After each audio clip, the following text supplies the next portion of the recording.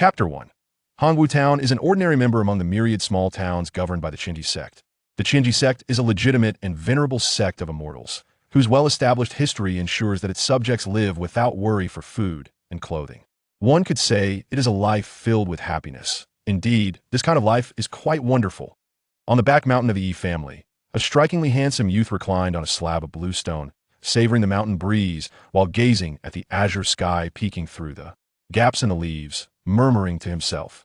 However, such sentiments echo the words of those who are discontented, akin to saying, "From tomorrow onward, I shall be a happy person." Is it not true that when an overworked individual from Earth escapes the burdens of life and discovers a world where one can wield a sword to traverse the realms, slay demons, and cultivate immortality, how could one not be tempted? Yet, as a transmigrator, the young Ifan possesses his own unique attributes. His consciousness can penetrate the primordial chaos, a single-player game he fortuitously acquired before his reincarnation. However, it has been 16 long years that in this primordial realm, he remains but a blade of grass, devoid of joy, and it seems his cultivation efforts yield little benefit. Sigh. Perhaps my reincarnation has rendered me too fortunate, Ifan mused, feeling a sense of grievance over his lackluster fortune. Yet when he thought of his living parents, kind-hearted grandparents, loving elder brothers, and adorable younger sister, he felt an immediate pang of greed. This life of happiness was indeed the dream he harbored before his transmigration. As the gentle breeze caressed him, the leaves rustled softly, and Ifan gradually closed his eyes. He was not asleep. Instead, he had entered the primordial realm once more. What is happening over there? Upon entering the primordial chaos this time, he sensed something unusual. The gray expanse of the primordial realm seemed to be undergoing some significant event. Little Stone, do you feel that? Over there, it seems there is a tremendous surge of energy, Ifan remarked to the brown stone beside him. Father, you have finally awakened again. You cannot imagine how fierce the battle has been over there in the past 10 millennia. It is nearing its conclusion. The brown stone communicated with Ifan. Father, should we venture over to take a look? The stone was also curious about the commotion, yet it dared not approach alone, especially without the consent of its enlightened father. In the primordial realm, Ifan was but a blade of grass, and moving was a laborious endeavor, accompanied by discomfort. Moreover, upon entering this primordial realm, he discovered its vastness and emptiness, rendering any movement a mere torment. Thus he had refrained from shifting positions. Now, hearing the little stone's words, he resolved to make an effort to move. Thus, the grass and the stone set forth towards the source of the unusual energy fluctuations.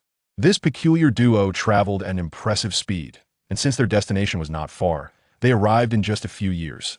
Along the way, Ifan gleaned insights regarding the changes in the primordial realm from the little stone. Simultaneously, Ifan became increasingly aware that the temporal disparity between his existence in the primordial realm and the reality of his world was gradually diminishing, albeit in an erratic manner. Perhaps this is the essence of game design, to allow players to initially experience the rapid passage of time upon entering the primordial realm, before gradually immersing them in the storyline where time would slow down. But how vastly different is this primordial realm from the literary depictions I am familiar with? What assistance could it possibly offer me? Ifan pondered. He still harbored a glimmer of hope regarding this primordial realm, for it felt overwhelmingly authentic. It was as if he were not merely engaging in a game, but had truly traversed into another world. Yet, he was not human at this moment, rendering him incapable of harnessing this temporal difference for cultivation. Naturally, his essence as a blade of grass was incessantly undergoing refinement in the primordial realm, but Ifan found it perplexing, unable to wield it consciously. It was akin to the process of photosynthesis in plants or the basic instincts of animals. That was merely the bodhi's innate ability. It did not imply a comprehensive understanding or mastery of the skill. Thus, it was entirely reasonable that his prior intentions to cultivate using the techniques acquired in the real world through the guise of grass were futile. This did not unequivocally determine that the primordial realm could not influence reality. Well, this was Ifan's self-consolation, the only flicker of hope in his quest for immortality. I hope that this transformation in the primordial realm might yield a miracle. Ifan silently prayed as he and the little stone approached a locale pulsating with chaotic energy. At that moment, Ifan felt a resonance within him, as though he had received a summons. With excitement, he led the little stone into the tumultuous energy field. The little stone gasped in astonishment. Ifan, too, was momentarily stunned. Before him lay a scene of carnage, with rivers of blood and dismembered limbs scattered about. In the hazy center of the area were colossal fissures. Just then, a heavy breathing sound echoed through the IT emanated from an enormous giant, a figure of extraordinary strength and perfection, albeit marred with numerous wounds and a visibly fatigued countenance. Yet his eyes radiated an indomitable spirit of battle. Could this be Pangu? Fan conjectured wildly. Fellow Taoist, are you here to obstruct me as well? The magnificent giant inquired, his voice resonating with true articulation, unlike the telepathic exchanges between Fan and the little stone, as they were not human and lacked mouths. Noticing Fan's silence, the giant furrowed his brow, for he sensed that this diminutive blade of grass before him contained immense energy. While it posed little threat to him in his prime, it could be exceedingly perilous given his current state. As for the little stone, he regarded it with indifference. It was a matter easily resolved with a mere step. Fellow Taoist, I do not wish to be adversarial towards the myriad beings of chaos. I only the perfect giant began, but was interrupted by Fan. I am willing to assist you, Fan declared. The perfect giant was momentarily taken aback. That I am willing to transform into the sword in your hand, perfecting the world you carve, Fan explained. Do you truly wish for this? The perfect giant paused, taken aback. That moment, Xiao sure grew anxious. He resisted the oppressive aura of the perfect giant and implored Fan. Father, I sense a great terror is imminent. You must not agree. Xiao sure, I apologize, but this is the very essence of my existence, Fan replied before transforming into a blade of grass. The perfect giant felt a premonition that he had not experienced before he stepped forward and grasped the grass sword. In that instant, his confidence surged significantly, and he began to swing the sword repeatedly. A powerful energy storm erupted, sending Xiao Shi sprawling. No, Father Xiao Shi's body cracked, and pieces of him fell away. He was not injured by the sword's aura, but rather felt the shattering of the sword in the perfect giant's grasp.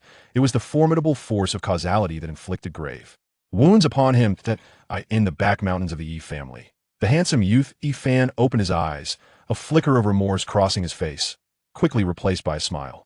For he had just encountered the perfect giant, who was none other than Pangu, in the primordial realm, and had activated a system that had never appeared before. He had even comprehended a certain technique, though its efficacy remained to be tested. However, the fact that he could escape the form of grass was enough to bring him joy. Yet, the thought of waiting 3 billion years to reincarnate left Fan somewhat restless.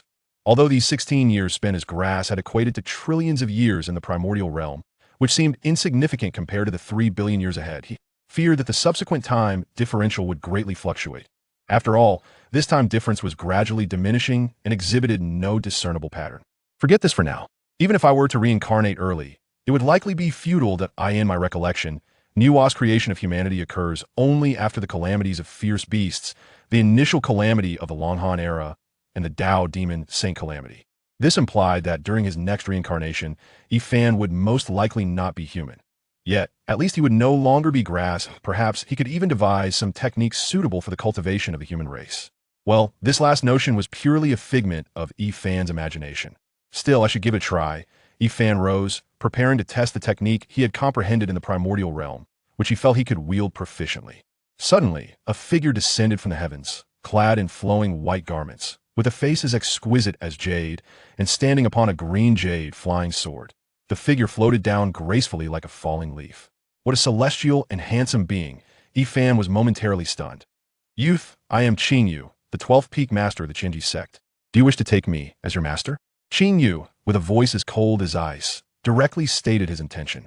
Upon hearing this chilling voice, Fan regained his composure, though the content of the words astonished him greatly.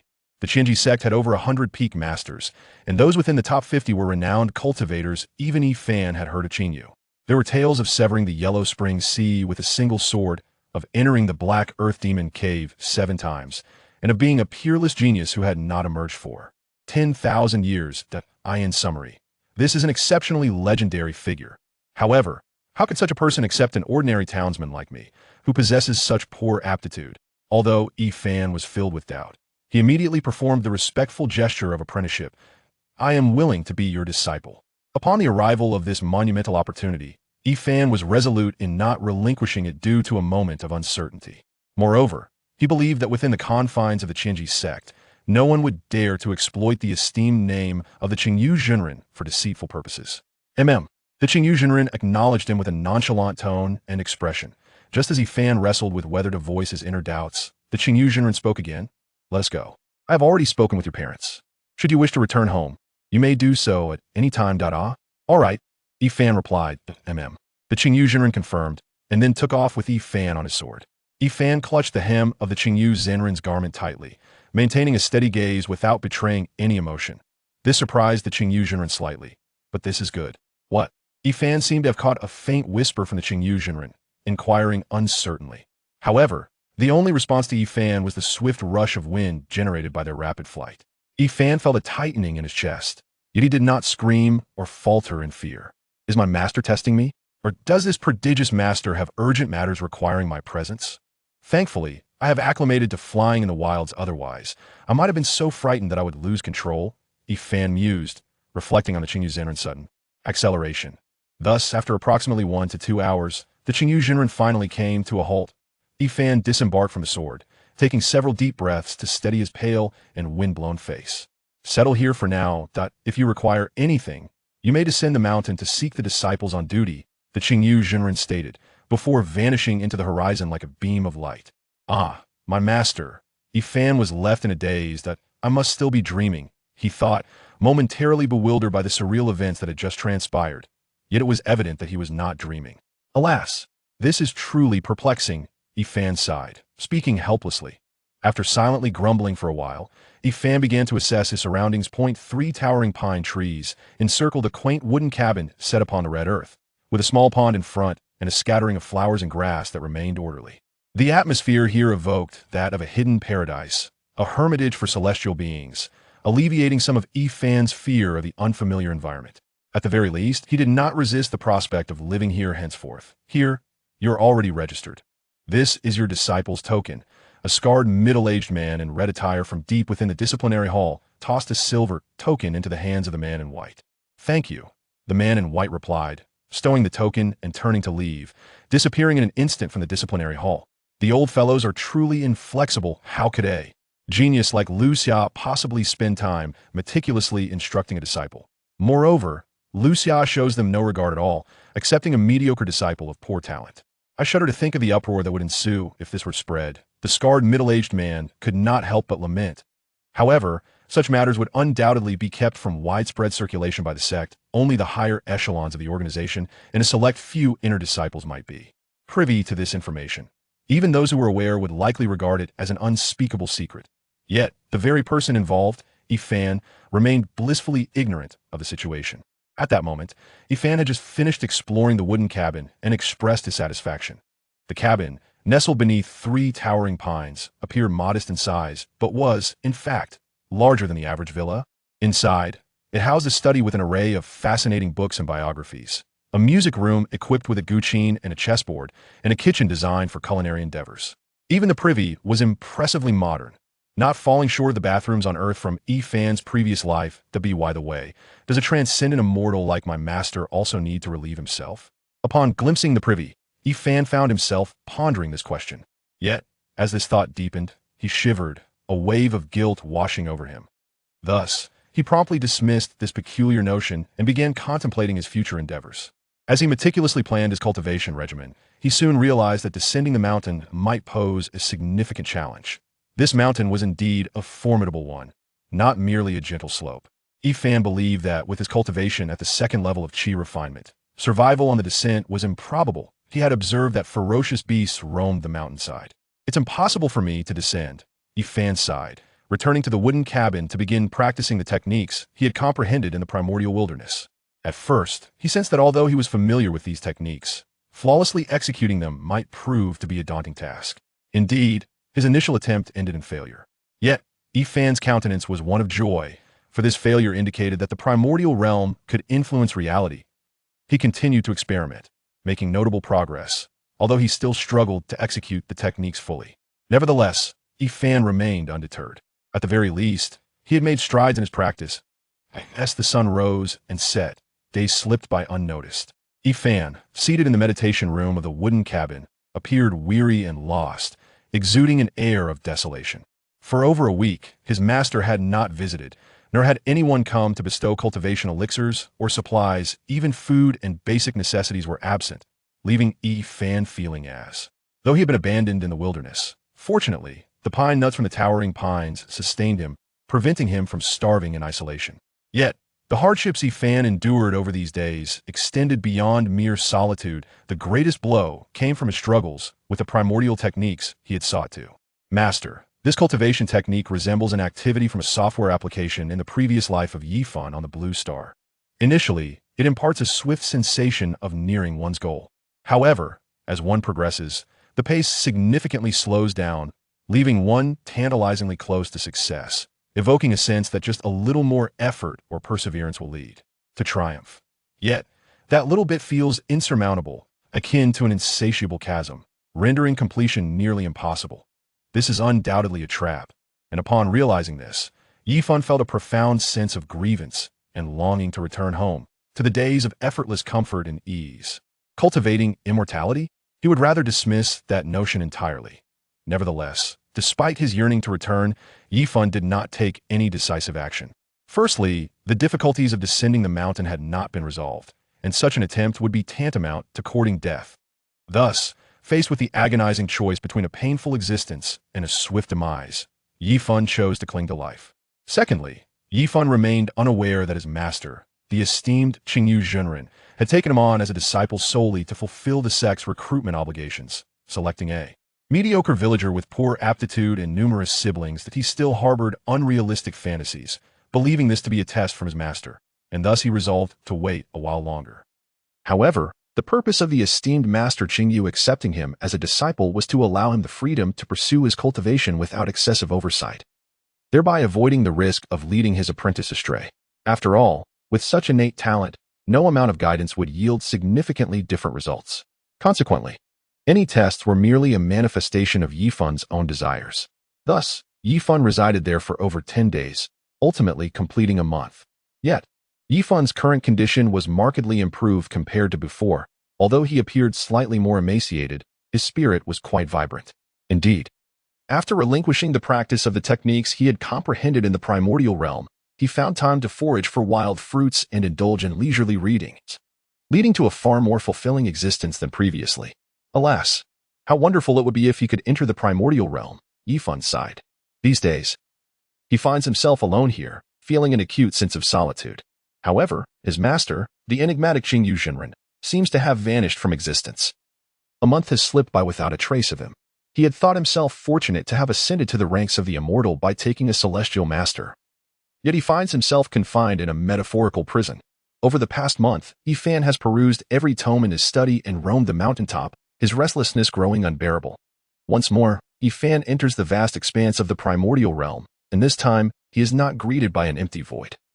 He has finally been reincarnated within this ancient world. Rising to his feet, he focuses his thoughts and observes his new form, adorned with a singular horn atop his head. His skin is dark as night, and he possesses leathery wings on his back, an altogether bizarre and indescribable creature. Fortunately, the game system of the primordial realm has been activated, allowing Yi Fan to glean insights into the nature of his reincarnation. Race: ferocious beast dark phantom bat, born from the remnants of a chaotic demon god who governs the laws of consumption. Each individual inherently possesses a fragment of the devouring principle. Realm: early stage Earth immortal age, 1 minute, infancy, treasures, none techniques. Grass realm, mastery level 100 at the Great Tao level. Dark assault, initial stage Earth immortal mastery level 60, devour heaven and earth, intermediate stage Great Luo golden immortal mastery level 1. Laws, devouring unmastered mastery level 1. Comprehension level 100 concealment, unmastered mastery level 89, strength unmastered mastery level 0. 8. Creation, unmastered mastery level 0. 01. Time, unmastered mastery level 1. Space, unmastered mastery level 1.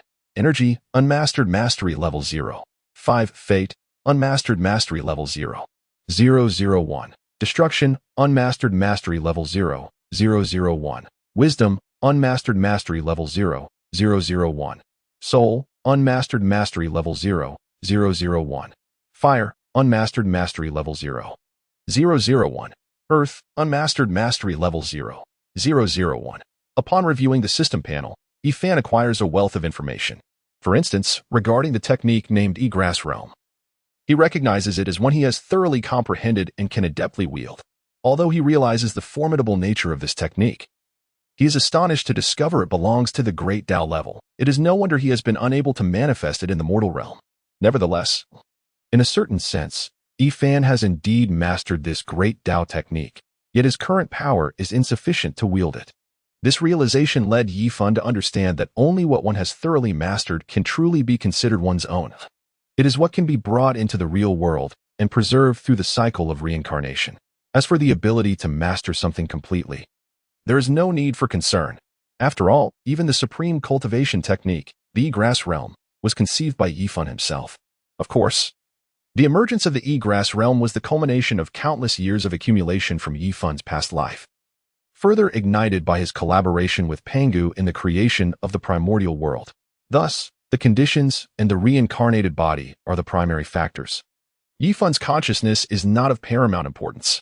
Without diligent effort, mastering a technique that belongs to oneself remains a formidable challenge. The initial dark stealth technique of the Earth Immortal level indicates that it is a unique innate talent of his reincarnated form, akin to the unique spells possessed by primordial beings such as the Three Pure Ones and Enwa in the primordial novels. The mid-level technique, Devouring Heaven and Earth, suggests that the fearsome beast race, the Dark Bat, at least possesses the existence of a great Luo golden immortal. Otherwise, such a technique would not be part of his inherited memories. The subsequent laws express a clear meaning. Yifan's reincarnated race innately possesses a fragment of the devouring principle, which implies that he can utilize this principle to some extent. The distinction lies in the ability to draw upon the power of the principle at any given moment, as opposed to needing to be in a place rich with the essence of the principle to harness its strength.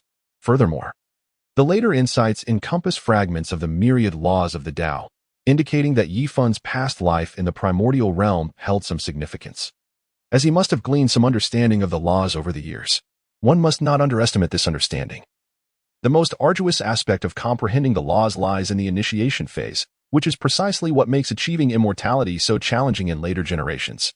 Upon grasping this information, Yifan's spirits lifted considerably, dispelling the discontent he had previously felt in the real world.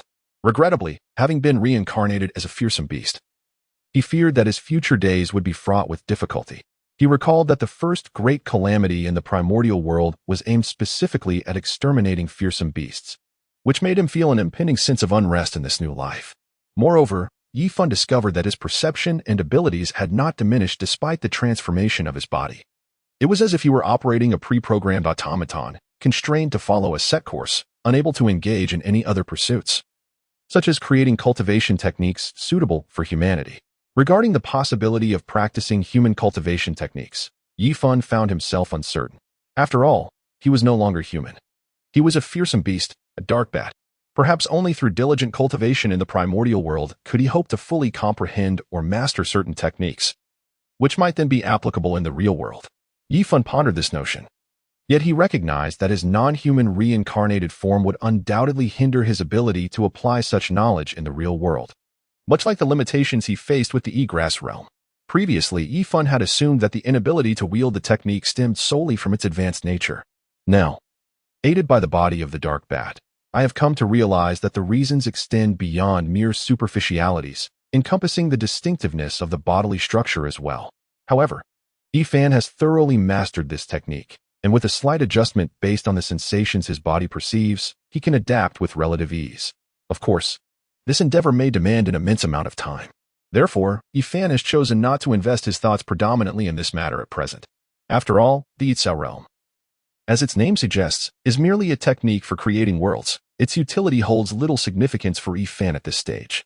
Speaking of which, I recall that in my past life, as I faced death, I transformed my body into the virtual realm to preserve it, thereby giving rise to the Itzel technique. I wonder if that ethereal realm, accessible to spiritual entities, still exists? Unbeknownst to Yifan, thoughts of his previous life and the memories of Pangu's creation of the primordial chaos surfaced in his mind, and he murmured softly. At that moment, the sounds of a fierce battle echoed from a distance. Following the noise, Yifan traversed several miles and ascended a hill. only to witness two ferocious beasts locked in combat within a gorge.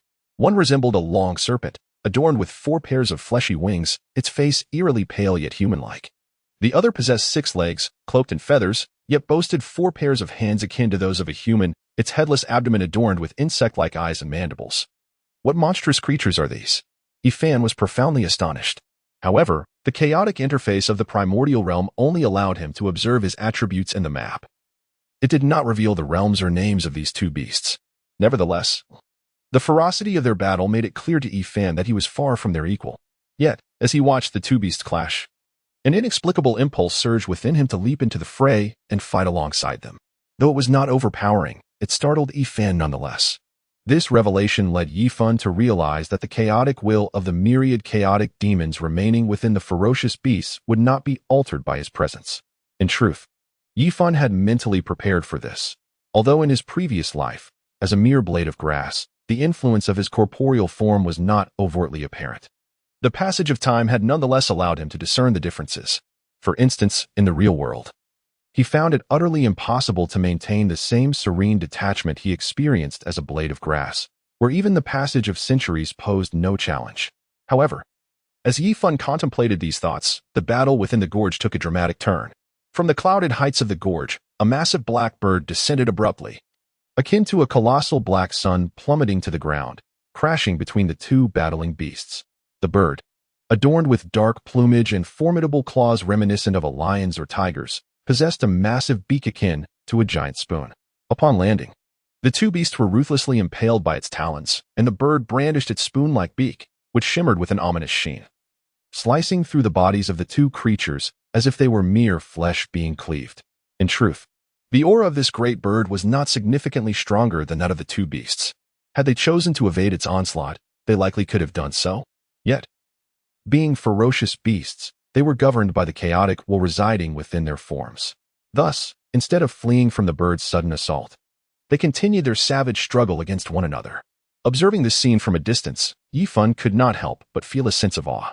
It was no wonder that such a species faced near extinction during the cataclysm. Their madness was truly excessive.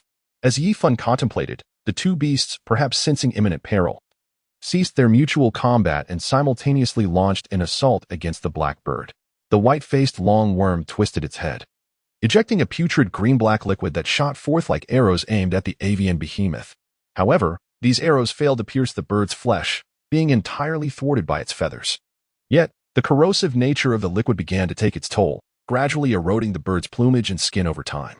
Before long, the six-legged, four-armed beast thrust its elongated mouthpart, resembling a spear, directly into the black bird's eye socket. The searing pain elicited a piercing cry from the bird, which erupted in black flames, flapping its massive wings and pecking violently at the six-legged creature. The latter, already grievously injured from the bird's relentless assault, began to suffer horrific disintegration, a sight that was truly unbearable. Yifan, watching from afar, could not suppress a grimace.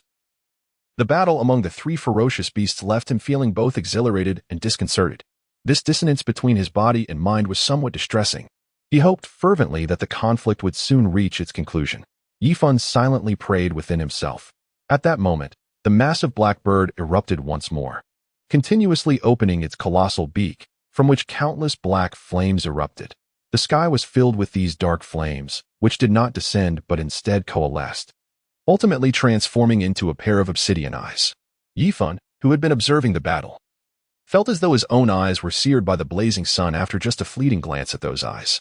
One can only imagine the excruciating torment that the two ferocious beasts, struck by the black bird's attack, would endure. Moments passed, and the battlefield of the three beasts was transformed into a realm of molten lava, their anguished shrieks echoing through the heavens, heralding the onset of an even fiercer clash. Unable to bear it any longer, Yifan retreated several miles, waiting for the battlefield to subside before stealthily returning. He wondered anxiously, would everything have been reduced to ashes by that blackbird? As Yifan traversed the lava, this thought lingered in his mind. Just as he uttered this sentiment, he beheld the enormous beak of the blackbird. It loomed like a vast vessel adrift in the sea of magma. Yifan felt a mixture of joy and trepidation, hastening towards the beak with a racing heart. Could it be that my fortune is exceedingly good? Is this a novice's gift package? He chuckled to himself. Upon reaching the beak, he sensed the presence of the three ferocious beasts, their mangled bodies emerging from the molten sea, bringing him immense delight. It was unimaginable that these three beasts would perish together, and that he would successfully locate their remains. Swallowing heaven and earth, Yifan recalled this technique in his mind, channeling the celestial energy within him. Moments later, a black hole manifested before his hand, dark as the night. Yet, upon closer inspection, one would observe that this black hole was in a state of rapid motion, moving so swiftly that it appeared almost stationary to the untrained eye. Yifan maneuvered the black hole closer to the shattered corpses of the three beasts, gradually drawing them into its embrace, as if they were being devoured by the diminutive void. And indeed, this was the case. Concurrently, Yifan's own aura began to swell. As he utilized the technique of swallowing heaven and earth to absorb nearly one-third of the beast's remains, he broke through to the mid-stage of the earth immortal realm. The essence of these beasts was invaluable. Now, as long as he possessed sufficient energy, he could ascend in rank. Yifan was overwhelmed with excitement, pondering deeply. Indeed, once Yifan's realm ascended to a certain level without a corresponding comprehension of the loss, even an abundance of energy conversion would prove futile. In truth, his consumption of the three fierce beasts' corpses equated to a significant reduction of several millennia of arduous cultivation. Nevertheless, the exhilarating sensation of becoming stronger through such devouring was an experience Yifan relished immensely. However, just as he had consumed half of the corpses, he sensed a colossal aura approaching. Without hesitation, Yifan fled the scene, leaving behind the remains of the three fierce beasts. Fearing that this immense presence was drawn to their bodies, Yifan was unwilling to meet his demise at this juncture. He preferred to relish the pleasures of existence a while longer before facing death. Retreating several dozen miles and concealing himself on a mountainside, Yifan observed the tumultuous sea of lava in the canyon below, from which erupted a fearsome octopod beast, its body glowing like the setting sun. "Wow," he exclaimed, emitting a sound akin to that of an infant, as a wave of flames surged forth from the beast's tail like a tidal wave. Yet, from beneath the ground, two colossal peaks suddenly emerged. "What is this?" Yifan's eyes widened in astonishment. The peaks were, in fact, the gaping maw of an immense fish, specifically, a stonefish. Its mouth seemed poised to swallow the very heavens, and the octopod beast, caught within, was helpless against this fate. Even Yifan, hidden at a distance, nearly fell victim to the same fate. Before he could fully grasp his fortune, he sensed an imposing gaze upon him. It belonged to a man clad in white, with white hair, resembling a distinguished middle-aged figure. Yifan swallowed hard, aware that he was trapped in a dire predicament.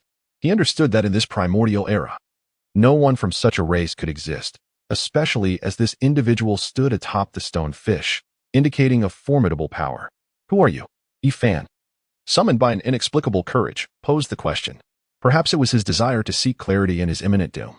"I am Hongjun," the white-clad man replied, "having just severed your fortune by slaying the fierce beasts. This severed tail is now intertwined with you, revealing this causality." Yifan's heart jolted at the revelation. He had never anticipated encountering the legendary Taoist ancestor, Hongjun, so swiftly. By the time Yifan regained his composure, Hongjun's figure had vanished. All that remained were the abyssal canyon and the fiery, severed tail before him, confirming the reality of the recent events. He was astonished to find that the legendary Taoist ancestor possessed such an appearance and, surprisingly, seemed rather amiable. Yifan murmured softly. Hongjun did not hastily eliminate Yifan and even provided compensation. Such actions naturally left a favorable impression on Yifan. However, Yifan did not dwell on it, having merely met Hongjun without anticipating any significant impact on his future. Instead, he deemed it far more crucial to consume the carcass of the ferocious beast to enhance his own strength. After a considerable span of time, Yifan finally transformed the beast's remains, elevating his realm to the early stage of the celestial immortal. Achieving a major breakthrough alongside three minor advancements within a single day felt almost surreal to Yifan. Perhaps this is what one might call a game. With a sigh, he departed from the vicinity of the abyss. Unbeknownst to him, a month slipped by. During this time, Yifan diligently sought out rare materials and other ferocious beasts along with their corpses, while also honing his skills in stealth and devouring techniques. Occasionally, he would contemplate the principles of the universe, leading a truly fulfilling existence. Once more, a colossal rodent-like beast came into view. Yifan noticed, at a distance, a creature the size of a small mountain, with pointed ears, a hairless face, 5 limbs, and a coat of brown fur. Due to its distant resemblance to a rat, Yifan named it the Great Rodent Beast. The formidable giant rat beast and the corpulent beast have been the most frequently hunted by Yifan over the past month. Despite Yifan being merely at the celestial mirror stage, one of the lower realms during this current era of chaos, there exists a substantial number of beasts that, whether born or perished in the Earth Immortal realm, remain formidable adversaries. Thus, Yifan is indeed capable of hunting other beasts. Moreover, these creatures are rather oblivious, failing to flee even when overmatched. For instance, Yifan stealthily approached the giant rat beast, employing a technique that concealed his presence, and struck it with a decisive punch, causing it to bleed and wail in agony. Yet, instead of fleeing, it succumbed to a fit of impotent rage, exacerbating its injuries. Seizing the moment, Yifan delivered another punch, and the giant rat beast perished. To slay a mid-level Earth Immortal beast with merely 2 punches may seem implausible. However, the reality is that these strikes were not as straightforward as they appeared. Yifan skillfully harnessed a fragment of the devouring principle, breaching the beast's defenses and striking its vital points to achieve such an outcome. Although immortals are said to be ageless, in the deranged state of these beasts, their lifespans are likely to be short-lived. As Yifan converted his spoils, he couldn't help but reflect on his circumstances. Minutes passed, and the massive carcass of the giant rat beast vanished entirely, with Yifan's conversion speed having increased several-fold from the outset. This enhancement was not solely due to a rise in his realm. It also stemmed from a slight improvement in his mastery of the devouring principle, as well as having cultivated the technique of devouring heaven and earth to its second level. When considered collectively, these factors contributed to his remarkable progress. Alas, the further one advances in realms, the more substantial the energy required becomes. Even after hunting numerous Earth Immortal beasts, he had only managed to ascend a minor realm. Upon finally progressing from early to mid-celestial stage, Yifan felt little joy. Instead, he sighed in contemplation. Days later, Yifan stumbled upon his first celestial treasure. It was a yellowish orb of earth, emanating a unique glow, inconspicuously embedded in a cliffside. Upon acquiring it, Yifan attempted to consume it, but the conversion was exceedingly sluggish, yielding less energy than he could independently absorb from spiritual essence, prompting him to abandon the effort. Sensing his physical form's hunger, Yifan frowned and murmured softly. Subsequently, he excavated a deep cavern at the foot of the mountain, ensuring the entrance was concealed before exiting the game. Rising, he retrieved the pine nuts he had previously shelled out of boredom and hastily consumed them with spring water before eagerly re-entering the game. While mere moments passed in reality, Yifan, transformed into a shadowy bat within the primordial world, experienced the passage of several years. Upon inspecting his physique, he realized he was on the verge of breaking through to mid-celestial stage, prompting a series of exclamations of astonishment. Fortunately, he had not been discovered by other beasts. The temporal disparity between the primordial realm and reality was indeed vast. Just then, a thought crossed his mind. Wait, what happened to my yellow earth orb? Oh, what is this hole doing here? Yifan marveled at the sudden discovery of something unusual. He minimized his size and ventured into the diminutive cavity, reminiscent of a rabbit hole. Indeed, the emergence of such a petite cave within the vast wilderness would undoubtedly pique Yifan's curiosity. It is essential to note that the ferocious beasts of the primordial world are colossal and do not voluntarily reduce their size. After a brief moment, Yifan sensed an energy fluctuation ahead. His expression turned peculiar. After contemplating for a while, he resolved to proceed with caution. Traversing through millions of miles of the cavern, he encountered the creature responsible for its formation. It was a plump, white creature with 2 pairs of twinkling silver eyes atop its head, and 3 pairs of limbs for its thorax, abdomen, and tail. This creature, resembling a pig-like insect, was rather endearing. Upon seeing this beast, Yifan's first reaction was not disgust, but rather an appreciation of its cuteness. Perhaps it was due to the fact that this creature was not the typical green insect. Its chubby, rabbit-like size, coupled with its sparkling eyes, rendered it quite charming. Additionally, its little paws resembled those of an infant, further enhancing its appeal. However, Yifan had previously harbored a strong aversion to plump insects, making his current reaction somewhat bewildering. The creature, upon spotting Yifan, momentarily froze before joyfully bounding towards him. Yifan caught it effortlessly, and in that instant, he perceived the creature's birth. It turned out that this beast was one of the heavenly treasures Yifan had previously acquired, now transformed. Of course, this was not Yifan's doing, had he not found it. The creature would have undergone a more refined transformation, instead of losing part of its energy to him and ultimately becoming the first tribulation-level beast of the primordial world. Although it was destined to evolve into a formidable beast at the late Earth Immortal stage, its inherent intelligence would have been compromised by chaotic will. leading it to become a mere shell of its former self, akin to a creature of madness. Yet, this beast appeared to be quite the opposite. Sky Rift Butterfly. Yifan murmured. The creature in his arms responded with a joyful sound. All right, I shall name you, Yifan said, interpreting the creature's sounds. The Sky Rift Butterfly nodded in agreement. Shall we call you Little White? Yifan pondered aloud. The creature shook its head in response, revealing its discontent with the name. Yifan scratched his head awkwardly, realizing that the Sky Rift Butterfly found the name too dismissive. In truth, Yifan merely wished to give it a nickname, believing that with a name bestowed by the heavens, there was no need for a formal name. Indeed, the name Sky Rift Butterfly was a gift from the cosmos.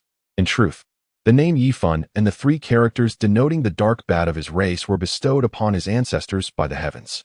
After a brief deliberation lasting a little over half an hour, not only was the name of the small established, but even Yifan's own name was determined.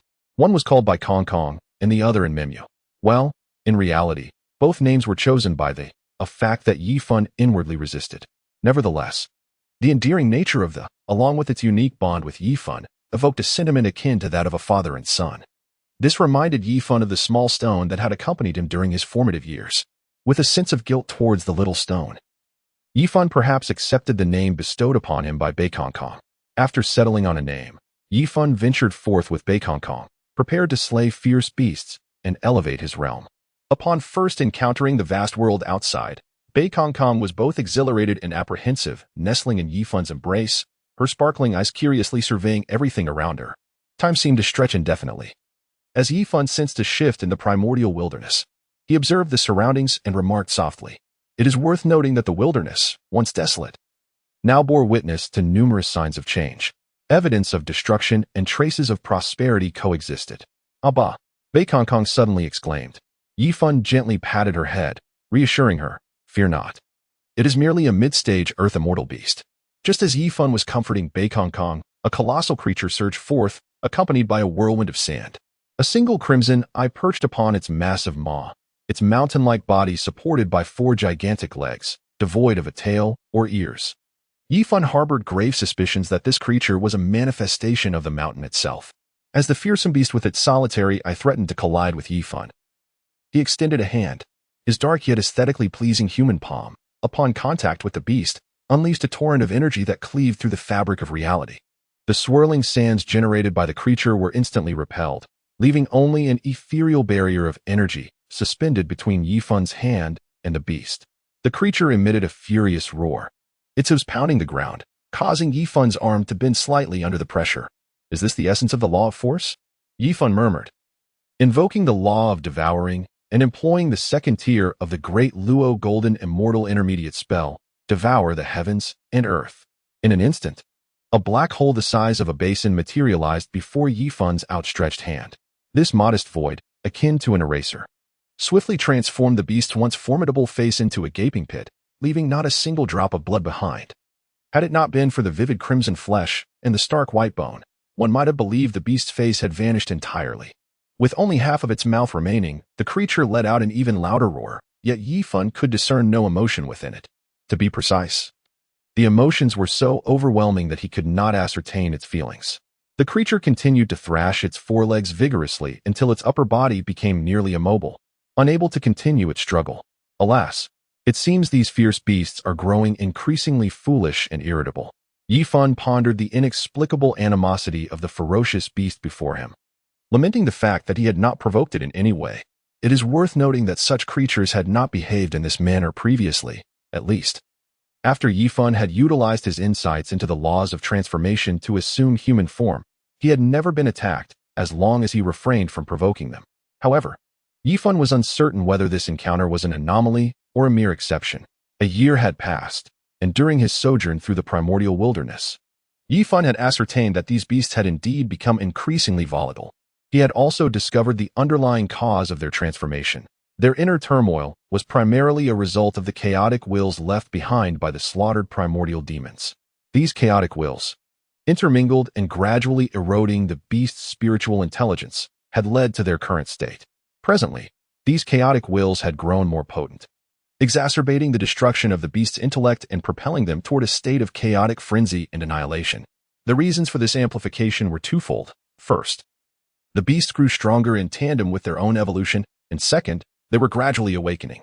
These two factors often act in unison upon the ferocious beasts, causing their temperaments to become increasingly irritable and imbued with potent aggression and destructiveness over the passage of time.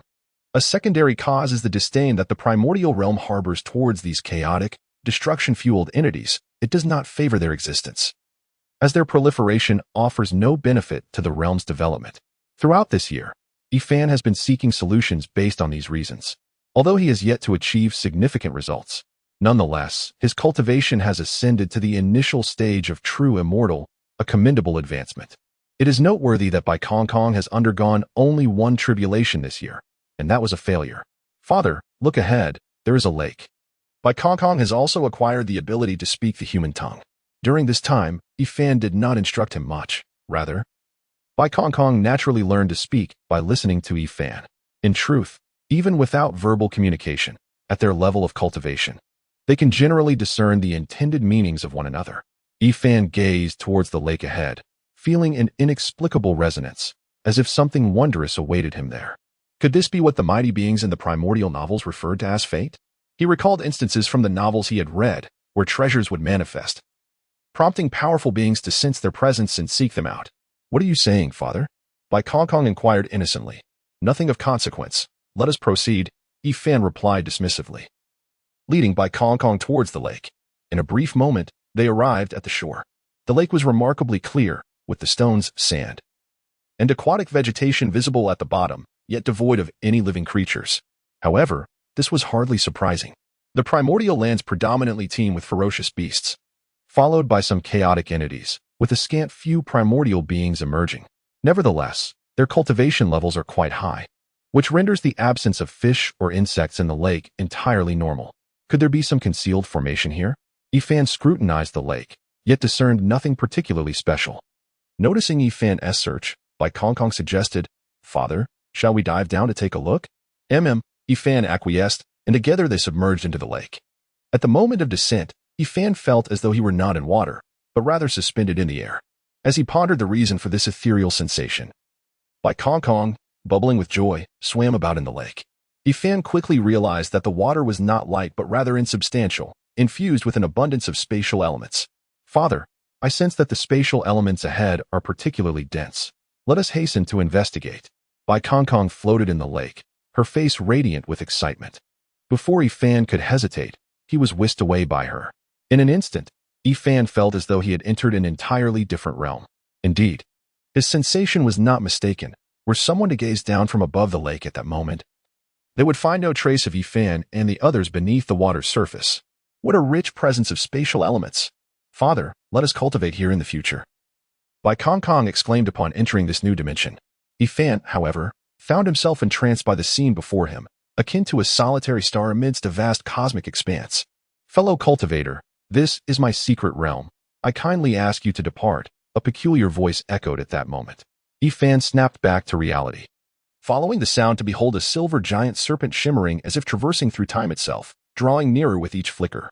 The silver giant serpent possesses a certain aesthetic appeal, standing in stark contrast to the bizarre and formidable beast previously encountered by Yifan.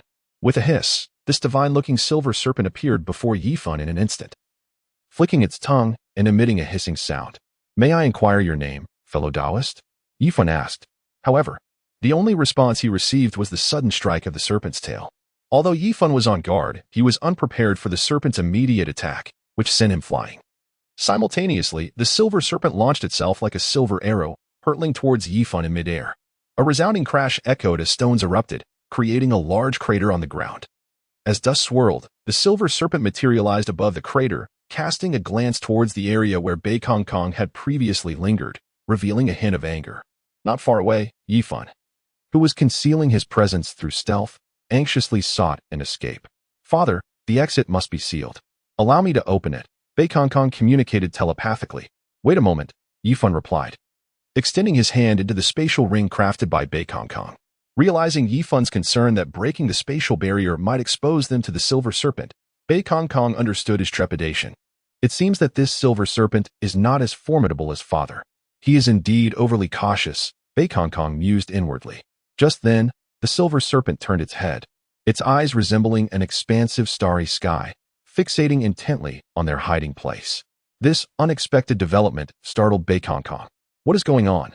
It clearly does not cultivate the path of spatial arts, yet possesses such keen perception. Baikongkong thought, growing increasingly anxious as the silver serpent approached. Yifan was equally astonished that his absorption of the heavenly materials within the spatial ring was detected. Notably, when Baikongkong previously utilized spatial principles to rescue Yifan, the silver serpent had been unable to intervene. Now, however, it was peculiar that such a subtle fluctuation in space had caught its attention. If Baikongkong were to create a significant disturbance by breaking the space, it would be no surprise if the silver serpent noticed Yifan. Yet, this situation was indeed strange. The silver serpent, hissing and flicking its tongue, was now merely a few dozen meters away from Yifan and Baikongkong. The distance, for their realm, was but a mere hair's breadth away. Upon detection, the only recourse was to eliminate the threat. In secret, Yifan communicated with Baikongkong, instructing him to flee to the left. Without hesitation, Baikongkong darted through the fissures of space like a fish in water, escaping to the left. In an instant, the silver giant serpent's eyes emitted a luminous veil, enveloping Baikongkong like a vast net. Baikongkong was utterly unprepared for such a maneuver from the silver giant serpent, yet he remained composed. Suddenly, a black hole, the size of a disc, manifested abruptly behind the silver serpent.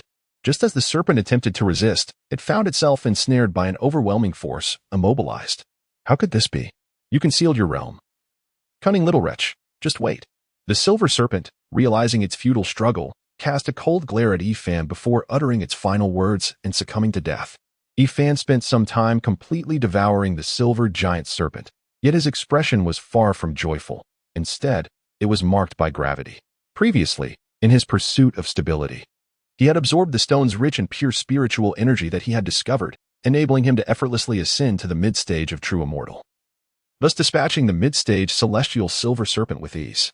It is worth noting that those stones, brimming with pure spiritual essence, were originally intended for Baikongkong. However, this alone did not account for Yifan's solemn demeanor. Father, it's over. I truly cannot break through this spatial barrier, Baikongkong exclaimed in a state of panic, his head adorned with several lumps. The spatial barrier represented the boundary of a realm. Without breaking it, one could not depart from that space, although countless smaller spaces lay within. Thus, Baikongkong had previously remained unaware of any issues within this realm, having navigated it with ease. Sigh, Yifan breathed out, settling himself in the heart of the solitary star. Father, Baikongkong's words were abruptly cut off by Yifan. Stay away from me. Wait for an opportunity to escape. Father, Baikongkong hesitated, yet obediently retreated to a discreet corner of the solitary star, scattering powder imbued with the essence of concealment around him. As Baikongkong prepared himself, Yifan, positioned at the center of the solitary star, felt his aura steadily ascend. At that moment, Yifan was no longer in human form. He had transformed into something greater, his ghastly visage fixated on the star-studded sky. After a considerable time, his fearsome maw, adorned with fangs, released a gentle articulation of human language. It became apparent that the countless stars were projections from the spatial fabric, with only this singular star being genuine. It remained a mystery how these stars managed to penetrate the spatial barrier. Perhaps it was the work of a more advanced spatial technique. Suddenly, the low murmurs of Yifan erupted into a chilling scream, resonating with a haunting intensity reminiscent of a vengeful spirit's wail. Approximately half an hour passed before Yifan ceased his cries, yet his expression remained one of profound anguish. This was intolerable. The ethereal realm of Qingxian was still beyond his grasp. Given such a fortuitous opportunity, he resolved to fight with all his might. Gritting his teeth, Yifan persisted in absorbing the energy of the stellar core. 3 days elapsed, and in a concealed corner, Baikongkong's eyes were vacant, reflecting a soul lost in despair. In the past 3 days, Yifan's piercing cries occasionally echoed, akin to blades that inflicted torment upon his very soul. Baikongkong was acutely aware that Yifan could have escaped such anguish by simply succumbing to death and awaiting his next reincarnation. Yet, in his desperation to create an opportunity for escape, he chose to frantically elevate his cultivation. Baikongkong contemplated numerous times whether he should dissuade Yifan from this path. But deep down he understood that Yifan would not heed his counsel and would only burden him further. Now, he could only bide his time in silence, as inaction was the wisest course of action. At that moment, in a daze, Bai Kongkong's eyes regained their vibrancy.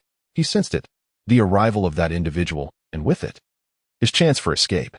A powerful spatial fluctuation surged through him, followed by the convergence of two energy forces. What have you done, you beast? On the starry peak, an elderly man clad in a silver robe adorned with celestial patterns glared at Yifan, his expression brimming with fury. Ah, the initial stage of the Tai Golden Immortal. Yifan smirked, whispering to himself. The silver-robed Taoist, upon witnessing Yifan's strange smile, drew a silver sword from his robe, declaring earnestly, "Today, I, the seven-star Taoist, shall send you to your doom." No sooner had the seven-star Taoist spoken than Yifan vanished. Star Eye unveiled. The seven-star Taoist commanded. His pupils transformed into silver as they widened in shock, for Yifan's fist was already poised to strike his face. With a crack, the seven-star Taoist wiped the blood from his cheek, staring at Yifan in disbelief. Yifan sighed, a look of regret etched upon his face. What on earth is this? Just moments ago, he was clearly at the mid-stage of true immortal, yet now he has become a mid-stage Tai Golden Immortal. As the seven-star Taoist distanced himself, pondering the sudden ambush, a multitude of questions arose in his mind. You are the seven-star Taoist? Yifan inquired, his deliberate pace of speech eliciting curiosity from the seven-star Taoist. Indeed, I am the seven-star Taoist. May I ask why you have intruded upon my sanctum and slain my disciple? The seven-star Taoist replied instinctively, though his gaze scrutinized Yifan, as if seeking confirmation of something. At that moment, Yifan, who was desperately suppressing the chaotic will within his soul, could not help but laugh upon hearing the seven-star Taoist's words. What are you laughing at? The seven-star Taoist's expression darkened. I laugh at your audacity. At the audacity of a Tai Golden Immortal, who dares to speak such shameless words, Yifan replied slowly.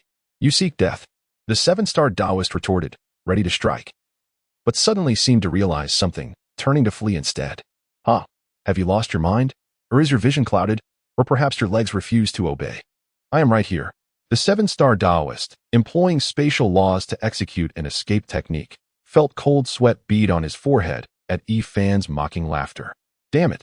How did I encounter such a monster? Fortunately, I was clever enough to open a spatial passage in advance.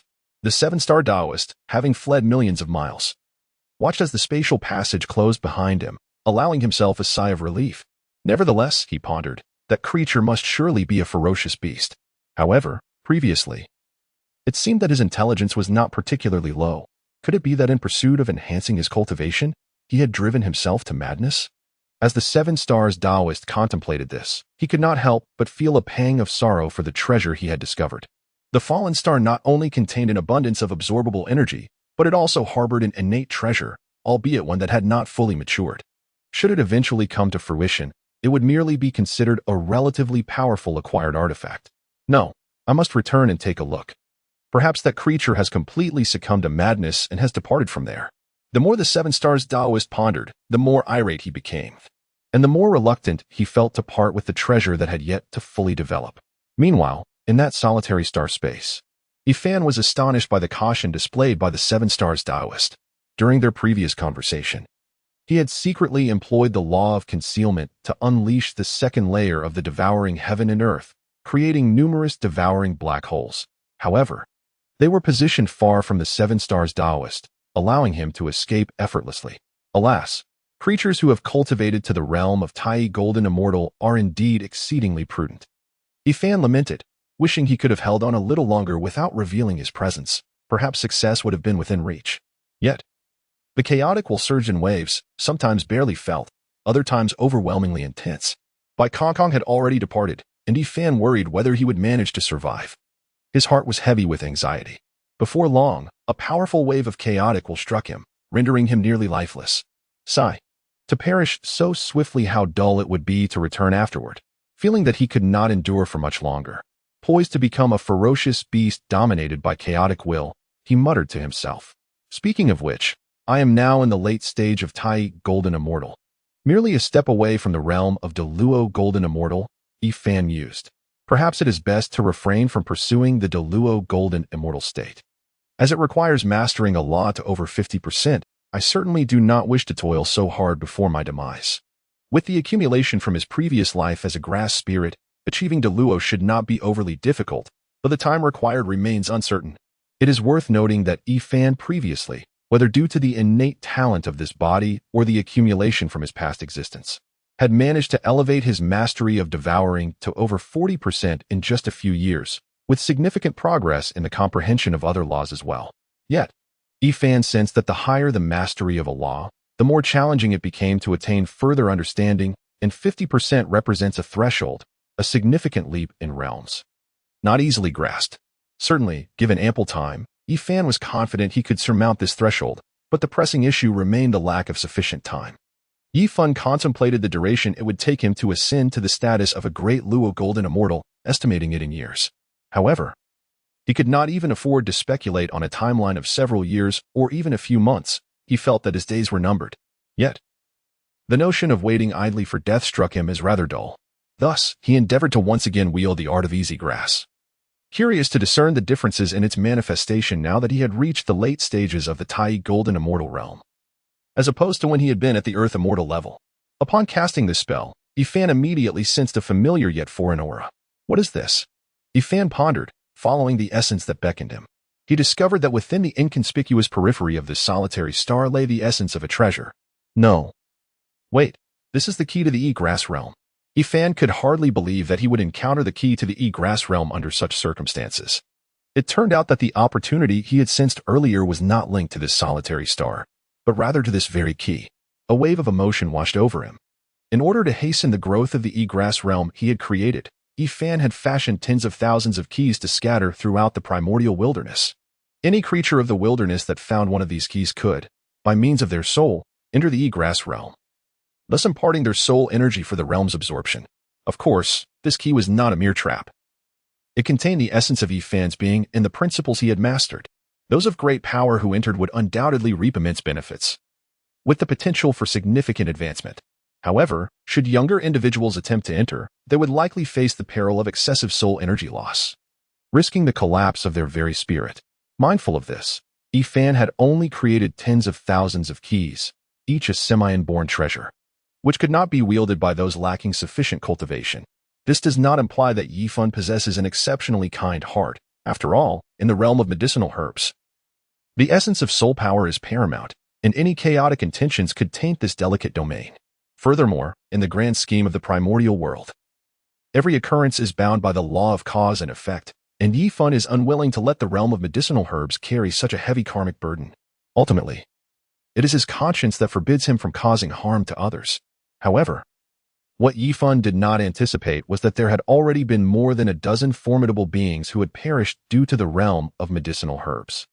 This filled Yifan with exhilaration as he prepared to delve into the realm of Yitzhao, eager to observe the world birthed from his own chaotic creation. To his astonishment, he encountered peculiar, wandering beings, bizarre in form and endlessly shifting. They congregated and dispersed in a curious rhythm, a spectacle both strange and enchanting. Could it be that these entities were manifestations of chaotic will? Did this imply that formidable beings had perished in this very domain? Yifan pondered, recognizing the origins of these unusual creatures. Yet, he found no cause for alarm. After all, his former self had wielded countless laws, and the principles he sensed here were indeed astonishing. It was not uncommon for mighty beings to lose their way and succumb to exhaustion of their soul energy in such a place. With a sigh of contemplation, Yifan made his way towards the heart of the Yitzhao realm, where the colossal grass, the essence of his former being, resided. Approaching the giant grass, he beheld the familiar yet foreign Yitzhao and could not resist the urge to touch it.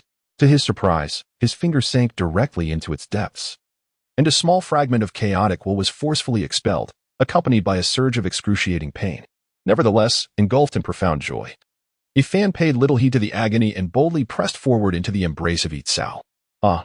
The heart-wrenching cry of the soul resonated like a summons from the abyss, akin to the emergence of a vengeful spirit, causing the listeners' souls to tremble and their hearts to weep. The unutterable pain felt akin to the transformative struggle of a caterpillar emerging as a butterfly. Yet, Yifan was fortunate, for failure was not in his fate. Upon entering the Yitzhao, rather than reveling in his liberation from the inherent chaotic will, he felt a sense of relief for his earlier impulsiveness. Had he not acted with such fervor and rashness, he might have succumbed to the torment and abandoned his quest. This is not solely due to Yifan having an escape route. In fact, even if Yifan were acutely aware that enduring this torment could lead to his demise, he would likely relinquish this chance at survival. The agony is insufferably profound, an unbearable pain that defies description, one that he would rather face death than endure. Fortunately, Yifan has re-entered the realm of Yitzhao. To be precise, it is his spiritual essence that has entered this domain. He endeavored to manipulate Yitzhao, and in response, the vast leaves began to sway, causing the entire Ijia to tremble. However, as Yifan gradually acclimated to the current state of Yitzhao, the initial exhilaration that coursed through him began to wane. This is not to suggest that Yitzhao and Ijia cannot be wielded by him. Rather, the very fact that they can be utilized instills in him a profound sense of unreality and bewilderment. It evokes a sensation akin to the bittersweet melancholy one feels when nearing the conclusion of a novel or the final stages of a video game. A sense of loss and uncertainty about what lies ahead. Nevertheless, to Yifan, this world merely represents a game, and he swiftly extricated himself from such emotions. His primary aim in the vast wilderness is to determine how to assist his real self. Moreover, the wilderness is so expansive that even if he possesses the strength to dominate it, there remain countless endeavors to pursue. While he can manipulate Yitzhao, it is inextricably linked with Ijia. Thus, he cannot simply sweep through the wilderness unchecked. At present, Yitzhao can only be regarded as a formidable tool within the wilderness, incapable of aiding his real self. The corporeal form of the dark bat remains indispensable, and the key lies in researching the techniques he can wield in reality. After an indeterminate period, Yifan devised a comprehensive plan. At this moment, Yifan was preparing to depart from the E-realm. However, before his departure, he harnessed the power of Egrass to imprison the chaotic wills that had accumulated. Initially, Yifan contemplated annihilating these chaotic wills, but sensing their potential utility in the future, he opted merely to confine them. Upon returning to his physical form, Yifan felt the formidable strength of a late-stage Tai Golden Immortal, a sensation akin to finally touching solid ground. As the invulnerability he experienced within the Egrass had felt surreal, suddenly he sensed a familiar presence. On the lake, the Seven Stars Taoist expression changed, and he immediately retreated through a pre-established escape route. He had been in this location for some time, and facing a cunning beast of wisdom, whose realm inexplicably elevated. He dared not be complacent. Upon realizing that Yifan's dark devouring bat form lacked a soul and had yet to launch an attack, he remained cautious. Now, upon detecting Yifan's return to the dark devouring bat's corporeal form, and noting the purity and strength of his soul, as if liberated from madness, he decided to flee without hesitation. Yifan, uninterested in the Seven Stars Taoist, rose to seek Bai Kong Kong. However, after a few months, he found himself completely at a loss. It seemed that he needed to thoroughly comprehend the laws of space to locate Bai Kong Kong. With a resigned sigh, Yifan acknowledged the challenge. After all, Bai Kong Kong, a rift butterfly, was born from the remnants of a space demon and a divine rift, possessing remarkable spatial abilities. If he successfully overcame his tribulation, subsequent advancements in his realm would be unimpeded, yet he was perilously close to becoming a mindless beast.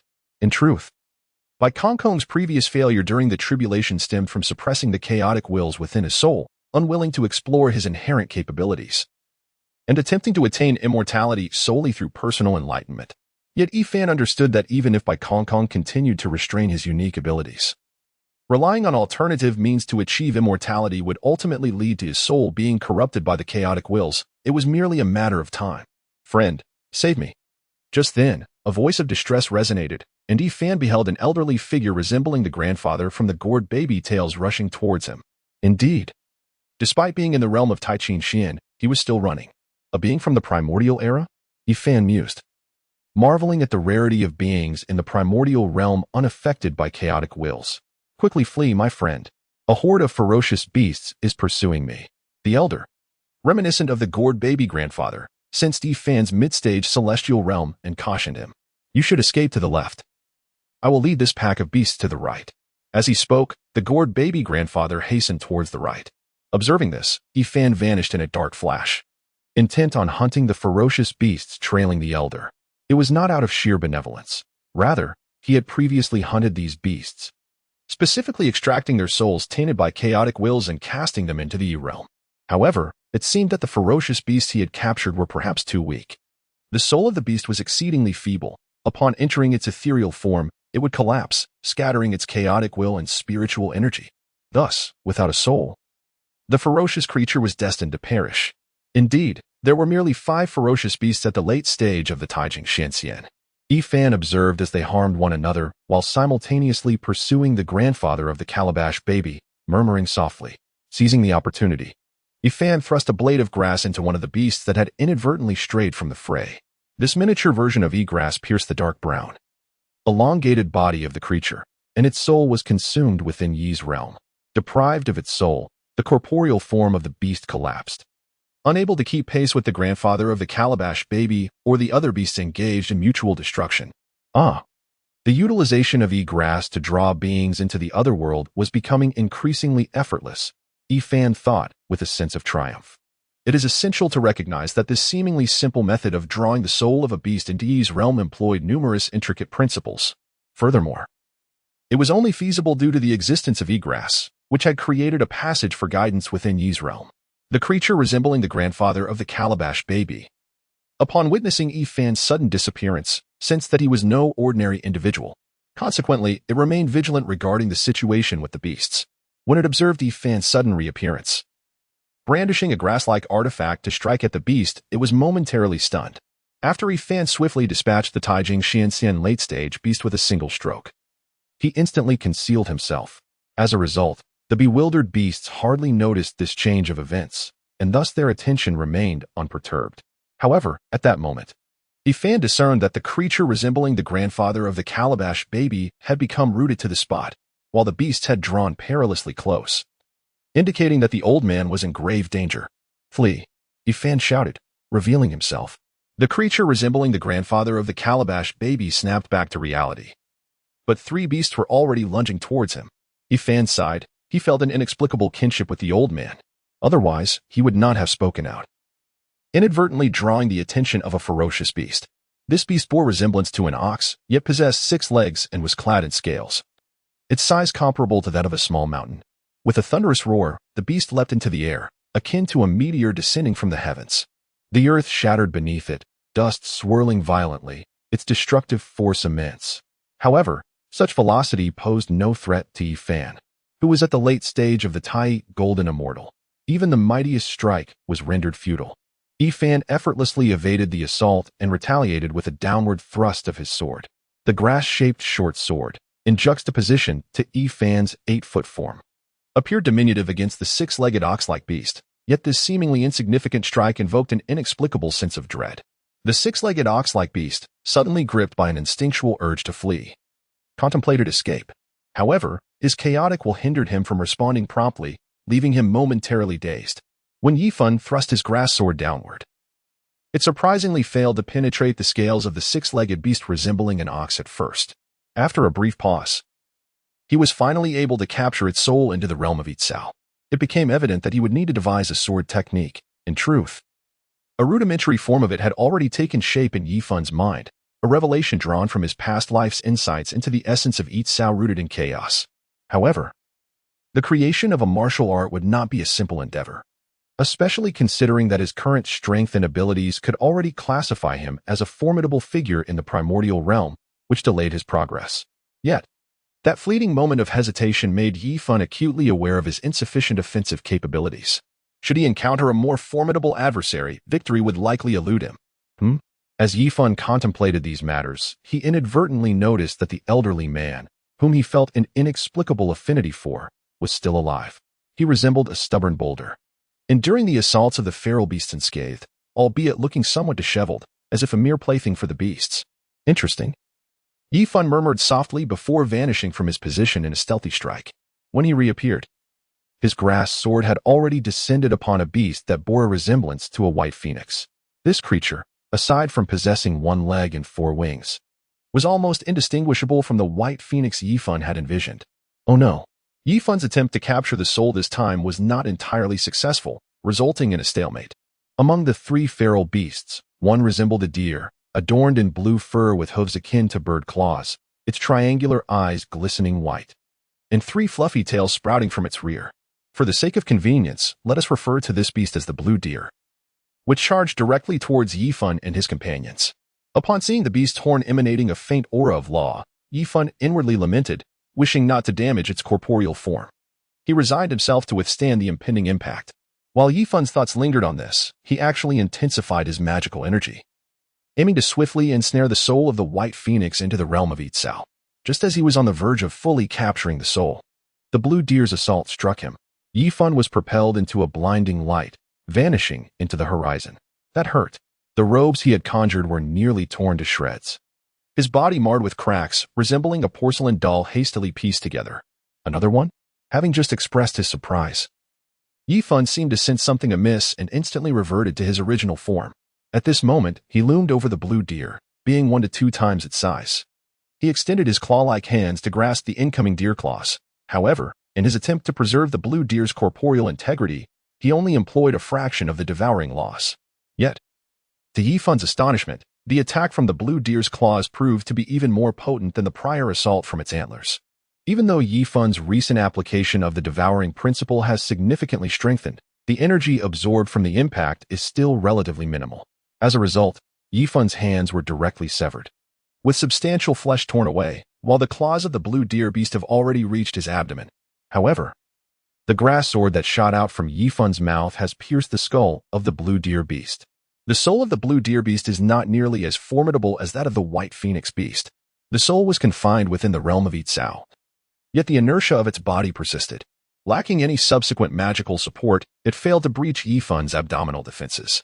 That was a close call. He nearly suffered a fatal wound. Yifan cast the soulless body of the Blue Deer aside, murmuring to himself. Subsequently, Yifan gazed at the gigantic plant beast resembling a carnivorous flower, which had repeatedly swallowed and regurgitated an elderly man, entangling him, striking him, and chewing him before swallowing him once more. There must be something of value on that old man. Otherwise, these beasts would not incessantly gnaw at this hard stone. Yifan awaited the restoration of his body while observing the creature reminiscent of the grandpa from the gourd baby, being repeatedly consumed and expelled by the carnivorous flower. Muttering under his breath, "Grandpa, Grandpa, help." Suddenly, the gourd-like figure seemed to realize that Yifan had dealt with the beasts and began to call for help. "Grandpa?" Yifan listened to the cries for aid, initially perplexed, then forming a suspicion. However, being addressed as Grandpa by someone who appeared as an elderly man felt strangely unsettling to Yifan. "Grandpa, Grandpa, help. I am your long-lost grandson." The old man cried out loudly, drawing the attention of the carnivorous flower. As Yifan observed the flower attempting to retreat underground with the self-proclaimed grandson, the key to the realm of Yitzhao, which had long been concealed beside the carnivorous flower, soared into its belly. In an instant, the soul of the flower beast was imprisoned within the realm of Yitzhao. Yifan transformed back into his human form and flew toward the elderly man who had been calling him Grandpa. Upon seeing Yifan approach, the old man's expression, though filled with excitement, remained composed. He utilized a spell to cleanse the dirt from his body and then conjured a simple new garment. "Grandpa, I finally found you. Your grandson, Sherwing." The old man suddenly leaped into Yifan's embrace, tears welling in the corners of his eyes. Yifan, feeling somewhat awkward, gently pushed Sherwing away. "Are you the child of Little Stone?"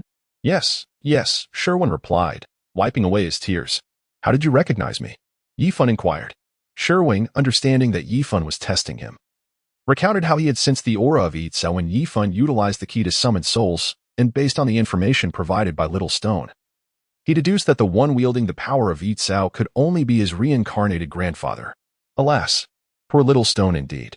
Yifan deduced that Sherwin was transformed from the shattered body of a small stone, and he proceeded to inquire about various matters concerning this little stone, which elicited a heartfelt sigh from him.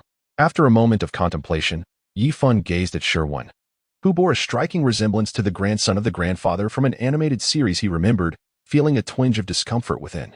"Sherwin, could you possibly manifest a younger form?" Sherwin hesitated, stammering, "Grandfather, I cannot. Is there a reason for this?" Yifan asked, astonished. Sherwin, seeing no alternative, revealed the cause. It was tied to his lineage. Although Sherwin was primarily composed of the small stone's essence, he had inadvertently absorbed the blood of the time demon god during the transformation, inheriting part of its legacy. Consequently, his body became infused with the laws of time, resulting in his aged appearance. To alter this state, Sherwin would need an exceptional mastery over the laws of time, a capability he evidently lacked at present. Noting Sherwin's despondency from his inquiry, Yifan offered consolation. "This is, in fact, a blessing. With this opportunity, you will undoubtedly achieve great success in the realm of time in the future." "Yes, grandfather, I understand. I merely fear you might blame me." As I have yet to grasp the laws of time, unable even to change my own appearance, Sherwin confessed, I will not place blame upon you. Do not dwell on these matters excessively. Many things are unattainable. It is with a tranquil mindset that one can traverse further, Yifan replied casually. Upon hearing this, Sherwin appeared contemplative, expressing gratitude. Thank you, grandfather, for your guidance. Let us first reunite with the small stone, Yifan said in agreement. Sherwin nodded, for he shared a unique connection with the small stone, enabling him to lead Yifan to their reunion. Along the way, Yifan carefully stowed away the bodies of 5 fierce beasts, conversing with Sherwin extensively. No wonder he possesses such resilience. It seems linked to the laws of time. Yifan pondered the secret behind Sherwin's endurance, feeling a flicker of curiosity. Previously, during his time in the chaos, he had not realized the vast disparities among the laws. As the two traversed the primordial expanse for 2 months, Yifan collected numerous beast bodies and captured several beast souls along the way. Grandfather, why are you gathering so many beast bodies? Sherwin finally voiced a question that had lingered in his mind for quite some time. Yifan contemplated for a moment before replying. I have yet to decide. Sherwin scratched his head, still puzzled but refraining from further inquiry. In truth, Yifan had not yet formulated a plan. His initial intention was solely to capture the souls of the fierce beasts, given that these beasts were not favored in the primordial realm. Hunting them would yield merit in the future. Yifan surmised that capturing their souls to enhance the Yitzhao realm posed no risks. The beast bodies were merely byproducts, however.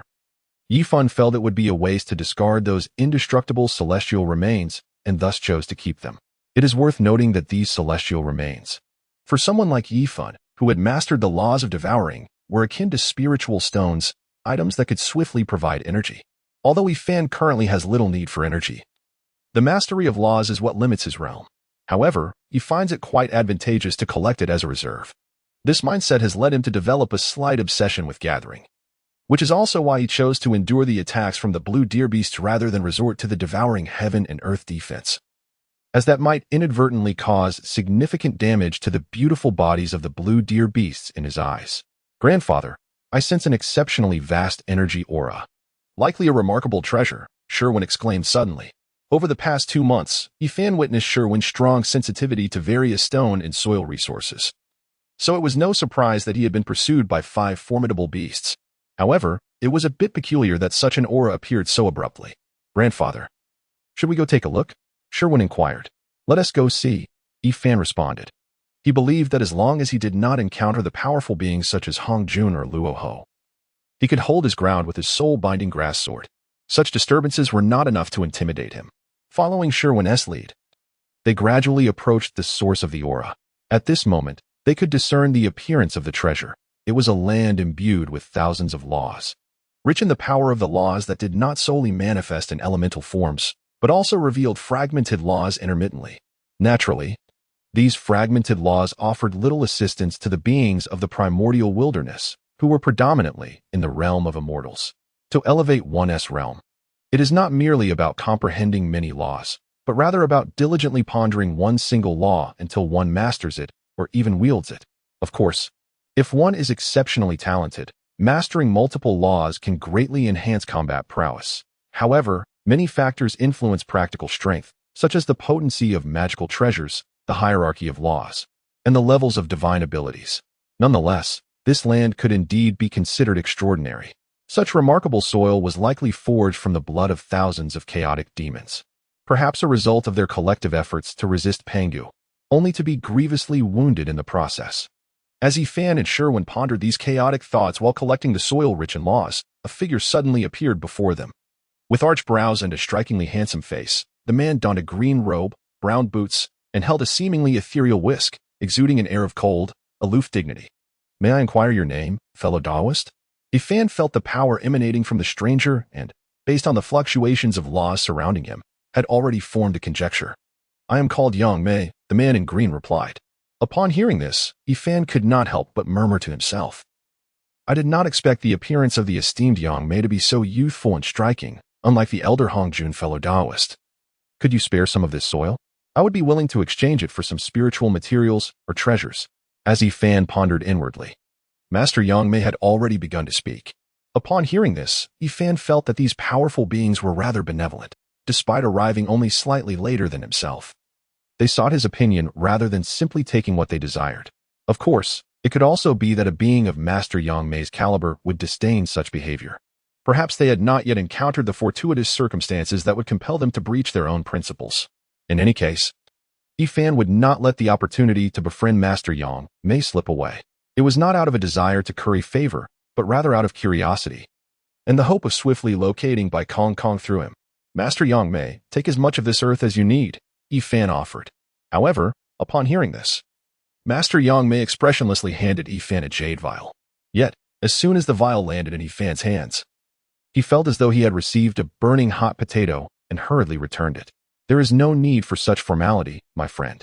Please, take this earth as a token of our acquaintance. Master Yangmei remained silent and passed another jade vial to Yifan. Yet again, Yifan returned it. Master Yangmei, do you think so little of me? Why must we be so distant? Master Yangmei furrowed his brow and refrained from offering Yifan another vial. Upon seeing this, Yifan revealed a triumphant smile. Master Yangmei, where is your dwelling? In your leisure, I would be delighted to pay a visit. Yifan rambled on, hoping to satisfy his curiosity while also fostering a closer relationship. However, to his surprise, Master Yangmei collected a portion of the law of the earth and, with a shift in space, departed, leaving Yifan in a state of shock and embarrassment. Particularly, when Yifan noticed Sherwin, who had remained silent, revealing a look of confusion and intrigue, his embarrassment deepened. Surely, he had left behind a rather humiliating impression in Sherwin's mind. In truth, while Yifan's recent actions may have seemed somewhat sycophantic, they were not entirely inappropriate. The main issue was that Master Yangmei had remained mostly silent throughout their exchange and had ultimately left without further ado, creating a stark contrast that made Yifan appear as if he were pressing his warm face against a cold rear end. Ahem, let us hasten to gather our things. If we continue at this pace, we should soon encounter Little Stone, Yifan remarked, attempting to redirect the conversation with a somewhat forced cough. All right, Sherwin replied, excitement evident on his face at the prospect of soon seeing his father, especially with the added achievement of locating his grandfather. Yifan smiled appreciatively at Sherwin's enthusiasm. Moments later, as they had scarcely finished collecting the law of the earth, they sensed a powerful aura approaching their vicinity. The aura that permeated the atmosphere was formidable, domineering, and audacious, unmistakably signaling the arrival of an intimidating presence. Sherwin, you should rendezvous with Zayashitu, Yifan instructed. Grandfather, Sherwin hesitated for a moment, prepared to depart, only to witness 4 flying swords descending from the heavens, instantly forming a lethal array brimming with murderous intent. Upon seeing these 4 swords, Yifan's heart was resolutely assured of the identity of the visitor. This individual was none other than the infamous Luo Hua Imo, one of the pivotal figures in the Daoimo sacred catastrophe. You believe you can simply walk away after seizing what rightfully belongs to me. With a voice both audacious and sinister, a figure gradually approached from the horizon. He possessed raven-black hair and eyes, exuding a wild and malevolent aura. Clad in dark garments and donning obsidian boots, as if emerging from the very shadows. My friend, is there a misunderstanding at play? Yifan could not restrain his curiosity as he observed the man remain silent while scrutinizing them. A misunderstanding? Are you suggesting that your recent theft of my fortune was merely a misunderstanding? Luo Hua Imo retorted with a sardonic tone. Yifan could not help but silently lament. After all, Imo was a Imo, and it seemed this matter might not conclude amicably. However, Yifan ultimately wished to avoid enmity with Luo Hua Imo. His own injury or demise bore little consequence. After all, he could be reborn. Yet, if Sherwin were to perish, it would be a true death.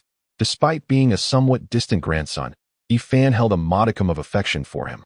Taking a moment to compose himself, Yifan produced the soil of loss, along with various other spiritual materials and treasures he had gathered, and presented them to Luo Hua Imo, saying, I apologize for the offense. I return the soil of loss to you, and consider these spiritual materials as a token of my contrition. Luo Hua Imo swiftly accepted the spatial ring and the vessel containing the collected spiritual materials, stowing them away within his sleeve.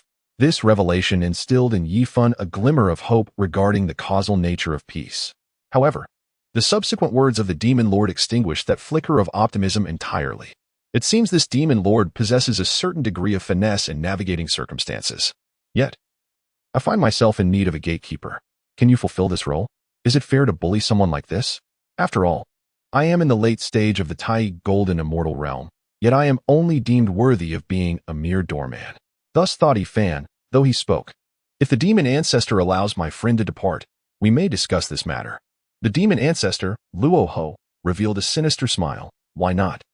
Fan gestured for Sherwin to leave, and upon witnessing the scene, Sherwin dared not linger and hinder their escape. However, the sword formation of the demon ancestor showed no signs of dispersing. Fan turned to Luo Ho, his expression one of inquiry. Yet, Luo Ho's smile grew even more malevolent, as though he were indulging in some twisted pleasure. But in the next moment, Luo Ho's smile began to freeze. A shadowy figure resembling a blade of grass suddenly appeared beside Sherwin, effortlessly carving a path for his escape. Observing the frozen expression on Luo Ho's face, Fan's lips curled into a subtle smirk. Huh, how delightful. No one has ever dared to toy with me like this. How should I reward you? Luo Ho. Upon seeing the 7 parts mockery and 3 parts satisfaction in Fan's expression, laughed in fury, as the first to play tricks on the demon ancestor. I must say it is rather dull and devoid of pressure. Fan, witnessing the increasingly somber countenance of Luo Ho, flashed a broad smile and continued, of course. A reward is in order. I shall take those 4 flying swords. Though those swords were ordinary, Fan presumed that the demon ancestor possessed few superior artifacts, and it was indeed inappropriate for them to remain sullied by association with him. Seeking death, Luo Ho could no longer restrain himself. The god-slaying spear was summoned, imbued with an overwhelming aura of slaughter as it surged toward Fan. You've fallen for my trick. Though Luo Ho struck out in fury, he noticed that Fan showed no signs of shock. Instead, his smile blossomed even brighter, which raised a sense of unease within him. Yet, it was too late. Fan had already employed the principles of concealment to deliver the key to the E-Grass realm to Luo Ho's side. As Luo Ho launched his attack, Fan recklessly communicated with the E-Grass realm. Despite Luo Ho's swift reaction, he fell into the trap, his soul ensnared and guided by the force of the E-Grass realm. Naturally, Luo Ho would not permit this strange force to claim his soul, and in his resistance, he suffered considerable harm. Of course, Fan was not faring much better. Although he had prepared in advance, Luo Ho's strength was formidable. Reaching the late stage of Deluo and nearing the quasi-saint level, the god-slaying spear, driven by his wrath, was not easily thwarted. Fan had orchestrated all this, and the ultimate outcome was merely an exchange of injuries. Indeed, to contend with a being of such immense power, one of the most formidable in the primordial realm, wielding artifacts like the extermination sword formation and the god-slaying spear, merely to trade wounds was no small feat. This is dire, Fan thought grimly. The god-slaying spear was a treasure of slaughter, not only possessing immense power but also the ability to harm the soul. Fan was aware of this. Yet he had presumed that his soul, tempered by the E-Grass, would withstand the assault. Little did he expect to be so easily breached, leaving him unable to continue communicating with the E-Grass realm to exert pressure on Luo Ho. Meanwhile, Luo Ho was likewise unsettled by Fan's strange methods, especially when he caught a glimpse of a corner of the towering grass. He was inexplicably overcome by a feeling of submission and reverence for Rahu. It was as though he had undergone a fate more terrifying than death itself. Thus, the moment Rahu's soul broke free from the confines of the material realm, he disregarded his injuries and once again summoned the Divine Slayer Spear. He could not afford to delay even for an instant. He desired that Fan vanish completely from this world, immediately. Severely wounded, Fan saw the Divine Slayer Spear, which he had previously sent flying, return to strike once more, and he offered no resistance. Given his current condition, any struggle would be futile against such an attack. Perhaps it was better to meet his end at the hands of the demon ancestor, but as thoughts of his companions, Little Stone and the others flitted through Fan's mind, the spear was already less than a meter away. In the next moment, unless a miracle occurred, Fan feared he would lose both body and soul, bringing his existence to a definitive close. However, a small hand unexpectedly emerged from the earth. A diminutive and underdeveloped hand. Yet, this tiny hand grasped the Divine Slayer Spear, halting its advance completely. Father I have finally found you.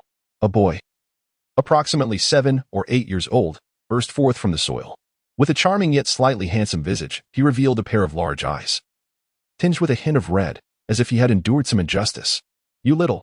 Fan was momentarily at a loss for words, overwhelmed by a torrent of emotions and unsure where to begin. Upon witnessing Fan's grievous state, Little Stone, filled with rage, turned and aimed the spear at the still dumbfounded Rahu, declaring, How dare you harm my father I will ensure you meet a dreadful fate. Just based on you? Rahu, sensing the aura radiating from Little Stone, found himself oddly calmed. The mysterious appearance of Little Stone, along with his appearance and address towards Ifan, had prompted Rahu to contemplate retreat upon catching a glimpse of the essence of Yi's true form. Yet, Rahu's innate pride would not allow him to retreat in such a disheveled manner, leaving him in a state of indecision. However, upon realizing that Little Stone was merely at the mid-level of the great Luo Golden Immortal realm, much of his inclination to flee dissipated. The young man, despite his peculiarities, found himself at a disadvantage, facing a path that led only to demise. Without exchanging many words, he witnessed the small stone vehemently rebuke the Rohan demon before charging towards the Rohan demon ancestor with a spear. As Ifan observed this scene, he yearned to intervene but understood that it was already too late. The small stone, having transformed from the chaotic stubborn rock, was currently only at the mid-stage of the great Luo Golden Immortal realm, and he could not evade the clutches of the Rohan. It would be more prudent to engage in battle to gain some time. With a thunderous clash, the moment the small stone engaged the Rohan demon ancestor, it unleashed a tidal wave of spiritual energy, the collision of laws, the confrontation of spear and sword, and the contest of divine powers, creating a magnificent and spectacular spectacle. Had it not been for the reinforcement of the extermination sword array in this battleground, the clash would have already caused the heavens to shatter and the earth to quake. How infuriating! This young man resembled a stubborn rock in chaos, impervious to the Rohan demon ancestor's divine powers. In this skirmish, the Rohan demon ancestor found himself at a disadvantage, especially as the small stone, employing some arcane object, had seized control of the already subjugated god-slaying spear, inflicting further wounds upon his already damaged soul. Come and take your life. The small stone bellowed, wielding the god-slaying spear to shatter the Rohan demon ancestor's divine abilities, denying him even a moment's respite. However, due to the small stone's singular approach to attack and lack of formidable killing techniques, he could not significantly expand his gains despite prolonged engagement. Nevertheless, the Rohan demon ancestor, who specialized in the laws of slaughter and destruction, found himself particularly distressed in the face of the indomitable chaotic stubborn rock, akin to encountering a nemesis. And his pre-existing injuries provided the small stone with an opportunity to break through. This battle marked the most exasperating and frustrating confrontation ever faced by the demon ancestor Rahu. Days and nights passed. The demon ancestor Rahu, pierced by multiple wounds, screamed frantically, appearing as though he had reached his limits and was recklessly exhausting his very essence to unleash his final, desperate move. Die for me. Yet, the little stone remained undaunted, charging forward with audacity. In the midst of Rahu's gathering of power for a colossal attack, he was struck fiercely, creating a significant wound. At that moment, Rahu revealed a feral visage and bellowed, "Kill! Kill! Kill!" The little stone exclaimed softly, sensing the overwhelming surge of the four swords of extermination, their aura escalating to an extraordinary level. Nevertheless, the little stone did not retract his magical energy. Instead, he continued to manipulate the god-slaying spear to exacerbate Rahu's injuries. However, the rampaging four swords of extermination swiftly breached the little stone's seemingly impenetrable defenses, and as another blade approached, it seemed certain that the little stone would meet his demise. Yet, at that moment, he lamented only that he could not perish alongside Rahu. Just as the extermination sword was about to make contact with his body, a blade of grass appeared out of nowhere to intervene. Upon witnessing the grass, which exuded an aura of dominion over heaven and earth, Rahu's countenance twisted with madness, directing his remaining two swords towards the phantom of the grass. Yet, the fiercely lethal extermination sword and the trapping sword were halted by the grass, which remained unyielding despite their power to sever stars and galaxies. This astonishing spectacle momentarily restored clarity to Rahu, compelling him to retreat in panic from the god-slaying spear. The formation of the extermination sword array was now complete, impervious to all but the four saints, leaving Rahu to fume with unuttered curses in his heart. The overwhelming sword chi generated by the phantom of the grass sent the four swords flying, leaving the ground marred with scars, signaling the collapse of the extermination sword array. In this surreal moment, rather than being stunned, Rahu fled with a speed he had never before possessed. Observing Rahu's disheveled escape, the little stone felt no joy. He gazed at the phantom of the grass, imbued with the profound essence of his father, which began to fade into nothingness. Realizing that he would likely have to wait another lifetime to see his father again, at that instant, a divine power enveloped the vanishing phantom of the grass. "Father." Please come and assist in guiding grandfather's soul into the realm of grass, implored the floating Sherwin, who struggled to wield the power of time-stopping while clutching the key to the realm of grass. Awakened from his immersion in sorrow, guilt, and anguish by Sherwin's actions, the little stone hurriedly activated the key to the realm of grass, facilitating the passage of Yifan's soul into that sanctuary, where he finally laid Yifan's spirit to rest within the grass. What is happening? Why have I not returned to the real world? Yifan had anticipated that upon opening his eyes once more, he would be greeted by the familiar sight of the wooden cabin. Yet, instead, he was met with an expanse of golden brilliance. Concurrently, that sensation of weakness, akin to being engulfed in flames, had not dissipated. He was likely still alive. Realizing this, Yifan decisively withdrew from the primordial realm and returned to reality, unwilling to endure that discomfort any longer. As for whether he might miss an opportunity for survival, he was indifferent. After all, the demon ancestor Luahu had been severely injured and would likely not trouble the little stone for 1,000,000 years. However, 1,000,000 years hence, it was not beyond possibility that the little stone could ascend to quasi-saint status, at which point he would not fear the demon ancestor's interference. In any case, to escape the agony of soul reconstruction, Yifan opted to log off and engage in idle mode. The unpredictability of life. Yifan stretched languidly in the wooden cabin, reflecting on the events that had transpired in the primordial realm. Nevertheless, these occurrences served as a reminder for Yifan. In the world of cultivation or fantasy, where strength reigns supreme, moral principles or other tenets are not the prevailing norms. Rather, it is formidable power that forms the foundation, granting one the freedom to act as one pleases. The Dao ancestor Hongjun had resolved the karmic ties between him and Yifan, not out of fear of any repercussions, but simply due to his nature. He merely wished to avoid forming meaningless connections with other cultivators. The celestial master Yangmei, having discovered the soil of the laws before Yifan, proposed an exchange of magical artifacts for a portion of that soil, not because he held Yifan in high regard. Even if it were a mere earth immortal, he would have acted similarly. Ultimately, he departed, establishing a karmic connection with Yifan, but what significance did that hold for him? The celestial master Yangmei was among the elite of the primordial realm. Regardless of the cause and effect he encountered, he would accept it without fear. As for the demon ancestor Luhu, he epitomized the essence of spontaneity. He was unconcerned with how others perceived him. He acted according to his whims, whether it involved seizing opportunities from Yifan or creating difficulties for him and others. All of these actions stemmed from his capriciousness, and he paid no mind to the consequences that might arise. Having come to terms with all this, Yifan felt an intensified urgency to enhance his strength in the real world. In a realm where power is esteemed above all, a tranquil and blissful existence is devoid of any assurance without strength. Yifan, shedding the lethargy of a salted fish, fervently practiced the qi-gathering technique with newfound vigor. Yet, within merely 2 days, his resolve crumbled. Having experienced the formidable chaotic demon physique of Yitzhao and the unique devouring nature of the dark bat, Yifan found it increasingly intolerable to adapt to his feeble ability to gather qi, akin to a snail scaling a mountain. This would not do. Such efforts were futile, and this perseverance bore no meaning. If a useless individual could attain success through mere effort, what need would there be for external assistance? Yifan rationalized his thoughts and promptly abandoned his training, spending the day in contemplation upon his bed. The following day, Yifan began to simplify the realm of Yitzhao. Through his own comprehension, he undertook modifications and adjustments to the profound technique of Yikiji.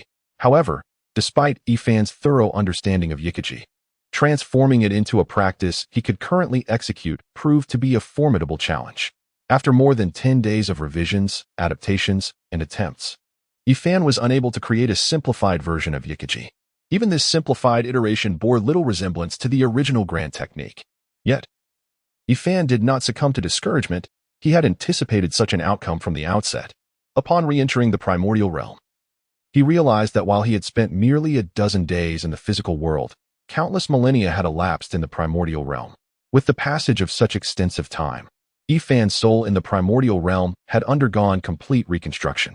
Through the assimilation of soul energy from Yikiji, Yifan successfully reformed his spirit, marking a fortuitous transformation.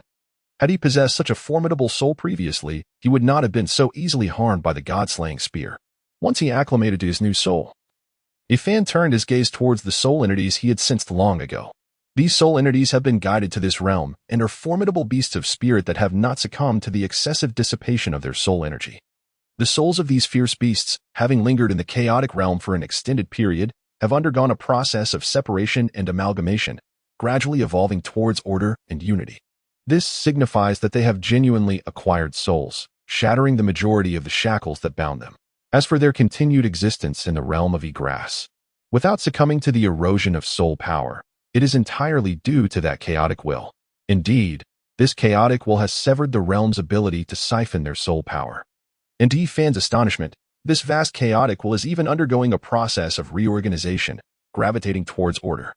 As Yi Fan stepped out of Yggdrasil and approached the substantial chaotic will, the souls beneath it prostrated themselves in reverence upon perceiving him.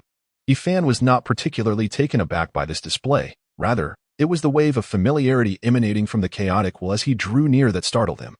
He had never anticipated that this chaotic will, which ostensibly required millennia to potentially evolve into order and become a formidable soul will, had already birthed a semblance of self-awareness. Although this self-awareness remains feeble, it signifies that the chaotic will is inevitably destined for order in the future. Will is the essence of the soul. A soul devoid of will eventually descend into chaos, becoming an exceedingly unstable entity. A soulless being, stripped of will, is easily swayed by external influences, losing its sense of self. However, this is still preferable to the feral beast bound by chaotic wills filled with resentment, anger, fear, and bloodlust. To employ an imperfect analogy, these beasts possess countless fragmented selves brimming with negative emotions, coalescing into a single body, resulting in madness and hostility. In contrast, a soul bereft of self-awareness resembles an individual lacking conviction, perpetually regretting and being dissatisfied with their actions, even when they have made the optimal choice. They remain discontent with the outcomes due to external circumstances, rendering them capricious and contradictory. As time progresses, these contradictions accumulate, ultimately transforming them into individuals whose emotions spiral out of control, behaving inexplicably. Yi Fan's understanding of the significance of self-awareness is what rendered him astonished by the emergence of self-awareness within this colossal chaotic will. Yet, after engaging in communication with this fragile, innocent self-awareness, his restless heart found complete tranquility. The emergence of this self-willed consciousness is inextricably linked to the essence of Yggdrasil. However, what Yi Fan did not anticipate was that the greatest influence on this chaotic will was not Yggdrasil, but rather his own will. This consciousness was born from the reshaping of Yi Fan's soul, had it not been for the impact of Yi Fan's soul reconstruction on the realm of Yggdrasil. This self-willed consciousness might have remained dormant for countless millennia, or perhaps never have come into existence at all. In essence, this chaotic will serves as an alternative incarnation of Yi Fan. Of course, as time progresses, the growth and expansion of this chaotic will lessen its connection to Yi Fan. Eventually, it may only be described as akin to that of blood brothers. Nevertheless, whether it be brothers or a mere avatar, one certainty remains: it will not harm Yi Fan. Yi Fan did not engage in prolonged communication with this self-willed consciousness, for he was still too feeble. Such exchanges would easily exhaust him. Subsequently, Yi Fan cast his gaze upon the group of ferocious beast souls standing respectfully beside him, contemplating how best to address them. Master Dominator, might it be possible for the Realm Lord to refrain from perpetually stripping us of our souls? We wish to venture forth and comprehend the laws. Boldly articulated a fox-like ferocious beast soul. Yi Fan regarded the soul and pondered for a moment before inquiring, "Might you have a name?" The fox-like beast, slightly anxious, replied, "I am bestowed with the name Yangmei Tianhu by the heavens, and I self-title as the Honorable Jiaohu. There is no need for such trepidation, Honorable Jiaohu. I have acquiesced to the terms you previously proposed," Yi Fan responded. Upon hearing this, Jiaohu was momentarily taken aback, only to be roused from her stupor by the chorus of gratitude that followed, prompting her to kneel and express her thanks with fervor. "Stop!" Yi Fan exclaimed, taken aback by the sudden outpouring of thanks, which struck him with a sense of embarrassment reminiscent of youthful folly. Such fervent declarations, if uttered with utmost sincerity in a particular context, could inadvertently evoke a visceral reaction. Fortunately, his words commanded respect. Upon his command, silence fell among the crowd. "I shall not agree to your conditions without reciprocity. Should you manage to return to the primordial chaos, I will endeavor to facilitate your return," Yi Fan stated after clearing his throat. Upon hearing this, the group displayed expressions of tension and fear. Their wills were transitioning from chaos to order within this realm. They were experiencing rebirth here, and this place was their home. Thus they were naturally reluctant to depart. Yifan, understanding their concerns, acknowledged that many issues remained unresolved. Even if they wished to return to the primordial chaos now, it would be impossible. Furthermore, he would not permit them to remain in the primordial chaos indefinitely. Nor would he allow them to linger perpetually in the realm of Yitzhao. After hearing Yifan's words, the crowd felt considerably more at ease. They understood that it was impossible for them to remain in the Ygrass realm indefinitely. This realm was akin to a womb, nurturing them as they grew. Yet they had to eventually return to their source and give back to it. Staying here forever was simply not feasible. What you need to do now is to create a divine ability. And the sole requirement for this ability is to establish a long-lasting protective shield for your souls until death, Yifan stated once more. Upon hearing this, the crowd exchanged glances, coming to comprehend Yifan's rationale behind such a request. Although they had been granted a new lease on life, returning to their original beastly forms posed a risk, as their souls could be once again threatened by the chaotic wills residing within those bodies. Thus, the creation of this divine ability became paramount. However, this was not the primary reason Yifan urged them to undertake this task. This narrative must begin with humanity, a seemingly unremarkable race.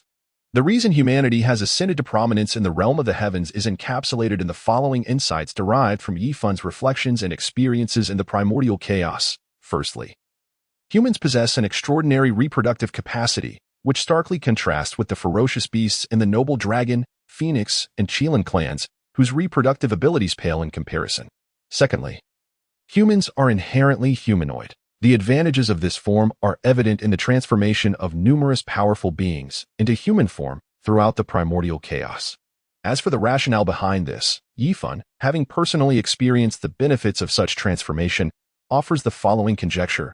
The primordial world was created by Pangu, further refined and enhanced with the aid of Yitzhao, who transformed into a sword to assist Pangu. Pangu, being humanoid, allows for numerous advantages within the primordial realm, such as a heightened capacity for comprehending the laws and a stronger affinity for the elemental forces of the primordial chaos. The culmination of these 2 points leads to a swift elevation of one's realm. Of course, Yifan has also experimented with both the grass form and the sword form. Yet the benefits perceived were rather limited, perhaps slightly more favorable than those experienced by the typical ancient races favored by the primordial. Thirdly, humanity cultivates the primordial spirit, which Yifan interprets as a substance that safeguards the soul while also enhancing its strength, utilizing the characteristics of the soul to reduce reliance on the physical body. Among other advantages, the amalgamation of these benefits results in a transformative outcome. Moreover, Yifan believes that beyond these 3 primary aspects, numerous other factors contribute to the remarkable emergence of humanity, an inconspicuous race fashioned by Nuwa, transforming them into pivotal players within the primordial realm. In summary, one of Yifan's ulterior motives for enabling them to create a mystical technique akin to the primordial spirit is to bolster the strength of these feral beasts and to test whether the tides of the primordial can indeed be altered. After all, with the assistance of the foreign herb realm guiding the beast from chaos to order, the introduction of a technique akin to the primordial spirit could eliminate potential threats. Thus, these creatures, who are not favored by the primordial, could seamlessly integrate into the normalcy of the primordial races. Is there still a necessity to eradicate them? Yifan perceives the primordial as an ever-expanding entity, indifferent to the beings within it, as long as they do not pose a threat.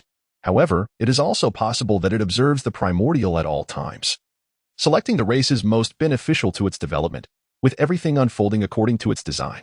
As for its precise perspective on the beings of the primordial, further exploration is warranted to gain clarity. Having concluded his thoughts, Yifan wasted no time and began collaborating with others to delve into this mystical technique. After several years, he encountered Little Stone and Stone One. Their reunion was filled with profound reflections, followed by deep listening and exchange.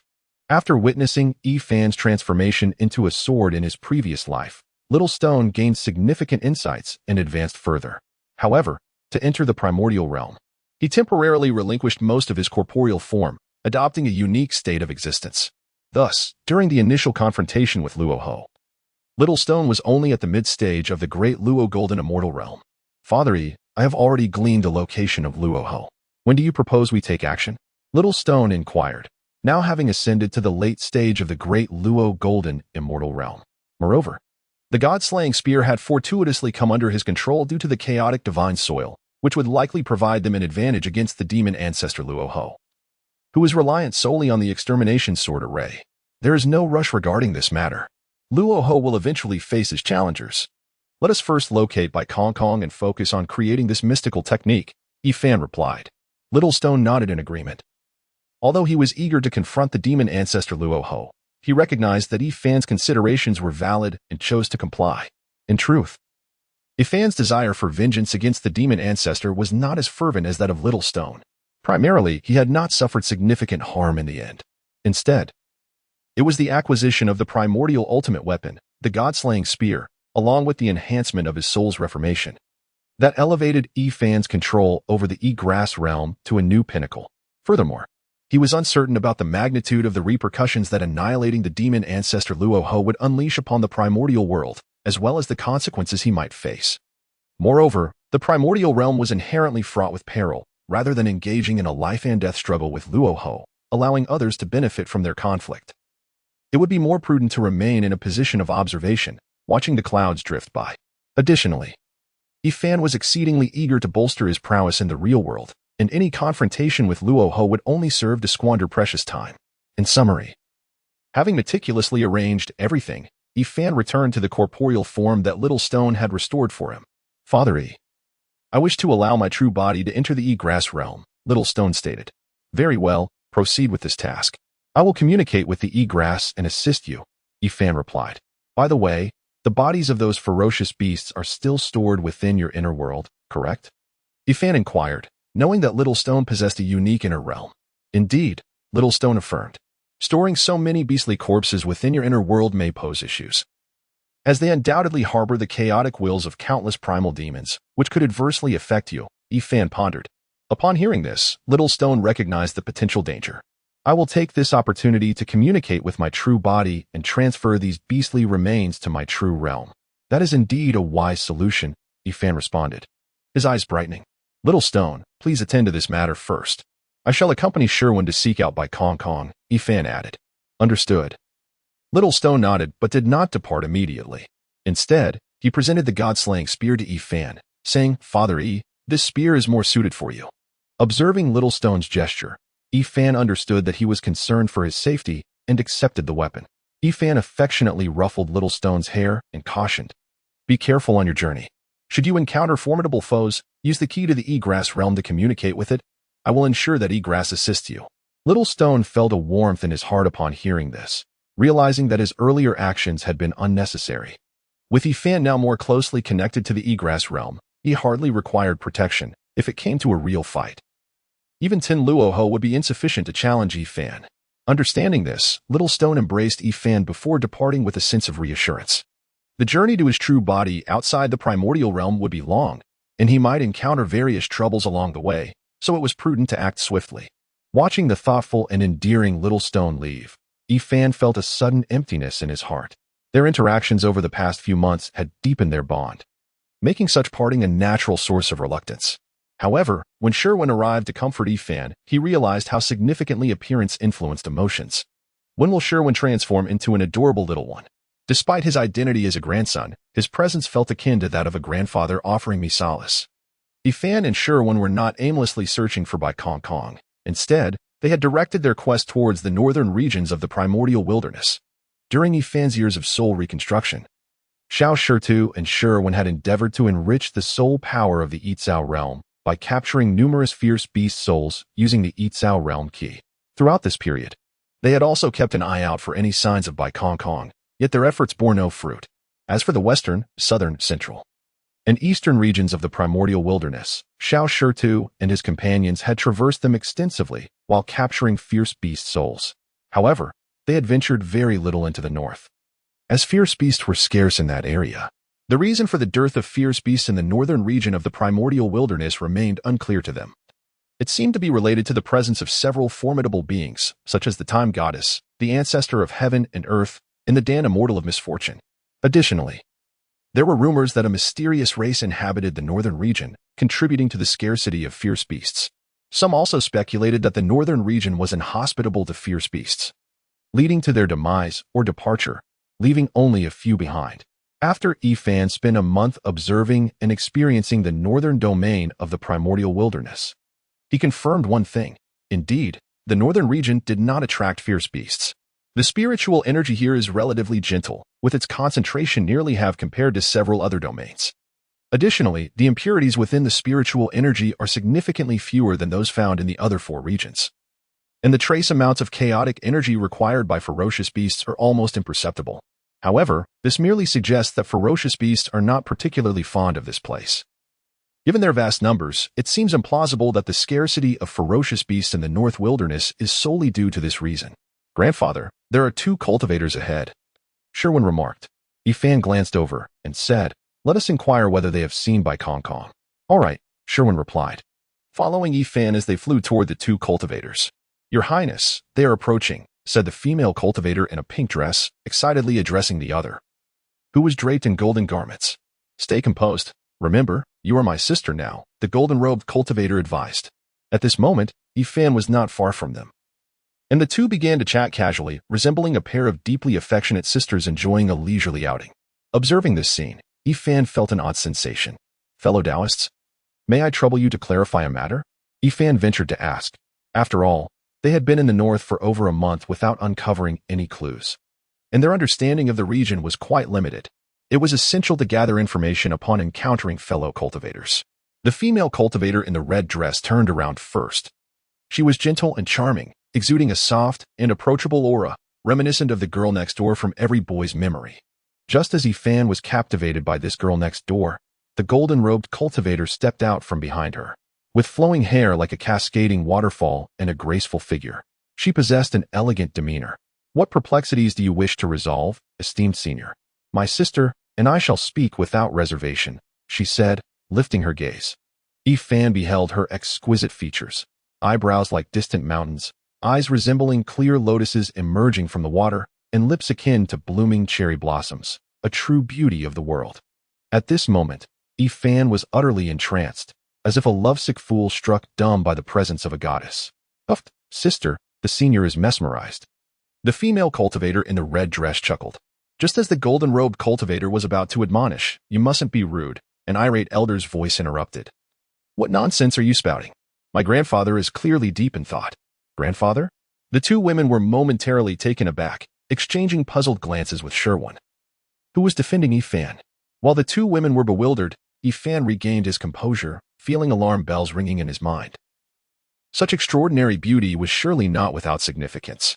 "Ahem, may I ask if you have seen this beast?"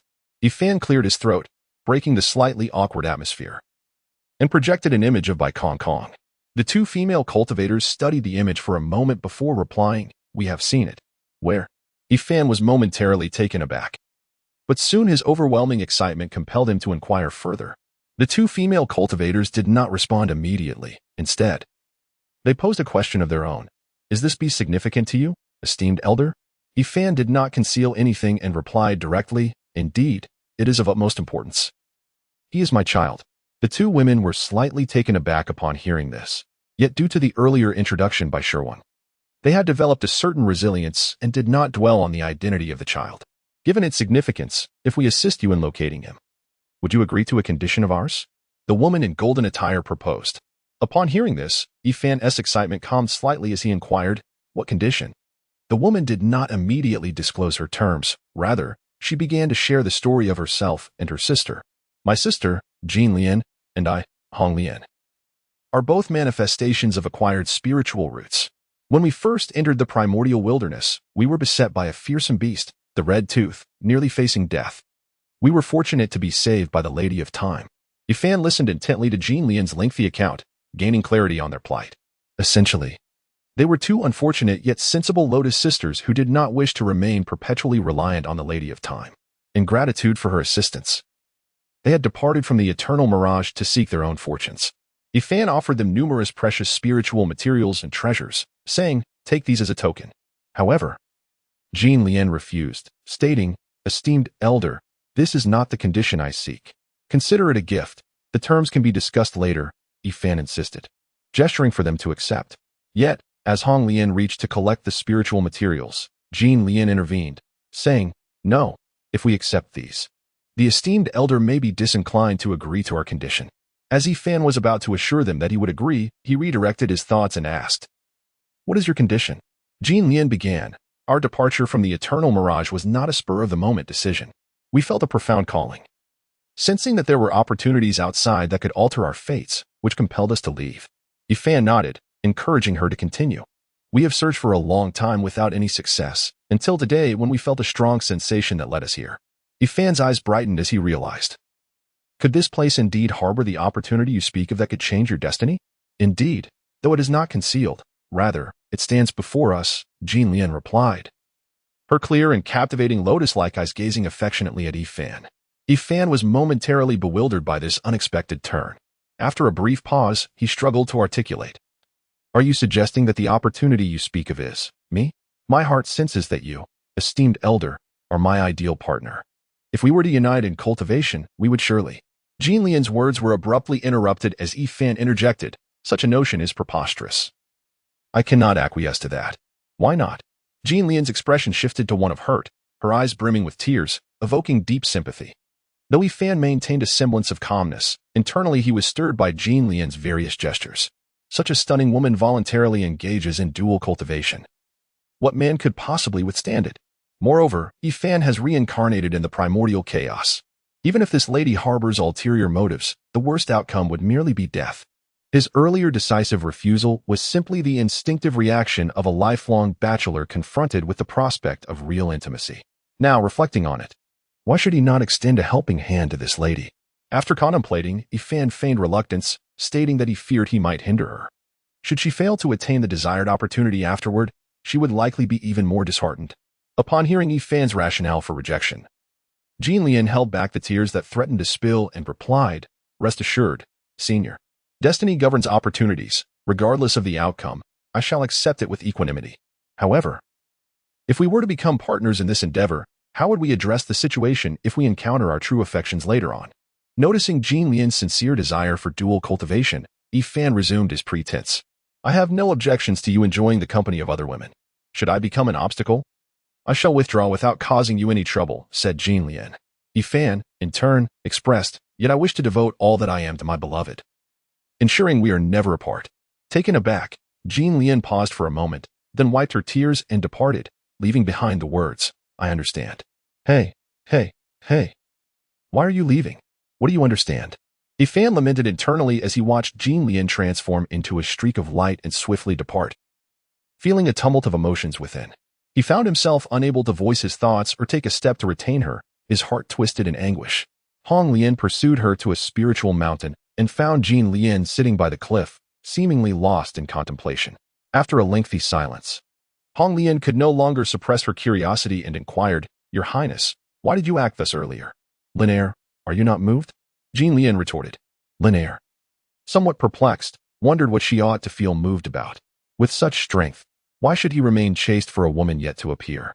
Even when faced with someone as breathtaking as myself, if he felt a spark, he could still restrain himself from acting. Such a love is indeed enviable. Jean Lian's voice resonated with emotion. Upon hearing Jean Lian's words, Linaire found herself touched as well. After a long while, noticing that Jean Lian's emotions had settled, she ventured, So, shall we simply let him go? Wiping away the tears wrought from her sentiment, Jean Lian replied, Of course not. While I admire his restraint and commitment to love, I cannot afford to continue searching for long. Furthermore, he is a chance guided to me by the cosmos. I shall not let this opportunity slip away due to mere admiration. Linaire felt a sense of relief upon hearing this. Then shall we go and bring him here? Jean Lian shook her head. His realm appears to be merely at the late stage of the Tai Golden Immortal. Yet his combat prowess rivals that of the Western demon ancestor, Rahu. Forcing him would be futile. Linaire, summon Cui Gua and He Yuan. We must put on a performance. Linaire, snapping back to reality, promptly responded, Yes. Grandfather, why did you send those two fairies away? We have yet to ascertain Uncle Zheng's whereabouts. Sherwing observed Yifan in a daze for a considerable time before finally speaking. What have you misunderstood? The meaning of my last sentence was clearly not that, he remarked, though Yifan had not completed his thought. What was it? Sherwing pressed. Even if I told you, you wouldn't comprehend, and whether they truly know the whereabouts of Bai Ke remains questionable, Yifan casually replied.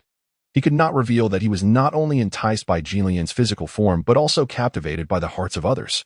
Moreover, it seemed that Jinlian had also misunderstood something, as she did not follow his line of reasoning and had fled. Thus, the matter needed no further discussion. Upon hearing Yifun's response, Sherwing indignantly exclaimed, "Detestable deceiver, I hope to never encounter them again." Yifun remained silent, and the two resumed their exploration of the northern region, occasionally hunting beasts and seeking treasures while reflecting upon the principles of their craft, which rendered their search for others rather worthwhile. Half a month passed, and as Yifun wandered through the vast northern region as usual, he suddenly sensed a powerful energy fluctuation ahead. The two approached and beheld a creature resembling an ostrich but possessing 9 heads, relentlessly pursuing something. "Grandfather, that beast is formidable. It must have already transcended to the great Luo Golden Immortal realm," Sherwin remarked, observing the 9-headed bird unleashing its formidable powers against an unseen target. Yifun, however, did not respond to Sherwin and instead flew directly toward the 9-headed bird. As Yifun drew closer, he discerned that the entity being pursued was none other than Bai Ke. At that moment, the 9-headed bird noticed Yifun, pivoting to unleash a barrage of divine abilities against him. Unfazed, Yifun wielded his god-slaying spear to dispel each attack effortlessly. Nevertheless, after releasing its formidable strikes, the 9-headed bird flapped its wings and soared into the sky, vanishing into a distant speck in an instant. Attempting to escape? Yifun seemed unsurprised, as a portal materialized before him, accompanied by a powerful sword aura that pursued the fleeing path of the 9-headed bird. Sherwang had also caught up, inquiring, "Grandfather, why did Uncle not acknowledge us but instead flee?" Yifun shook his head, replying, "It could be an imposter, or perhaps they are under someone else's control." They actually managed to escape? Was that force related to time? Yifun pondered, realizing he could not detain the 9-headed beast and must now take the risk of pursuing Bai Ke. "You stay here. You cannot assist me in this matter," Yifun instructed. Sherwing nodded in agreement, reminding, "Grandfather, proceed with caution." Yifun acknowledged with a nod and set off, following the lingering aura of Bai Ke. After 3 days and nights of relentless pursuit, Yifun arrived at a valley surrounded by 3 ethereal mountains, their wafting through the air, evoking a sense of foreboding. Alas! Yifun sighed but ultimately ventured inside, fully aware that he was stepping into a carefully laid trap. Yet, he could not resist, for the resemblance of this Bai Ke to the one he had long known was too striking to ignore. Yifun dared not wager that the figure before him, Bai Kong, was merely an impersonation. Should she truly be under another's control, his absence might forfeit the chance to reclaim her. If he were to perish as a result, it would merely be an understanding of the unfolding karma. With such thoughts swirling in his mind, Yifun ventured into the valley. Upon entering, the valley appeared flat. Yet the terrain grew increasingly steep and arduous, hindered by the presence of towering trees and creeping vines that impeded his progress. The silence at the valley's depth suggested that someone had perhaps laid a trap. After a considerable time, Yifun finally discerned another sound, a faint trickle of water. However, since penetrating deeper into the valley, his perceptive abilities had been significantly stifled, leaving him uncertain of the circumstances ahead. As he approached the source of the sound, it abruptly ceased. Navigating past a colossal tree that obstructed his path, he beheld a tranquil lake. In its midst lay a small island, upon which stood a pavilion, and inside it sat a woman clad in elegant attire. At the sight of her graceful silhouette, the tumult within Yifun's heart settled. "Where's Bai Kong?" he called across the water. The woman turned, revealing herself to be the enchanting fairy, Jinlian. "Come closer, and I shall reveal all," she beckoned. After a moment of hesitation, Yifun stepped forward, crossing the surface of the lake. As he walked, he felt the potent currents of temporal energy. Time itself seemed to be thoroughly disrupted in this place. Who was she? Was she the Lady of Time, or perhaps a significant figure in her retinue? Or even a powerful entity of repute? What were her intentions? Lost in these musings, Yifun found himself unwittingly upon the island.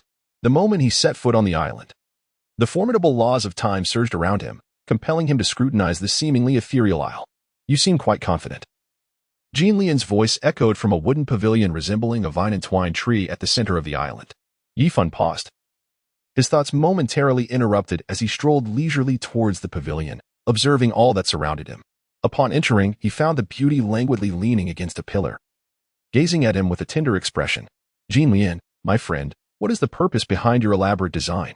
If it lies within my power, I would gladly assist you," Yifun inquired, tilting his head slightly in an involuntary gesture of unease.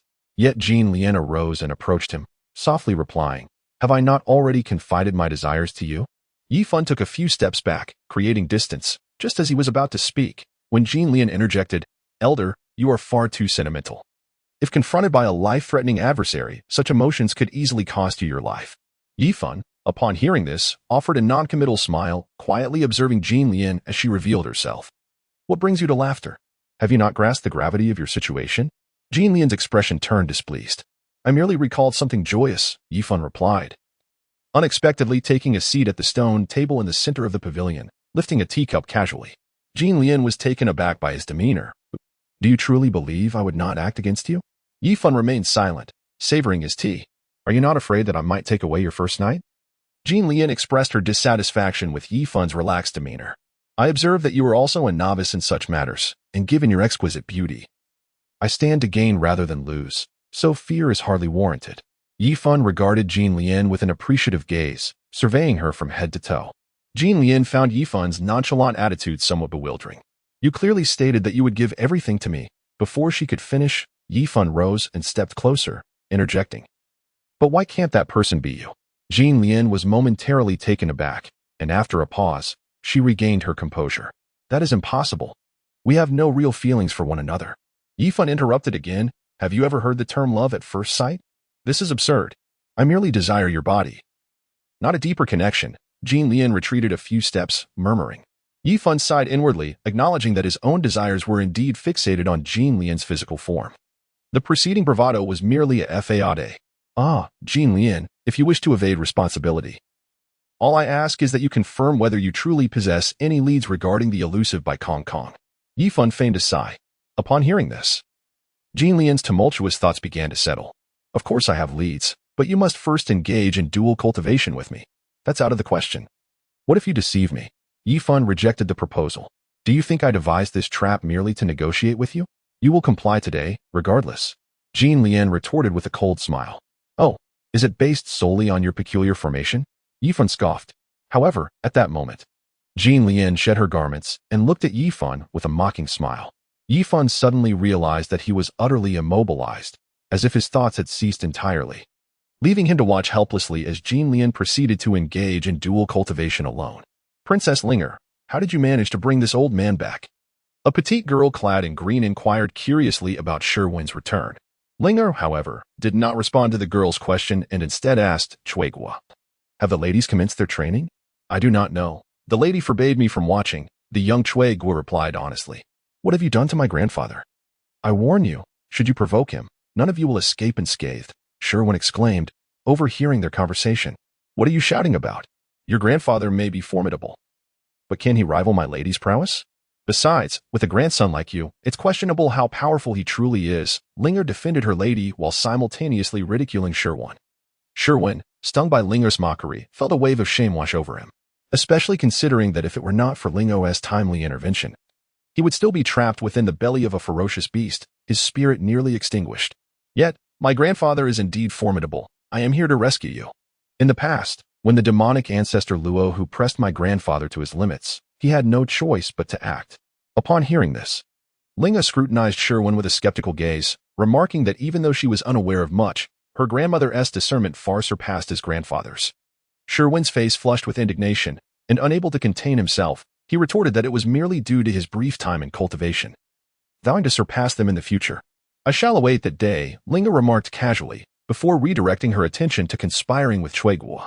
Sherwin, stung by her dismissive words, felt a fire ignite within him, proclaiming with fervor, Sherwin, shall surely attain sainthood in time." Yet, no one paid him heed. He continued to ramble on, fervently declaring his aspirations like an exuberant youth filled with ambition. "Ugh, how annoying." Chuegua, silence him. "Understood. Little cultivator. You too believe I possess the potential to become a saint, do you not? Why are you hitting my mouth?" The sound of slapping continued for a good incense stick's duration, but finally, Lingo successfully executed her forbidden divine technique, freeing herself from distractions that could jeopardize her endeavor. She hurried over to Sherwin, inquiring, "Chuegua, what transpired?" Chuegua, looking disheartened, replied, "I'm sorry, but his mouth is too tough for me to silence." "Why did you allow him to strike me?" "I must warn you, when my grandfather becomes enraged, without my counsel, you shall truly be doomed." Sherwin blustered. Smack. Linger responded with a swift slap. A single slap could send a mountain flying, yet when it struck Sherwin's face, it appeared to inflict no damage whatsoever. Linger employed various techniques, exclaiming in exasperation, "Not only is he obstinate, but his entire body is absurdly resilient. He is truly a peculiar being. Your Highness, perhaps we should disregard him," suggested Cui Guo. Linger nodded in agreement, and the two departed, choosing to ignore Sherwin's cries. Sherwin attempted to follow, but was immediately ensnared by Linger's mystical powers, rendering him immobile. Linger and Cui Guo approached the lakeside, intending to use secret methods to investigate the progress of Yi Fan and his dual cultivation. Suddenly, a figure materialized before them, startling both women when they recognized the visitor. "Your Highness, you have arrived so swiftly," Linger exclaimed. Jean Lian nodded slightly, saying, "His abilities surpass my expectations. We must leave at once." Linger wished to inquire further, but was hastily escorted away by Jean Lian. What's happened to this divine power? Pondered the imprisoned Sherwin, perplexed. Could something have gone awry? He worriedly followed the direction in which Linger had initially departed. Upon reaching the lakeside, he witnessed Yi Fan utilizing the chaotic divine earth to suppress the retreating waters in the island within the lake.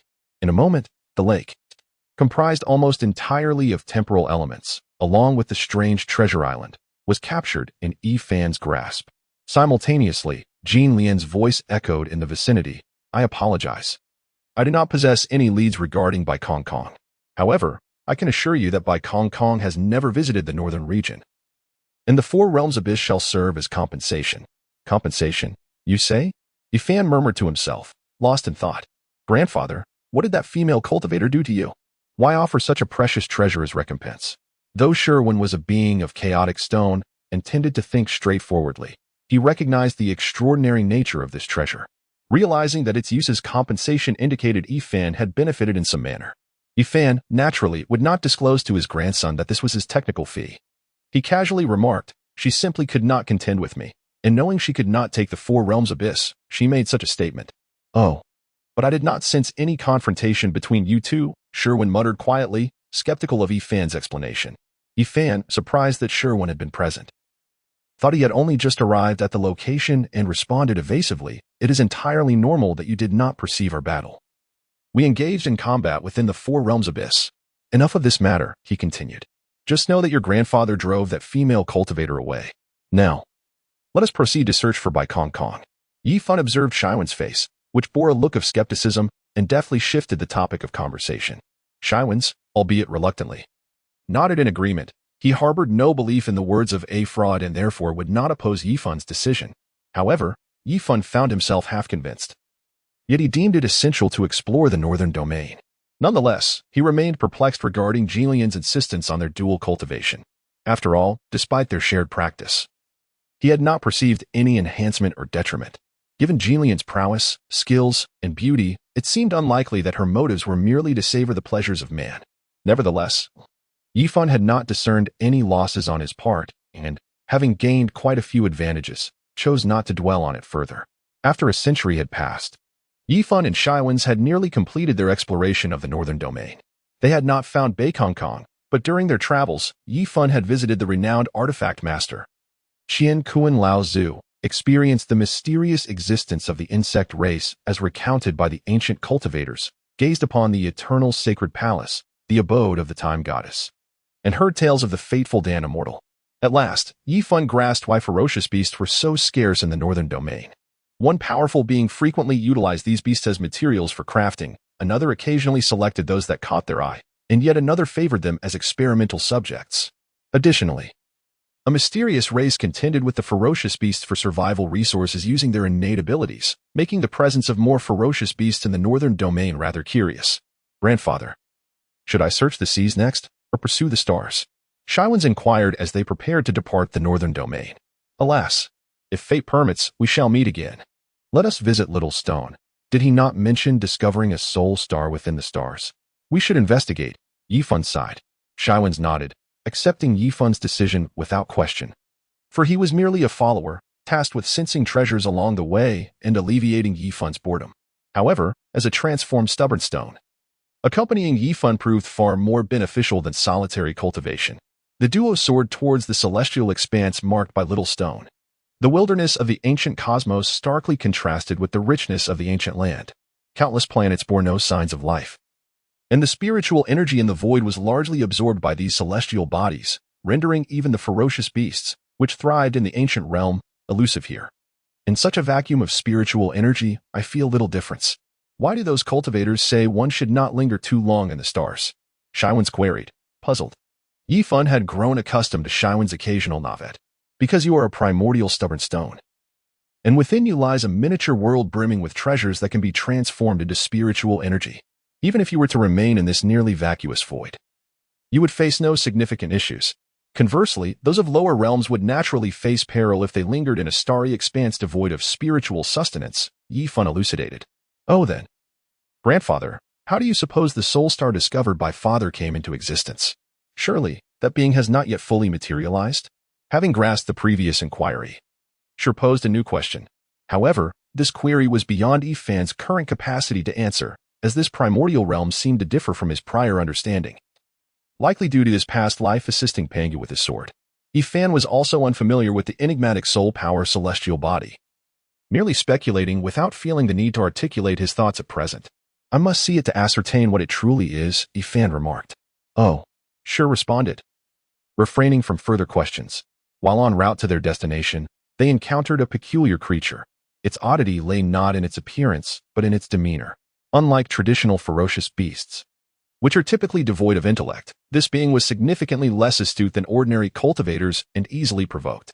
Yifan suspected that this self-identified star beast was, in fact, a unique variant of a ferocious beast, exhibiting little difference aside from a portion of its chaotic consciousness seemingly imprisoned within its body, rendering it slightly more intelligent than its counterparts. Naturally, Yifan could not overlook such an intriguing star beast. Its silvery, ethereal form was aesthetically pleasing, and it moved swiftly through the cosmos, ultimately becoming Yifan's mount. Initially, this star beast exhibited a fierce reluctance to serve as a mount, embodying a spirit of defiance against enslavement. However, while Yifan pondered how to compel its submission, Shur unexpectedly employed ordinary spirit stones stored within its inner world to win the creature over. Observing the star beast, now akin to a pet dog in its eagerness for the spirit stones in Shur's hand, Yifan fell into a contemplative silence. He had never anticipated that taming a star beast would be so effortless. He had expected it to be as arduous as subduing a ferocious beast. In truth, the cosmos was far more barren compared to the primordial land, making spirit stones a delectable treat for the star beast. Yet, a mere handful of spirit stones should not have rendered the creature so subservient. The following day, upon discovering themselves encircled by an overwhelming number of star beasts, Yifan mused, I suspected that relying solely on a few spirit stones to easily manage the star beasts would pose an issue. And indeed, my friend, we must engage in a serious discussion. Just then, from amidst the multitude of bizarre star beasts, an elder emerged. Yifan scrutinized the elder, attempting to discern the nature of his connection to these formidable creatures. I am Wuliang, one of the 12 sovereigns of the star beasts. How may I address you? Esteemed friend? The elder inquired amiably. Noting the elder's courteous demeanor, Yifan replied, You may refer to me as the Lord of Anmo. The elder then turned his gaze towards Shur, and what shall we call you, esteemed domain lord? Shur, with a glint in his eye, responded, You may call me Shurzu. Lord Anmo and Lord Shurzu, may I inquire as to your purpose in the starry expanse? Wuliang asked with a nod. Just as Shur was about to respond, Yifan interjected, I had not realized that conducting affairs in the starry realm required notification to your star beast kin. Esteemed Lord Anmo, you have misunderstood my intentions. The humble monk inquired whether there were matters of concern, merely seeking to ascertain if it would be convenient to enlist your aid in accomplishing a task for our clan. Wuliang revealed a wry smile. Oh, what task do you wish to enlist us for? Yifan asked with curiosity. Wuliang did not conceal the truth and recounted the circumstances to Yifan. It turned out that the Star Beast clan had only recently, through the Star Beast sovereign, shed their ferocious characteristics. Previously, they were merely a peculiar breed of savage beasts.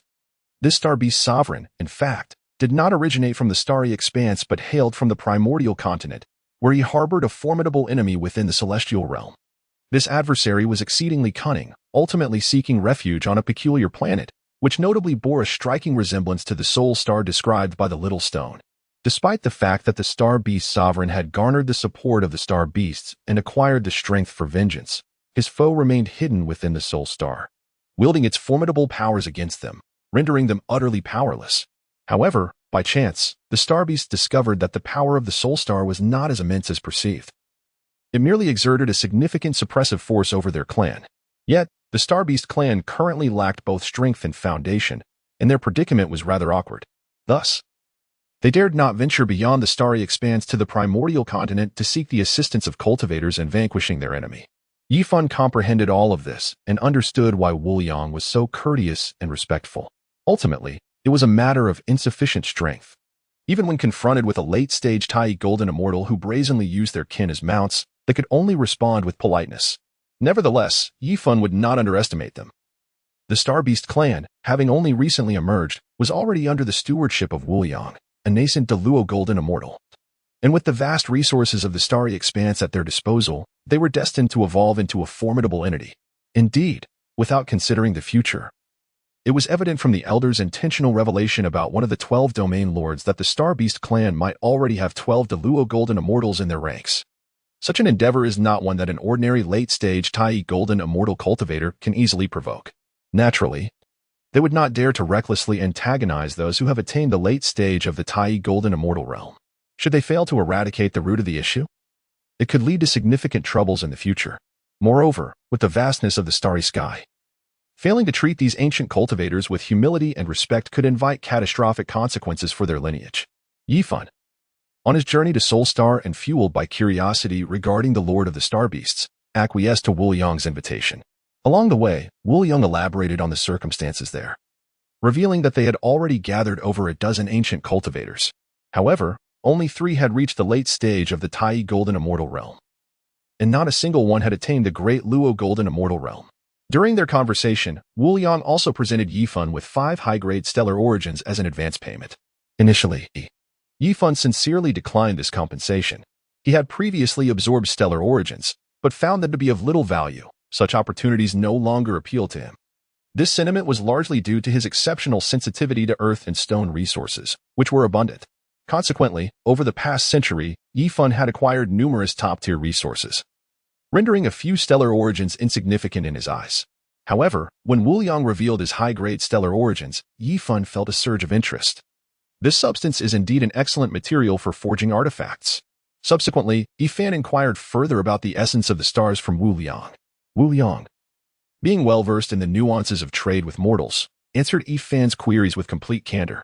From this exchange, Yifan learned that the essence of the stars is not easily obtained, and the essence he currently possesses is not whole. It merely constitutes 1/10 of a high-tier star's essence. However, it is not that the star beasts are incapable of extracting more. Rather, doing so would precipitate the premature demise of a star, which would be detrimental to the sustainable development of celestial resources. Of course, it is worth noting that, in their current state of weakness, the Star Beast clan's consideration of such matters amidst the vastness of the cosmos is entirely the perspective of their leader. This only heightened Yifan's curiosity regarding the Lord of the Star Beasts. After a journey spanning several days, Yifan discovered that the soul star they were destined for was not the one found by Little Stone.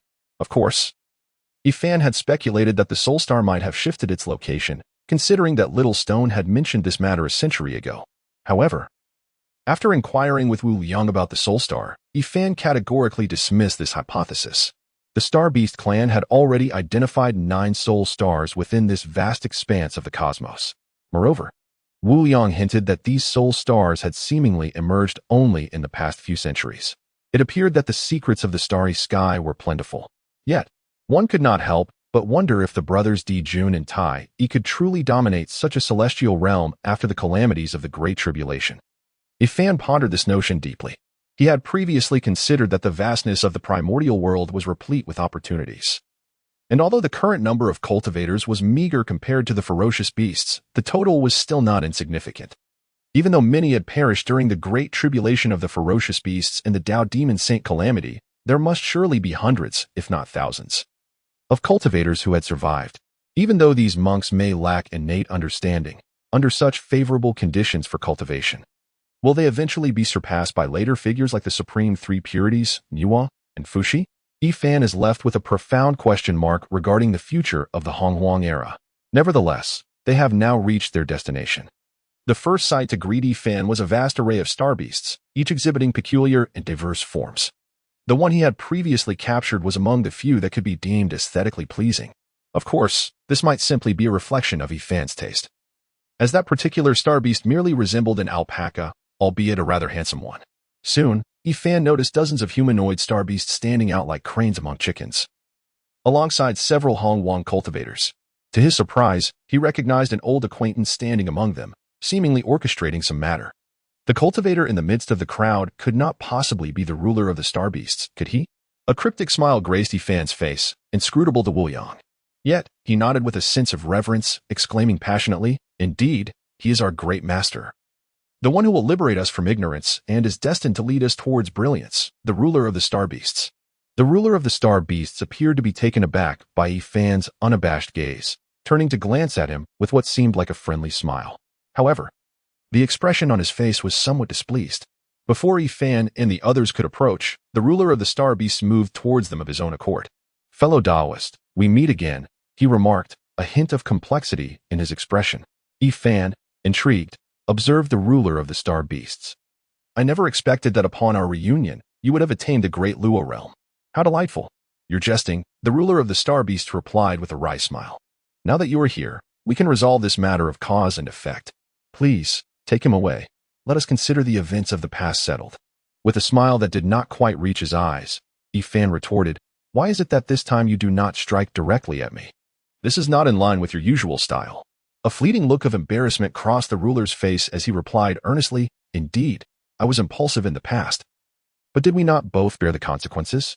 The impulsive Qixing Taoist has perished. Now, only the renewed ruler of the star beasts remains. Is that so? Then why do you still not let Bai Kongkong go?" Fan's expression turned serious, devoid of any trace of a smile.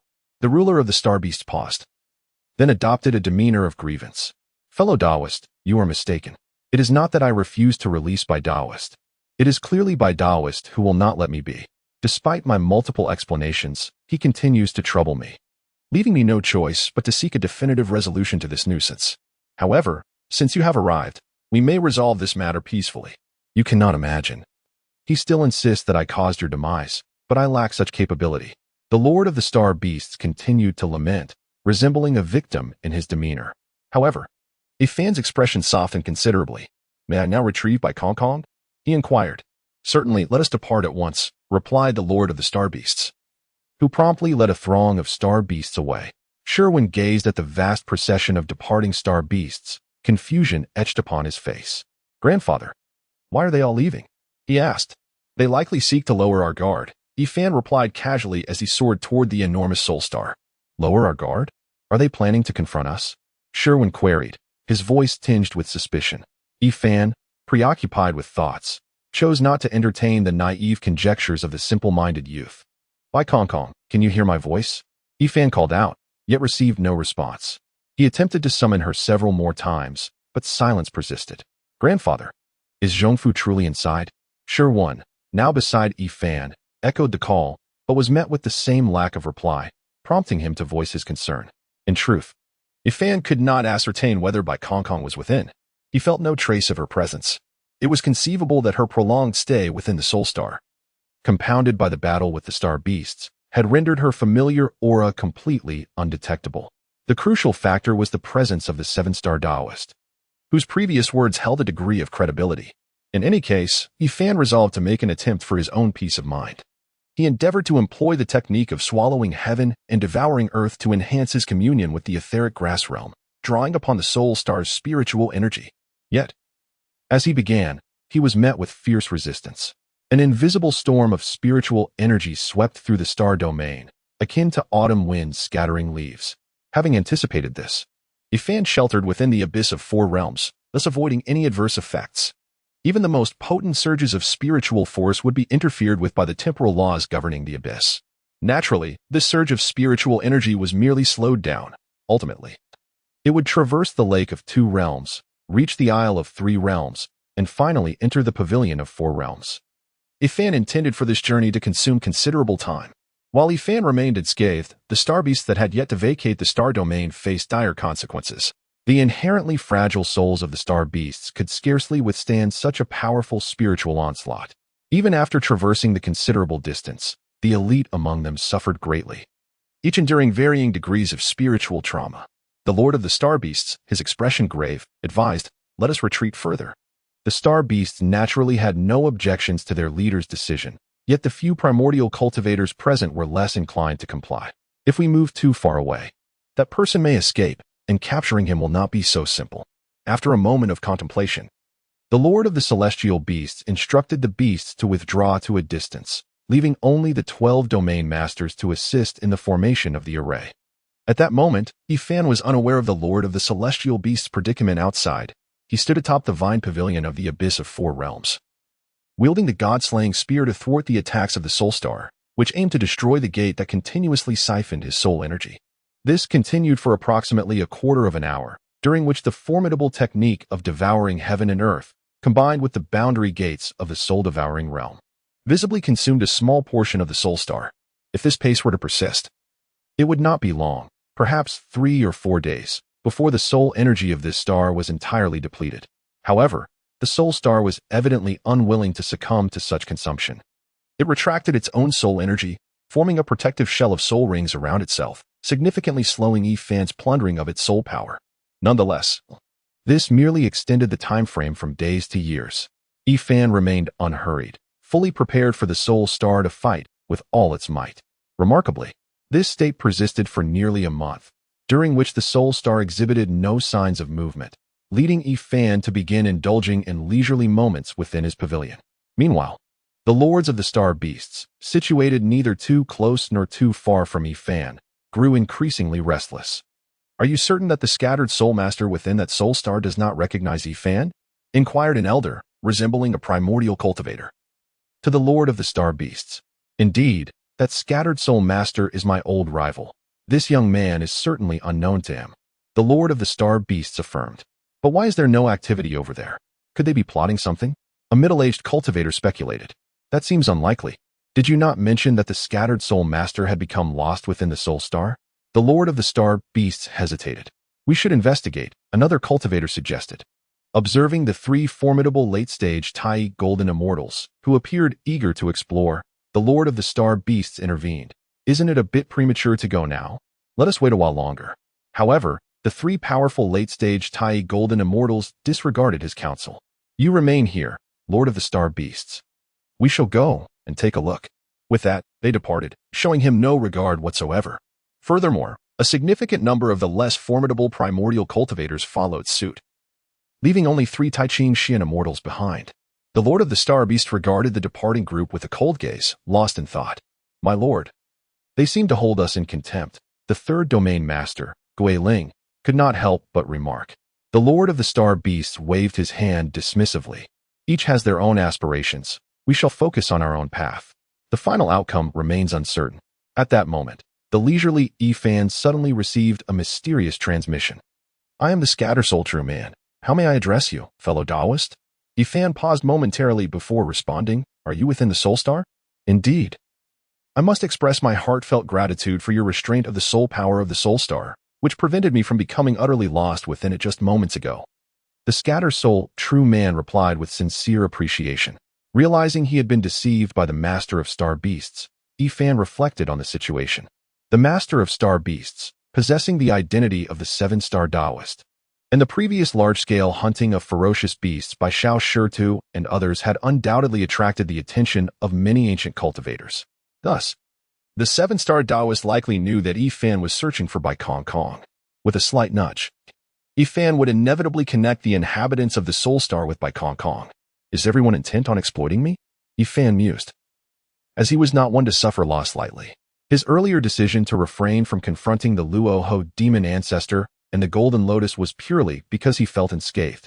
Now, he resolved not to allow himself to be taken advantage of. Certain individuals would have to pay a price for their schemes. "Fellow Taoist, do you harbor enmity toward that 7-star fellow?" The voice of the Scattersoul True Man resounded once more. Ifan chose not to divulge much and simply replied, "Indeed, there is animosity. I sense that the 7-star fellow has already set up a grand star formation. If you wish to depart at this moment, the prospects appear dire," the Scattersoul True Man cautioned. Ifan refrained from inquiring how the True Man sensed the formation, opting instead to silently await his next words. I cannot hold on for much longer. I shall inevitably succumb to the vast expanse of soul power. However, I can still tenuously harness the strength of this soul star for the time being. If you can lure the 7-star fellow here, I assure you I can annihilate his soul and destroy his essence. The scatter-soul true man articulated his intentions. After contemplating the implications, Ifan sensed that the matter was not as straightforward as it seemed. Nevertheless, he acquiesced to the scatter-soul true man's plan, deciding to draw the 7-star Taoist forth. Meanwhile, nearly 10 ancient cultivators had drawn perilously close to Ifan and his companions. From a distance, they caught sight of an unremarkable small island floating upon a golden lake, which inexplicably obstructed their spiritual probing. The knowledgeable experts soon discovered that the lake was composed of temporal elements. However, their attention was swiftly diverted to the continuously consuming gateway of the soul star, which relentlessly absorbed the soul power. The peculiar boundary, in the face of such terrifying events concerning the soul star, saw no resistance from it. Rather, it merely fortified its defenses, which is quite perplexing. This realization dawned upon the cultivators, indicating that their plan to instigate a confrontation between Ifan and the Soul Dissipation Master had already met with failure to a significant extent. The Soul Dissipation Master must be utterly lost within the Soul Star, murmured one cultivator, given the abundant soul power of the Soul Star. Though he follows the path of the soul, it is indeed commendable that he has persevered thus far, another added. Shall we return and summon the Lord of Star Beasts to surround and eliminate this individual, then proceed to divide the Soul Star? Proposed a previous cultivator. Perhaps we should reconsider. With the Lord of Star Beast's timid nature, he would certainly hesitate to confront the Master of Silence. After all, not only do they share a history of animosity, but this individual has also severely wounded the Western demon ancestor, Luo Hu, interjected an elder, appearing as a seasoned cultivator of the late stage of the Tai Golden Immortal. The others turned towards him, seemingly questioning how they could possibly contend with such a formidable foe without enlisting the Lord of Star Beasts. However, the elder then directed his gaze towards an unremarkable young male cultivator, suggesting, Taoist Hongjun, what say you to our collaboration? The crowd regarded the seemingly ordinary young man with expressions of astonishment as this young cultivator revealed the elder's name. Yin-Yang Ancestor, do you possess any brilliant stratagems? The other cultivators suddenly recognized the gravity of their involvement in an impending conflict. The illustrious Hongjun, capable of enlightening all things, alongside the unparalleled Yin-Yang Ancestor, who wielded the profound innate treasure, the Taiji diagram, represented some of the most eminent powers of the primordial age. The treasures they sought were undoubtedly beyond the reach of mere cultivators still aspiring to the realm of Deluo. Yet, as these cultivators pondered their escape, the Yin-Yang Ancestor summoned another notable figure. If the Venerable of the Bitter Sea does not emerge now, is it to await an opportune moment for advantage? He addressed a childlike figure who was, in fact, a late-stage Tai Golden Immortal. Alas, may I depart at this moment? The childlike Bitter Sea Venerable sighed. That would not do. It would be ill-advised to arrive empty-handed, the Yin-Yang Ancestor replied with a faint smile.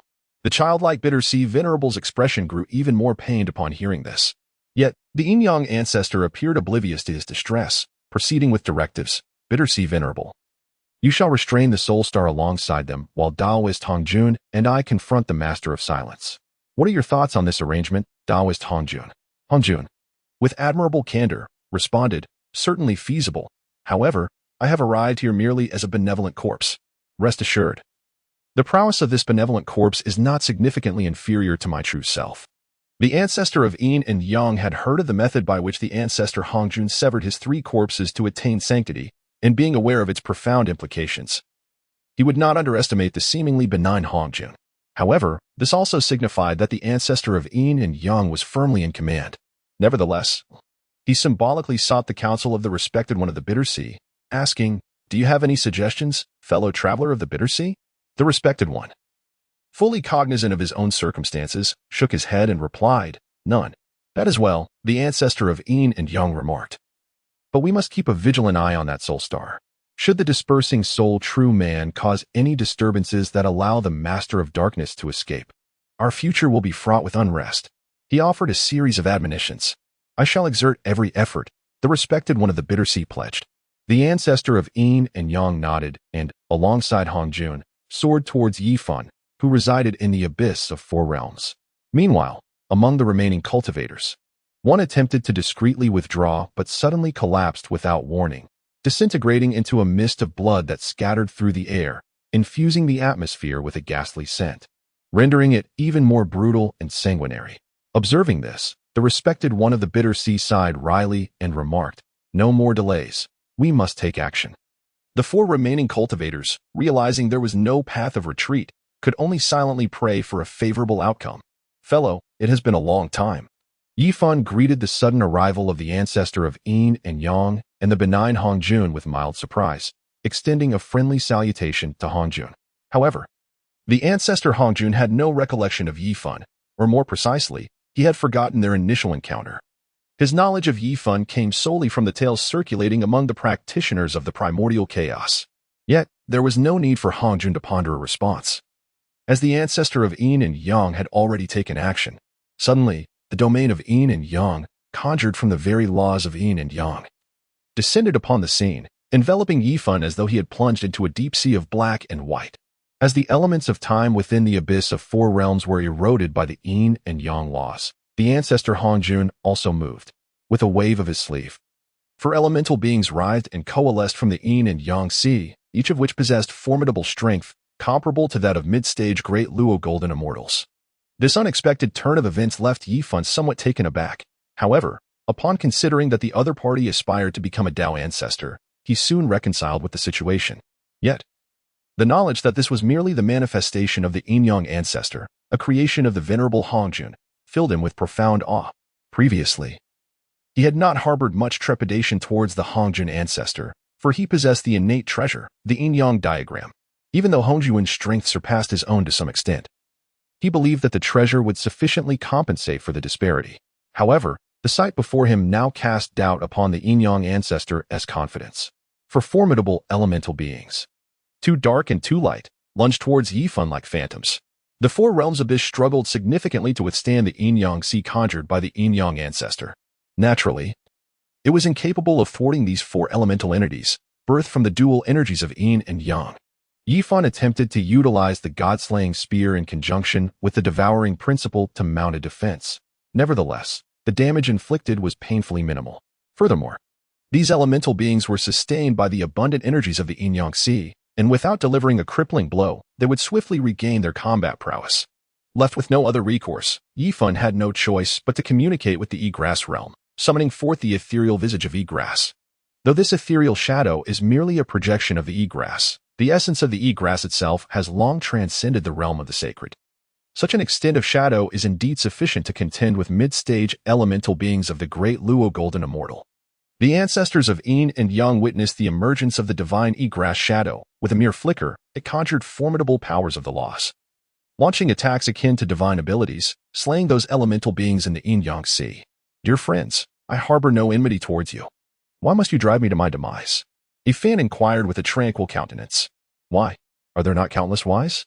The ancestor of Yin and Yang replied casually, manipulating a black and white orb the size of an egg in his hands. However, the ancestor Hongjun waved his sleeve, summoning three colossal entities into this celestial expanse. One appeared as a celestial mountain when viewed from the side, resembling a giant fish when gazed upon from above. Another took the form of a black and white Chinese dragon, and from a different angle, it seemed like 12 oddly arranged stars. The last entity, at first glance, resembled a bird, but upon closer inspection, it appeared as grass. "We seek merely treasures," Hongjun declared, as these three behemoths, comparable to late-stage great Luo Golden Immortals, advanced towards Yifan. The four realms abyss, where Yifan found himself, resembled a small puddle beneath the feet of these titanic beings, poised to be flattened at any moment. Yifan had never anticipated that he would provoke the ancestor Hongjun at this juncture.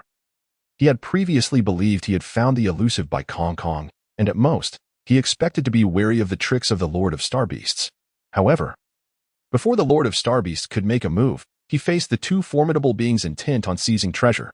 Though Yifan felt quite vexed, he would not yield without a fight. He intensified the supply of his soul power, solidifying the Egrass shadow somewhat. Yet, Yifan had yet to break through to the great Luo Golden Immortal realm. He remained merely a Tai Golden Immortal, with the Egrass shadow being his sole means to contend with the ancestors of Yin and Yang. This time, however, Yifan did not recklessly burn his soul power as he had against the Luo Ho demon ancestor. Instead, the Egrass shadow, though unable to annihilate the three colossal beings, managed to repel them. With a peculiar sound resounding, a black and white orb, the size of a basketball, descended upon the Egrass shadow, swiftly penetrating through it and hurtling towards Yifan. Yifan's expression turned to one of astonishment. He had not anticipated that the ancestor of Yin and Yang had already broken through to the late stage of the great Luo Golden Immortal. The might of a quasi-saintly divine ability would obliterate him if he did not summon the Egrass shadow with utmost fervor. Alas, it was too late.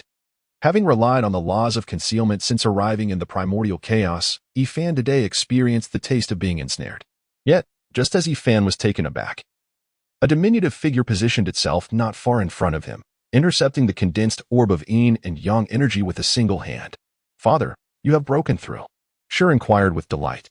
Little Stone accepted the divine power bestowed by the ancestor of Yin and Yang, his expression grave as he nodded solemnly. Yifan, regaining his composure, instinctively handed the god-slaying spear to Little Stone. Without hesitation, Little Stone accepted it, for wielding the spear was far more prudent in his hands than in Yifan's. After all, Yifan was merely at the late stage of the Tai Golden Immortal realm, a level considerably inferior. Even though Little Stone was oblivious to the laws of slaughter and destruction, the god-slaying spear would undoubtedly prove far more potent in his possession than in Yifan's. The ancestors of Yin and Yang showed no extraordinary surprise at Little Stone's emergence. Meanwhile, as Yifan found himself besieged by the ancestor Hongjun and others, the Scatter-Soul Real Man broke free from his confusion, eager to assist Yifan. However, the Sea of Suffering summoned by the Venerable of Suffering momentarily stalled the Soul Star, as the Scatter-Soul Real Man exerted all his efforts to control the Soul Star. Hoping to escape the Sea of Suffering swiftly, an ethereal soul silently infiltrated the Soul Star. Consequently, the Soul Star began to act erratically, releasing an overwhelming surge of soul power. Yet, the laws within the Sea of Suffering seemed to suppress this soul power. After breaching the Sea of Suffering, the outpouring soul power posed little threat to the Venerable of Suffering and his companions. This continued for a moment, and then the Soul Star came to a halt, descending into an eerie silence. The ancient cultivators were left somewhat perplexed. Meanwhile, the battlefield where Yifan stood had descended into a peculiar state of equilibrium. The small stone was effortlessly matching the two opponents in the Yin-Yang Sea. However, Yifan discerned that this was due to the Yin-Yang ancestor not exerting his full strength. Yifan was unaware of the ancestor's true intentions, but understood his desire to maintain this balance, which is why he refrained from summoning the ethereal figure of Yi Chao to assist the small stone. It is important to note that summoning the ethereal figure of Yi Chao demanded a significant amount of soul power.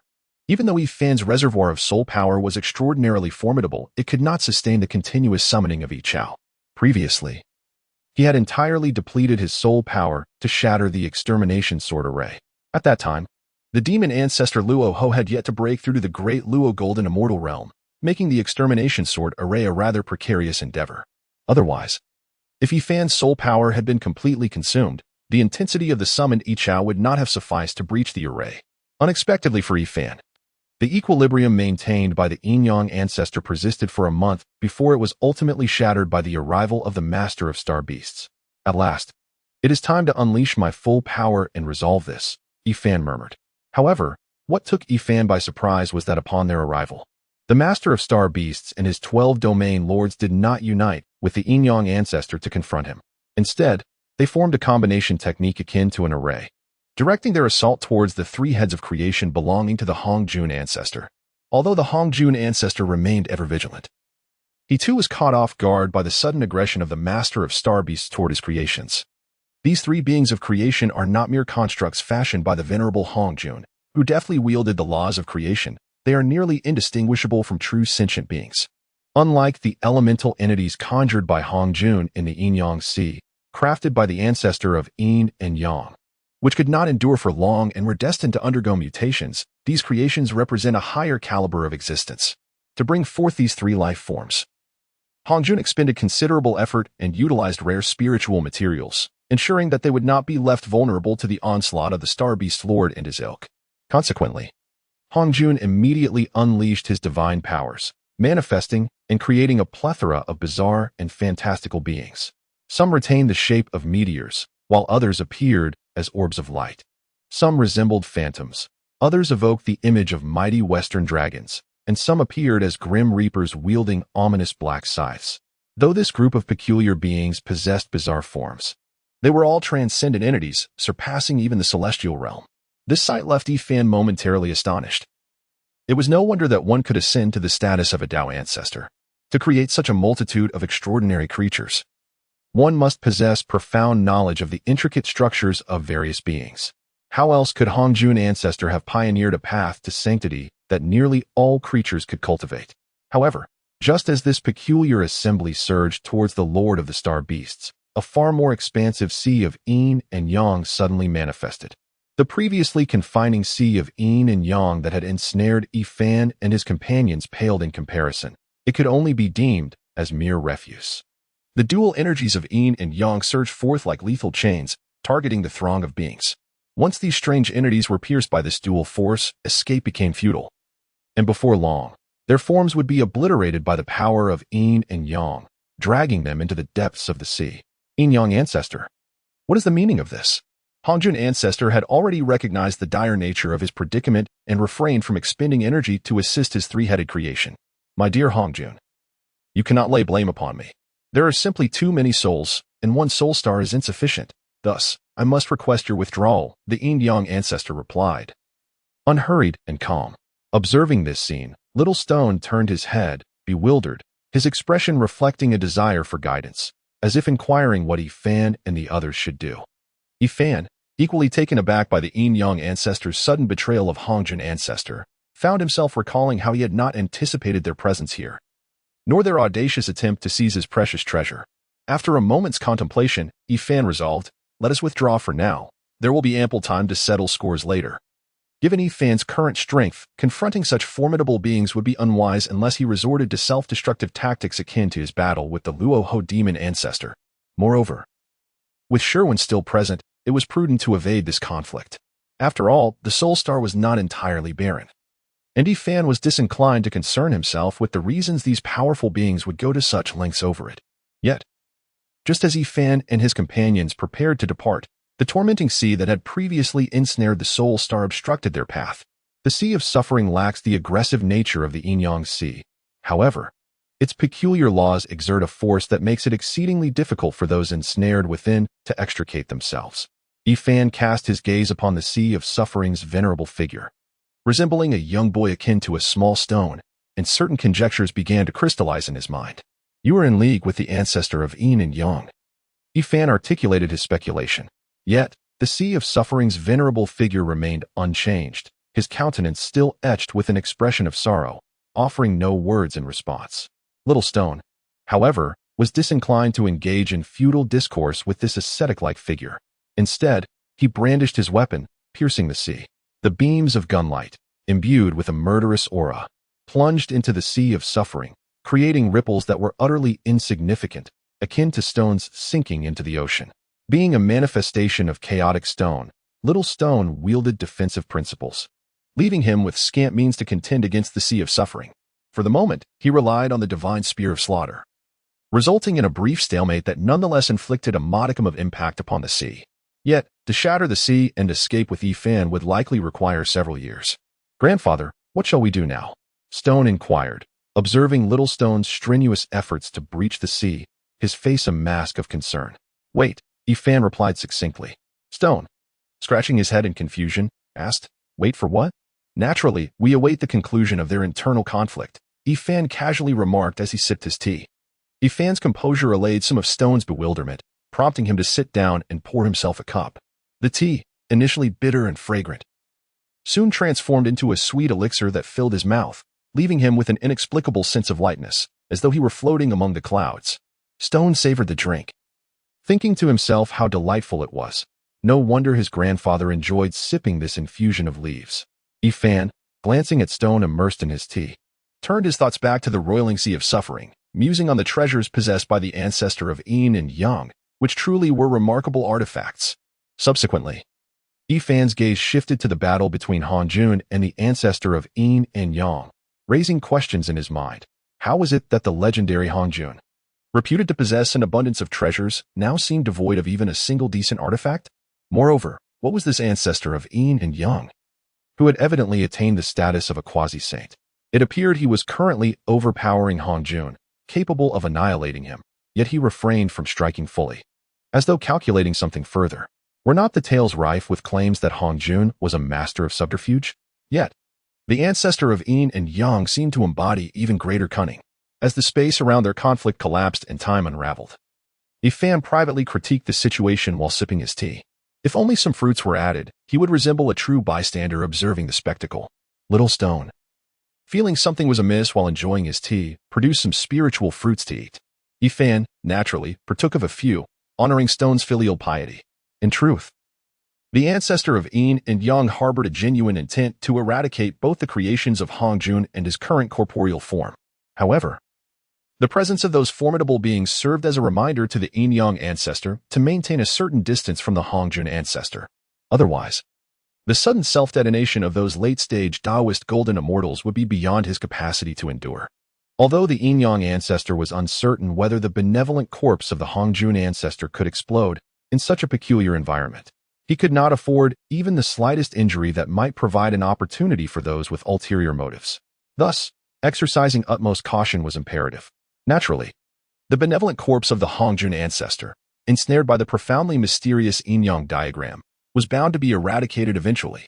As a month passed, the three Taoist creations of the Hongjun ancestor self-detonated in succession, granting the benevolent corpse an opportunity to escape. Yet, the Yin-Yang ancestor would not allow him to depart so easily. Following a fierce battle, the soul of the Hongjun ancestor's benevolent corpse managed to flee the scene. The previously tumultuous battlefield fell eerily silent, and Ifan, observing the predatory gazes of the Yin-Yang ancestor and the Lord of the Star Beasts, murmured softly, "At last, it is my turn to take the stage." Ifan summoned all of his soul power to evoke an apparition of Yichao, akin to a mid-stage quasi-saint. The immense and divine form of Yichao abruptly manifested over the Sea of Suffering, causing violent upheaval. The Venerable of the Sea of Suffering was suddenly struck by a bizarre attack, hurtling several kilometers away, while the sea itself began to collapse and scatter, converging towards the direction of the Venerable's flight. Witnessing such an unexpected turn of events, the Yin-Yang ancestor furrowed his brow and promptly summoned the Tai Chi diagram, which unfolded like a vast ocean of black and white, swiftly enveloping Ifan. However, Ifan skillfully manipulated the Yichao apparition to unleash a certain divine power, radiating brilliance that completely repelled the Yin-Yang Sea, creating a small vacuum zone. If this continued, the Yin-Yang Sea would likely face destruction. The Yin-Yang ancestor's expression turned grave, tinged with urgency. He hastily employed divine techniques to stabilize the Tai Chi diagram while simultaneously launching a counterattack against the Yichao apparition. For tendrils resembling black and white tentacles emerged from the four corners of the Tai Chi diagram, reaching towards the entwined Yichao apparition. Yet, Ifan was no novice. He intensified his soul power to counterattack, preventing the tendrils from advancing while being unable to initiate an offensive. Thus ensued a stalemate. The Yin-Yang ancestor, relieved by this development, understood some nuances of Ifan's prior encounter with the Luoho demon ancestor. He knew that Ifan's mysterious summoning technique could not sustain itself indefinitely. Therefore, achieving a stalemate was tantamount to victory for him. Little did he realize that Ifan was merely testing the limits of his soul. Typically, cultivators could only harness a minuscule fraction of their soul power. Even with certain esoteric methods, it was impossible to fully unleash the power contained within the soul. Even for someone like Ifan, who resorted to burning his soul to replenish the Yichao apparition with soul power, he could only convert a mere 50% of his soul power. Thus, Ifan sought to explore whether he could, without resorting to the method of burning soul power, simply rely on willpower to allocate a greater amount of soul power. As Ifan found himself ensnared by the turbulent sea of suffering, he suddenly became aware of a multitude of fragments, seemingly feedback from the essence of the small stone to his own being. Initially, this appeared inconsequential. Yet, the previously inconspicuous system unexpectedly emerged, bestowing upon him the profound technique of the E-Grass sword realm. In that moment, the fragments within his mind reassembled, and he felt as though he had completely mastered this intricate art. With such formidable skills at his disposal, Ifan could engage with greater endurance and confidence against his adversaries, seizing the opportunity to experiment with some of his theories. Unbeknownst to Ifan, the formidable Yin-Yang ancestor, unacquainted with the true extent of his burgeoning power, was calculating a way to avoid depleting his own magical energy in vain. He feigned a lack of power, requesting the Star Beast Lord to intervene. When the Star Beast Lord was still the 7 stars Taoist, he exhibited extreme caution, observing the precarious situation. He had already begun to devise a plan. Yin-Yang friend, hold on a moment longer. Some of my domain masters have sustained severe losses and will require time to gather their strength for a decisive strike, the Star Beast Lord stated, while simultaneously dispersing the 12 domain masters to execute enigmatic techniques. The Yin-Yang ancestor had witnessed the explosive power of the 3 primordial beings that had inflicted considerable damage upon the Star Beast Lord and his cohorts. He harbored little doubt regarding the Star Beast Lord's words, merely urging, "It would be best to hasten. I am struggling to endure." "Very well, hold on a little longer. We are currently harnessing the star technique to amass our power. We shall surely vanquish the Lord of Darkness when the time comes," the Star Beast Lord replied, feigning concern. The 2 cunning old foxes were engaged in their charade, while the small stone remained indifferent, solely focused on Yifan's condition. Yifan, immersed in the process of reallocating his soul energy, had little time to ponder their intentions, intent on concluding his experiments and dispatching his foes. Only Sure One, the naive youth, observed the clash of magical prowess and the principles of the universe from within the 4 realms abyss. Such a high-stakes battle was a rare opportunity for him to study. Should he glean even a fraction of wisdom from it, he would undoubtedly reap immense benefits. For sure one aspired to achieve sanctity and would not squander this invaluable chance. 2 days passed, and Yifan astonished himself by extracting nearly tenfold the amount of soul energy he had initially anticipated, managing to contend with the Yin-Yang ancestor while utilizing the Taiji diagram, all without the need to burn his soul. The Yin-Yang ancestor, however, found his composure fraying. Was it not said that the Lord of Darkness had yet to repel the not-quite-saintly Luoho demon ancestor? How could this be? Was it a miscommunication? Or had the Lord of Darkness's mysterious summoning techniques grown even more formidable? Yet, the Luoho demon ancestor had been gravely injured in prior battles, affecting his ascension to the realm of the quasi-saint. At that time, peers of similar renown to him, such as the Hongjun ancestor, had already broken through to quasi-saint status. Given the circumstances, the Lord of Darkness should have faced considerable setbacks, even if he had improved. Such a dramatic leap in strength seemed implausible, while Yifan's presence brought considerable pressure and confusion to the Yin-Yang ancestor. The Starbeast Lord's continued inaction incited significant frustration within him, from initially requesting a brief wait to a more pressing demand. Time had dragged on without any action from the Star Beast Lord. Previously, the Master of Star Beasts was gathering strength to unleash a fatal strike, while the ancestor of Yin and Yang increasingly suspected that he was merely healing and regaining his power, although the ancestor of Yin and Yang was secretly biding his time.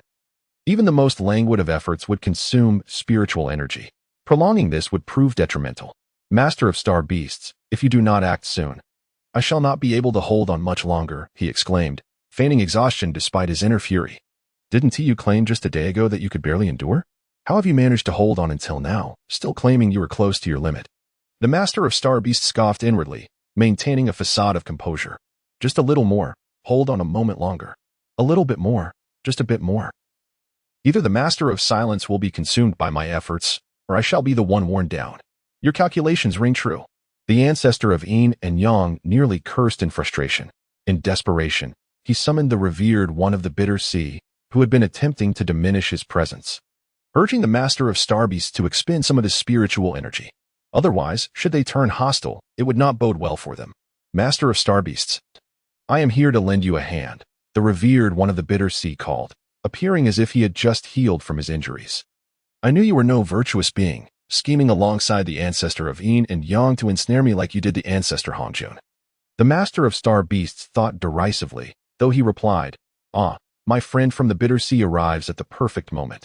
My ultimate technique is ready, and I require your artifact, the Bitter Sea, to momentarily restrain the Master of Silence." It is essential to understand that Yifan had been manipulating Yitzhao, breaking through the Yin-Yang Sea formed by the Taiji diagram, and thus was not fixed in any particular location. The revered one of the Bitter Sea complied, summoning his artifact, the Bitter Sea, and as vast waves of bitter waters surged towards the illusory figure of Yitzhao, the Master of Star Beasts made his move. Suddenly, he gathered countless points of starlight in his hand, which ultimately coalesced into a ruler. The Cosmic Star Ruler, one ruler to determine the cosmos. This ruler, forged from the essence of countless stars and the aura of the Star Beasts, descended as if innumerable stars were falling, striking the revered one of the bitter sea with a cataclysmic force. Instantly, the revered one was transformed into a mist, only escaping through the might of his formidable powers. However, observing the appearance, that mere footsteps seemed to have cost him a significant portion of his life. The city of Earth Dragons has existed for over 20 millennia. The passage of time has not allowed its inhabitants to forget the past. They have continuously strived to return to the surface. Of course, this relentless pursuit is intrinsically linked to the rigorous management methods of the city of Earth Dragons. For instance, the refinement of contribution rules, the incentive rankings for prodigies, and the concentrated education of every citizen's thoughts and habits from a young age. Children in the city of Earth Dragons, merely 2 or 3 years old, are required daily to recognize characters, memorize history, and identify primordial beasts alongside engaging in physical training. Their childhoods cannot be described as diverse. They are, in fact, strikingly uniform. By the time they reach the age of 12, most have already opened their contract space, acquiring their first contracted beast. From that moment on, a child's innate talent and efforts are no longer the decisive factors determining their future achievements. Rather, it is their family's circumstances that hold sway. Unfortunately, Hongyi was born into a family that, while nurturing, was steeped in poverty.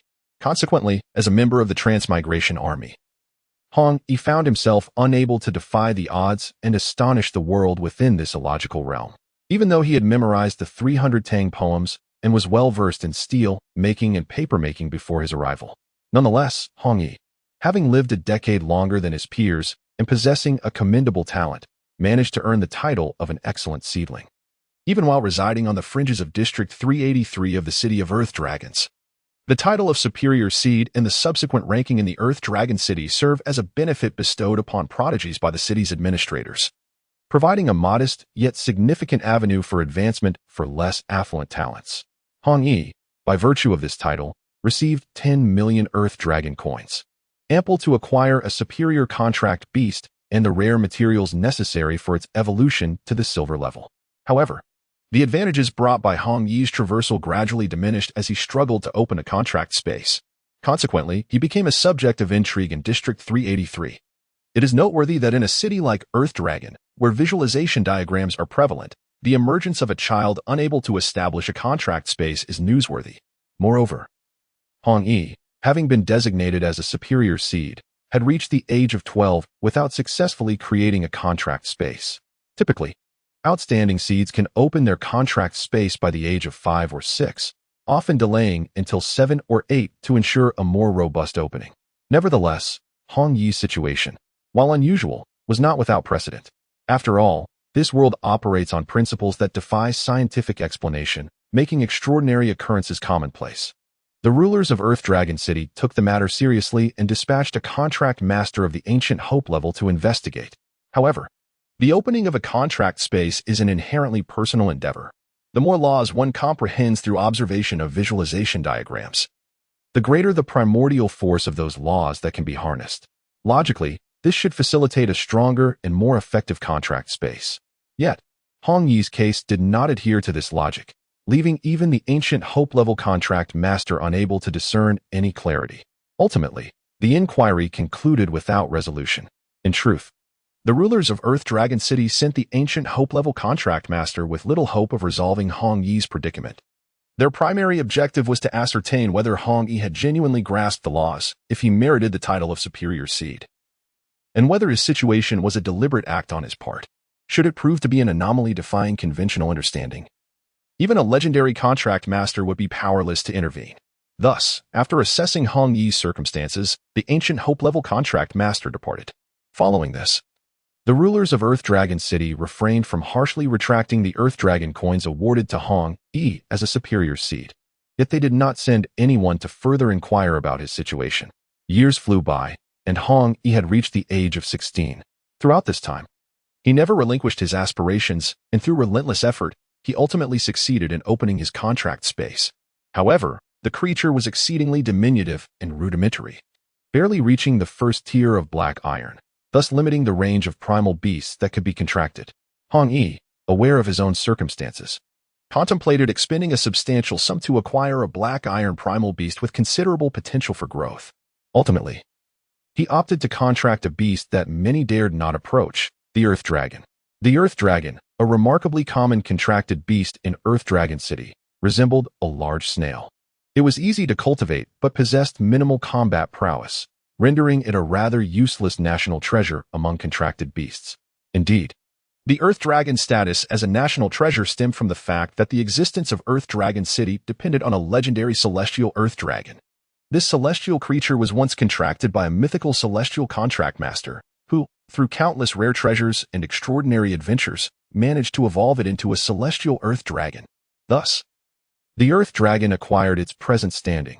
Yet throughout billions of years of history, no one has succeeded in cultivating an Earth Dragon beyond the ancient legendary tier. Consequently, the Earth Dragon became a choice between utter futility and remarkable potential. Hong Yi's choice of the Earth Dragon was not an act of self-abandonment nor a display of misplaced confidence. It was simply a momentary impulse, coupled with a result of careful contemplation. The Earth Dragon he contracted accompanied him for quite some time, although Hong Yi was often preoccupied with his cultivation. And the Earth Dragon epitomized the laziest of primal beasts. Their shared moments were scarce.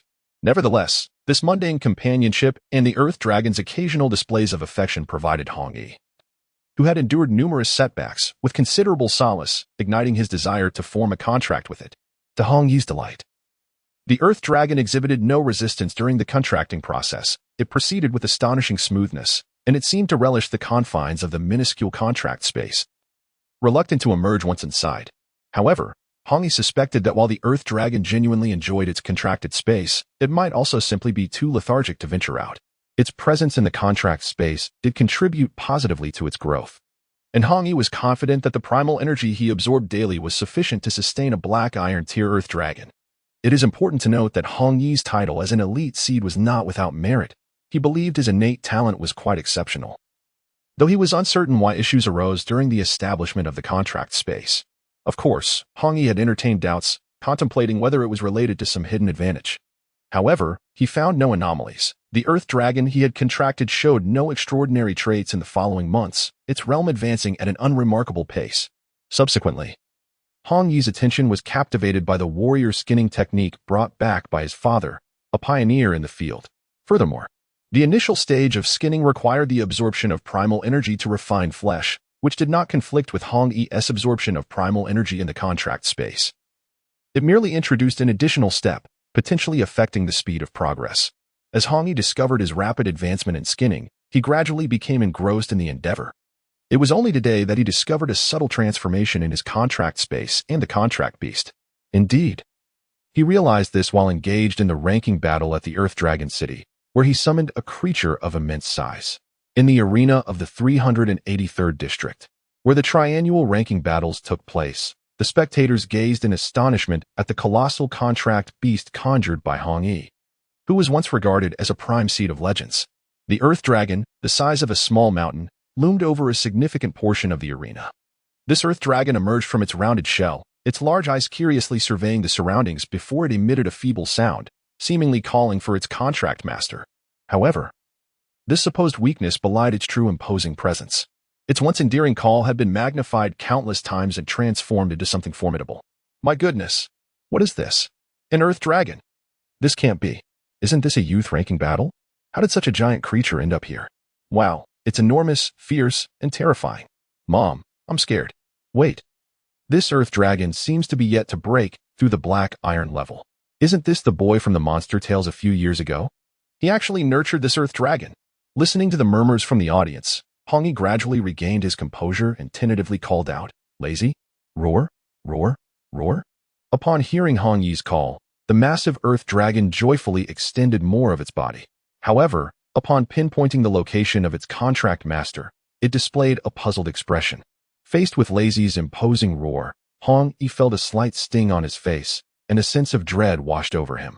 It dawned on him that his contract beast, Lazy, had never participated in a battle arena before. In fact, it had likely never fought against other primordial beasts in its entire life. Nevertheless, that was not the crux of the matter. Hong Yi had never intended for it to fight.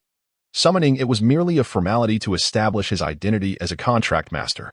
Yet now, given Lazy's current size, it certainly warranted informing it and seeking its consent. One must understand that the intelligence of primordial beasts is rather low, comparable to that of a pet dog from Hong Yi's previous life. and earth dragons are notoriously known for their lack of intellect. Thus, confronted with such a colossal lazy, Hong Yi felt compelled to express his trepidation, especially as someone who was aware of how irritable one could be when suddenly awakened. Consequently, as Lazy emitted its imposing roar, visions of it angrily opening its mouth to bite his head, or using its enormous eyes like wrecking balls to squash him, or even leaping high to turn him into a mere pulp, filled Hong Yi's mind. Fortunately, such vivid imaginings did not manifest. At that moment, the official in charge of the arena approached. Dressed in a black and white qipao, her elegant visage bore a serious expression. Hong Yi, is this your primordial beast? She cast a glance at Lan Lan before turning her attention to Hong Yi. Startled by her serious tone, Hong Yi hastily replied, "Ah, Mentor Huang. This is indeed my original beast." She eyed him with suspicion. Hong Yi felt an inexplicable unease, for this was his childhood mentor. In the presence of the stern yet occasionally warm-hearted Mentor Huang, even as a time traveler, he felt a sense of reverence. "All right. What is the name of your original beast?" Mentor Huang, aware that it was a critical moment in the competition and that time was of the essence, refrained from asking further questions. Instead, she produced a data board to verify the details, aiming to swiftly commence the contest. Lan Lan? Hong Yi replied with an inquisitive tone.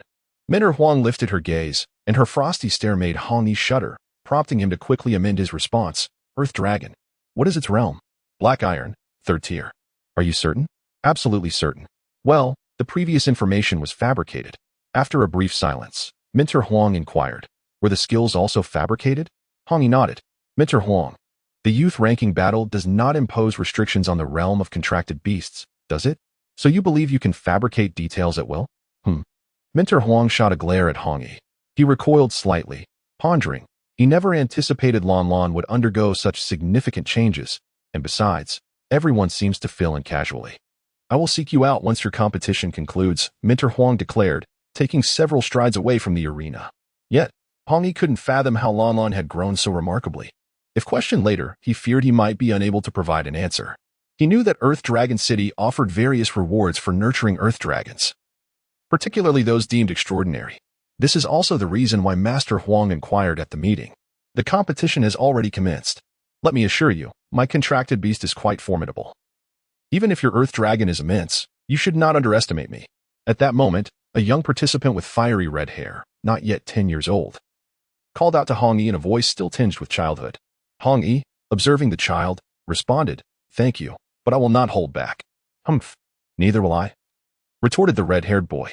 Before Hong Yi could marvel at the child's composure and confidence, he was suddenly propelled into the air by a colossal entity that surged from beneath his feet. The spectators at the competition were abuzz with discussion regarding this unexpected turn of events. Truly, he is the grandson of Elder Yin, at such a tender age. He has already cultivated the white Lin elephant to the silver level. It is said that Yin Su's white Lin elephant has an extraordinary origin. It remains to be seen who is more formidable, this enigmatic boy or his Earth Dragon. Speaking of which, that peculiar boy must have mastered the skin refining technique of a warrior, right? Indeed, and he has achieved significant mastery. However, it seems that there is a slight issue with his contracted shield. Upon hearing this, the crowd began to speculate as to why the mysterious boy's contracted shield appeared so feeble moments earlier. The contracted shield serves as a protective barrier provided by the contracted space for the contractor. The higher the level of the contracted space, the stronger the shield. Generally speaking, contractors below the gold level lack the ability to manipulate the contracted shield freely, and the exceptionally thin shield wielded by Hong Yi is considered a result of his meticulous control. After all, activating the contracted shield at all times would deplete the energy within the contracted space. Achieving such control would be a challenge even for platinum contractors. Thus, the crowd was left with two conjectures. First, that Hong Yi is a prodigious platinum contractor, though this seems improbable, as even the most gifted individuals in the top 10 districts struggled to reach the platinum level at Hong Yi's age, let alone excel as a standout among them. Secondly, it is suggested that Hong Yi has prematurely mastered control over the contracted shield, which also appears unlikely. However, there are numerous individuals, all of whom are prominent figures in both history and the present, particularly significant ones. Yet, they remain oblivious to the fact that Hong Yi's contract shield is so feeble because his contract space is still at the 3rd tier of Black Iron. He himself is merely a weak contract master at the same level. As for what is happening with Lan Lan, he is equally in the dark. Currently, Hong Yi is making every effort to evade a stone elephant, standing upright in the size of a wild boar, which the audience has been discussing, the white linstone elephant. This particular creature, however, has been trained to an extraordinary degree by a red-haired boy, far surpassing the mere advancement to the silver realm. Likely reaching the 3rd or 4th tier of silver, Hong Yi stands no chance against the silver tier white linstone elephant. His left and right hooks barely tickle it, and his agility pales in comparison, making it exceedingly difficult to dodge the creature's blows. Overall, he is being thoroughly overwhelmed. Fortunately, Hong Yi has achieved mastery in skin refinement, equivalent to the pinnacle of silver, or the 20th tier of silver beast defense. For him, the white linstone elephant, which primarily relies on brute force, is bearable. There is no danger to his life, merely some discomfort. Upon seeing Yi Fan again, the Lord of Star Beasts was overwhelmed with an indescribable mix of emotions, culminating in a single word: Master. Upon hearing this address, Yi Fan realized that the Lord of Star Beast's rebellious sentiments had likely diminished significantly. When the Lord of the Bitter Sea uttered the word Master, he immediately knelt, proclaiming his willingness to face any peril for Yi Fan, pleading for acceptance. Yi Fan glanced at the Lord of the Bitter Sea and remarked, "You are not like the Lord of Star Beasts." He entered of his own volition, and his body remains intact, able to return to the primordial chaos. Your physical form, however, has long been extinguished. The Lord of the Bitter Sea felt a heavy weight in his heart, realizing from Yi Fan's words that he seemed to hold little value. Indeed, he possessed little utility for Yi Fan. Yet, being a late-stage Deluo Jingxian, and considering the vastness of the Egrass realm, retaining him may not be a detriment. He could potentially prove useful in the future. At this moment, the Lord of the Bitter Sea was deep in thought, struggling to formulate a reason for Yi Fan to keep him, but after much contemplation, he found himself at a loss. Yi Fan, however, interjected, "As long as you heed my arrangements, I shall permit you to remain in the Egrass realm." Hearing this, the Lord of the Bitter Sea felt as though he had grasped a lifeline, eagerly responding, "I will certainly obey. I will certainly obey." Yi Fan nodded slightly and turned to the Lord of Star Beasts, saying, "The small world of souls you have created for them is quite intriguing." The Lord of Star Beasts, upon hearing this, began to speculate internally about Yi Fan's intentions but chose to remain silent, patiently awaiting what Yi Fan would say next. "Jiahu Tianzun, I believe you could engage in discussion with him. It may prove beneficial for the divine abilities you are developing." Yi Fan instructed Jiahu Tianzun. Jiahu Tianzun, pondering this, nodded thoughtfully, understood. Yi Fan then addressed the Master of Star Beasts, suggesting that if he was untroubled, he should collaborate with the Celestial Fox Sovereign to explore that particular divine technique. Although the Master of Star Beasts felt a profound sense of bewilderment, he swiftly acquiesced, responding, "Understood. Additionally, your current method of development among the Star Beasts is commendable. While continuing to uphold it, please refrain from venturing into the primal chaos continent. It is imperative to maintain a low profile," Yi Fan continued. "Certainly. We shall adhere to the Master's directives," the Master of Star Beasts replied. Yi Fan was indifferent to whether the Master of Star Beasts would eventually renege on his allegiance. His subjugation had been a mere serendipity. The crux of the matter was that Yi Fan had mastered the art of the Egrass sword realm, rendering him unperturbed by any potential upheaval instigated by the Master of Star Beasts. Moreover, for Yi Fan, the primal chaos was, after all, not the realm where his true essence resided. Had it not been for his desire to shield Sherwan and the others from peril, no one would dare provoke him. He could simply fight with abandon, for death would merely mean a rebirth. By the way, you should also coordinate with each other regarding those soul stars and confine them within the Egrass realm. Yi Fan instructed the Celestial Fox Sovereign and the Master of Star Beasts, recalling the origins of their conflict. Had Yi Fan's soul remained unscathed, he would have personally delved into the mysteries of the soul stars, but given his current state, he opted to refrain. Nonetheless, as long as these soul stars were ensnared within the Egrass realm, they would not cause any significant disturbances. Subsequently, Yi Fan organized a few more matters before returning to the Egrass to utilize the powers of the Egrass and the soul force of the Egrass realm to mend his soul. However, the restoration of a damaged soul was no trivial endeavor. Were it not for the existence of the extraordinary Egrass, the possibility of achieving perfect restoration would be a matter of debate. Yet even with the assistance of Egrass and ample soul force, repairing the portion of his soul that Yi Fan had voluntarily ignited would require considerable time. Fortunately, this process did not necessitate Yi Fan's meticulous oversight. He merely needed to allow the Egrass to nurture the soul force. Thus, Yi Fan decided to log off, departing from the primal chaos and returning to the fantastical world. During his over a century in the primal chaos, although most of his time was consumed with the search for Bai Kong Kong, he had also dedicated a small fraction of time to simplifying the E-Grass Realm technique. While the time spent was minimal, he nonetheless devised several simplified versions, though their efficacy remained uncertain.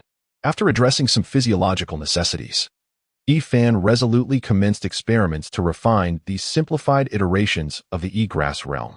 In just a few days, he successfully manifested a drastically altered, minimalist version of the E-Grass Realm. This left Yifan utterly astonished. He had long prepared himself for failure, yet he had succeeded. Had he truly achieved it? Yifan murmured in disbelief. It is no wonder that Yifan was so taken aback.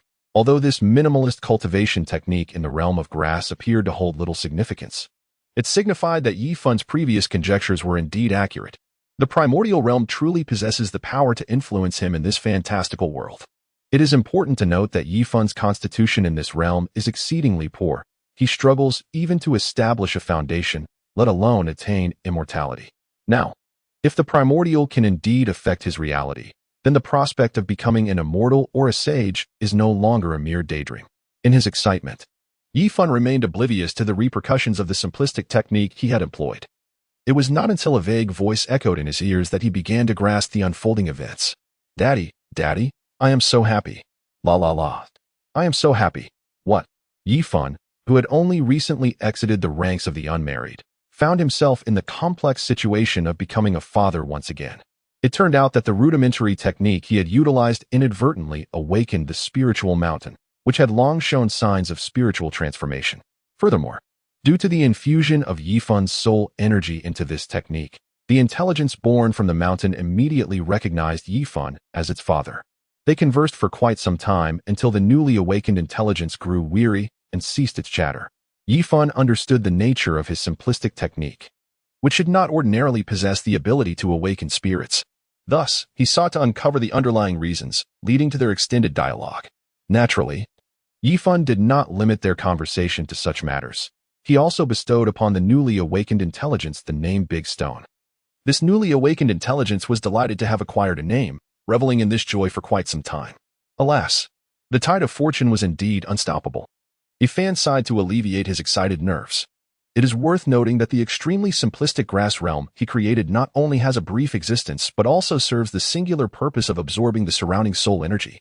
Little did he know that the spiritual mountain beneath his feet had begun to manifest signs of spiritual awakening a millennium ago.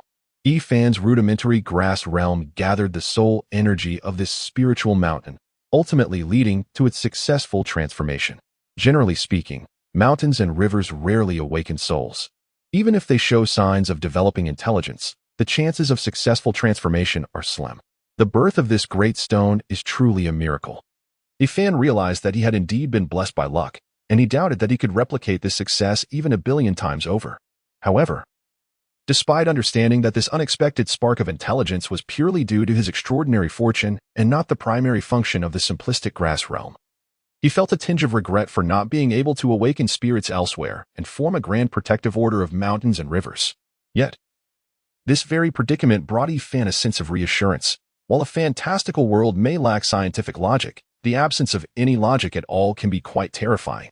With the Great Stone, Fan enjoyed a comfortable existence in the fantastical realm over the past few days. The spiritual energy in the small wooden cabin he resided in had multiplied several times, and he was abundantly supplied with spiritual fruits. Not to mention the abundance of mountain beasts for his culinary desires. Fan had become the sovereign of this mountain. Initially, Fan harbored concerns that the peak masters of the Thousand Machines sect might discover the emergence of the Great Stone and cause a stir. However, whether due to the inconspicuous nature of the Great Stone or some other reason, none of the peak masters seemed to notice the changes here. In fact, only those cultivators of peak master rank or above within the Thousand Machines sect would be able to detect the birth of the Great Stone. These peak masters were generally preoccupied with their own affairs, leaving little room to concern themselves with the changes of a small spiritual mountain belonging to the Qingyu Real. Even though this small spiritual mountain had been manifesting soul energy for quite some time, such occurrences were hardly remarkable for the Thousand Machines sect, which boasted countless spiritual mountains. Moreover, given that the Great Stone had merely just come into existence, it would be difficult to detect even if Qingyu Real did not approach it. Since no peak masters had come to investigate thus far, Yifan seized the opportunity to seek out some techniques for the Great Stone. Initially, he anticipated that peak masters from the Thousand Machines sect would come to probe the situation, but after several days of waiting with no sign of activity, he resolved to maintain the secrecy of the matter. With the Great Stone in place, Yifan believed he would eventually ascend to immortality and sanctity. For now, however, it was prudent to remain low-key. The concealment of the Great Stone not only minimized external scrutiny, but could also serve as a valuable trump card in the future. At present, though, the Great Stone's power remained relatively modest.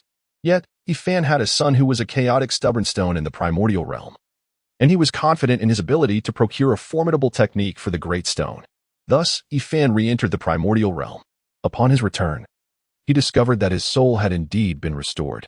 After inquiring, he learned that several millennia had passed in the Primordial realm.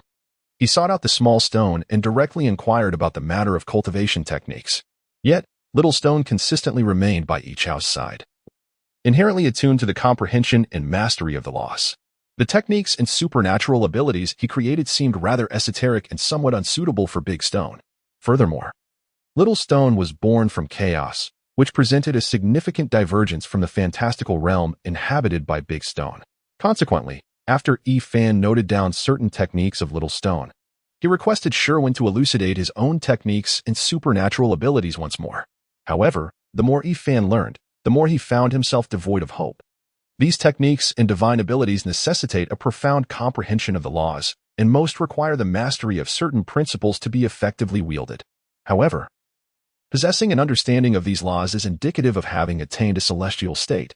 Nonetheless, Yifan diligently recorded all of them for future experimentation. Before logging off, he also granted Little Stone and the others time to explore some more rudimentary techniques. It is worth noting that Yifan only realized during this period that creating low-level techniques is no trivial endeavor, particularly for those who have not traversed such stages. Had they ascended from the foundational levels to become saints, they might have effortlessly devised a technique. However, their lack of experience renders this task somewhat challenging. Still, Yifan believed that with ample time, they could indeed create a technique suitable for the cultivation of stone beings. After acquiring numerous divine abilities, Yifan returned to the real world. He dedicated over 10 days to elucidating the introductory phases of these techniques to Big Stone.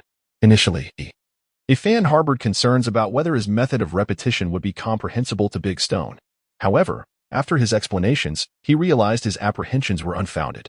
Whether due to Big Stone's exceptional talent or some other factor, he grasped a portion of the teachings.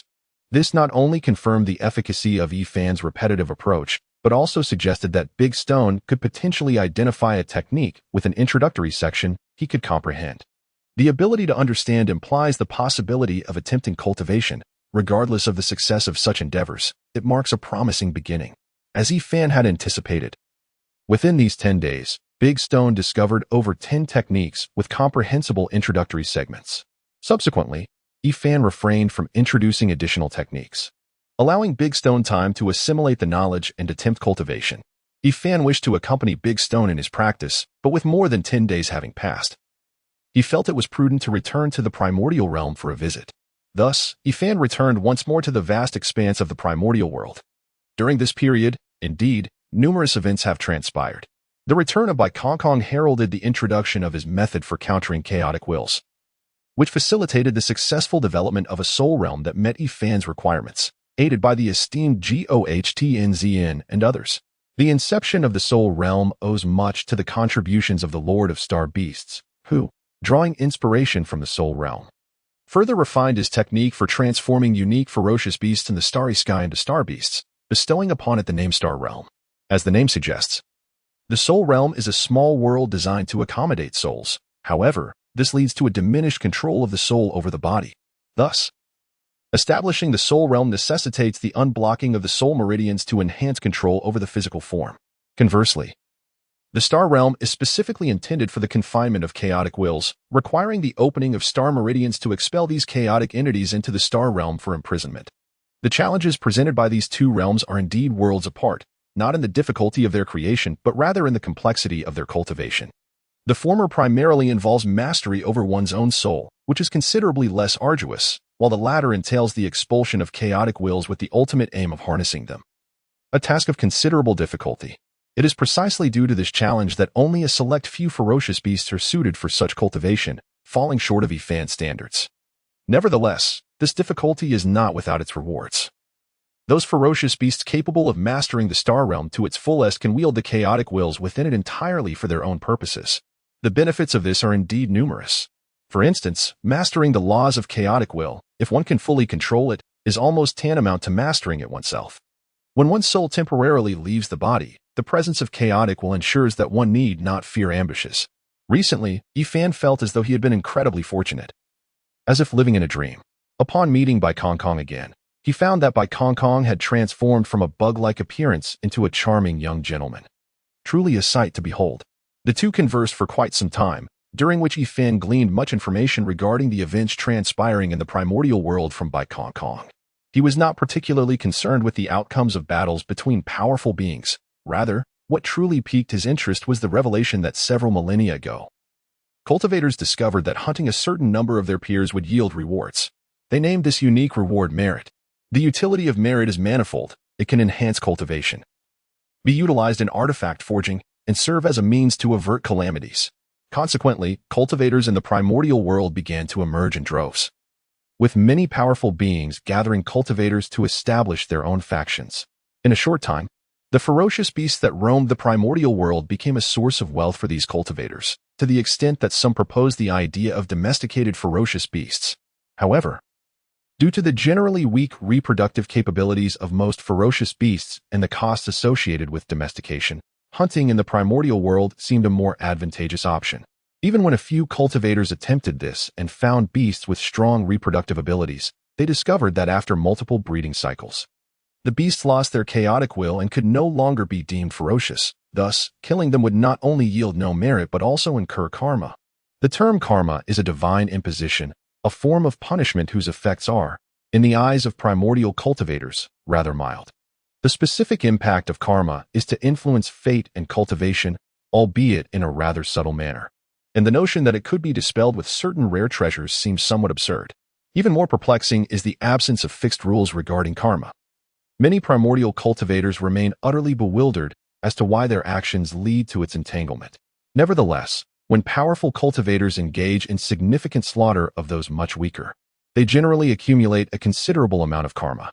Speaking of which, after Bai Kong parted ways with Yifan, he unexpectedly stumbled upon the Taoist temple of the immortal Yangmei, subsequently forging a friendship with her. There, he diligently practiced and developed techniques to suppress chaotic will.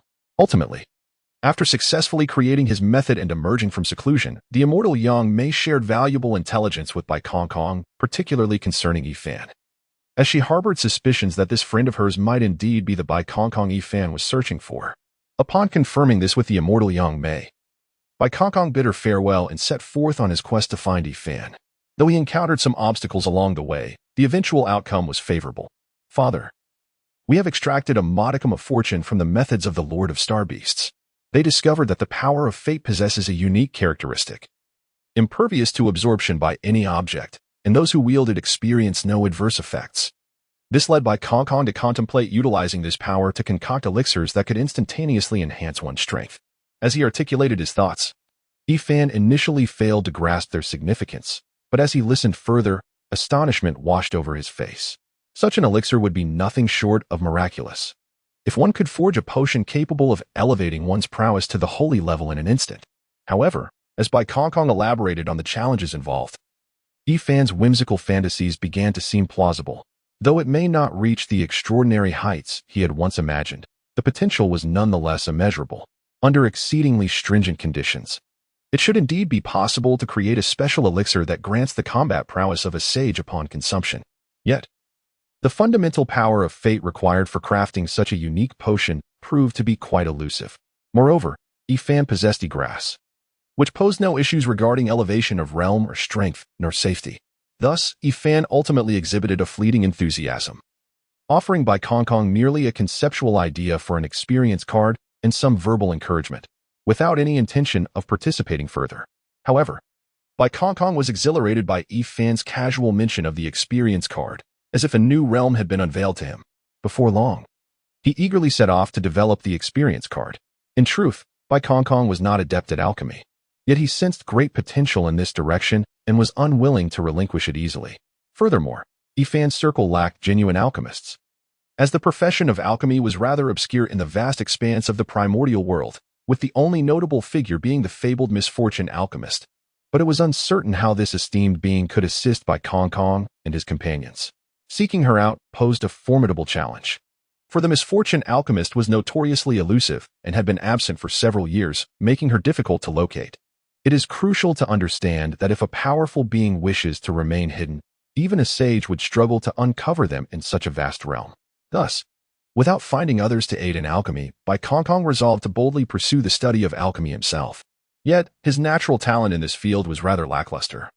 And with no guidance, his progress was painfully slow, leaving him in a state of despair.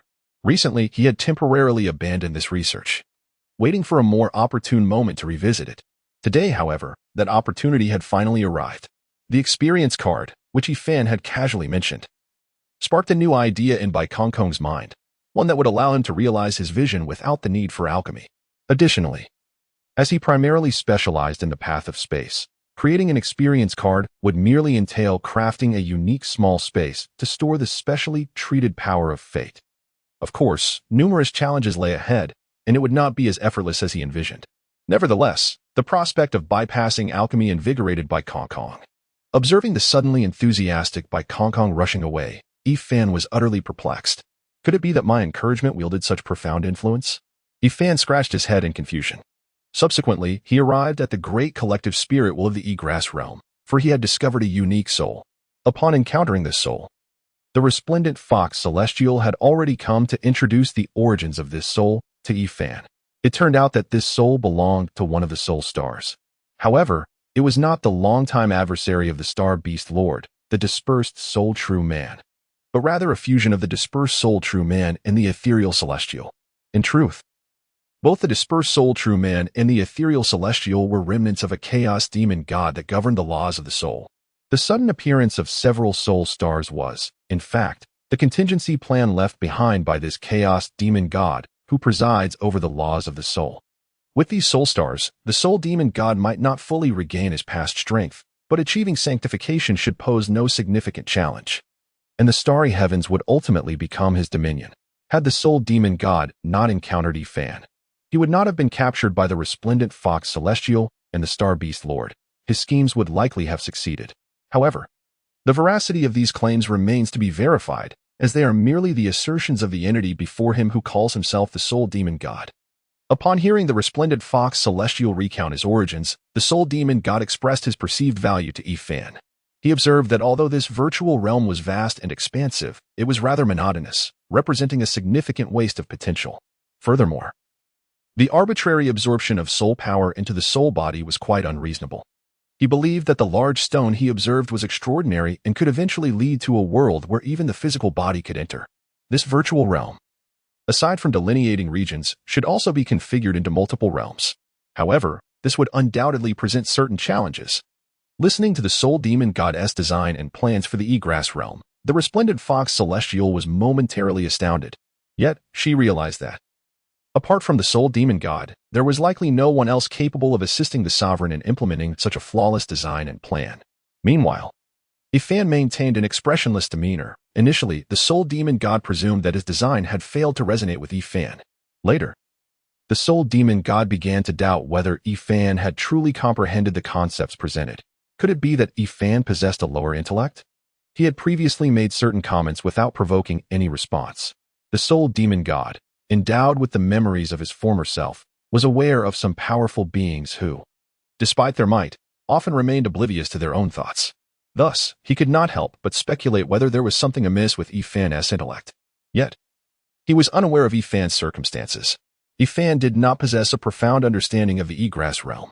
In reality, mastering the Ygrass realm required only the mastery of Ygrass itself, and Yifan's relationship with Ygrass was currently quite exceptional. However, whether this uniqueness could be transcended depended on certain conditions, which Yifan neither knew nor dared to test. The arrival of a prominent figure in this area naturally left Yifan feeling somewhat unsettled.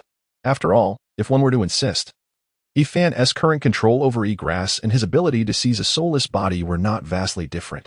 If the Soul Demon God were to uncover this truth during their collaboration to transform the E-Grass realm, it could lead to significant complications. Even if the Soul Demon God were to seize control of the Yitzhao realm, it would not be an impossibility. After all, what value is there in a realm transformed to perfection if it is not one's own?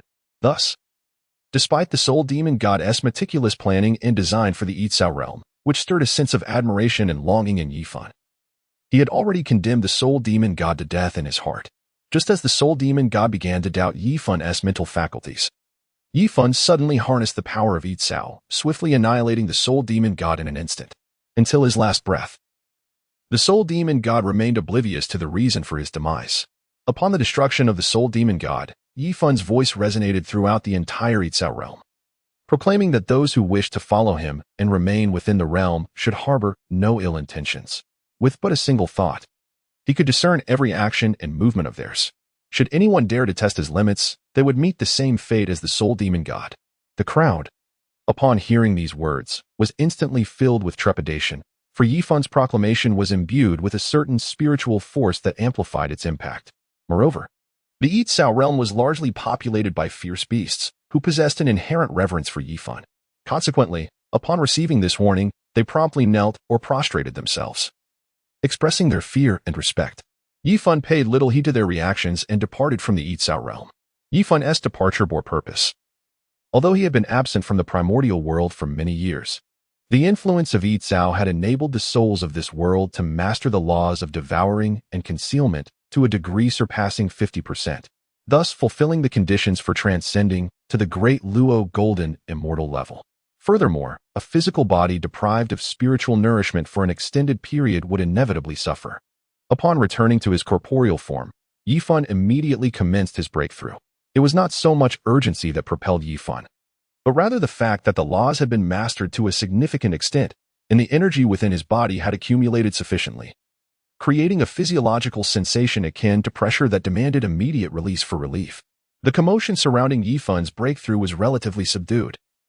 Given that the laws he practiced were not particularly advanced, yet it nonetheless attracted the attention of the Star Beast Lord and others. It was hardly surprising, considering that Yifan's physical form had been preserved by the Star Beast Lord, thus naturally drawing the attention of the Star Beasts for oversight. Even after thousands of years, the guardianship of the fierce beasts had not detected Yifan's return until the commotion of his breakthrough could no longer be overlooked. When the Star Beast Lord encountered Yifan once more, he appeared somewhat apprehensive, exhibiting greater humility. The reason for this was clear: news of Yifan's retreat ending, the annihilation of the Soul Demon God, and his subsequent warning had reached his ears. However, the Star Beast Lord, having committed no transgressions, felt no guilt. "My lord, I am at fault. I implore you to punish me," the Star Beast Lord said, arriving before Yifan even as he was midway through his breakthrough, contemplating his thoughts. Yifan, taken aback, recognized that this reaction was indeed a consequence of his actions against the Soul Demon God in the Yitzhao realm. The seven-star Taoist, it appeared, remained ever so untrustworthy. Yifan contemplated this internally, yet his expression remained composed as he inquired, "Pray tell, what transgressions do you confess?" The seven stars Taoist, without hesitation, articulated the carefully prepared defense within his heart. "I imparted the technique of the Star Realm to the Star Beasts without the consent of the Master of Dominion.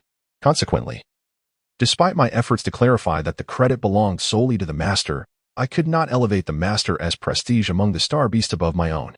The Star Beasts, endowed with the Star Realm technique, experienced a remarkable surge in both strength and numbers, which I was ill-prepared to manage, resulting in increased scrutiny from the primordial cultivators. Had I awaited the Master's emergence from seclusion to implement these measures personally, such upheavals could have been averted. I am prepared to accept the Master's punishment. The Seven Stars Taoist elaborated extensively on peripheral matters, ultimately summarizing his thoughts. Yifan, upon hearing this, grasped the underlying intentions of the Seven Stars Taoist. In truth, he feared that, upon losing the title of the Lord of Star Beasts, he would become insignificant in Yifan's eyes, risking abandonment or even annihilation. Thus, he hastily disseminated the Star Realm technique, yet he cunningly attributed its success to Yifan. Thus, even if Yifan harbored some discontent, it would not be of great consequence.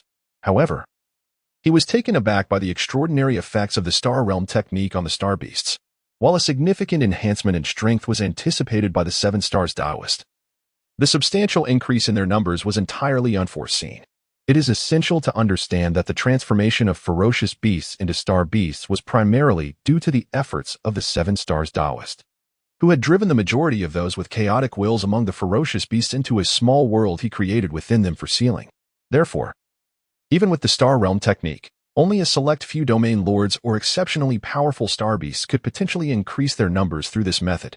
Consequently, the Lord of the Star Beasts did not emphasize the issue of expanding their population. Those powerful star beasts who wished to grow could do so freely.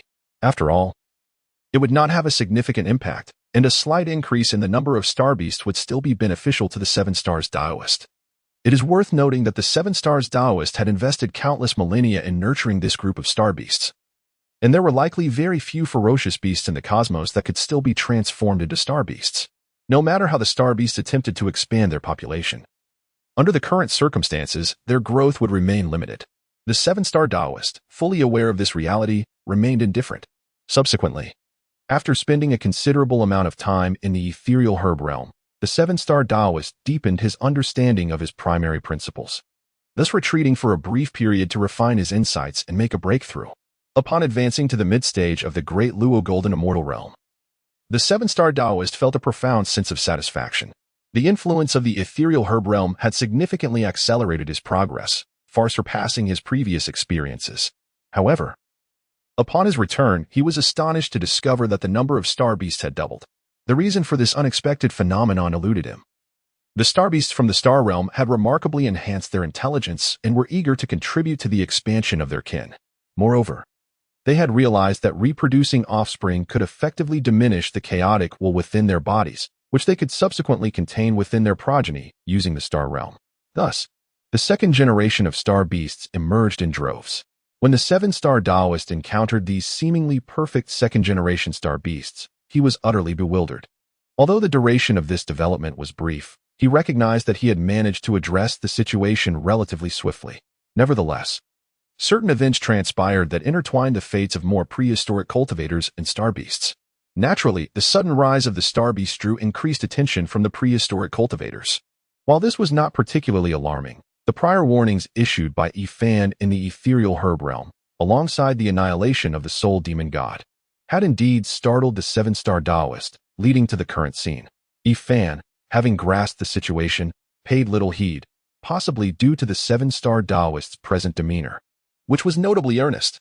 "Seven-Star, what do you think of me?" Ifan inquired. The question caught the Seven-Star Taoist off guard, leaving him stammering for a response. I dare not evaluate the Lord of Sovereignty. What is there to fear in giving an assessment? Speak your mind regarding what kind of person you believe I am, Ifan replied with a smile. The Seven-Star Taoist contemplated flattering him, but, recalling the demise of the soul demon god, hesitated. Yet, to express his honest opinion was even more daunting. Therefore, he prostrated himself on the ground, bowing his head as low as possible in silence. Observing the Seven-Star Taoist in such a state, Ifan thought, this serves as a lesson for him. However, perhaps I have overemphasized my image. I should be perceived as a benevolent figure. Should I offer an explanation? Meanwhile, the Seven-Star Taoist's mind was racing with various thoughts, and had he been an ordinary person, he might have already been drenched in sweat. Rise. I am a person who distinguishes between gratitude and grievances, not one who is capricious and indiscriminately violent, Ifan stated. Casting a glance at the still prostrating Seven-Star Taoist, he continued, You have erred in this matter. But it is not a grave mistake. I shall let this serve as your punishment for now. We shall discuss it further later. As the Seven Stars Taoist began to express his thoughts, he was abruptly interrupted by Ifan's unexpected turn of events, leaving him in a state of uncertainty. However, the Seven Stars Taoist couldn't help but feel a slight sense of relief. He had successfully navigated half of this challenge.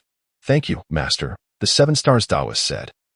But before he could finish, Ifan interjected, To develop discreetly does not equate to stagnation. Yet, considering the circumstances of your star beasts, harboring ambitions to dominate the entirety of the primordial starry sky is ill-advised. I shall heed your teachings, Master, replied the Seven Stars Taoist.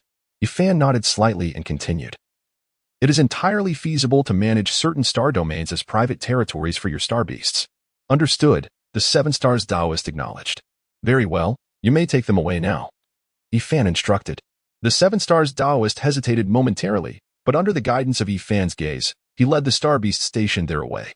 Finally, Yifan found the opportunity to delve into the simplification of other methods and powers. He murmured to himself, embarking on the path of refining his techniques. Yifan's current objective was the devouring of heaven and earth. Should he succeed in simplifying this technique, it would undoubtedly provide him with substantial benefits in reality. Moreover, a significant motivation for Yifan's endeavors lay in his profound initial experience of the exhilarating sensation of becoming stronger through absorption. If only he could replicate such an experience in the real world. With these thoughts, Yifan felt invigorated. Unbeknownst to him, several centuries slipped by in the blink of an eye. Having achieved modest progress, he returned to the real world, only to face a disheartening outcome after a brief experiment. Not to worry, failure is the mother of success, Yifan reassured himself, having mentally prepared for such eventualities. He was acutely aware of the terrifying time disparity between the real world and the primordial realm, so he did not linger any longer in reality. Upon returning to the primordial realm, Yifan resumed his efforts to simplify the devouring of heaven and earth.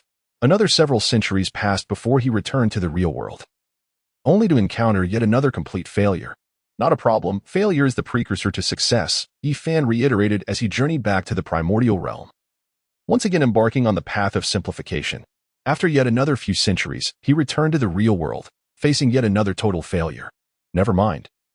Failure is but a stepping stone to achievement, he reassured himself, and once more, he returned to the primordial realm to continue refining the technique. This cycle repeated itself countless times, and upon yet another return to the primordial realm, Yifan chose to pause his efforts. His mindset remained intact. He simply desired to venture outside. Really, it has only been a mere few attempts. It is hardly significant, Yifan mused. But after wandering through the starry expanse for a short while, he grew weary of the monotony. The celestial bodies appeared nearly barren, and the scenery he observed while meandering through the cosmos was all too similar. Most crucially, the replenishment of his magical energy proved to be quite troublesome. Perhaps I should take a look at the primordial realm. I wonder if the calamity of the fierce beasts has passed. Yifan murmured to himself as he set course for the primordial continent. During his flight toward the continent, Yifan suddenly sensed an inexplicable allure. Was it the presence of a powerful entity mastering the laws of devouring? To understand a principle is to comprehend a grand pathway. Among cultivators who have mastered a particular principle to a considerable extent, a certain resonance may occur when they are in proximity to one another. The reason for this resonance likely stems from the fact that upon fully grasping a principle, the desire to advance further necessitates the dominion over that principle. Once a principle is firmly grasped, other cultivators naturally find themselves unable to attain it, leading to a stagnation in that particular path. Of course, most cultivators will never reach such a pinnacle. At this moment, Yifan was approaching a formidable being who also wielded the principle of devouring, and possessed strength far exceeding his own. However, what caught Yifan's eye was a fearsome creature, resembling a goat with a human face, eyes situated beneath its armpits, and tiger-like teeth amidst human hands, being besieged by a throng of cultivators. Yifan, possessing some knowledge of the myths surrounding the primordial era, recognized that this creature's appearance, coupled with its association with the devouring principle and its formidable power, likely identified it as one of the legendary four fiends, known as Taotai. The cultivators unleashed their various powers upon Taotai, only for it to open its maw and consume them entirely, a scene both brutal and awe-inspiring.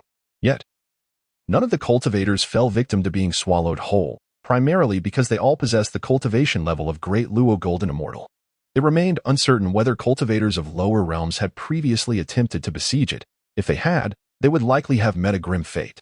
Yifan observed from a distance a fellow cultivator, also at the initial stage of Great Luo Golden Immortal, who narrowly escaped being drawn into Taoya's mouth. The cultivator, upon his successful escape, bore the appearance of having paid a substantial price for his survival. Indeed, without the aid of other cultivators, it remained uncertain whether he would have managed to evade capture. What sort of force is this? Yifan pondered, gazing at the middle-aged man commanding the assault, who was unfamiliar to him, unlike the renowned figures he had previously encountered.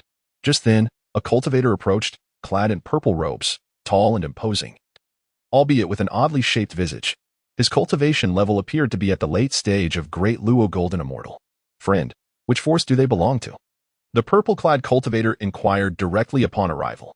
Yifan shook his head, indicating that he had yet to join that particular force. Is that truly the case? The purple-robed cultivator responded with a hint of skepticism. Yifan found the question somewhat perplexing. Would a great Luo golden immortal lie about such matters? Yet, unbeknownst to him, the pursuit of fierce beasts could yield merit rewards, leading to the emergence of numerous chaotic factions across the primordial continent. Since these beasts also wielded principles, they were not easily hunted. However, if a group were to band together, their hunting efficiency would increase manifold. This phenomenon arises not only from the principle of quantity surpassing quality, but also from the restraint and synergy among various laws. Naturally, after a considerable period of development, the chaotic powers on the primordial continent have significantly diminished. This outcome is inevitable. Weaker forces will naturally be bullied and overtaken by the stronger ones. However, even after the strong forces remain, competition remains fiercely intense. Great powers, like Yifan, a Daluo Golden Immortal, are offered numerous benefits to entice them. Thus, it is quite lamentable that there are so few cultivators who have yet to join such grand forces. Indeed, it is true, Yifan replied, though he was not entirely clear about the matter. The purple-clad cultivator, although somewhat skeptical, recognized that there are only a few hundred Daluo immortals in the vast wilderness. And Yifan's appearance was indeed unfamiliar, unlike someone trying to deceive for benefits. Nonetheless, the purple-clad cultivator did not express excessive enthusiasm but instead introduced his faction, Destiny. Our destiny can be ranked among the top 10 in the wilderness. Not only do we have quasi-saint powerhouses stationed here, but we also boast as many as 31 Daluo Golden Immortals among our ranks, with countless Tai Golden Immortals. With such formidable backing, even the four fiends fall within our hunting range. The purple-clad cultivator gestured towards the cultivators engaged in fierce battle with the Taodai not far away. Could it be that he wishes for me to join their destiny? Yifan pondered, yet he inquired aloud. Why do you not allow some cultivators to be swallowed by that ferocious beast, thus creating synergy from within? Upon hearing Yifan's question, the purple-clad cultivator was somewhat taken aback, but also became convinced that Yifan was a hidden powerhouse. Otherwise, he would not pose such a question, which had become common knowledge among the wilderness cultivators. The Taoye's body contains many small worlds, and those swallowed by it would merely enter these realms, making collaboration exceedingly difficult. The purple-clad cultivator patiently explained. Is that so? However, you mentioned that Destiny ranks among the top 10 forces in the wilderness and has quasi-saint powerhouses stationed? Yifan inquired again. The purple-clad cultivator replied with pride, Indeed. Do you wish to join us in Destiny? Interrupting, Yifan asked, From what I observe, it seems you have no intention of hunting this Taodai. Though slightly displeased at being interrupted, the purple-clad cultivator responded, That is correct. Then why provoke it? Yifan pressed further. The purple-clad cultivator, now somewhat impatient, explained, Because injuring the Taodai also yields merit rewards. As for why we do not directly kill it, the quasi-saints have deduced that a beast master might be born among the ferocious beasts. However, this is merely a possibility, and if we were to slay the four fiends, the chances of the beast master emerging would be significantly reduced. Thus, the quasi-saints have agreed to only take turns injuring the four fiends, not to slay them. Hearing this, Yifan could not help but mutter to himself, No wonder the calamity of the ferocious beast has yet to conclude. It seems this group is merely stalling the monsters. Speaking of which, can such a vast race of ferocious beasts truly give rise to a beast master? Yifan found himself perplexed. How could a leader of the ferocious beasts emerge from a throng of chaotic entities? As these thoughts swirled in his mind, the purple-robed cultivator, seemingly enlightened by some revelations, addressed him, saying, Friend, it is not too late to join our destiny. Yifan, bewildered, wondered if this cultivator intended to coerce him into their ranks through force. The purple-robed figure, recognizing Yifan's hesitation, clarified, The Avengers have arrived. Yifan's confusion deepened. Surely this Avengers was not the one he was familiar with. The cultivator, aware that Yifan had likely been in seclusion, elaborated, This Avengers is led by a ferocious beast that has completely liberated itself from its constraints. Moreover, it has the capability to assist other beasts in varying degrees of emancipation, and has since grown quite formidable. In response to Yifan's astonished gaze, the purple-robed cultivator added, However, they are not yet our match. Yet, for a solitary cultivator like yourself, encountering this Avengers may pose a significant threat. Although the cultivator did not finish his thought, the implication was clear. Yifan, intrigued yet skeptical, contemplated the possibility that the leader of the Avengers might be connected to the ferocious beast within his own realm. However, it was not beyond reason that other beasts could have developed techniques akin to those from the soul realm to suppress chaotic wills. After all, the Seven Stars Taoist had previously devised a rudimentary form of the star realm, transforming some beasts into star beasts. Is the leader of the Avengers truly the beast sovereign you speak of? Yifan inquired, striving to steady his tumultuous thoughts. The purple-robed cultivator, noticing Yifan's surprise and subsequent contemplation, perceived a lack of fear or panic in him, even as he questioned the identity of the Avengers leader. After a substantial pause, the cultivator remarked, "Friend, your level of cultivation is commendable, and your choice should be made with care." Yifan absent-mindedly rubbed his nose, reflecting that his cultivation had come rather effortlessly. Unaware of Yifan's internal musings, the purple-robed cultivator continued, "Whether the leader of the Avengers will become the beast sovereign in the future, I cannot say. Yet, I do know that the members of this Avengers, having endured persecution from the ancient cultivators and subsequently freed themselves, will show no mercy to them." Seeing Yifan remain noncommittal, neither rejecting nor accepting, the cultivator urged, "Why not join our destiny? We impose few constraints on powerful allies like you, and the benefits are quite substantial. If it weren't for the ferocious beasts, a faction as distinguished as Destiny might never have been formed. You must seize this opportunity." Yifan, appreciating the purple-robed cultivator's earnest entreaty, shook his head gently and replied, "Thank you for your enlightening words, but I must decline to join." The purple-clad cultivator, upon hearing something more to say, was met with a horde of ferocious beasts descending upon him like a tempest. He coldly declared, "May you seek your own fortune." After uttering these words, he joined forces with the members of Destiny, yet he cast a lingering glance back towards Yifan. To his dismay, Yifan remained rooted in place, showing no inclination to approach. Humph.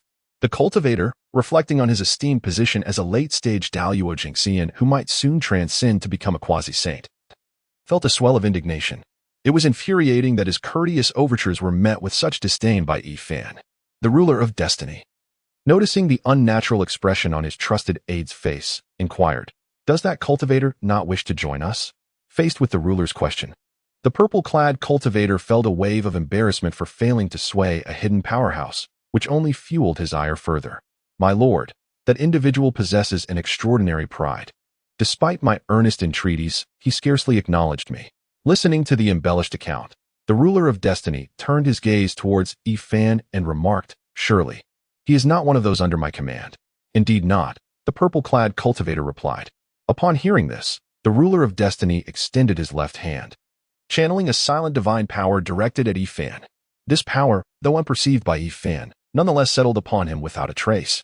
Observing this, the cultivator could not suppress a smirk, thinking, "All my efforts wasted.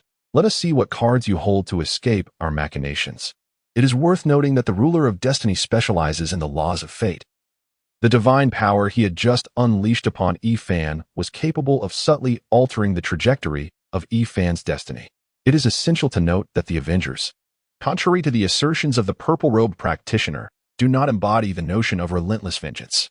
While they may occasionally engage in conflict due to the ferocious beasts, as long as the actions of the primordial cultivators remain within acceptable bounds, they are unlikely to meet their demise. At worst, they may suffer the loss of some treasures. The reason for this is that the Avengers do not pursue revenge as their ultimate goal. Rather, their primary objective is to survive in the primordial realm. Should the purple-robed practitioner's insinuations hold true, depicting the Avengers as an extreme organization hell-bent on retribution due to persecution, it would be inevitable that the ferocious beasts face annihilation. Thus, those ignorant of the truth, like Yifan, are generally not targeted by the Avengers. However, Yifan, who has been marked by the deity of Destiny, will experience a slight alteration in his fate, although he will ultimately remain unscathed in this incident. The journey he undertakes will be subtly guided by the manipulations of the deity of Destiny. For instance, he will be drawn into their destiny during this event. After the deity of Destiny employs this divine power on Yifan, they depart alongside the others. The Avengers seem uninterested in intercepting them, maintaining their previous pace and allowing the deity of Destiny and their companions to leave unimpeded. Of course, the deity of Destiny and the purple-robed practitioner have not completely vanished. Yifan glances back at the now distant members of Destiny and then observes the group of ferocious beasts, whose pace has begun to slow. He is momentarily puzzled regarding the true purpose of the Avengers' arrival. Though it has been suggested they come to rescue the four fierce beasts, it is evident that these beasts do not require salvation. Their strength does not appear to rival that of Destiny. As for why the deity of Destiny does not eliminate some members of the Avengers to gain merit, Yifan speculates that the merit obtained from slaying these beasts, which have partially escaped their bindings, would be minimal or even non-existent. Otherwise, the deity of destiny would not so benevolently allow these beings of merit to roam free. While Yifan ponders these matters, several great Luo golden immortal ferocious beasts, having arrived first, charge directly toward him. A barrage of potent divine powers is unleashed in various forms from these beasts, directed at Yifan. Faced with such formidable attacks, he recognizes that he cannot withstand them relying solely on his physical prowess, and thus he summons the ethereal shadow of Yggdrass. Were these beasts not said to have partially shed their constraints? Why do they still behave like rabid dogs, attacking indiscriminately? The purple-robed practitioner, secretly observing this scene, cannot help but feel a sense of triumph, yet his words falter as he witnesses an astonishing sight. As the ferocious beasts influenced by the power of fate launch their assault on Yifan, a seemingly fragile figure suddenly manifests a colossal grass before him. This grass, both substantial and ethereal, exudes an inexplicable sense of sanctity, inspiring a profound sense of reverence in weaker cultivators. The formidable beasts of the great Luo Golden Immortal realm unleashed a myriad of divine abilities, all of which were effortlessly repelled by the colossal grass. Remarkably, despite enduring such relentless assaults, the giant grass appeared utterly unscathed. However, this was not the true cause of the purple-clad cultivators' astonishment. It was the subsequent scene that rendered them utterly speechless. The members of the Avengers Alliance, to be precise, the group of intellectually deficient beasts, collectively bowed before the immense grass. To an unsuspecting observer, it would seem that this grass was their leader. The sovereign of destiny, witnessing this spectacle, felt a profound surprise that rivaled that of the purple-clad cultivator. Yet, the astonishment did not cease there. The leaders of the Avengers Alliance soon arrived. They appeared to engage in communication, suggesting a mutual recognition between them. Upon witnessing this, both the sovereign of destiny and the purple-clad cultivator felt a sense of relief, albeit to varying degrees. Their acquaintance provided a plausible explanation for the reverence shown by the members of the Avengers Alliance towards this individual.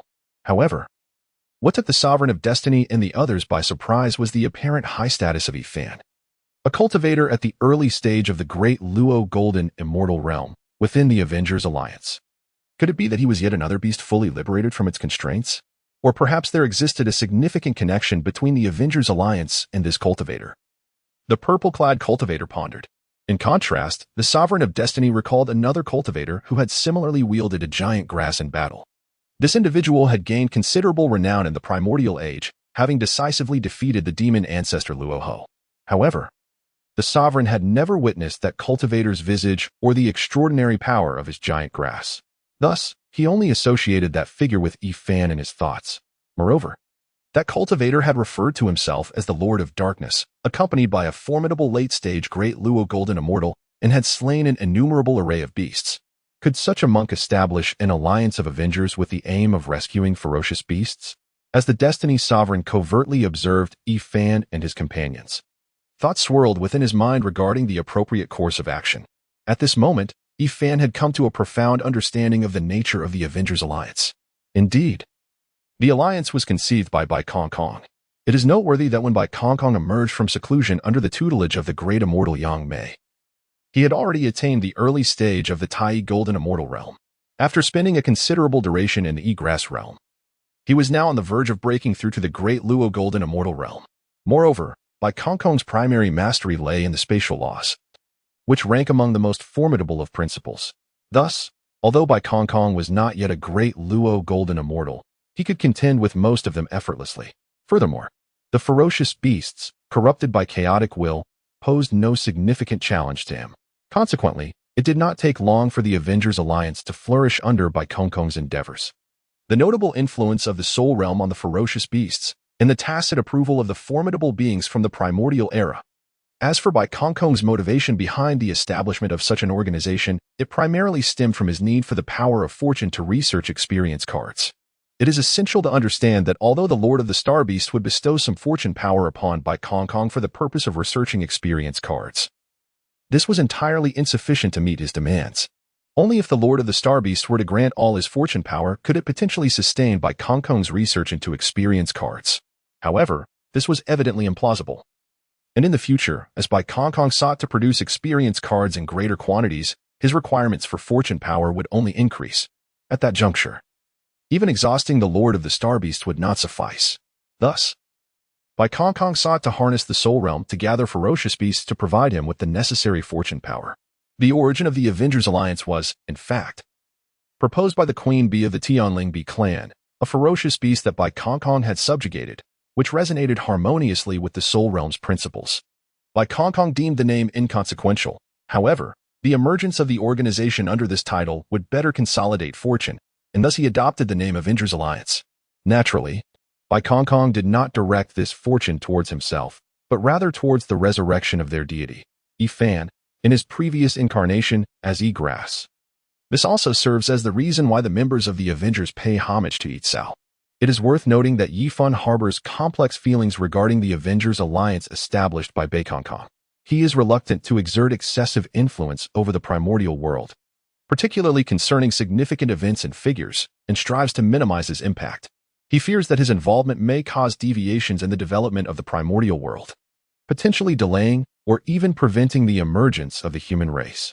If that were to occur, how would he continue to benefit from the cultivation experience and techniques in the real world? Thus, upon learning that the Avengers Alliance has amassed over 100 million members, his immediate thought was to dissolve it. However, the situation had already unfolded. Would mere dissolution suffice? Moreover, Bai Kong genuinely requires the fortuitous powers provided by this Avengers Alliance to develop his experience cards. After much contemplation, Yi Fan finally addressed Bai Kong, stating that their organization could not continue to expand at such a rapid pace. Bai Kong, in a state of excitement, was animatedly recounting how he had transformed the Avengers Alliance into its current scale when Yi Fan unexpectedly interjected with his remark. He had anticipated praise from Yi Fan for creating an alliance that could rival the scale of the Star Beasts. Yet, the expression on Yi Fan's face and the nature of his words suggested anything but commendation. "Father, why can't we expand like this?" Bai Kong asked, perplexed. Yi Fan had already devised an excuse in his mind. "Your rapid development has left many issues unaddressed. If this continues, it will inevitably lead to disaster." Bai Kong scratched his head, seemingly grasping the essence of the matter, though not entirely comprehending it. Nevertheless, Yi Fan acknowledged that their commitment to not indiscriminately harming the cultivators of the primordial world was indeed commendable and very much the right course of action.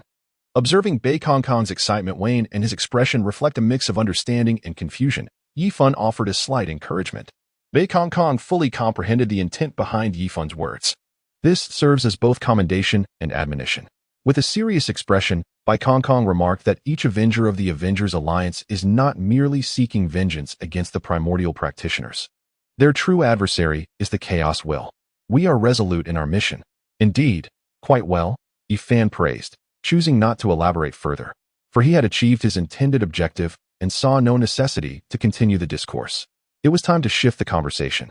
However, Bai Kong was quick to seize the opportunity, interjecting, "Father, you previously mentioned that if this continues, it would lead to calamity, and I find myself somewhat perplexed. The structure of the Avengers Alliance has been developed based on the management system of the Star Beasts, and under this framework, the Alliance is currently thriving." Bai Kong continued. Yi Fan, upon hearing this, resorted to vague reasoning, stating that while Star Beasts also originated from ferocious beasts, there remain significant distinctions between them and the Avengers.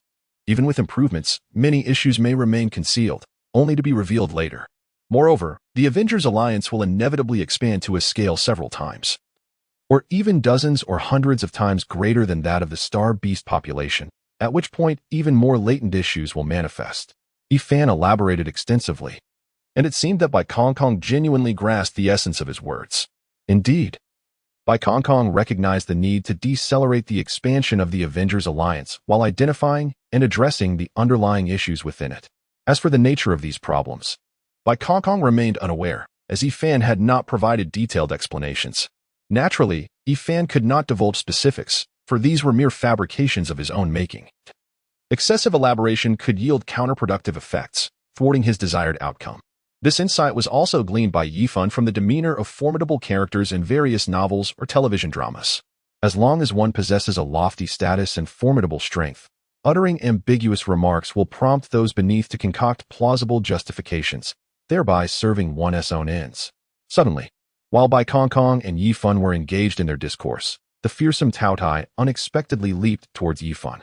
It is noteworthy that prior to this, Taotai had been indulging in the healing materials prepared for it by the Avengers, along with several elixirs for restoring its magical prowess. This is a narrative concerning the members of the Avengers, who frequently extend their assistance to the Four Fiends. Their intent is to gain the favor of the Four Fiends and concurrently aid in the restoration of their fractured self-awareness. It is precisely due to the influence of the Soul Realm technique that the self-awareness of the Four Fiends has gradually begun to mend and reorganize, fostering a certain degree of affinity towards the Avengers. This has prevented the possibility of the Four Fiends inflicting harm upon their would-be saviors.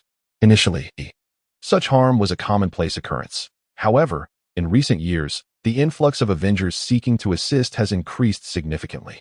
The rationale behind this surge is not that the Four Fiends require such extensive protection from the Avengers, but rather that their elevated realms and tumultuous consciousness render it impossible for Bai Kong Kong to confine their souls within the easy grass realm.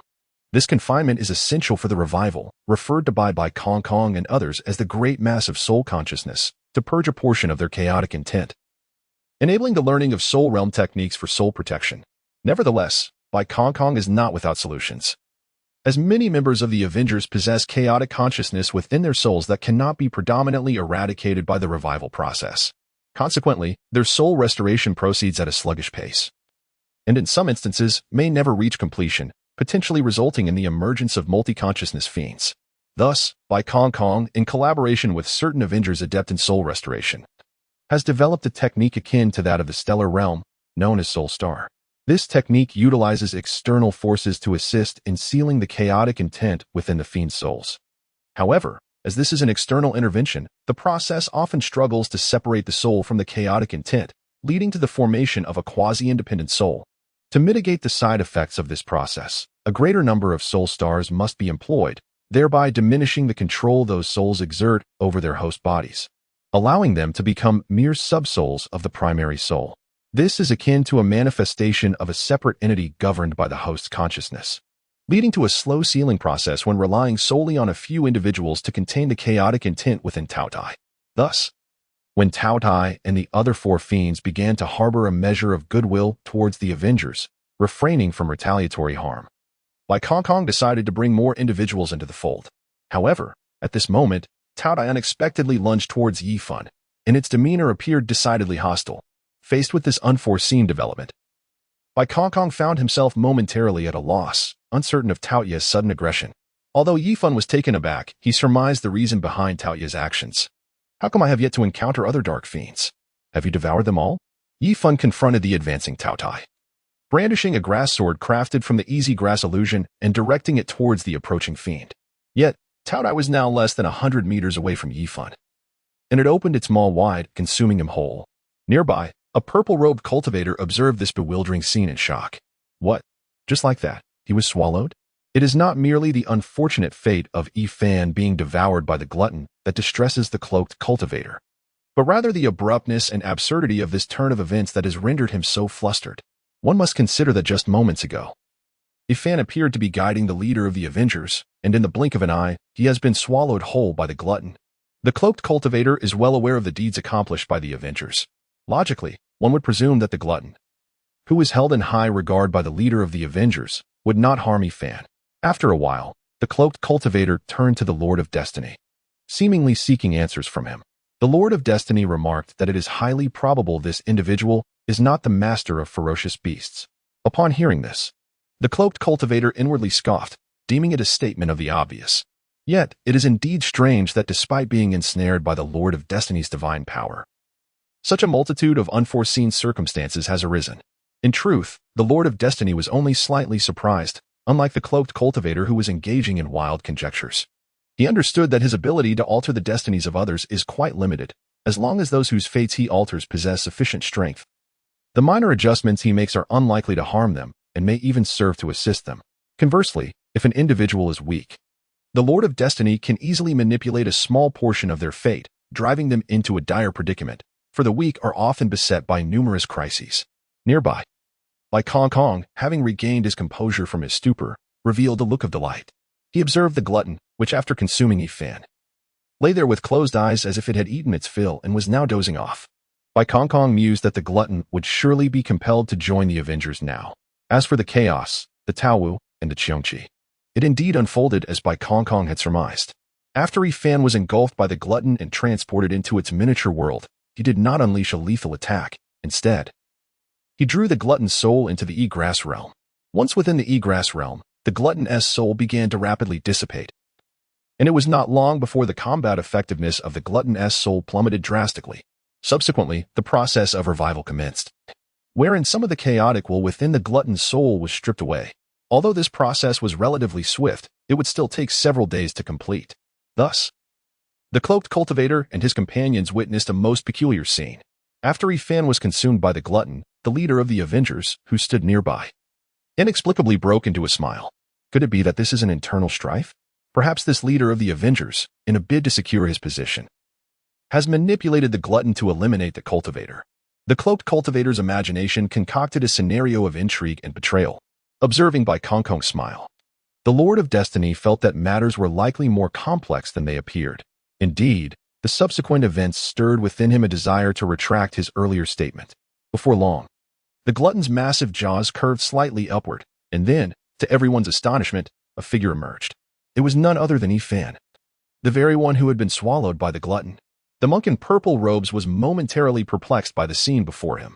Observing Bai Kongkong and Yifan engaged in conversation, he realized that his previous assumptions had been entirely shattered.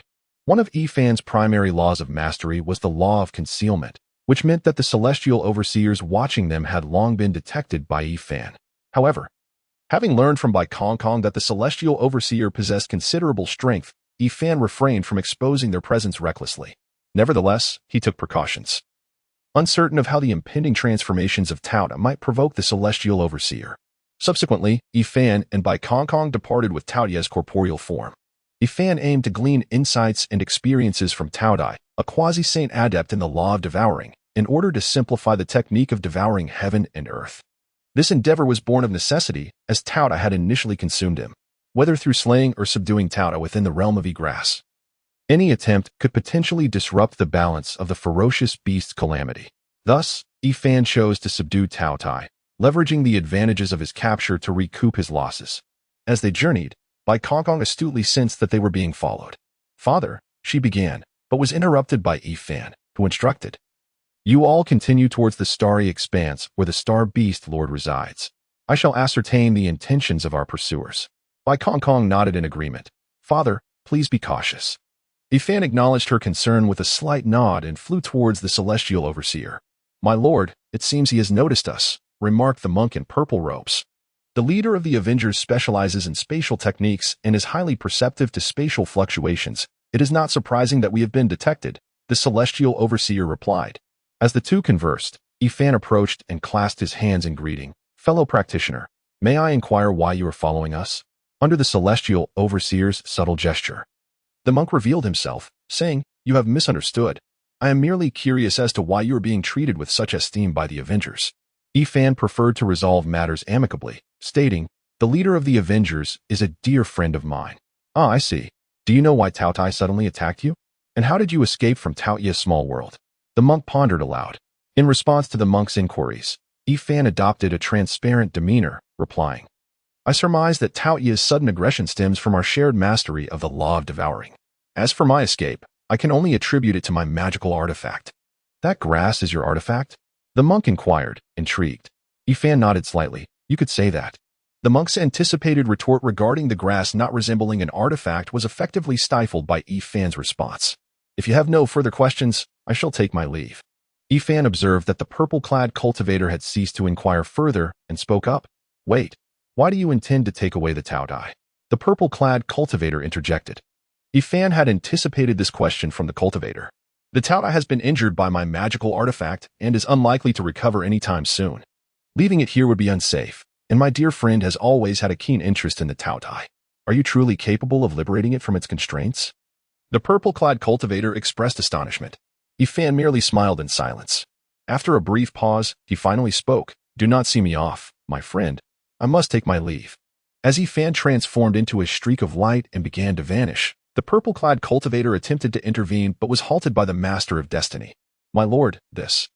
The purple-clad cultivator hesitated, words catching in his throat. "This individual is not to be underestimated," the Master of Destiny remarked. The purple-clad cultivator was somewhat perplexed.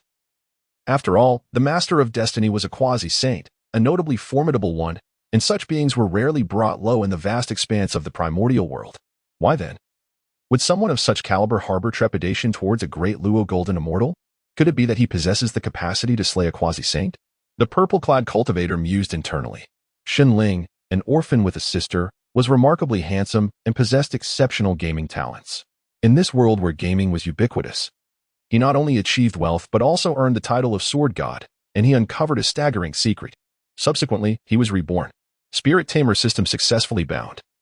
Please enter the game immediately, the notification proclaimed. Indeed, he had acquired a system. The quintessential attributes of a protagonist, rebirth, and a system? Does this mean I am the protagonist? Xinling thought to himself, feeling a surge of delight.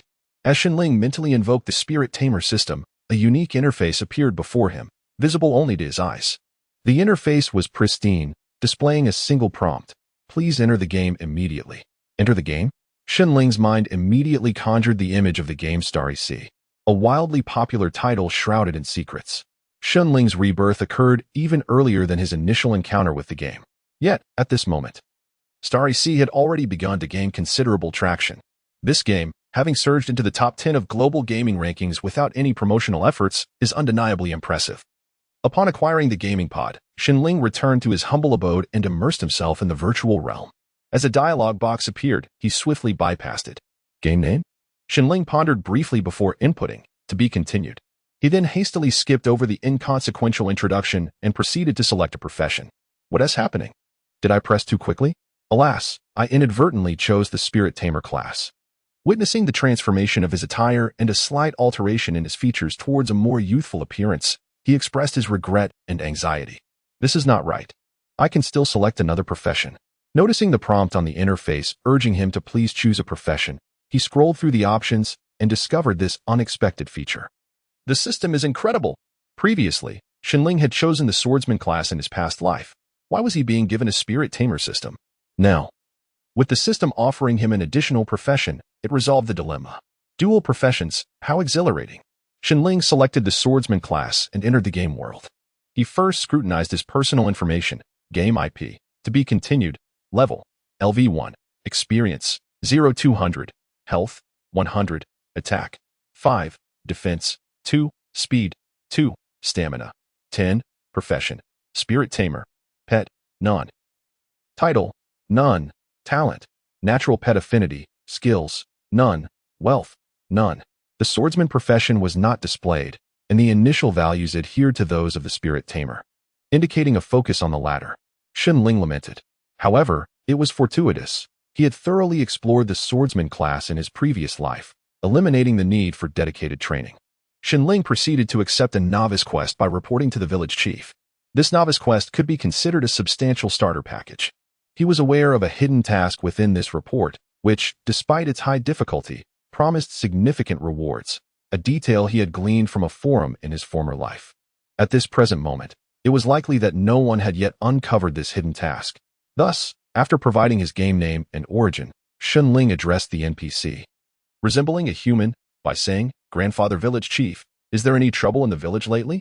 The village chief scrutinized Xinling and replied, "Indeed, brave warrior. The village is facing some difficulties. What troubles you? How may I assist?" Xinling inquired skillfully. The crops in the northern fields have been frequently invaded by wild boars, resulting in considerable loss of seedlings and grain. Even the villagers dispatched to drive away the boars have sustained injuries, the village chief lamented. Understood. I shall drive away the wild boars, ensuring they no longer dare to encroach upon the fields, Xinling declared resolutely. Upon his declaration, he received a system notification, while the village chief sighed, saying, "Those wild boars are not easily driven away. The villagers have organized a rotation to guard the fields. But Wang Dagui's wife is giving birth tonight, so he cannot join. Brave warrior, would you be willing to take the night watch in place of Wang Dagui this evening?" Upon the village chief's request, Xinling's game system promptly presented a new task. The objective was to guard Wang Dagui through the night, with the stipulation that the crops must remain unharmed. Any damage would result in failure of the mission, which was time-limited to 1 day. Additionally, there was a requirement to hunt wild boars. The rewards for this task included an experience gain of 1,000 points, 70 copper coins, an increase of 15 in the village chief's favorability, and an additional 5 favorability points for Wang Dugaway. Extra rewards would be granted for each wild boar slain, yielding 500 experience points and an increase of 1 in the favorability of all villagers for each boar killed. The penalties for failure included the loss of 1 silver coin and 40 copper coins, along with a deduction of 20 in favorability from the village chief. Naturally, Shenling accepted this task, for as a reincarnate, he was well aware of how to complete it. After accepting this hidden mission, he claimed the task rewards from the village chief, acquiring 200 experience points and 1 gold coin, successfully leveling up to level 2. Shenling then reviewed his personal information, game IP, to be determined level, LV2 experience, 500 health, 150 attack, 8 defense, 3 speed, for stamina, 15 profession, spirit tamer pet, none title, none talent, natural pet affinity skills, none wealth. 1 gold coin. This level up was in accordance with the spirit tamer profession, leading him to question whether he still possessed the swordsman profession. Surely I must, he mused. However, facing wild boars with his current spirit tamer stature seemed rather daunting. Shenling could only inwardly wish for fewer wild boars to appear that night, hoping to navigate through the challenge unscathed. At that moment, the spirit tamer system issued a new task to tame a pet within a time frame of 2 days. The rewards for this mission included the skill light of infinite evolution, 10 pet biscuits, and 1 ordinary spirit beast ball. Should he fail, there would be no rewards. Light of infinite evolution? Upon seeing these words, Shenling sensed the significance of this skill. The pet biscuits and the spirit beast ball also appeared quite valuable. He surmised that this might be a disguised beginner-esque gift pack, albeit the conditions seemed somewhat challenging, given the prolonged development of the game. Most animals had already been claimed by spirit tamers. In the current novice village, even the domestic chickens and ducks were nearly extinct, making the search for a pet a formidable task. Nevertheless, the task had been assigned with a strict 2-day limit, compelling Shenling to seek his fortune within the village. Perhaps he might encounter a lost chick or a runaway duckling. Regrettably, his luck was lacking. After wandering aimlessly in the village for several hours, he had not spotted a single feather, let alone the silhouette of a chick. It appeared that the villagers' chickens and ducks had fallen prey to the hands of players, leaving scarcely any behind. Realizing this with a sigh, Shenling concluded, I might as well visit the village chief's home and try to see if I can deceive him into parting with that magnificent rooster. At this moment, Shenling suddenly observed a group of children chattering excitedly in a circle. The Liuxiu, often referred to by the populace as the abode of sin, a refuse dump, and a malignant growth upon the earth, possessed an exceedingly harsh environment. However, thousands of years ago, this very place was a coveted battleground among the 3 great realms of immortality. Today, it stands as a desolate exile for the discarded and the nefarious. The historical texts record the cause of this drastic transformation. When the candle dragon emerged, the heavens split, and Liuxiu became a wasteland. Today, this land, akin to a festering sore upon the earth, stirred with unprecedented commotion. The 7 notorious leaders of Liuxiu convened at the Poison Dragon Peak. Is this truly the Tomb of Immortals? Inquired a roguishly charming man clad in a deep red robe, addressing a portly figure with a fierce countenance. I do not know. But there is indeed a grand formation here, replied the stout man succinctly. Heh, my friend, what can one expect from that tight-lipped fellow? Chuckled a middle-aged man, clad flamboyantly and wielding a treasured sword, his demeanor exceedingly lascivious. Clearing his throat to redirect their focus, an elderly man with a prominent bald head, exuding an air of authority, interjected, I have confirmed with the Smiling Fox that this place is indeed the tomb of an immortal. The Smiling Fox, having been mentioned, stepped forth from a treasure-laden carriage, nodding in agreement with the elderly man while stretching languidly. General Chu, to my knowledge, there are no records of any immortals having traversed Liuxiu. How could there be a tomb? Inquired a kindly old woman garbed in white. Bentley, though you have witnessed the passage of many years, have you not also failed to become an immortal? How could you know of their whereabouts? Retorted a seductive woman adorned with a fox mask, stretching lazily. Hearing the Smiling Fox's counter, Antley remained composed. That may be so, but do you know what lies within the tomb? Should it truly be the resting place of an immortal, recklessly breaking the seal could lead to dire consequences. Antley's words were misguided, not to mention the tomb's potential perils. The reputation of the 7 of us is not unfounded, even if that immortal were to resurrect. Could we not flee? Remarked the lascivious middle-aged man. Oh, with your rudimentary swordsmanship, should you encounter a resurrected immortal, you would likely find yourself trapped in their grasp. Antley scoffed. As long as I can run faster than you, that is all that matters, the man retorted slyly. Humph. Antley merely huffed in response, choosing not to elaborate further. General Chu, the authoritative elder, witnessing the middle-aged man's triumph over Antley, sought to mediate. All right, my friends. We all have some understanding of why we are here. To seek treasures, one must inevitably take risks. Let us first work together to break the seal before discussing our next steps. Upon hearing the news, the crowd unanimously agreed that the elder known as General Chu held considerable influence among the 7 notorious leaders. Following the instructions of the portly figure, the 7 positioned themselves at various points within the formation, channeling their innate power into the array. Vibrant hues of energy filtered through the black clouds enveloping Poison Dragon Peak, drawing the attention of the oblivious scoundrels of Liuxiu, while the lurking beasts stirred restlessly. Suddenly, from the eternally shrouded Poison Dragon Peak, an overwhelming surge of demonic energy erupted, causing the heavens to darken and the beasts to submit, while the malevolent inhabitants of Liuxiu fled in terror, as if the apocalypse had descended upon this wretched land. At the pinnacle of Poison Dragon Peak, the 7 leaders lay scattered upon the ground, each appearing gravely injured. The most severely affected, the portly man, lay unconscious, teetering on the brink of life and death, while the others, though slightly less injured, were rendered immobile and incapable of escape. They had never anticipated that beneath the seal, remnants of the Zhulong's lingering power still existed. Even though this pressure had diminished to a mere whisper, it had inflicted significant harm upon them. Before they could devise a response to this unforeseen turn of events, a figure emerged from the sealed abyss, carrying a blood-red coffin on his back. The coffin, strikingly crimson, was an eye-catching sight, and the figure beneath it was clad in azure garments, adorned with white boots, and bore a somewhat slender physique. Upon closer inspection, one could see his chiseled features, with sharp eyebrows and star-like eyes, and a prominent nose that defined a strikingly handsome man. Could it be that I have truly spoken this into existence? Thought the Sword Immortal, positioned closest to the seal, who was now filled with dread and regretted his ill-fated words. In an instant, the coffin-bearer unleashed a swift strike, catching several of the leaders off guard, and before they could react, the Sword Immortal had already been dispatched into the earth. Yet, even as they began to comprehend the peril, they were unable to evade the onslaught of the coffin-bearer's strikes, with even the unconscious portly man receiving a final blow. With a sigh of relief, Liang Chao, the bearer of the blood-red wooden coffin, watched as the others were consecutively driven into the ground by his powerful hands. As a transmigrator, he had just been unearthed from his tomb by these notorious individuals. Though he ought to feel grateful to them, he recognized that their motives for excavating his grave were likely to seize treasures. However, the tomb held no riches, and the only true treasure was himself and the blood-red coffin he carried. Liang Chao was inextricably bound to this coffin. Without it, he could not find slumber.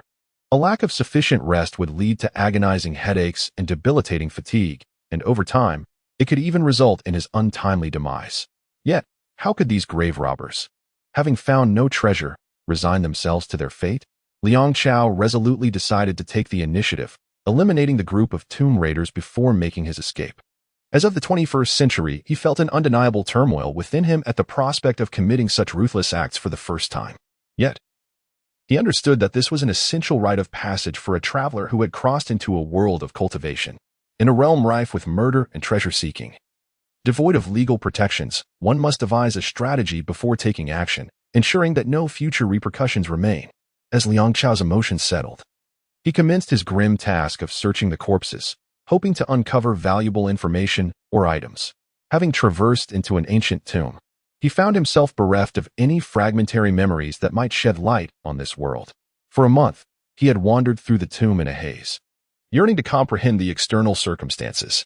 Liang Chao excavated for an extended period in the deep pit but failed to unearth the body of the Sword Immortal, leading to a burgeoning sense of doubt. Shouldn't it be here? Could it be that I reduced it to dust with a single strike? Or perhaps this world is not a realm of immortals, but rather a game. Yet, even in a game, one would expect items to drop upon death, wouldn't one? Emerging from the deep pit, he proceeded to another large pit where another notorious figure was interred. Upon leaping into the pit, Liang Chao resumed his digging, only to encounter the same disheartening outcome as before. Unwilling to succumb to superstition, he excavated through the 5 subsequent pits, yet still discovered nothing. This was increasingly unsettling. Sensing the strangeness of the situation, he hastily descended the mountain, burdened by a blood-red wooden coffin. However, The majestic and towering Poison Dragon Peak was not something Liang Chao could easily navigate on foot. Before reaching the halfway point, he found himself utterly exhausted. Although his body could endure without food or water, it could not forego sleep. After 3 days without rest, he could no longer withstand it and collapsed into the coffin, falling into a deep slumber. Not long after Liang Chao's hurried descent, atop the eerily silent Poison Dragon Peak, 7 figures materialized within the unsealed celestial tomb. These were the 7 notorious figures, silently communicating through their consciousness. "What just transpired with that coffin bearer?" inquired the Sword Immortal. "Undoubtedly an immortal corpse," replied the previously silent mute girl. "Was it a case of possession? Or perhaps a corpse transformation?" General Chu asked solemnly. "It is not a corpse transformation. As there is no corpse energy, and the life force is extraordinarily vibrant," the mute girl responded. "That leaves only the possibility of possession or rebirth," suggested the Smiling Fox. Upon hearing the Smiling Fox propose that Liang Chao might be a rebirth, the Sword Immortal immediately dismissed the idea, asserting, "Impossible. How could such an enigmatic figure possibly be an immortal reborn?" They pondered Liang Chao's climbing out of the tomb, utilizing an impressive mastery of palm techniques to heal their injuries, and digging them into the deep pit of earth. They all found considerable credence in the Sword Immortal's assertions. However, it was also plausible that something had gone awry during the rebirth process, leading to the loss of memories. "We need to probe further," the fat man suddenly proposed. "How shall we test this? And remember, this is an immortal corpse. Have you forgotten the lessons of the past?" Lipopo spoke. The 3 malevolent figures fell silent, each harboring an unspoken desire to distance themselves from the bearer of the coffin. However, having convened at Poison Dragon Peak without reaping any benefits, they now feared that releasing this immortal corpse would force them to abandon their long-established refuge in the flowing ruins, returning to a life of exile. A friend who had remained uninvolved in the discussion activated a teleportation talisman and departed, leaving behind a lingering phrase within the tomb. "I shall take my leave. You may deliberate at your leisure." Lipopo, already filled with doubt, witnessed her companion's departure and hastily summoned her contracted beast, the Shadow Dragon, to swiftly exit the scene. "Then let us part ways here," said General Chu, raising his hand before leaping from the tomb, vanishing in mere strides atop Poison Dragon Peak. The portly one glanced at the few who had yet to leave, his intentions unmistakable.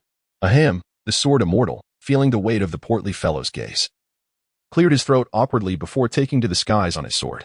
In an instant, only 3 remained within the tomb. Yet no one made a move to depart for an extended period. The Smiling Fox broke the silence, stating, "I can assure you that the soul of that immortal corpse poses no issues. It is highly likely to be reborn. In truth, I had sensed something amiss with the sealing array when we initially breached it. It was not an ordinary tomb sealing formation, but an ancient array of unknown purpose. Exceedingly ancient." The portly one interjected, and after exchanging information, both turned their gazes toward the mute alchemist, who simply shook her head in silence. The Smiling Fox, observing this, refrained from further inquiries and produced a palanquin-like treasure, lying within it. The portly one retrieved an array pin and silently began to set up the array, while the mute alchemist extracted spiritual herbs and trees from her ample sleeves, planting them within the tomb. Half a day passed, and Lipopo returned, riding a massive, faceless black creature resembling a lizard, the Shadow Dragon. At that moment, Lipopo's once smooth white hair now appeared disheveled, and her countenance was gaunt, as if she had aged a decade, presenting the image of someone on the verge of collapsing. Yet, despite her frail state, her return elicited no inquiries from the 3 malevolent figures. They were preoccupied with setting up the array and planting the herbs. Lipopo settled into silence, closing her eyes without causing any commotion. The following day, a friend returned. Dressed in tattered robes stained with blood, he approached with an air of reckless charm, urgently requesting the mute alchemist to tend to his wounds. This sudden revelation startled the 4 notorious figures. They had never anticipated that their formidable ally could sustain such grievous injuries. Their unease deepened when they discovered that the mute girl could merely stabilize their friend's condition, but could not eradicate the ailment. Ultimately, the friend's injuries ceased to deteriorate, solely due to the mysterious disappearance of the affliction's root cause. "Friend, what transpired after you departed from here?" inquired Granny Lee, observing the stability of her friend's wounds. The friend, confronted with Granny Lee's inquiry, exhibited a visage of trepidation, and after a prolonged silence, responded, "I was transported back, hastily gathered a few essential belongings, and promptly activated the long-distance spatial talisman to make my escape. Initially, nothing unusual occurred during my journey. However, As soon as I exited the flowing ruin, an inexplicable anxiety enveloped me, accompanied by intermittent pangs of pain. Even my healing talismans proved ineffective. My sole desire was to distance myself from the flowing ruin, to escape this place at all costs. I disregarded everything and continuously activated the spatial talismans to traverse the void swiftly, yet the anxiety and pain intensified rather than abated. Subsequently, my organs began to fail successively. My blood vessels ruptured, and my soul experienced fragmentation. I was powerless to halt this torment. Listening to the friend's account, the expressions of the others grew exceedingly grave. And then you returned? Even the mute girl cannot alleviate this peculiar ailment? If not for the strange disappearance of this malady, the torment would have persisted. Analyzed the smiling fox. The friend nodded in agreement. But is this truly an illness? Granny Lee directed her gaze towards the mute girl, who responded with her consciousness. Indeed. It is an illness, powerful and enigmatic. I can affirm that we have neither been cursed nor ensnared by sorcery. The smiling fox further elaborated, ruling out a potential cause for the friend's affliction. Granny Lee's countenance darkened as she recounted, upon my departure from the Black Dragon Peak. Returning to my estate to instruct my subordinates and reclaiming our assets and preparing for a period of seclusion, I too felt an inexplicable anxiety, followed by sporadic spasms and chilling sensations within my soul. However, I vaguely sensed the presence of a formidable contractual power, one that instilled fear within me. Thus, I returned here. Though the frequency of these occurrences, while significantly reduced, has not been entirely eradicated as in your case, I have encountered a similar condition to that of Granny Lee, added the smiling fox. Yet, after persistently praying for blessings from the immortals, I found effective relief. Turning his gaze towards the rotund man and the mute girl, he prompted them for their insights. Under the scrutiny of the smiling fox, the rotund man replied, "My body has not experienced the peculiarities you described. The formations I have laid out are merely ancient ones designed to counter soul possession and enhance the vitality of the corporeal soul. I am merely experimenting within this ancient tomb, which is conducive to the growth of spiritual flora. However, I did feel an inexplicable chill in my soul previously." The mute woman also elucidated to the crowd using her spiritual insight. They deduced, based on the information at hand, that they had fallen victim to Liang Chao's schemes, their lives now resting at the mercy of his whims. However, considering Liang Chao's previous circumstances, it appeared that an accident had befallen his rebirth, leaving his memories unreturned, which explained his peculiar behavior. If they wished to survive, they would have to approach Liang Chao in hopes of seizing a slim opportunity. Yet, as those who had breached the seal, they were uncertain whether their actions had precipitated Liang Chao's current state, making a rash visit potentially perilous. Thus, the group spent an additional 2 days diligently repairing the tomb before setting out to find Liang Chao. After 2 days of slumber within the wooden coffin, Liang Chao awoke, pushed open the coffin lid, and stretched lazily, only to find 6 individuals kneeling before him. Rubbing his eyes, he prepared to take a closer look when a somewhat synchronized voice reached his ears. The smiling fox, Dan I Qingrong, the rotund Zhang San, his companion Lu Junjie, the mute Yang Yuan, Granny Lee, Li Mei, and General Chu Han respectfully pay homage to the immortal. Hearing the harmonious salute from this diverse group of ages and voices, Liang Chao felt a stir of confusion within.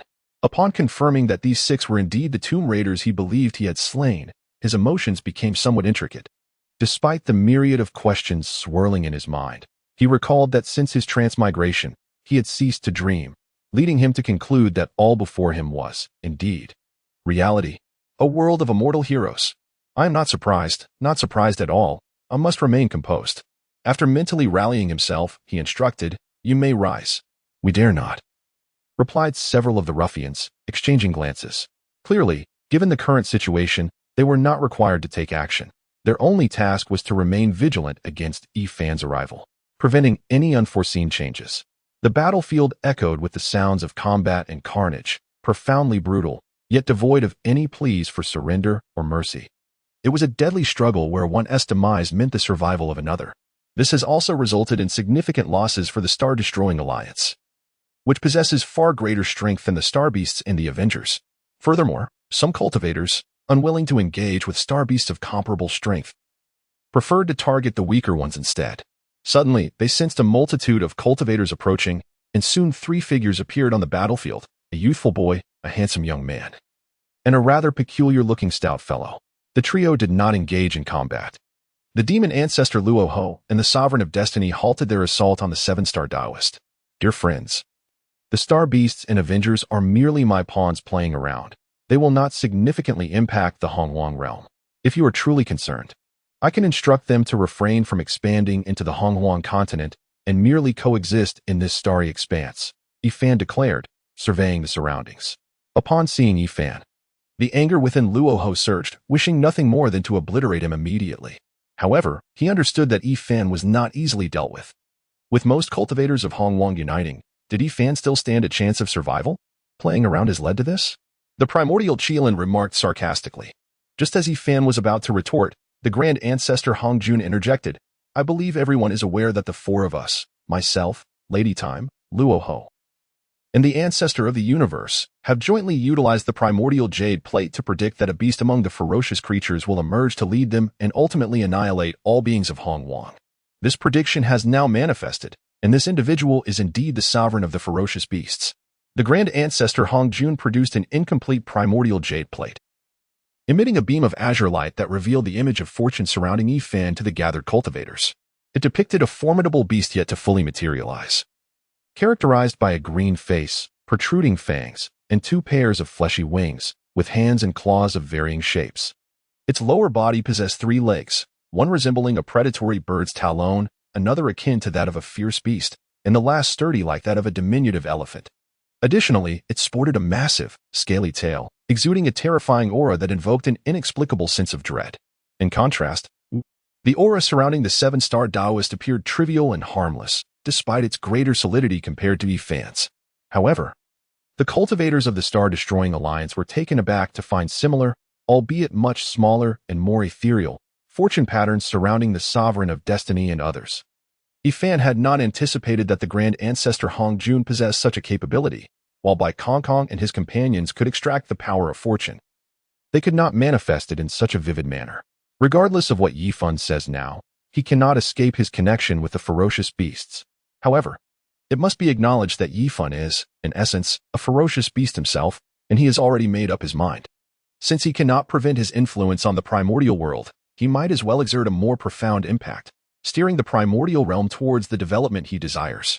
If he succeeds in this endeavor, he may even encounter humanity sooner than expected. Lord of the ferocious beasts, you secretly cultivate these creatures and wreak havoc upon the cultivators of the primordial realm. Do you truly believe we are oblivious to your schemes? At this moment, the venerable Hongjun projected a comparative chart depicting the increase and decrease of primordial cultivators using the creation jade disc. As the onlookers examined the chart, they discerned its authenticity. The approximate number of cultivators in the primordial realm was evident to these immortals. Thus, when they observed the alarming rise in the number of fallen cultivators recently, including the demise of quasi-saint powerhouses, they could not help but gasp in shock. However, the more astute cultivators quickly surmised that the recent surge in casualties was closely linked to the merits gained from slaying ferocious beasts. As for whether the Lord of the ferocious beasts was behind this turmoil, they could only speculate.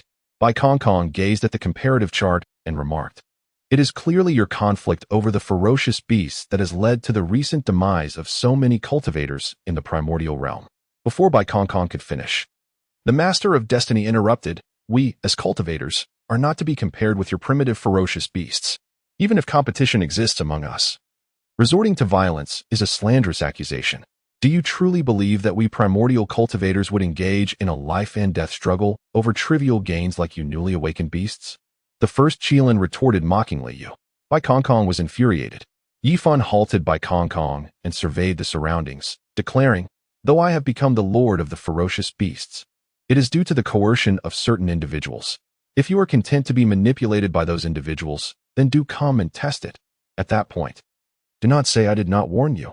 As Yifan uttered these words, the radiant fox celestial lord and other ferocious beasts arrived at the battlefield, instantly transforming the scene into a seemingly evenly matched confrontation. The cultivators of the Star-Extinguishing Alliance felt their resolve wavering. Most had come for personal gain and were unwilling to risk their lives in battle. Seeing the situation stagnate once again, the Master of Destiny wielded the innate treasure, the celestial zither, and was the first to launch an attack on Yifan, simultaneously proclaiming, "As long as the ferocious beasts endure, the primordial realm shall remain unsettled. This is the grand trend of heaven and earth. We must act in accordance with it." The ancestral dragon, the primordial unicorn, and the 3 formidable beings of great camaraderie were also poised to intervene. However, before they could act, they were confronted with a sight that filled them with trepidation. A beam of sword light, imbued with an unstoppable sword essence, shattered the assault of the Destiny Sovereign and surged directly toward him. The Destiny Sovereign, caught off guard, attempted to defend himself, only to have the celestial instrument he had tirelessly refined cleaved in twain. Furthermore, this sword light was not fully repelled. The consequence was that the Destiny Sovereign was utterly obliterated on the spot. The onlookers, sensing the gravity of the situation, confirmed that the Destiny Sovereign had indeed perished. They stood in stunned silence, their faces frozen in varying degrees of shock. After all, the Destiny Sovereign was a top-tier powerhouse of the Primordial era, a quasi-saint of unparalleled might. Had he truly fallen so easily? Had he been vanquished by a single strike from Ifan? The trio of the Ancestral Dragon, Primordial Unicorn, and found their minds blank, their expressions reflecting a bewildered state of what just happened. Where am I? Who am I? Even the venerable figures such as the Ancestor of Heaven and Earth and the Lady of Time wore expressions of disbelief, and even Hong Jun, the esteemed ancestor, was profoundly stunned. It seemed they were all contemplating the overwhelming prowess of this beastly sovereign and questioning the necessity of their involvement. Isn't this clearly a path to certain death? At this moment, the demon ancestor Raha secretly rejoiced that he had restrained himself from becoming the first to stick his neck out. Fortunately, he had remained vigilant. Rahu had encountered Yi Chao's true form before and understood that cornering Ifan would likely lead to dire consequences. Yet, the Master of Destiny had been slain in a single stroke. Amidst his relief, Rahu felt a deeper sense of dread, along with an unease he had yet to recognize. Who would dare to test their luck now? Ifan's commanding voice echoed throughout the venue, as the crowd beheld him wielding the grass sword. With a ferocious beast's aura looming above, they instinctively recoiled a few steps, not to mention that most cultivators had lost their will to fight.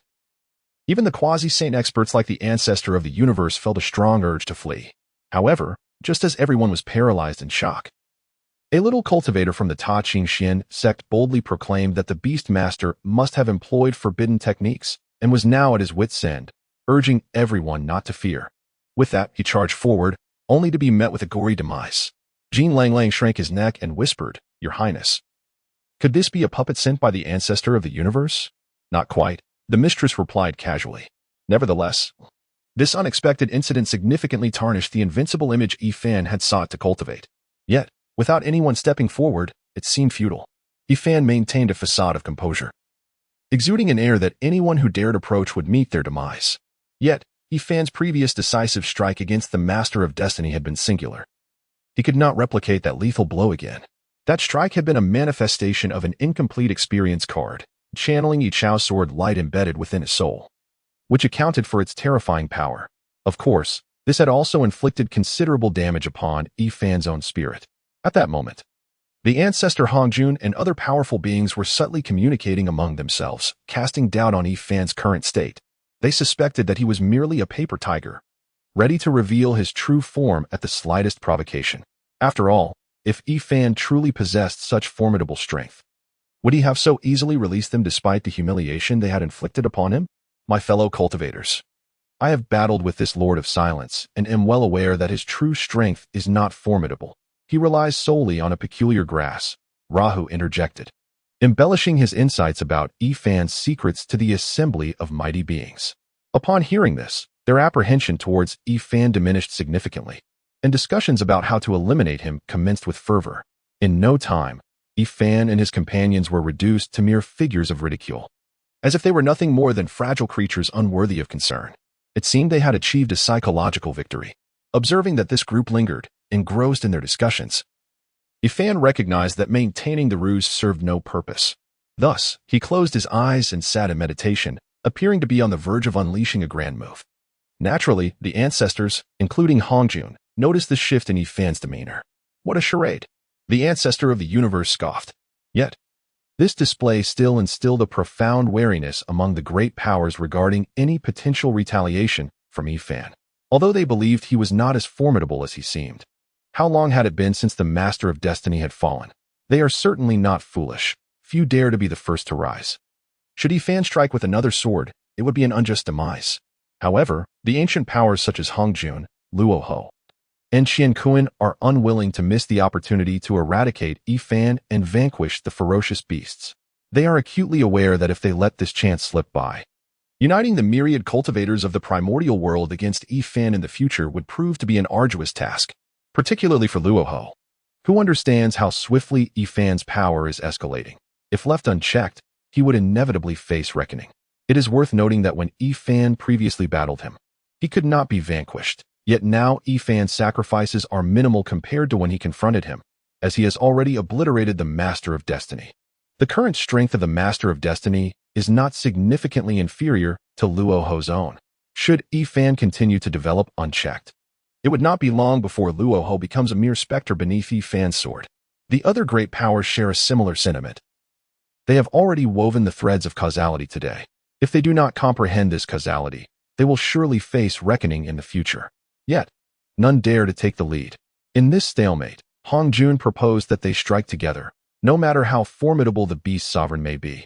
He cannot withstand their combined might. I concur. Luoho immediately responded. I too agree, echoed Qianquan. Such a straightforward proposal ultimately garnered unanimous support from all the quasi-saints and great Luo Golden Immortals present. In truth, this notion had long been contemplated by all. It merely required a suitable voice to articulate it. However, just as Hong Jun and the others were formulating their plan, an almost tangible giant grass phantom descended upon the starry expanse. A tremendous sense of oppression enveloped every member of the Star Destruction Alliance. Upon witnessing this, Hong Jun exchanged glances with Luoho, and several quasi-saint experts swiftly joined forces to attack Yifan. Observing this, the great Luo Golden Immortals, seeing the quasi-saints make their move, reined in their scattered thoughts and also joined the fray. The other cultivators, witnessing this, contributed their strength as well. Countless powerful supernatural abilities surged forth like an unceasing torrent, while Yifan and his companions appeared as ants nestled against a colossal tree. Xiaoshi and the others were filled with astonishment, let alone the ordinary star beasts and avengers. Do not fear, follow my instructions. Yifan's voice resonated in their minds amidst the panic of the star beasts and avengers. At that moment, Yifan's voice was so potent that it provided considerable reassurance to the star beasts and avengers. As the torrent of supernatural abilities approached and was entirely halted by the E-grass, their fear and panic dissipated completely. The group of relatively lowly intelligent avengers and celestial beasts harbored but a singular thought: to faithfully execute the commands bestowed upon them by their sovereign. Yet, the deluge of divine powers assailing this place showed no signs of abating, as the immense silhouette of the ethereal grass appeared increasingly strained. Nevertheless, the celestial beasts and avengers, under the guidance of Yifan, sat cross-legged with closed eyes, meticulously performing some arcane gestures while muttering incantations. Observing this scene, Yifan was overwhelmed by an inexplicable surge of emotion. You place such unwavering trust in me, and I shall not let you down, he murmured softly. On another front, the morale of the venerable Hong Jun and his allies soared. They acknowledged Yifan's formidable prowess. Yet, confronted with their combined might, the only fate awaiting them seemed to be demise. Consequently, the group redoubled their efforts, their minds already contemplating the merits they would gain upon vanquishing the lord of these ferocious beasts. Indeed, participating in such a monumental battle was in itself a reward. Many cultivators experienced profound insights, believing that it would not be long before they could advance further. Indeed, divine abilities manifest as the embodiment of the laws of power, and the collision of countless divine techniques represented the intersection of these laws. It was entirely natural for them to gain insights. Observing the soaring morale of the Stellar Alliance and the precarious state of Yifan amidst the torrent of divine powers, the demon ancestor Rahu discreetly withdrew some of his own power. The other quasi-saint powerhouses sensed Rahu's subtle maneuvering, yet tacitly followed suit and also retracted some of their own power. To their astonishment, the once faltering giant grass miraculously endured for an entire day against the overwhelming deluge of divine powers, providing steadfast protection for Yifan and his companions. Such resilience is astonishing. Yet it further solidifies their resolve to eliminate Yifan. It is worth noting that such a formidable torrent of divine powers could easily breach the primal chaos within a day. Yet Yifan has managed to withstand it. This is no longer merely a matter of Yifan dominating the wilderness in solitary combat. Rather, if Yifan continues to develop unfettered, he will truly possess the capability to annihilate all beings within the primordial realm, a prospect that is almost unimaginable. At this moment, all the cultivators of the Star Extinguishing Alliance have come to a profound realization. The calculations of the venerable Hong Jun are indeed accurate. These are not mere sensational claims or fanciful tales. They are harrowing truths, and the dreadful outcome could very well come to pass. If they do not unite to eliminate Yifan now, the future they face will undoubtedly align with the grim predictions made by Hong Jun and his peers. As the Star-Extinguishing Alliance resolved to eradicate Yifan, the cosmos itself began to tear asunder. A visible sea of fortune surged forth from every corner of the primordial continent, the primordial ocean, and the primordial starry skies, converging into the vast rift in the heavens. Silence enveloped the scene. The thoughts of the cultivators in the Star-Extinguishing Alliance seemed to freeze in that instant. They watched, helpless, as the rift expanded, until the silhouette of a colossal grass emerged, descending slowly. It radiated an aura of sanctity and immense power. Regardless of their positions, all who beheld this divine grass were overcome with the impulse to kneel in reverence. Indeed, the true form of Yi-Grass had manifested in this starry expanse through Yifan's extraordinary powers. This formidable divine ability was bestowed upon Yifan by the system as he contemplated how to confront the Star-Extinction Alliance. Though it may seem rather trivial, this ability allows for the accumulation of beastly luck by harnessing the essence of certain ferocious beasts, thereby evading the primordial laws and creating an absolute domain. In doing so, Yifan could directly summon the essence of the Yi-Grass. However, the consumption of beastly luck involved was immense, making it unlikely he would have the opportunity to wield this divine ability again in the future. The sight left the demon ancestor Luo Ho utterly bewildered. He had never anticipated such a turn of events. At this moment, not only was revenge out of the question, but escape was also rendered impossible. The venerable Hong Jun wore a face of astonishment, as the colossal Yi-Grass had indelibly etched itself into the depths of his soul. He sensed an ominous premonition that he would never surpass this grass in his lifetime. This realization filled the usually proud Hong Jun with an unbearable anguish, distorting his inner being. Meanwhile, the ancestor of Qianquan was struck by shock and regret, incessantly lamenting his decision to provoke Yifan. As the cultivators braced themselves for imminent doom, several black holes materialized around the immense grass. Both the myriad cultivators and ferocious beasts of the primordial realm felt their magical and spiritual energies swiftly dissipating. In a short time, the members of the Star-Extinction Alliance who participated in the battle perished in droves due to the excessive loss of their energies. Yet, this was not the most terrifying aspect. Had Hong Jun and the others been aware that the ferocious beasts scattered throughout the primordial realm were suffering mass fatalities in the presence of these black holes drawing in their soul and magical energies, they would have been paralyzed by fear at the mere thought of such beasts. In the blink of an eye, a significant portion of the primordial ferocious beasts had been annihilated.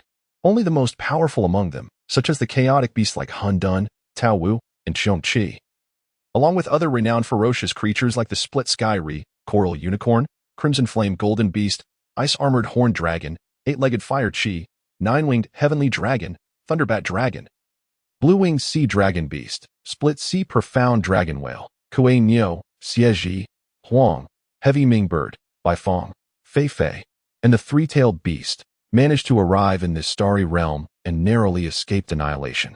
The top-tier powerhouses, including Luo Ho, were keenly aware of the significance of so many formidable ferocious beasts gathering in one place, foreseeing that the ensuing developments would surpass their wildest imaginations. Indeed, the Yi-Grass transformed into a colossal sword, crowned with a singular horn, its dark skin adorned with fleshy wings, and the visage of a fearsome bat-like creature as Yifan wielded the massive Yi-Grass sword with ferocity. What appeared to be a simple swing of the sword bore the formidable aura reminiscent of Pangu's primordial act of creation. With a few swift strikes, Yifan shattered the boundary of the vast cosmos above the primordial chaos, creating a significant rift through which an abundance of chaotic energy surged into the primordial expanse. As the countenance of Hongjun Laozu and others transformed in alarm, a colossal piece of chaotic stubborn stone erupted from the fissure opened by Yitzhao, sealing the rift and allowing only a trickle of chaotic energy to seep through. However, the primordial cosmos had already been cleaved into 10 segments by Yifan strikes, and the chaotic essence did not spread rapidly, being thwarted by the barriers of these 10 celestial realms. Ultimately, Yifan cast forth the Yitzhao sword, erecting a barrier akin to divine punishment around the 9 segments he had severed, entirely precluding the influx of chaotic energies into the primordial realm. Simultaneously, Yifan's vow reverberated throughout the primordial lands. I am the sovereign of ferocious beasts, shattering the apex of the primordial cosmos to forge the heavenly gate. dividing the primordial expanse into 10 heavens, with the ferocious beasts occupying 9 heavens to guard the gate against chaos. As Yifan's declaration echoed for the 3rd time across the primordial realm, he, along with the fierce star beasts and the Avengers, vanished alongside the 9 heavens. The primordial realm was devoid of the presence of ferocious beasts, leaving only this solitary heaven in the starry expanse. The Star Destruction Alliance saw only a few quasi-saint powers return to the primordial continent, while the rest disappeared with the 9 heavens, their fates unknown. In later generations, this cataclysm was referred to as the Calamity of Ferocious Beasts, described thus: the Calamity of Ferocious Beasts is the first tribulation of the primordial realm, one that only quasi-saint powers or reclusive cultivators could traverse safely. Those few quasi-saint powers who witnessed this calamity upon their return to the primordial realm engaged in actions both astonishing and shocking. Hongjun Laozu began to wander the vastness of the primordial lands, amassing benevolent merit without expectation of reward. The demon ancestor Luo Ho returned to the west, swearing an oath never to emerge until he attained sainthood. The goddess of time descended into the Mother River with the eternal Holy Hall, leaving behind traces of time in the northern domain, from which she would never return. The ancestor of heaven and earth reclaimed all the treasured artifacts he had forged, retreating with both artifact and self to the city of treasures, hidden beneath the northern domain, rendering the heavenly and earthly artifacts nearly impossible to behold. The ancestral dragon, along with the Qilin and Phoenix of primordial essence, proclaimed their seclusion. The primordial realm fell into a momentary tranquility on an unnamed spiritual mountain of the Thousand Mechanisms sect. Yifan opened his eyes. Alas, plans indeed cannot keep pace with change. Fortunately, the outcome was relatively favorable. Yifan sighed, reflecting on the complexities of his previous undertakings in the primordial realm. His adept handling of this unexpected turn of events is largely incidental. Had it not been for the fortuitous misalignment of fate that allowed Yifan to inherit the destiny of the Avengers, he would not have been coerced into becoming the Lord of the Beasts by Hongjun and the others. Ultimately, he would not have received the rewards from the system, nor the techniques bestowed upon him. Although the conditions are stringent, Yifan is perfectly positioned to meet them. This chain of events is nothing short of exquisite. The only drawback is that Yifan has sacrificed his own soul, which signifies the demise of the dark bat within the primordial realm. The Lord of Beasts in the 9 heavens now exists merely as a corpse enveloped in fortune. Nevertheless, the body of a great Luo Golden Immortal is indestructible and nearly eternal, untouched by corruption. Although Yifan laments losing the opportunity to study the advanced version of the devouring technique, he finds solace in having settled matters for Bei Kong Kong and the others. Once he has calmed his emotions, Yifan consumes some spiritual fruits before indulging in a much-needed bath. Having spent considerable time in the primordial realm, his body has not been properly cleansed for quite a while. How is your cultivation progressing, Big Stone? Yifan inquires, feeling invigorated by the hot spring provided by Big Stone. While simultaneously checking on his progress, it is worth noting that before Yifan settled things for Jotian, he had secured a self-created technique from Little Stone for Big Stone. He awaits Big Stone's response. Those divine abilities are far too profound. I have yet to even scratch the surface. Father, have you completed your seclusion? Big Stone exclaims in delight. Fearing that Big Stone might inadvertently expose his secrets, especially in his current vulnerable state, Yifan refrains from revealing the truth. Yes, I have concluded my retreat. I also brought you a new technique that is sure to suit you. A new technique? But father, I have only just begun to grasp the previous ones. Big Stone replies, a hint of embarrassment in his tone. Really? What do you mean? Yifan is about to dismiss the matter when he suddenly realizes that things are not unfolding as he had anticipated. Father, I mean that the techniques you previously bestowed upon me were merely the beginning, Big Stone reiterates, adding, these techniques are already quite formidable. It will likely take me a considerable amount of time to fully master them. Thus, you need not seek further techniques on my behalf. Yifan is taken aback. He knows Big Stone would not lie to him. This implies that Big Stone has genuinely advanced to the entry level of those complex techniques in such a short period. The origins of Big Stone must be extraordinary, and Yifan's mind begins to race with possibilities. Just as Yifan contemplates this, Big Stone suddenly communicates, Father, a powerful cultivator is approaching. Can you conceal yourself so that the cultivator does not detect you? Yifan exclaims in alarm. I can. Yifan felt a sense of reassurance upon receiving a positive affirmation from the large stone. However, with the anticipation of someone arriving shortly, he promptly emerged from the hot spring and donned his clothing. just as Yifan finished arranging his appearance and stepped out of the small cabin. A striking young man clad in white gracefully descended, landing lightly on the ground atop a cerulean jade sword. This individual could only be his esteemed yet unassuming master. Qingyu Jinren.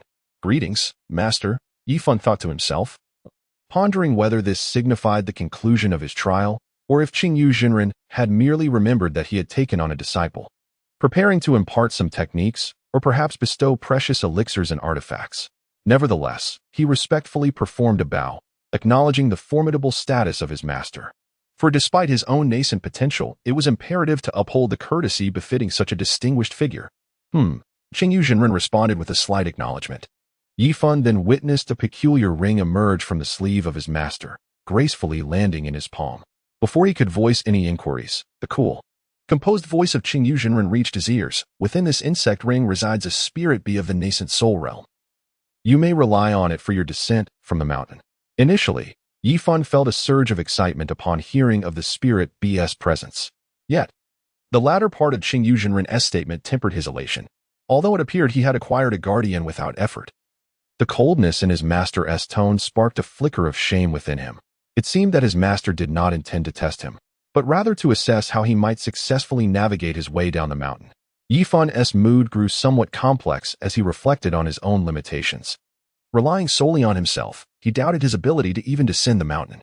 With a mix of gratitude and apprehension, Yifan expressed his thanks to Qingyu Jinren, who responded with his customary aloofness. After leaving him with the suggestion that he could return home to visit, Qingyu Jinren mounted his sword and vanished into the horizon. Yifan gazed longingly in the direction of his master's departure, perplexed by the deeper meaning behind the gift of the insect ring and the invitation to return home. Moreover, he pondered the reason behind his master's decision to take on an ordinary townsman of seemingly poor talent as a disciple. These questions perplexed Yifan. Yet he gradually came to comprehend the vastness of the primordial world, alleviating his previous confusion. Regardless of his master's intentions, he believed that once he grew stronger, all uncertainties and latent threats would become inconsequential. At the pinnacle of the renowned 7 celestial peaks of the Qianji sect, atop the Xianling Peak, the esteemed Qingyu Jinren and a red-haired cultivator sat in a corner of the grand hall, savoring fine wine. Lu Xia, I have heard you have taken on a young apprentice. Why not bring him to broaden his horizons? The red-haired cultivator casually inquired. Qingyu Jinren Lu Xia took a sip of his wine, seemingly contemplating how to respond to his friend's question. However, someone preempted him, laughingly interjecting, "Ha, Yan Han. You are still unaware of Lu Xia's temperament? He is merely appeasing his master." The red-haired cultivator, Yan Han, glanced at the rugged man holding a wine cup. Curling his lip, "Guolei, have you ever met Lu Xia's apprentice? Here you are, spouting nonsense." "Though I have not met him. Lu Xia personally urged me to find a worm ring," Guolei replied, pouring himself another cup and taking a hearty sip. "What do you think Lu Xia wants me to seek a worm ring for?" Yan Han raised his own cup, savoring the wine as he casually remarked, "What a tease. It must be for his apprentice. This surely indicates Lu Xia cares for his student. An apprentice worthy of such attention from Lu Xia cannot be lacking." After finishing his statement, Yan Han turned to Lu Xia, who had remained silent and was savoring his drink, and asked, "Am I right, Lu Xia?" At that moment, Guolei burst into laughter, causing Yan Han to instinctively conjure a protective barrier against the splattering foam. Under Yan Han's disapproving gaze, Guolei explained that he could not suppress his amusement as he had just recalled a joyous memory. Yan Han, upon hearing Guolei's account, appeared astonished while occasionally scrutinizing Lu Xia's expression with a peculiar gaze. However, Lu Xia maintained his aloof demeanor, resembling a stoic figure from Yifan's previous world. So Yan Han could glean nothing from his countenance. Lu Xia chose not to elucidate further, and at that moment, the sect leader summoned him for a discussion. Is the master calling Lu Xia to reprimand him for accepting such a worthless apprentice? Guolei speculated with a hint of gossip. Impossible. Even if what you say is true, the master would never chastise Lu Xia, Yan Han retorted with a roll of his eyes. True. Yet it is disheartening to think that Lu Xia's illustrious reputation could be tarnished by that inept apprentice, Guolei sighed. What's the concern? Everyone knows Lu Xia accepted an apprentice merely to placate the master, Yan Han replied, somewhat speechless. Yet, those with ulterior motives will undoubtedly find a means to vilify Lu Xia's reputation, Guolei remarked. Lu Xia likely does not care. But it is probable that some will turn against his apprentice as a result, Yan Han commented. Guolei, however, suggested, that would be for the best. Yin Han cast Guole a peculiar glance. Why are you looking at me like that? However, the lethargic creature remained unaware, only cognizant of its contract master being mercilessly assaulted by another beast. Anger surged within it. Moo moo moo, it called out, shifting its shell towards the white stone elephant. But the sound resembled more of a ferocious roar than a simple call. So, this is how you choose to strike? Murmured the red-haired young boy, Yinsu, while inwardly commanding the white stone elephant to unleash its long-prepared formidable move, the Frost Fist. This entire sequence transpired in a mere few seconds. The spectators beheld the colossal earth dragon bellowing, seemingly intent on devouring the white stone elephant. Yet, in a sudden twist, the white stone elephant, which had been relentlessly pummeling Hong Yi, abruptly pivoted and unleashed two punches. Those punches transformed into white shadows, swiftly hurtling towards the lethargic creature. Simultaneously, the hue of the white stone elephant visibly faded at an astonishing rate, as if the essence within it were being siphoned away. Such immense expenditure yielded remarkably potent results. The swift, white fist struck directly against the lazy body of the creature, which was still roaring without the protection of its shell. In that instant, as if ensnared by a spell of stasis, the creature emitted not a single cry of agony. Instead, it was visibly frozen into an ice sculpture by the encroaching chill of the white mist. The spectators at the match erupted into lively chatter. Realizing that Yin Su had long since allowed the white frosted elephant to gather energy in secret, poised to unleash an attack on the colossal earth dragon. Furthermore, this assault was nothing short of terrifying. What manner of technique was this? How could a creature of this caliber possess such formidable long-range capabilities? Such skills must surely derive from materials of silver grade. If that were the case, the future of this white frosted elephant would be limitless. Why had the earth dragon refrained from attacking, instead exposing a vulnerability? What an impressive young lad. Even a white frosted elephant of only silver tier 5 was capable of executing such a powerful move. Could it be that the match was to conclude in this manner?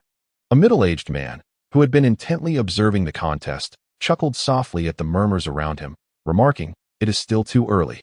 Meanwhile, Hong Yi found himself bewildered in the arena. The red-haired boy, Yin Su, upon witnessing the complete encasement of the creature in ice, secretly exhaled a sigh of relief. Though he appeared outwardly composed, his heart was still fraught with tension. In truth, it was natural for a child of less than 10 years to feel anxious and fearful in the presence of such a formidable earth dragon. Even an adult would experience trepidation. Who could ascertain the true might of this earth dragon? However, Yin Su felt vindicated in his gamble. The dragon, though seemingly vast and fearsome, was merely a larger variant of its kind. In essence, it relied heavily on its shell for defense, while possessing numerous shortcomings, sluggishness, lack of offensive abilities, and inferior base defense. Yet, Yin Su did not allow himself to relax his vigilance. He recalled his grandfather's teachings. Never let down one's guard until the final moment. Never afford the enemy an opportunity. Thus, it was not long before Hong Yi, still in a state of confusion, was knocked to the ground by the white frosted elephant, soon to be met with a flurry of cold punches. Despite his predicament, Hong Yi did not succumb to panic. He sensed that the creature's life was not in peril. Now, he had to devise a method to counter the white frosted elephant. Initially, he had believed that his fully developed skin training would provide sufficient defense to secure a respectable ranking. Yet, he had not anticipated encountering such an extraordinary youth right from the start. At such a young age, cultivating a silver-grade contracted beast that could dominate him without affording him a chance to retaliate was truly remarkable. It was worth noting that his own ranking as a contract master was only bronze tier 3, while the progression beyond that was silver, with black iron having 10 tiers and bronze 20. Thus, Hong Yi's rank was at least 20 tiers below Yin Su's. Given such a vast disparity, even with the assistance of his perfected skin training, being overpowered was to be expected. Nonetheless, the realm of a contract master was merely a reflection of their contract space. However, the realm of contracts does not entirely determine the prowess of contract beasts, rather. It is merely the case that most contract beasts within this domain exhibit similar levels of strength. Thus, after much contemplation, Hong Yi could only place his hopes on the extraordinarily unpredictable Lon Lon. After all, he had the misfortune of encountering a favored contender in this competition. He certainly did not wish to be eliminated so easily. Through the bond of their contract, Hong Yi called out, "Lon Lon, are you all right? Can you break free from that block of ice? Do you possess any skills?" Yet, Lon Lon remained unresponsive. In fact, it is typically quite challenging for contract beasts to respond. Their intellect often lacks the capacity for such understanding. Nonetheless, Lan Lan seemed to grasp, at least to some extent, the intentions of her contract master. After a brief moment following Hong Yi's call, the colossal ice sculpture of the Earth Dragon on the competition stage began to transform. As the frozen brown Earth Dragon's body retreated like water back into its shell. How foolish it was to imagine that he could rely on an untrained contract beast for assistance. Moreover, were the skills of contract beasts truly so easily mastered? How naive he was. This action instantly reignited a glimmer of hope within Hong Yi, who had been secretly lamenting. In that fleeting moment, he surprisingly felt that the pain from the beating was not as intense as before. However, the subsequent developments left Hong Yi somewhat perplexed. He observed that the lethargic creature, which had retreated into its shell, soon transformed its exterior to a vibrant green. Green? What skill is this? A multitude of question marks floated in the minds of the onlookers. According to the records, the Earth Dragon had not yet manifested this peculiar ability. Is it akin to the innovative skill, the Frost Fist, wielded by the White Froststone Elephant, the contracted beast of Yinsu? The Froststone Elephant is a newly discovered contracted beast, still in the stages of development.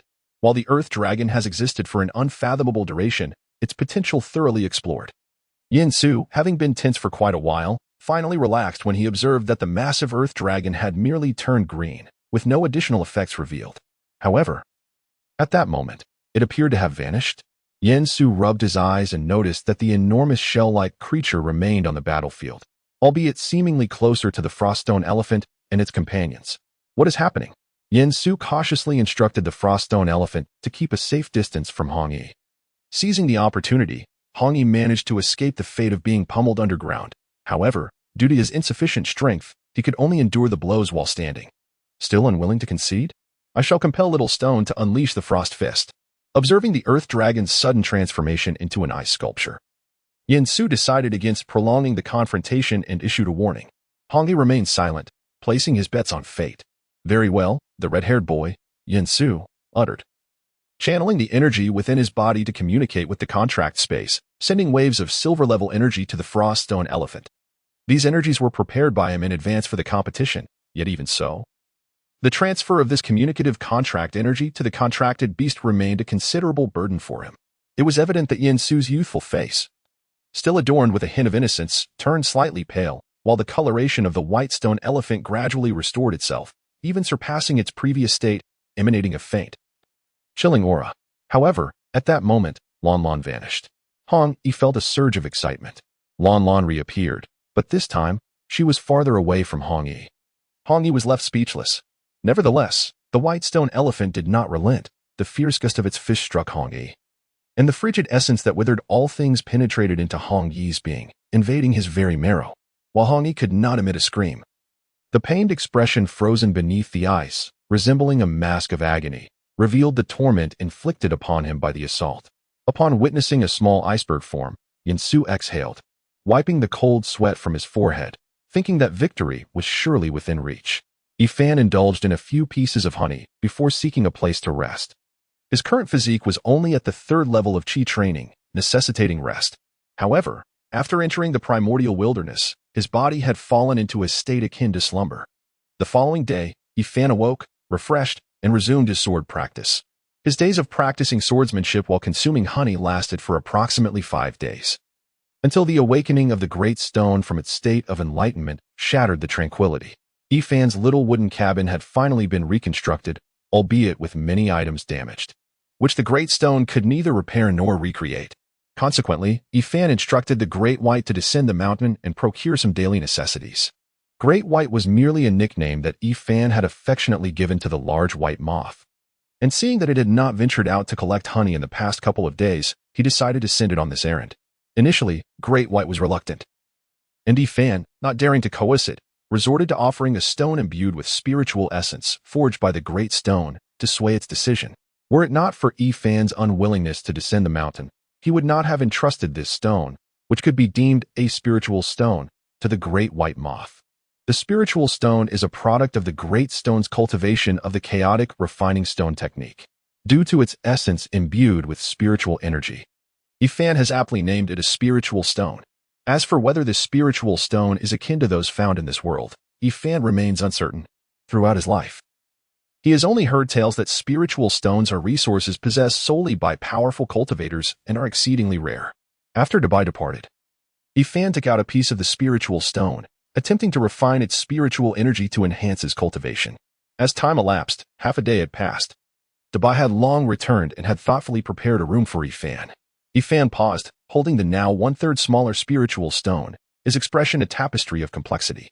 He had diligently cultivated for over a decade to reach the third layer of chi refinement. Today, however, with the aid of this stone, he had ascended a layer in just half a day. This implies that the years of his arduous training could be compressed into mere days with the stone's assistance. After calming his mind, Ifan realized that the spiritual stone condensed by the great stone must possess exceptional quality. Otherwise, if a mere ordinary spiritual stone could yield such astonishing results, it would be unfathomable.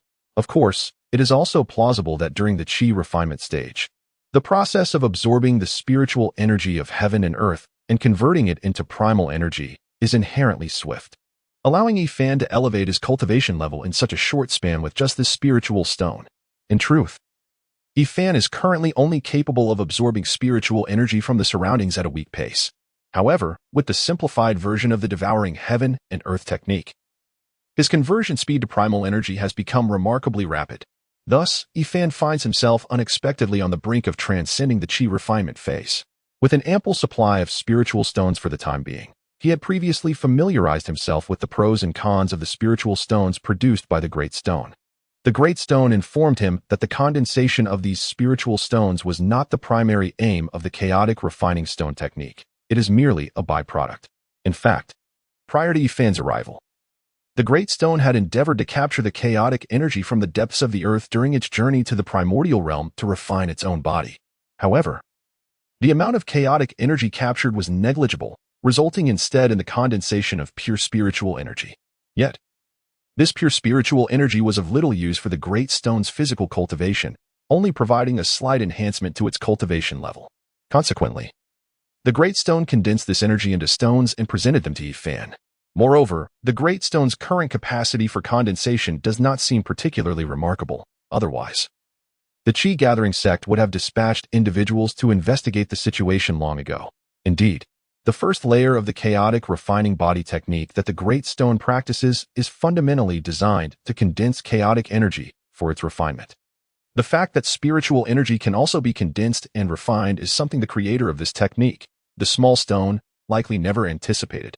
Nonetheless, the effect of condensing spiritual energy does not achieve the grandiosity of condensing chaotic energy within the chaos.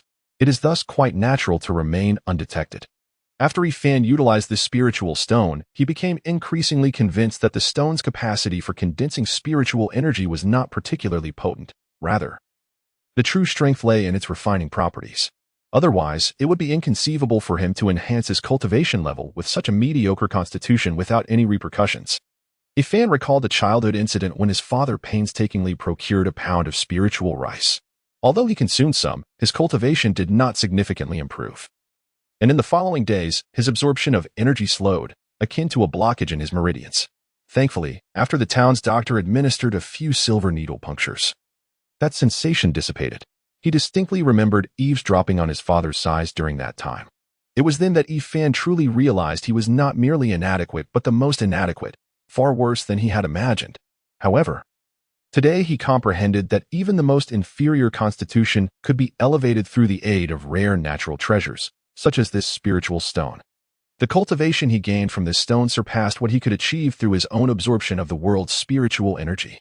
In the novels of his past life, it was said that to cultivate immortality, one required wealth, companions, methods, and a suitable environment. Ifan, at present, could barely claim to possess all these elements. Indeed, external aids proved to be exceptionally useful. After reflecting for a moment, Ifan retired for the night. It was not due to a lack of effort on his part. Rather, as he had yet to fully embark on the path to immortality, he needed rest to alleviate his physical fatigue. Over the course of a week, Ifan ascended from a practitioner at the 3rd level of Qi refinement to one at the 12th level. While the 12th level may not be particularly noteworthy within the Qiankong sect, it marked a significant status in Hongwu Town. Once Ifan breaks through to the foundation establishment stage, he would undoubtedly command respect in Hongwu Town. However, the transition from Qi refinement to foundation establishment proved to be a formidable barrier for many. It is worth noting that under the governance of the Qiankong sect, there were only a handful of practitioners who had achieved Qi refinement perfection in Hongwu Town, yet only one practitioner at the foundation establishment stage. Moreover, that individual was an aged man over a century old, who remained in Hongwu Town out of a sense of nostalgia, having lost hope for further breakthroughs. Lacking the means to establish his foundation, Yifan naturally had no chance of succeeding in that endeavor. Furthermore, after Yifan's considerable enhancement in cultivation, he no longer felt an urgent need for further advancement. He began to contemplate how to traverse even greater distances in his journey. Naturally, Yifan understood that any of his aspirations could only be realized through the vastness of the primordial world. For the time being, he focused solely on his swordsmanship. He had no intention of actively seeking foundational cultivation techniques, primarily out of fear of exposing the rapid growth of his power, and secondly, because he desired more formidable foundational techniques. Given his current status and strength, he was certain that acquiring extraordinary foundational methods would be unattainable. Thus, he deemed it prudent to bide his time. After all, he harbored no enemies, so there was no need for haste. However, Yifan recalled his master's words about being able to return home for a visit, leading him to send Dabai back to check on the situation at home. Dabai, having accepted the spirit stone, joyfully took flight.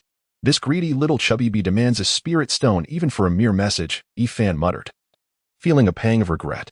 Were it not for Dabai's avarice, Yifan would have been troubled with how to retrieve the spirit stone without the news of its existence leaking out. Dabai proved to be remarkably efficient, bringing Yifan's father back within less than an hour. The significant changes within the Dragon clan were unexpected for many. The three clans were sequentially weakened, creating an unforeseen balance. However, the former dominance of the Dragon clan had now shifted to the Qilin clan. The most delighted by this news was Yuan Huang, for it meant that their Phoenix clan would not face immediate suppression. Yet, they were taken aback by the Qilin ancestors' greed, as he seized numerous treasured territories from both the Dragon and Phoenix clans at this critical juncture. The Phoenix clan was even driven to the brink of the deadly volcano. Had it not been for the Grand Dragon's intervention, a full-scale war with the Qilin clan might have ensued. Does the Qilin ancestor aspire to unify the primordial realm? How absurd, Yuan Huang scoffed in anger. The Grand Dragon pondered for a moment before responding. My kin have discovered that the Qilin clan previously had dealings with the Demon clan, and they are still engaged in some nefarious activities. Yuan Huang was taken aback. He usually paid little attention to external affairs, and given the recent tumult, he was unaware of this development. Are you suggesting that the Qilin ancestor has colluded with the demon god Luoho? Yuan Huang inquired. Indeed, that is highly probable, the Grand Dragon affirmed. What shall we do? Yuan Huang asked anxiously. The Grand Dragon observed that Yuan Huang was better suited for internal matters, lacking the composure displayed by his sister in crises. The immortal Yangmei is constrained by the heavenly laws of the primordial realm and has already visited. She will not assist us. Thus, our only recourse is to seek an alliance with the ancestor Hongjun. The Grand Dragon articulated his thoughts. Will ancestor Hongjun agree to ally with us? Yuan Huang, still unable to grasp the magnitude of this calamity, asked with concern. The Grand Dragon had sensed something amiss since the passing of the ancestor foam. After the immortal Yangmei's visit to the Dragon Palace, he had discerned the true nature of this calamity through their conversations. This calamity presents no opportunity for the three clans. It is a contest among the enlightened, and their survival is already commendable. Moreover, from Shunling's words, the ancestor dragon surmises that the three clans intend to withdraw into the wilderness like ferocious beasts, granting the next generation of beings a chance to flourish. Thus, the ancestor dragon recognizes that as a competitor of the demonic deity Luoho, the venerable Hongjun would surely seek an alliance with them. Indeed, it is quite possible that Hongjun might approach us himself, the ancestor dragon remarked. Hongjun, having gleaned insights from the peculiarities within the Qilin clan, has also concluded the gravity of this matter. Alas, the battle with the spirit world has introduced a multitude of uncertainties. Hongjun furrowed his brow within the Zixio Palace. Nevertheless, Hongjun did not pursue the ancestor dragon as anticipated, but instead made his way to Fanghu Mountain. I am Hongjun, the Venerable One. Seeking to inform the esteemed Yangmei of an urgent matter, Hongjun addressed the patrolling members of the Xuanwu clan outside Fanghu Mountain. Venerable Hongjun, exclaimed the two Xuanwu members, taken aback. Indeed, it is I. I kindly request you inform Yangmei that I wish to discuss an important matter. Hongjun's polite demeanor was merely a gesture of goodwill. Upon reaching the saintly realm, should Hongjun wish to contact Yangmei, she would undoubtedly sense his intent from thousands of miles away. Once Yangmei and her companions arrived at the Qilin clan, it became evident that the demonic deity Luo Ho was plotting significant undertakings. Shenling had conferred with Yangmei regarding this issue, intending to seize the merits of the enlightened, as the enlightened would eventually target him. The path of the demonic deity Luo Ho is incompatible with the heavenly principles of the wilderness, making him unable to become one of the enlightened, thus creating a shared adversary in Hongjun. Consequently, Shenling opted to assist the demonic deity, seeking to gain advantages, while Yangmei would aid Hongjun in turn, reaping her own rewards. Primarily, aside from Hongjun, no one else could attain the status of the enlightened. If Shenling were to receive Yangmei's assistance and exert effort, he might barely manage to achieve it. However, becoming one of the enlightened necessitates the relinquishment of one's physical form, imposing considerable restrictions that Shenling was unwilling to accept.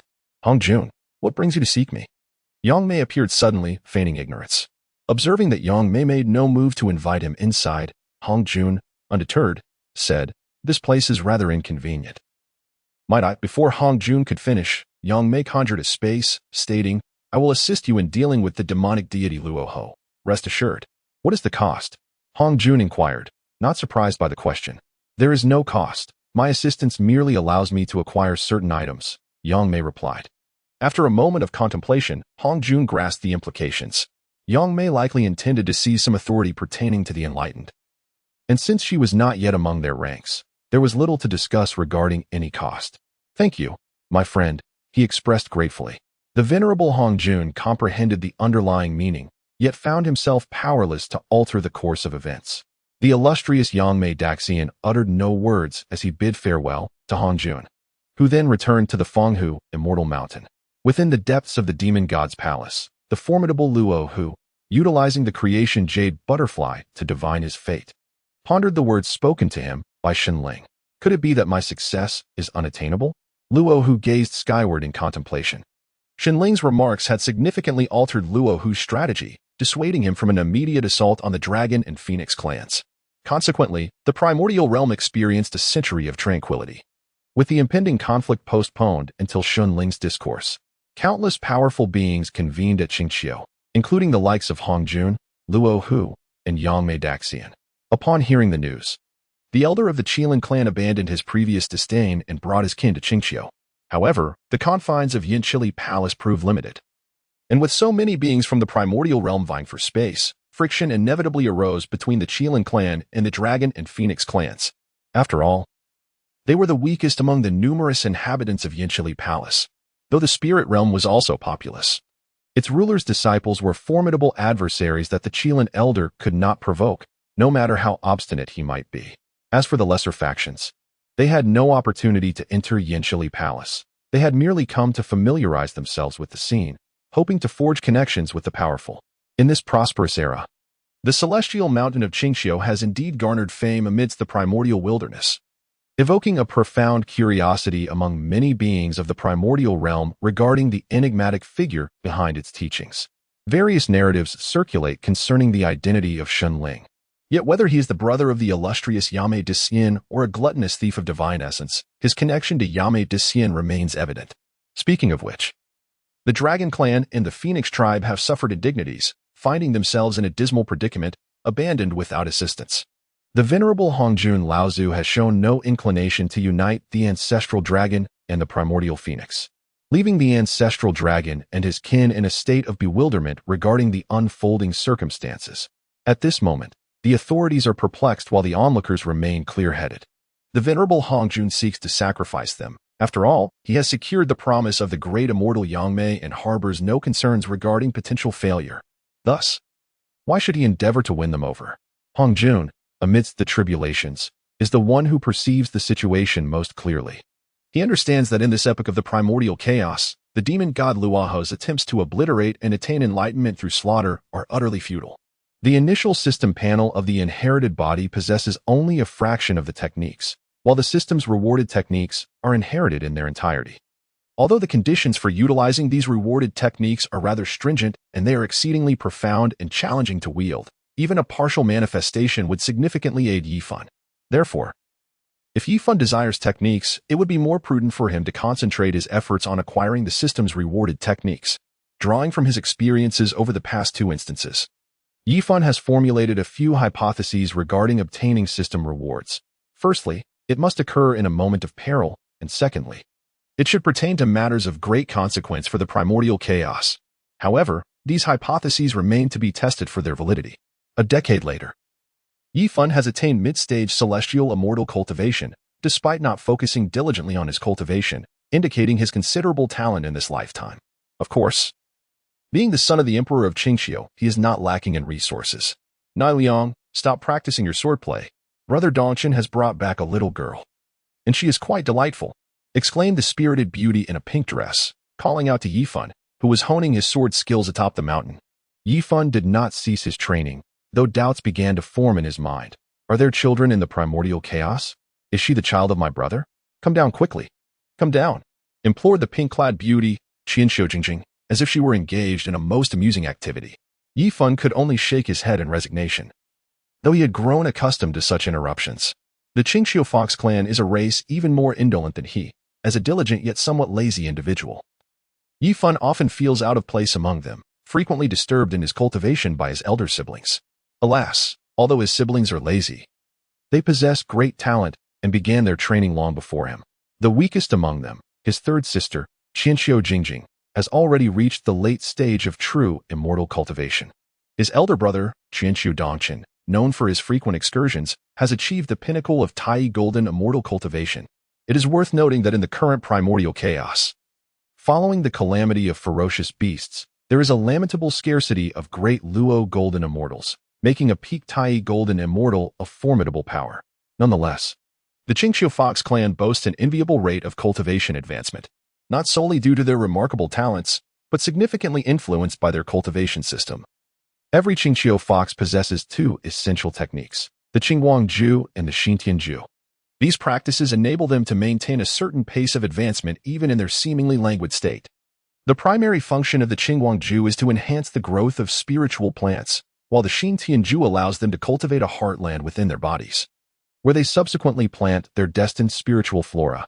Typically, the Qingxiu Foxes select the branches of the divine tree, the Dashan, as their fated spiritual plant.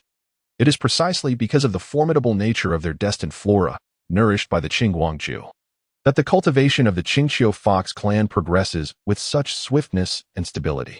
However, this rapid advancement is not without its cost. Although the powerful destined flora facilitates a swift elevation in cultivation once their abilities approach the limits set by their destined plants, any further breakthroughs become nearly impossible for the Qingxiu Foxes. Thus, while this technique may seem extraordinary for an ordinary Qingxiu Fox, it serves as a constraint for the prodigies of their kind.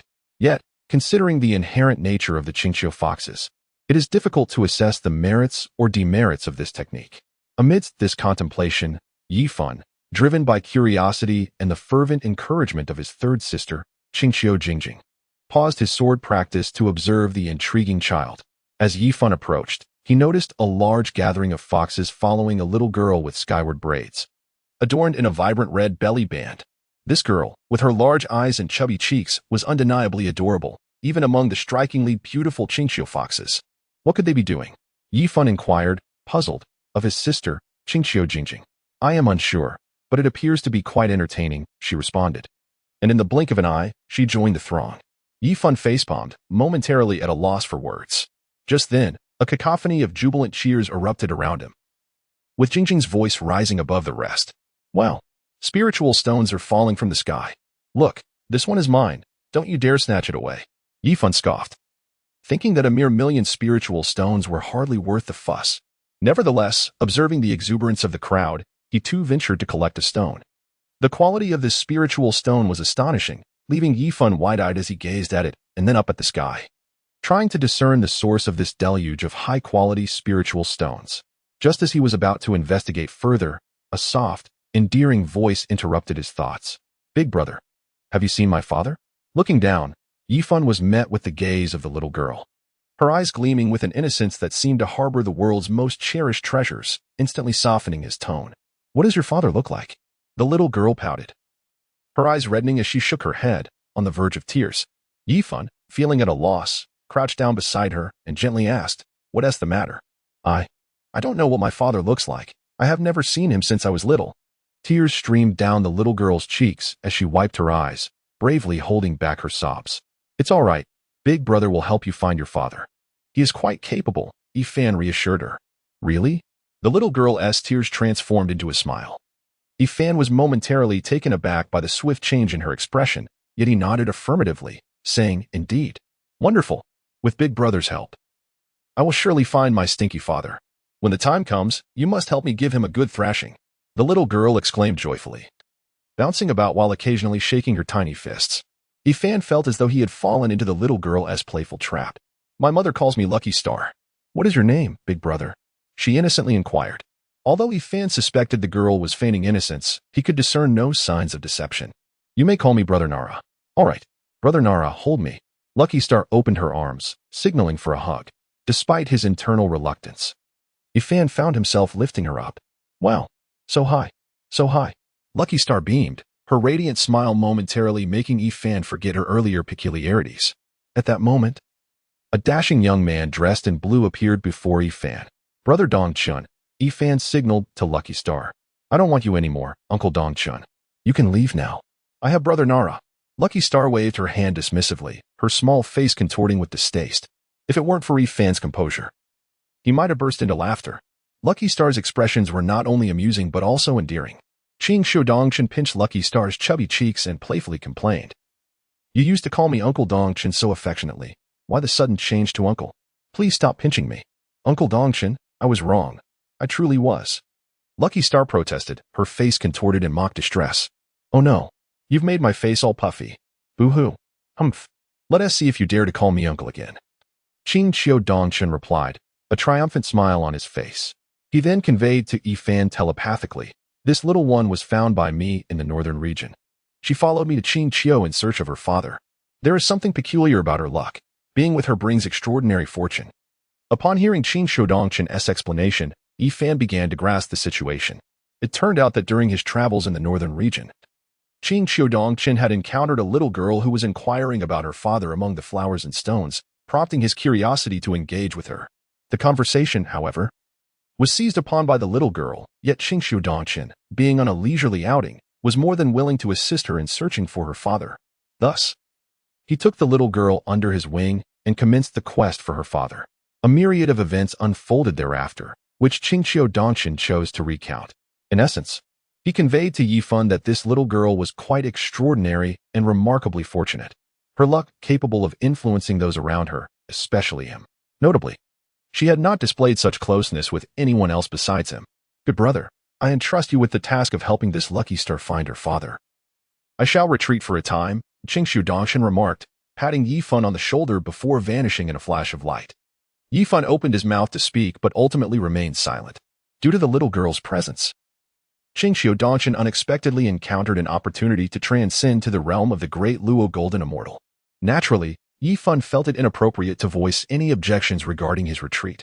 Lowering his gaze, Yifan observed the little girl, who wore a silly grin, and mused that regardless of her intentions, it was best to leverage her presence for the time being. At that moment, Qing, along with a group of other Fox clan members, approached. They were all fond of the Lucky Star, yet she clung to Yifan, her expression fierce as she attempted to shoo them away. The most boisterous among them, Qing, with her lustrous black hair, found herself in a disheveled state after the Lucky Star playfully ruffled her locks. Ultimately, it was Yifan who escorted the Lucky Star back to his celestial mountain, bringing an end to the commotion. Initially, the Lucky Star was quite intrigued by Yifan's celestial abode. However, as time passed, she began to contemplate leaving to search for her father. Yifan, harboring doubts about her intentions, often responded dismissively to her inquiries. A trivial trinket would suffice to placate her for several days.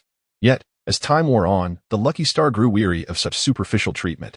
During this period, Yifan managed to develop an exceedingly simple sword technique, which he casually mentioned, "When I return, I shall take you to find your father." He then departed from his celestial mountain, seeking a secluded spot to return to the earthly realm and experiment with whether he could employ this newfound technique. Logically speaking, achieving success with the rudimentary sword technique in such a brief span was improbable. Yet, with the Lucky Star by his side, Yifun's experience with her did not align with Qingxiu Danchen's assertions of her extraordinary luck. Typically, she merely gathered spirit stones and artifacts, occasionally benefiting from a few rainfalls of spirit stones from the celestial mountain. Nothing particularly fortuitous or outlandish occurred. This left Yifun disinterested in continuing his stay with Lucky Star, prompting him to eagerly undertake a trial. Before the attempt, Yifun mentally prepared himself, deciding that if no miracle were to occur, he would return Lucky Star to Qingxiu Danchen. Of course, by that time, it was highly likely that Lucky Star would no longer be in his celestial mountain, given that even with Yifun's swift travels between the primordial and the real world, decades to centuries would still pass. The emergence of a miracle seemed implausible, as reason dictated. Yet, unexpectedly, the extraordinary unfolded, and a miracle did occur. Yifun found it incomprehensible, yet he had no choice but to accept the reality. Well, Yifun was elated. However, he did not forget the matters he had left unresolved upon returning to the real world. He swiftly returned to the primordial realm, neglecting even his physical needs. Yet, having reached the 12th level of qi cultivation, sustenance was no longer as vital as before. Upon returning to the primordial realm, Yifun immediately exited his secluded place and hurried back to his celestial mountain at the fastest pace he could muster. From a distance, he spotted a little girl in red, barefoot and seated on a large stone, swaying her legs with a pensive expression lost in thought. Witnessing this scene, Yifun hesitated, quietly observing from afar for quite some time. It was not until the little girl closed her eyes and lay back on the stone as if asleep that he silently descended beside her. This little girl was indeed Lucky Star, looking exactly as he remembered, still so small and adorable. However, her once prominent red apron emblazoned with a large character for luck had transformed into a beautiful red dress, crafted from the radiant sunflowers Yifun had casually refined. At that moment, Lucky Star suddenly sprang up and embraced Yifun. "Brother Naryang, you finally came to find me." Yifun instinctively held her close, asking, "Little Lucky, have you been waiting here for me?" "Yes, I've been waiting here for a very long time, and finally, I've waited you back," Lucky Star replied, gesturing with her little hands. "Why didn't you leave?" Yifun inquired. "I thought about leaving, but I was afraid that if I left, you wouldn't be able to find me, big brother. So I just kept waiting, and finally, I've waited for you to return," Lucky Star explained. "But why did you wait for me?" Yifun hesitated before posing the question. Because I want to be with Big Brother." Lucky Star's face bore a thoughtful expression as she earnestly contemplated her reasons. "Also, I feel that Big Brother is the great person who can help me find my father," she added. Subsequently, Lucky Star recounted how her mother had instructed her on finding her father, explaining that she would need to encounter a great person and follow him to have any chance of locating her father. Upon hearing this, Yifun found himself momentarily at a loss for words. Nevertheless, he ultimately resolved to assist Lucky Star in her quest to find her father. Of course, the tales recounted by Lucky Star evoked in Yifun reflections on the laws of fate, as well as the fateful sovereign whom he had slain in a previous life. Thus, Yifun sought to ascertain, either directly or indirectly, whether her mother bore any connection to the fateful sovereign. Fortunately, the outcome revealed no such relationship. Lucky Star's mother was merely a reclusive master, rarely venturing beyond her secluded domain. What manner of man could possibly weave his way into her heart, igniting a spark of romance? Upon hearing Lucky Star's description of her mother, Yifun conjured a vivid image of an exceptionally composed and introverted celestial maiden in his mind. Subsequently, after bidding farewell to his parents and siblings, Yifun set forth with Lucky Star from Qingqiu. Their inaugural destination was Mount Buzhou. For Yifun had previously narrated a few tales mentioning this mountain, which piqued Lucky Star's curiosity. With no fixed itinerary and Yifun's own desire to explore, they designated Mount Buzhou as their first stop. To be precise, the mountain currently known as Mount Zhou serves as the celestial pillar that upholds the vastness of the primordial world. It took Yifun and Lucky Star several years to reach Mount Zhou, a journey that could have been accomplished in a shorter span. This tale begins with a colossal serpent. At that moment, Yifan was conversing with the Lucky Star while piloting the Qingyun. "Little Lucky, why do you still appear as a young girl?" he inquired. Why do you ask such a question? Am I not meant to look this way?" To Yifan's surprise, the Lucky Star did not shy away from the query. After a brief pause, he replied, "Given how much time has passed, you ought to have matured a little, shouldn't you?" "Oh, but haven't we grown?" As she spoke, the Lucky Star transformed, her small figure becoming more mature. The petite Lucky Star was endearing, while the adult version was undeniably captivating. In that instant, Yifan felt a flutter in his heart. Yet, I still prefer my current form. When I find my father, I want him and my mother to witness my gradual growth into a more beautiful version of myself, the lucky star said with a dreamy expression. However, Yifan's thoughts had already wandered elsewhere, and he hardly registered her words. Hey, Nara brother, what are you thinking about? The lucky star, noticing Yifan's distraction, called out with a hint of discontent on her face. Oh, nothing, Yifan replied with an awkward smile. In truth, his mind had drifted to inappropriate thoughts regarding his first encounter with a breathtaking fairy who had endeavored to steal his innocence. The lucky star was about to speak again when suddenly a powerful suction force emerged.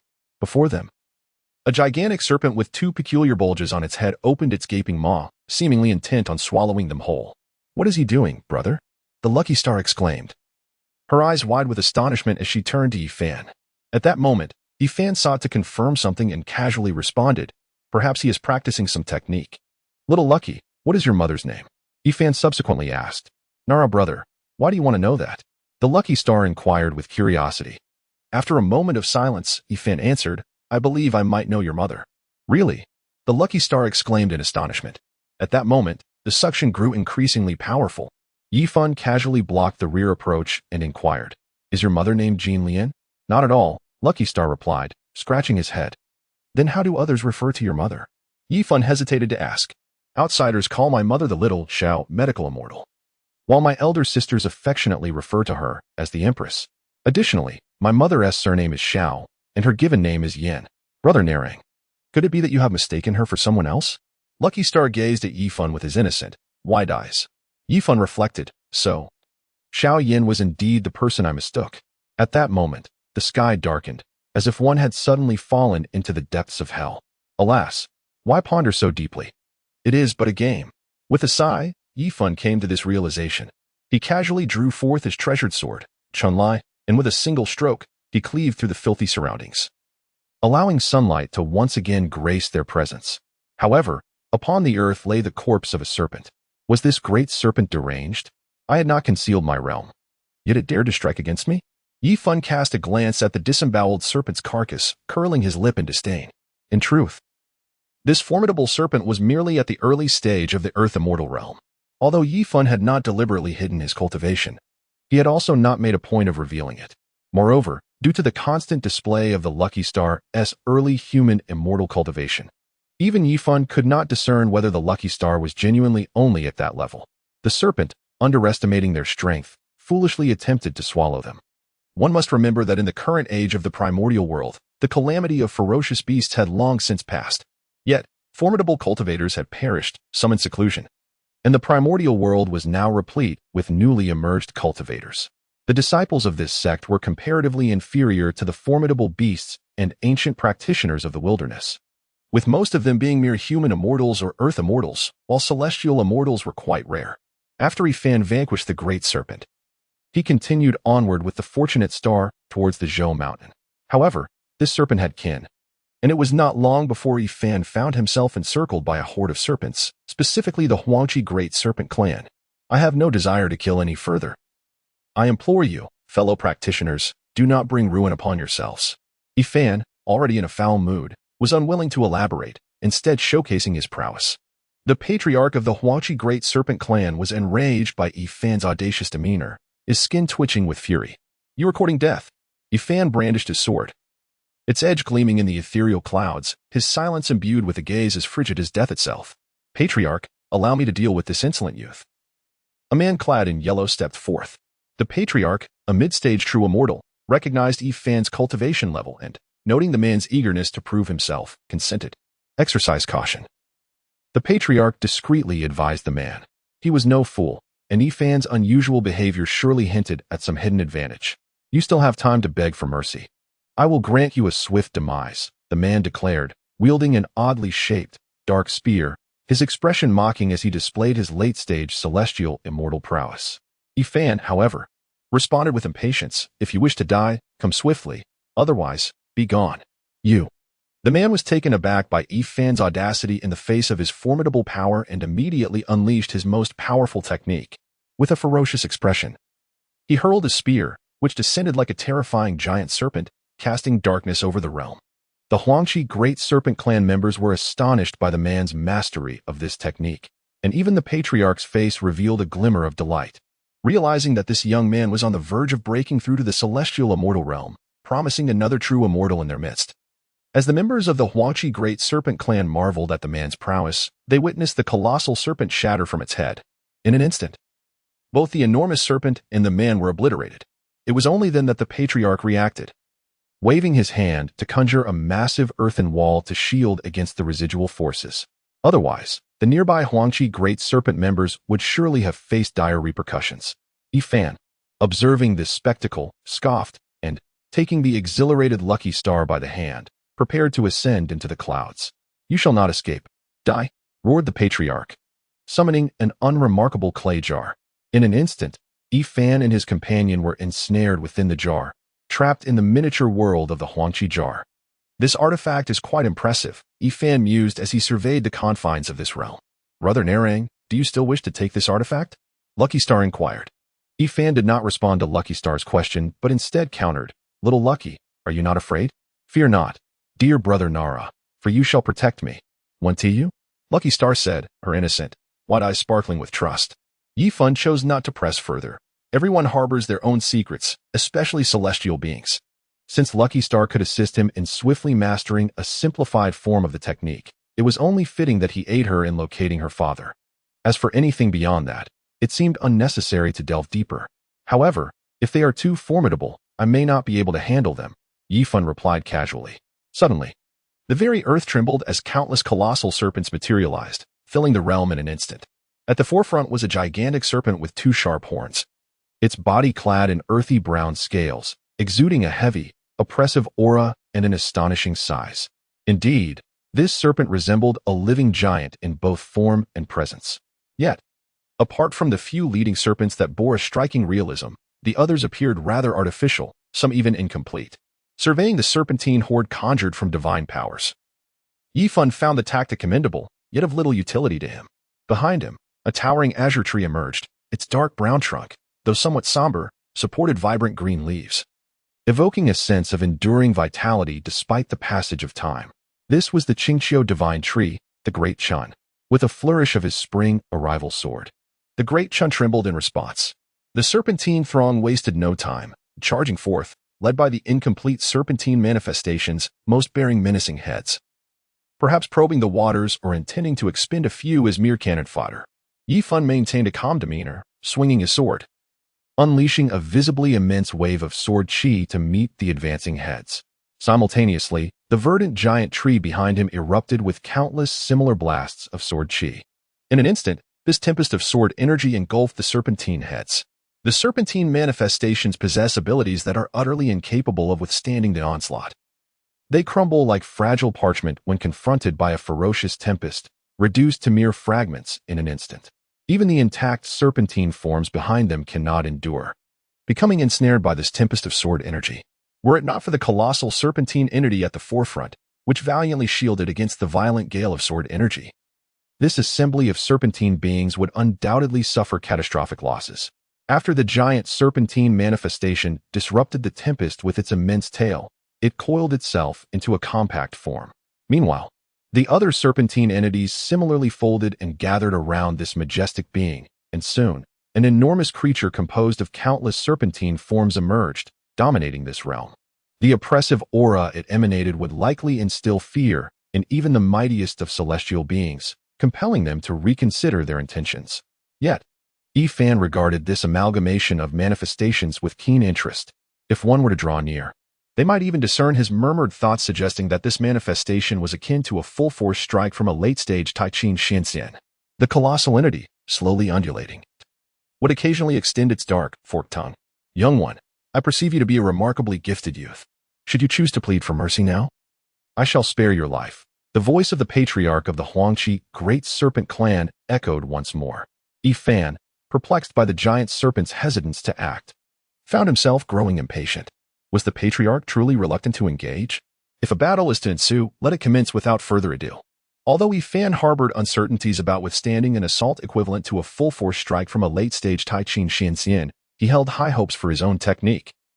The Dazhuan sword chi art, derived from the Yitzhao sword realm, Over the years, he had lacked the opportunity to truly gauge his current combat abilities. Thus, he could not allow such a prime opportunity to slip away.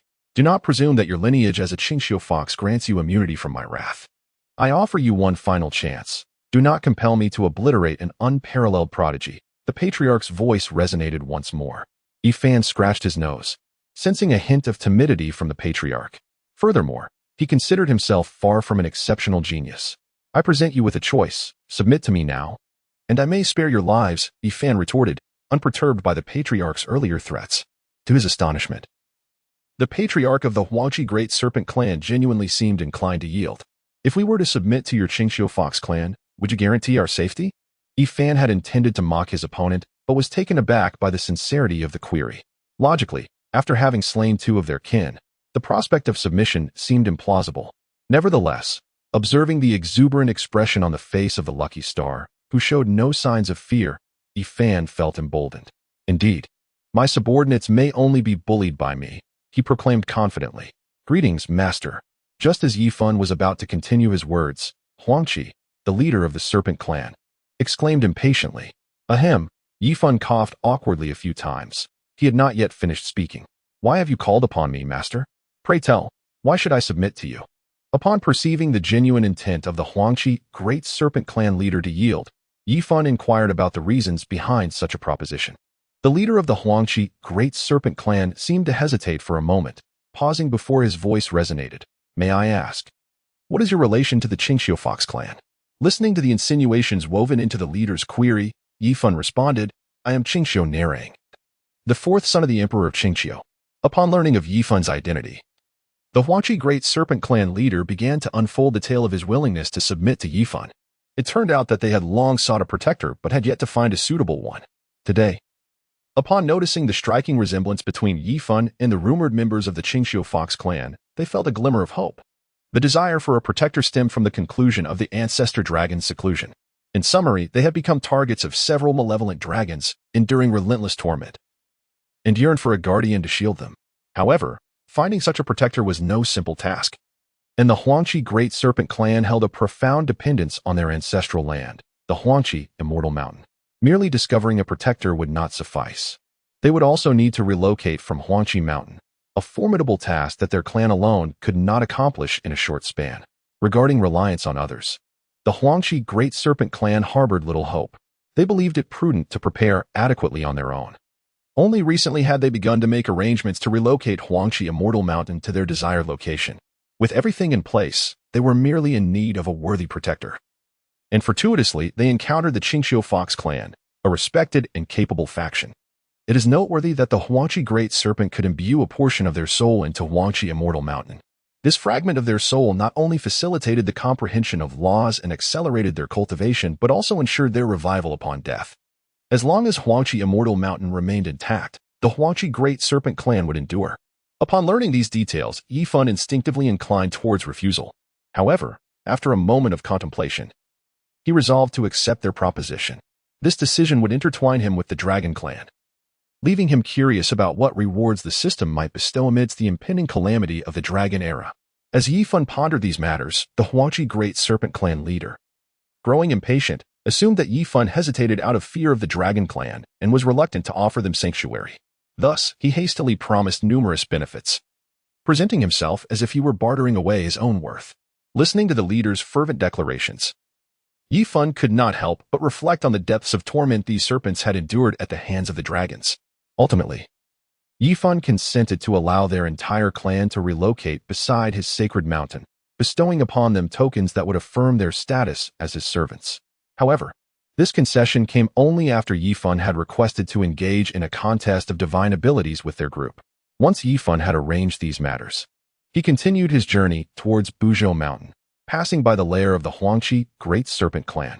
The chieftain of the Huangqi Great Serpent clan gazed at Yifan, who was gradually ascending into the distance upon a cloud, his heart awash with complex emotions. The concept of recognizing a master is, in truth, a challenge for any sentient being to accept. Although Yifan had previously engaged them in combat without achieving victory, the prowess he displayed had nonetheless left all of them in awe, serving as a formidable display of strength. This is both a joyous occasion and a source of concern. The joy lies in their formidable backing. rendering them unafraid of the few dragons' retaliation. The worry, however, is that such strong support may hinder their prospects for advancement in the future. The distant Yifan, in contrast, is devoid of such intricate emotions, finding himself in a state of exhilaration. Indeed, with the presence of a stroke of fortune, his aspirations manifest with remarkable ease. Yet, Yifan observes that following moments of serendipity, the influence of this small fortune diminishes drastically. For instance, it has been quite some time since they last encountered a rain of spiritual stones. "Wow, so grand and towering," exclaimed Lucky Star, her mouth agape and eyes wide with astonishment. Yifan gazes at the towering mountain, shrouded in clouds and seemingly limitless, and a sense of reverence stirs within him. This mountain is none other than the Zhou Mountain, which has yet to be severed by the ancestral deity Gong Gong. The two lingered in admiration for a considerable time before gradually approaching and beginning their ascent of Zhou Mountain.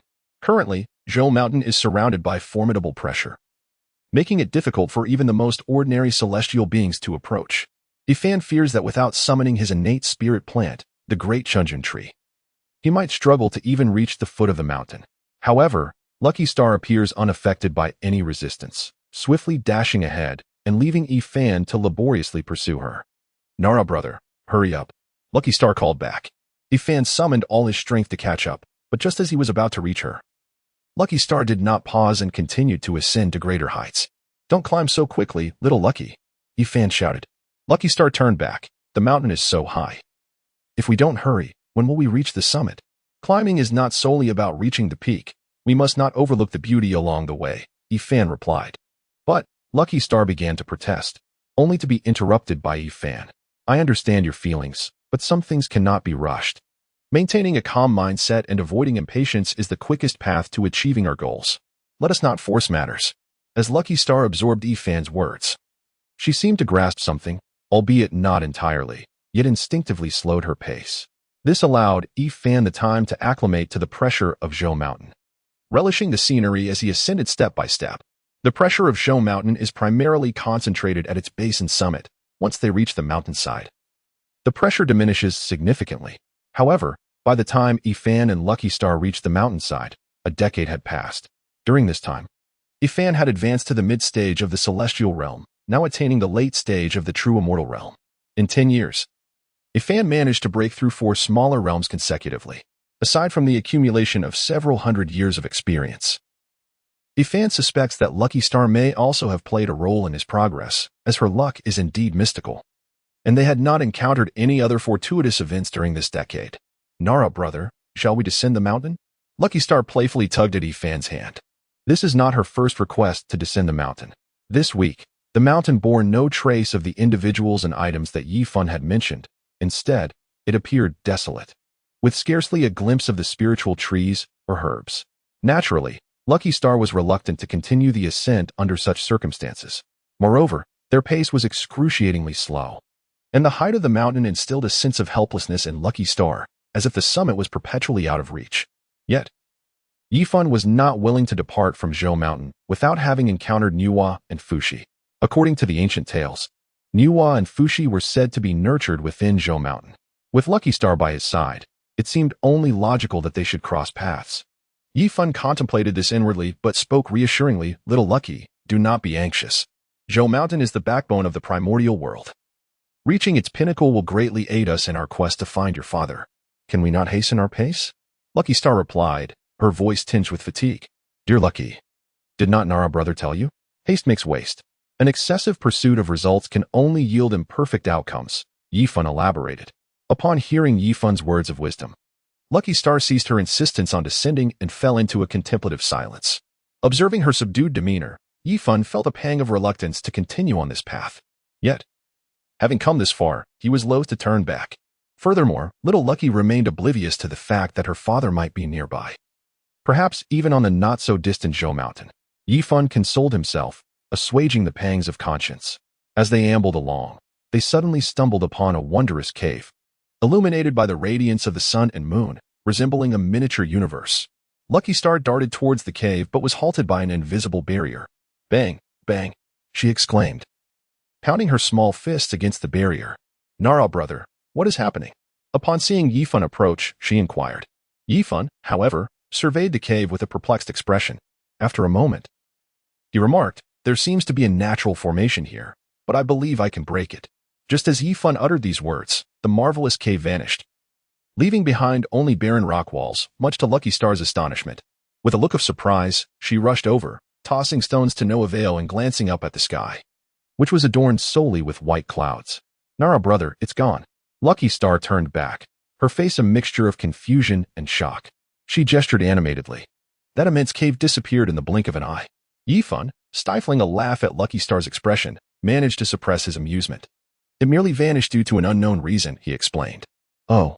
Lucky Star bit her finger, pretending to comprehend. Yifan paid little heed to her thoughts and began to decipher the formation. He recognized it as one that Little Stone had crafted during his moments of boredom to amuse him. By the way, could this formation be the handiwork of Little Stone? Might it contain the spiritual roots that he planted? Yifan pondered what remarkable entities might be concealed within that mystical cavern. Nonetheless, despite his musings, he harbored a certain anticipation regarding the presence of Fushi and Yuwa within. After all, with the fortunate presence of Shaoxing by his side, perhaps his wishes might indeed come to fruition. After several months of endeavor, Yifan finally unraveled the intricate formation, and in that very instant, he experienced a profound awakening, subsequently achieving a breakthrough to the initial stage of Ta Qing Xian Xian within a mere few days. Yifan found no inclination to voice his discontent. His current rate of advancement appeared rather implausible, yet there resided an inkling of justification in it. However, this was a fortuitous turn of events, and Yifan chose to disregard the rationality of it all. His cultivation stemmed from a deep comprehension of the laws and a gradual accumulation of spiritual energy, attained solely through perseverance and serendipity, devoid of any deceit or thievery. Shenling had already dared to accept Ming Ming Ling. So accepting another entity, one lacking the ominous aura of ferocious beasts and merely a recently reconstituted soul of the Beast Lord, posed no psychological burden. Moreover, Shenling was disinclined to squander any more time. The construction of the Soul Realm was inherently time-consuming, and further delays would be quite detrimental to Hu Yao Yao. "Very well, I shall acknowledge you as my disciple. Release Ming Ming Ling. We shall commence the construction of the Soul Realm forthwith," Shenling declared with a wave of his hand. Ming Ming Ling then released Mo, whose soul form was indeed formidable, yet remained powerless in the face of Ming Ming Ling's mastery of the soul loss. Following this minor interlude, the construction progressed remarkably smoothly, with Mo contributing significantly by assisting Ming Ming Ling and the others in refining the punitive mechanisms. Consequently, Shenling and his companions completed their endeavor well ahead of schedule, crafting a soul world as expansive as the primordial wilderness within nearly 1,000 years. At this juncture, the soul world merely had its framework established. The heavenly Tao of the primordial world promptly descended with the primordial purple qi, marking Ming Ming Ling and his companions with an indelible seal. It is noteworthy that only the three of them were granted the privilege of the primordial purple qi, which, akin to the merits of fortune, was a manifestation of the world's essence, and the primordial purple qi was, in fact, even more precious. Thus, the Chaos Tua Wu and their ilk were excluded from this boon, receiving instead a merit akin in size to the primordial purple qi, considered neither excessive nor scant. Shenling, however, allowed Tian Yuan Shenling to accept the primordial purple qi, as he intended to venture into the primordial realm, albeit without the mark of recognition. In truth, this primordial purple qi was originally intended for Tian Yuan Shenling. After all, it is the realm constructed by Tian Yuan Shenling. With Tian Yuan Shenling ascending to an official position in the primordial world, it became considerably easier for Shenling to traverse this vast expanse. Thus, Shenling manipulated Tian Yuan Shenling to establish a passage leading to the outer space of the primordial realm, where the essence of the Hongmeng Pearl resides. Naturally, Shenling skillfully evaded the regulations of the primordial world, a domain in which he possessed ample experience, unless a Taoist being emerged within the primordial realm. Shenling could continue his audacious endeavors unimpeded. After all, no one was available to scrutinize the loopholes, and while the primordial world was steadily evolving and refining its regulations, this process was exceedingly gradual. Ultimately, Shenling arrived at his first true essence with Hu Yao Yao by his side. Over the years, Shenling had come to comprehend the reasons behind Hu Yao Yao's condition. It turned out that the chaotic essence stone, which had previously merged with her body, had been absorbed by Shun Hu Song and subsequently extracted from Hu Yao Yao's form. Moreover, it was not solely the chaotic essence stone that was taken. A significant portion of Hu Yao Yao's vital blood was also lost. Consequently, faced with this dual blow, her body could no longer endure. Hu Yao Yao's earlier manifestations were merely fleeting remnants of vitality. Furthermore, due to the injury to her very foundation, Shenling's laws of creation and life could only sustain her existence. Nevertheless, having discerned the cause, Shenling was confident in his ability to restore Hu Yao Yao's health. Upon entering the world of Little Grass Shenling and beholding the Snow Jade Pear Tree, his confidence surged even further. With the Snow Jade Pear Tree embodying the 3,000 laws, Shenling could utilize the essence of Hongming to reconstruct Hu Yao Yao's original being, thereby facilitating her breakthrough to become a chaotic spiritual root. Speaking of which, shortly after Shenling departed from Qingqiu, Shen Husong had also secured the Yanshi Palace, collecting all the heavenly tears within. The Fox clan, witnessing Shen Husong's remarkable abilities despite her diminutive stature, was left in a state of astonishment. Just as Shen Husong finished gathering all the heavenly tears, the esteemed Yangmei Immortal appeared. Shen Husong, with a wary expression, scrutinized Yangmei Immortal, who responded warmly, "I sense a significant connection between us, hence my visit to take you as my disciple. You carry great fortune. Remaining in Qingqiu would endanger your clan. Therefore, come with me." Shen Husong shook her head, replying, "I cannot leave. Even if I do, our clan cannot escape this calamity." Yangmei Immortal chuckled, saying, "You are quite young, yet possess considerable insight." Shen Husong chose not to respond. At that moment, Hu Xian'er and the others finally arrived at Shen Husong's side. However, before they could utter a word, Yangmei Immortal waved her dust, and they were instantly transported back to their original location, seemingly separated from Shen Husong by several realms. Observing this, Shen Husong's expression darkened slightly. Yangmei Immortal, sensing Shen Husong's potential to cultivate the path of her spatial world, remained patient. Subsequently, she opened a spatial passage, bringing the bride empress over and declaring, "With her to safeguard your Qingqiu, your safety should be assured." Shen Husong, with a voice as soft as milk, inquired, "What realm is she in that she could possibly defeat the leaders of the 3 clans?" Master Yangmei chuckled and replied, "You young lad, do you truly believe the clan leaders are mere trifles? Very well, I shall remain here to help you resolve your troubles completely before escorting you away, if that pleases you."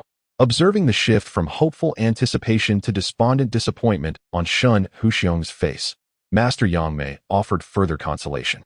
At this moment, Shen Husong finally breathed a sigh of relief, yet remained silent, quietly observing the esteemed Yangmei. Occasionally, he cast glances at the radiant empress. Yangmei, too, fixed her gaze upon Shen Husong, but their mutual scrutiny did not endure for long. "Old ancestor Hongjun, you have arrived with remarkable swiftness," Yangmei exclaimed, promptly blocking old ancestor Hongjun's retreat, her smile devoid of sincerity. The fox spirits, upon learning that the visitor was the long-absent old ancestor Hongjun, felt a whirlwind of emotions. It seemed that their fox clan had encountered a significant event, though it remained uncertain whether it would be a blessing or a curse. Old ancestor Hongjun offered a formal bow, his expression somewhat rigid as he replied, "I am far inferior to you, Taoist Yangmei. You are here for this child, are you not?" Yangmei cradled Shen Husong in her arms, affirming her intent. Shen Husong found himself unable to resist. At this moment, he could only acquiesce to this optimal choice. Thus, he nestled obediently in Yangmei's embrace, a look of delight gracing his face. "I have indeed come for this child, but Taoist Yangmei has already accepted him as her disciple. Thus, I shall take my leave." Old ancestor Hongjun responded, "Not so fast. I delight in taking in beloved disciples. Will you not offer a gift?" Yangmei asserted, releasing a subtle pressure and raising her voice. Although old ancestor Hongjun had ascended to the sacred realm, he was acutely aware of the considerable disparity between himself and Yangmei.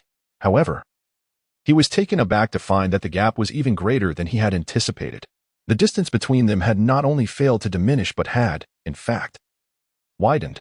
A pang of bitterness welled within old ancestor Hongjun, yet he feigned a smile and said, "Then I shall present to your beloved disciple the Ren Shui Peachwood Staff, which I have nurtured for many years and has now ascended to the status of a primordial treasure." Yangmei received the Ren Shui Peachwood Staff, erasing the spiritual imprint left by old ancestor Hongjun before handing it to Shen Husong. Shen Husong was momentarily taken aback as Yangmei encouraged, "Place it within your treasured items." After a moment's hesitation, he complied and stored the Ren Shui Peachwood Staff within the Yanli Palace. "I shall not intrude upon your conversation any further," old ancestor Hongjun stated. Yangmei replied, "Thank you, Old Ancestor Hongjun, for your generous gift. Should the opportunity arise, I will bring my beloved disciple to pay you a visit. Old Ancestor Hongjun casually exchanged a few pleasantries before hastily departing. This time, the immortal Master Yangmei did not intervene. It was already a considerable feat for him to acquire a unique innate treasure from the venerable Hongjun. Should he engage in further reckless actions and disrupt the current calamity, he would have to bear the consequences himself. Not long after the venerable Hongjun departed, the demon god Luoho arrived. The immortal Master Yangmei did not bother with any spiritual fruits or similar hospitality. He simply invited them to sit in the grand hall. My dear friends, I am truly delighted by your visit today. It is an opportune moment for us to discuss strategies against the Lord of the Fierce Beasts, proclaimed the immortal Master Yangmei. May I inquire, dear Yangmei, have you recently emerged from seclusion? What has transpired in the vast wilderness during this recent Yuan assembly? Asked the ancestor of Yin and Yang. Indeed, I have only just emerged from my retreat and have not taken on any disciples. So I am not well versed in the recent events of the wilderness, replied the immortal Master Yangmei. Then allow me to enlighten you regarding matters related to the fierce beasts and their lord, the venerable Hongjun interjected. Please, do share, dear Hongjun, Yangmei encouraged. The Master of Time chuckled. It seems, dear Yangmei, you are not entirely oblivious. You even recognize the title of the venerable Hongjun. The venerable Hongjun is indeed one of the most formidable beings, his name resounding throughout the wilderness. Naturally, I have heard of him. The immortal Master Yangmei responded with a smile. Indeed, one must remember that initially, our dear Yangmei did not even recognize the venerable Hongjun. The demon god Luoho chimed in. The others recalled the scene of the immortal Master Yangmei's first conversation with the venerable Hongjun, but they merely chuckled to themselves, not dwelling on it. The venerable Hongjun, unconcerned with this matter, continued to elucidate about the fierce beasts and their lord. The fierce beasts originated from the bodies of ancient demon gods, most of which possess strength surpassing that of ordinary beings in the wilderness. However, it is worth noting that the majority of these beasts lack true souls, existing merely as soulless entities, making it difficult for even the lord of the fierce beasts to exert control over them. This deficiency is precisely why the lord requires the assistance of other fierce beasts to lead them. The lord of the fierce beasts is particularly formidable due to the fortune and power bestowed by these creatures. Thus, once we resolve the issue of these beasts, confronting the Lord will become considerably easier, the venerable Hongjun concluded. Then would it not be more effective to eliminate the Lord of the fierce beasts directly? Would that not render the remaining beasts leaderless and easier to handle? Suggested the immortal Master Yangmei. Ah, dear Yangmei, you underestimate the might of the Lord of the fierce beasts. It is likely that even collectively, we may not prevail, warned the Master of Time. Indeed, we previously united in an assault, yet we still face defeat, the venerable Hongjun agreed. You do not appear to bear the marks of defeat, at least. Not in the manner expected after a significant loss, remarked the immortal Master Yangmei. That is true. It seems the Lord of the fierce beasts has been scheming. During the last battle, he did not exert his full strength, the venerable Hongjun explained. Now I understand. We must not delay any further. If his schemes succeed, will the beings of the wilderness not be doomed to eternal despair? The immortal Yangmei spoke, yet the venerable Hongjun and others regarded it with indifference, for they harbored no concerns. After all, the master of the beasts was destined to fail in any schemes, be they cataclysmic designs or aspirations to ascend to sainthood. With the great Tao of the primordial world in place, there was no need for their unwarranted worry. However, the master of the beasts had not exerted his full strength, and they found themselves at a disadvantage. Should he unleash his complete power, their doom would be inevitable. If they perished, who could possibly salvage the lives of the beings in the primordial world? Hongjun, in a state of dilemma, expressed his concerns. Rest assured, I must confess that I have already attained the pinnacle of quasi-sainthood. Even if I cannot vanquish the master of the beasts on my own, with your combined efforts, we shall undoubtedly triumph over him, declared the immortal Yangmei, exuding an aura of formidable might. The assembled mighty beings sensed a presence akin to that of the master of the beasts, and their hearts grew heavy with gravity. What? Do the mighty doubt my words? Yangmei questioned coldly. How could that be? The ancestor of Yin and Yang responded with an awkward smile. The leaders of the three tribes echoed in agreement. We naturally trust in the strength of our friend Yangmei, yet we must deliberate cautiously. What if the master of the beast possesses other hidden trump cards? That would spell disaster for us, Hongjun advised. Indeed, we must strategize carefully. At the very least, we should clarify how to divide the spoils after the confrontation, Yangmei added. The others could only manage awkward smiles. even beginning to question whether Yangmei had lost his sense of reason. His words and actions resembled that of a nouveau riche, exuding an air of arrogance as if proclaiming himself the greatest in the world. As the conversation progressed, their doubts about Yangmei's ascension to the pinnacle of quasi-sainthood deepened. Each of them had concealed their own trump cards with great care, fearful of exposure. In contrast, Yangmei laid bare all his cards, seemingly eager for others to recognize his prowess. Despite Yangmei's apparent superiority over the likes of the ancestor dragon, the likes of the first Qilin looked down on him with disdain. In their eyes, Yangmei appeared to have lost his wits, even in their attempts to rationalize his behavior. They found no justification, as Yangmei had divulged too much detail about his own advantages, nearly revealing his weaknesses, while everything else was hastily recounted. In summary, no being of even modest intellect would speak in such a manner. They were unconvinced that Yangmei harbored any schemes. For what sort of strategy would necessitate the revelation of one's own trump cards? Ultimately, what good could come from such self-disclosure? Aside from the pretense and the aim of revealing one's foolishness to others, what other purpose could there be? Even the esteemed Hongjun Laozu and his companions were left bewildered by the maneuvers of the illustrious Yangmei Daxian. Even they could not fathom the intentions behind Yangmei Daxian's actions. Even if there were a purpose, exposing one's vulnerabilities to allow others insight into their weaknesses comes at a considerable cost. Moreover, the repercussions are quite significant, rendering it hardly worthwhile. Regardless, after this discussion, they gained a deeper understanding of Yangmei Daxian. Yet no consensus was reached regarding the joint endeavor to confront the Lord of Beasts. They needed to take their time and reflect carefully on the character of Yangmei Daxian. The revelations presented by Yangmei Daxian today had left them utterly astonished. The sheer volume of explosive information emanating from Yangmei Daxian was overwhelming. Without proper digestion, it would be truly unmanageable. Why are you here again? After a lapse of over 10 days, Shenling encountered the little fox once more. The little fox produced a handful of fruits from its bosom and exclaimed, "Here, I have brought you delicious treats, so please do not be angry." "You spent the last 10 days gathering fruits for me?" Shenling remarked, somewhat taken aback. "Not exactly. I initially intended to return for the fruits my father had stored for me, but I inadvertently fell into a pit," the little fox explained. Shenling scrutinized the little fox and noticed that its feet bore signs of injury, and the wounds on its bones had yet to heal completely. "How old are you? How could you be so careless?" Shenling admonished. Feeling a bit aggrieved, the little fox replied, "I am merely 3.5 years old. My father says I am quite capable for my age, you know? It was only because I was eager to bring you fruits after you got angry that I accidentally fell into the pit. Normally, I am not so clumsy." Shenling felt a twinge of embarrassment upon hearing this. "I had no idea you were so young. How could your father leave you all alone here?" Shenling awkwardly attempted to change the subject. However, this remark caused the little fox to burst into tears, sobbing inconsolably. "It's all my fault. Please don't cry." Shenling found herself inexplicably apologizing. The little fox wiped its tears and, through sobs, said, "It's not your fault. I just miss my mommy and daddy so much. Don't worry. You still have me, right? I will stay with you, and you won't be alone anymore," Shenling reassured. "Really? You're not angry with me anymore?" the little fox asked. "Of course not," Shenling replied. "Then could you tell me why you were angry before?" The little fox remained unaware of the reasons behind Shenling's frustration, but she understood that she needed Shenling as a friend. Her solitude was overwhelming.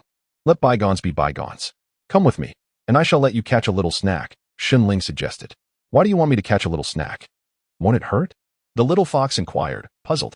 "Of course it will hurt, but not unbearably," Shenling replied. "If it hurts, then perhaps I should not grasp it. We are now considered good friends, aren't we?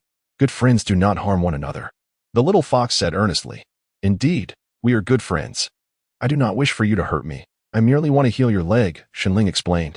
Upon hearing Shenling affirm their friendship, the little fox felt a surge of joy, yet insisted, "But my leg is already healed."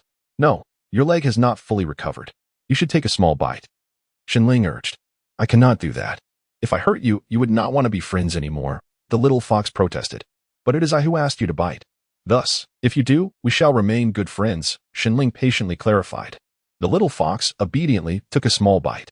Observing this, Shenling continued, "Now, take this drop of sap and apply it to your foot." The little fox complied. As the milky white sap dripped onto its foot, a tingling sensation followed, accompanied by a slight itch. "How marvelous! My foot feels completely healed," the little fox exclaimed in wonder. So you were aware that your foot was not healed? Shenling inquired. I was afraid you would think I was foolish. You wouldn't regard me as foolish, would you? The little fox timidly asked. I would not think ill of you.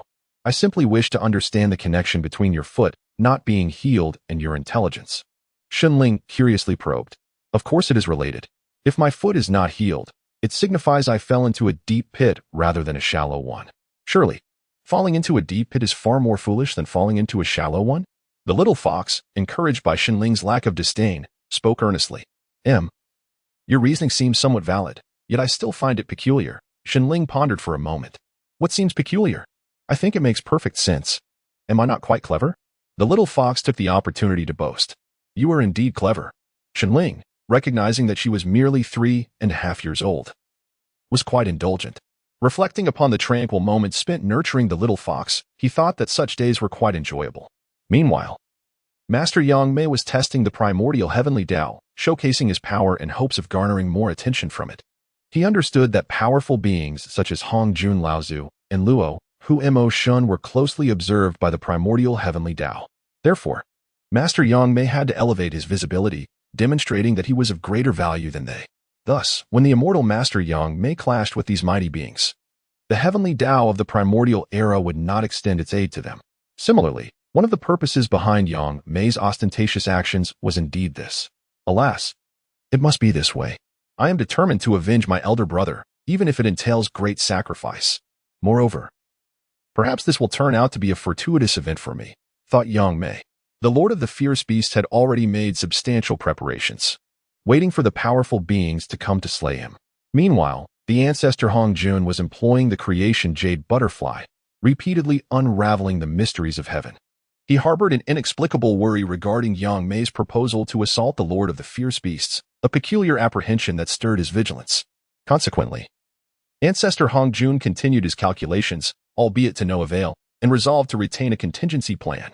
Similarly, the Time Sovereign and the demon god Luoho, both wielders of the creation jade butterfly, approached this event with significant caution. Yet, ultimately, they arrived at Pangu Immortal Mountain as promised, swiftly devising a strategy. They prepared to launch an assault on the Mo Palace without further ado. As for additional arrangements, they had already made their preparations in the preceding days. It was merely that their alliance lacked unified coordination. The immortal Master Yangmei and the other eminent beings advanced upon the Mo Palace, while the remaining powers led the beings of the primordial era in a large-scale extermination of the fierce beasts. Thus, the grand battle against the fierce beasts officially commenced, with the primary focus on the battlefield of Yangmei and his companions. After all, aside from the Lord of the Fierce Beasts, there were no particularly formidable entities within the Beast clan. As Yangmei and the others approached the Mo Palace, they became exceedingly cautious, fully unaware of the true intentions of the Lord of the Fierce Beasts. Just then, the sky abruptly transformed, plunging into darkness. This oppressive weather emanated a faint sense of dread. Be careful, Ancestor Hongjun called out, just as countless tendrils of black mist coiled around them, embodying sheer terror. Even with their combined strength, it took them over a minute to dispel the menacing aura. What a formidable principle of fear, Ancestor Inyang remarked as the black mist dissipated, withdrawing the protective Taiji diagram and exclaiming in wonder. Where are the three of the primordial Qilin? Could they have slipped away? Yangmei exclaimed in astonishment. Ancestor Hongjun furrowed his brow.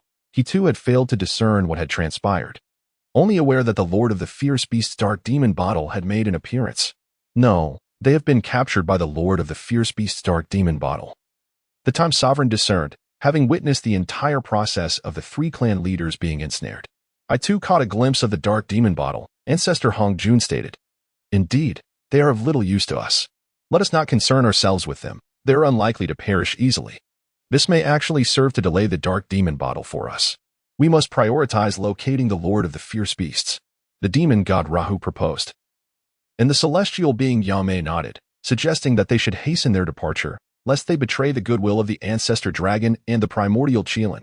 The Lord of the Beasts opened his eyes within the chaotic black coffin, perplexed, questioning who could have so swiftly subdued his dark demon bottle. Could this be the means of the primordial heavenly Tao? Yangmei kicked open the great door, yet her demeanor lacked the imposing grandeur one might expect, leaving the venerable Hongjun and his companions rather perplexed, feeling a sense of diminished intelligence, as though her presence lacked gravitas. Is there not a single soldier here? How does this compare to my own sanctum? Hongjun, do you also lack disciples in your domain? Yangmei inquired. At that moment, Hongjun truly believed that Yangmei's intellect was somewhat questionable. Given the tense atmosphere, such a trivial question seemed ill-timed. The emperor of performance, Hongjun, could only muster a stiff smile, acknowledging that, like himself, he rarely took on disciples, having only a few friends and like-minded individuals. The expressions of the time sovereigns were equally somber. Yet they nodded in agreement, affirming their own similar circumstances. Indeed, their focus was predominantly on cultivation, leaving little time for the acquisition of disciples. As for servants, they were mostly unnecessary. While Yangmei spoke of trivial matters, one hand was occupied suppressing the ancestor dragon and the ancestor phoenix within the dark demon bottle. In truth, during that brief period, Yangmei had only been able to eradicate the remnant consciousness left by the Lord of Beasts from the dark demon bottle, confining it within the realm she had created. There was no surplus time to attend to the ancestor dragon and ancestor phoenix, who had been ensnared by the black mist formed from the laws of fear and darkness. Consequently, they had remained quiet, and thus Yangmei had not prioritized them. Now, having seemingly broken free from their constraints, they were causing quite the uproar, prompting Yangmei to employ spatial laws to restrain them. The Primordial Qilin, alongside the ancestor dragon and ancestor phoenix, found themselves utterly bewildered, having yet to encounter the Lord of Beasts before being ensnared in this strange world. The black mist was no trifling matter. Initially, they could not break free, and even upon doing so, finding an exit proved challenging. Fortunately, the three eventually united, preparing to shatter this realm. Yet, as they made their move, a sudden blade struck forth. The ancestor dragon, attempting to parry, lost his hand in the process. The Primordial Qilin, much like the ancestral dragon, paid little heed to the lethal sword, casually using the sharp horn atop its head to deflect it, resulting in the shattering of its horn. The ancestral phoenix, however, exercised greater caution, employing the innate treasure, the phoenix seal, cultivated in her rear, to block the blow, which left a scar upon the seal. Before they could fully process their astonishment, they were compelled to brace themselves against the next onslaught of the lethal sword. The ancestral dragon secured his arm and retrieved the innate treasure, the ancestral dragon pearl, along with his companion treasure, the sea-subduing stone. The Primordial Qilin likewise safeguarded its horn, producing the innate treasure, the Qilin order, and its companion treasure, the mountain-opening horn. Naturally, the ancestral phoenix did the same, unveiling her companion treasure, the Nirvana lamp. The sea-subduing stone served primarily for defense, the mountain-opening horn for offense, and the Nirvana lamp for healing. Coupled with their three innate treasures, which were elevated by the fortune of their clan as a contingency, they found themselves evenly matched against the onslaught of the white swords. It is worth noting that these white swords were no longer the celestial powers wielded by the esteemed Yangmei Immortal through spatial laws, but rather were a manifestation of the 3,000 strands of dust from the same immortal. Yangmei was acutely aware that eliminating this trio discreetly would pose a significant challenge. Furthermore, he had recently received a warning from the primordial heavenly Tao, which, oddly enough, brought him some measure of joy. For Yangmei understood that should he genuinely eliminate them, he would not face immediate obliteration by the heavenly Tao. Rather, he would endure considerable punishment. As for why the primordial heavenly Tao sought to protect these three titans, it was because they were destined to play pivotal roles in the forthcoming calamity. As a Hunyuan de Luo Golden Immortal, Yangmei possessed the ability to anticipate the general trajectory of the next calamity. Additionally, through various means of inquiry, he discerned that Hongjun Laozu, the demon god Luo Ho, and the Master of Time were all under the careful watch of the primordial heavenly Tao. Previously, he was absolutely forbidden from slaying them, and the chances of doing so were exceedingly slim. Yet now, a glimmer of possibility had emerged. Of course, the existence of Yinyang Laozu, the malevolent ghost elder, the Radiant Empress, and the recently slain Qian Kuan Laozu, all of whom drew the attention of the primordial heavenly Tao, complicated matters. Generally, they were not fated to perish. But should they provoke someone like Yangmei or Hongjun, who received special scrutiny from the Tao, their fate would rest solely upon their own fortune. Having engaged in idle banter for some time, Yangmei and the others awaited the arrival of the beast sovereign, Momo. Behind him floated a chaotic black coffin exuding dark energy, and in his hand was the god-slaying spear, exuding an aura of a formidable demon lord. Ah, you've even prepared the coffin in advance? It seems you possess a degree of self-awareness. Yangmei laughed heartily. Hongjun and the others, however, merely exchanged glances, unable to muster a smile, for they were acutely aware of the terror that the black coffin represented, its extraordinary defensive capabilities and potent corrosive power. "Who are you?" the beast's sovereign inquired cautiously, sensing the extraordinary nature of Yangmei. "I am here to claim your life." Yangmei Daxian appeared poised to respond. Yet with a flick of his dust wisp, transformed it into a sword, leaping through the fabric of space to deliver a sudden strike.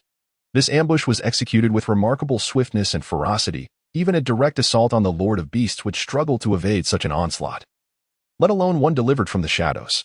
The Lord of Beasts let out a mighty roar, summoning the remnants of his fated power to stabilize the disarray caused by the dust wisp within him. In retaliation, he thrust his god-slaying spear directly at Yangmei Daxian.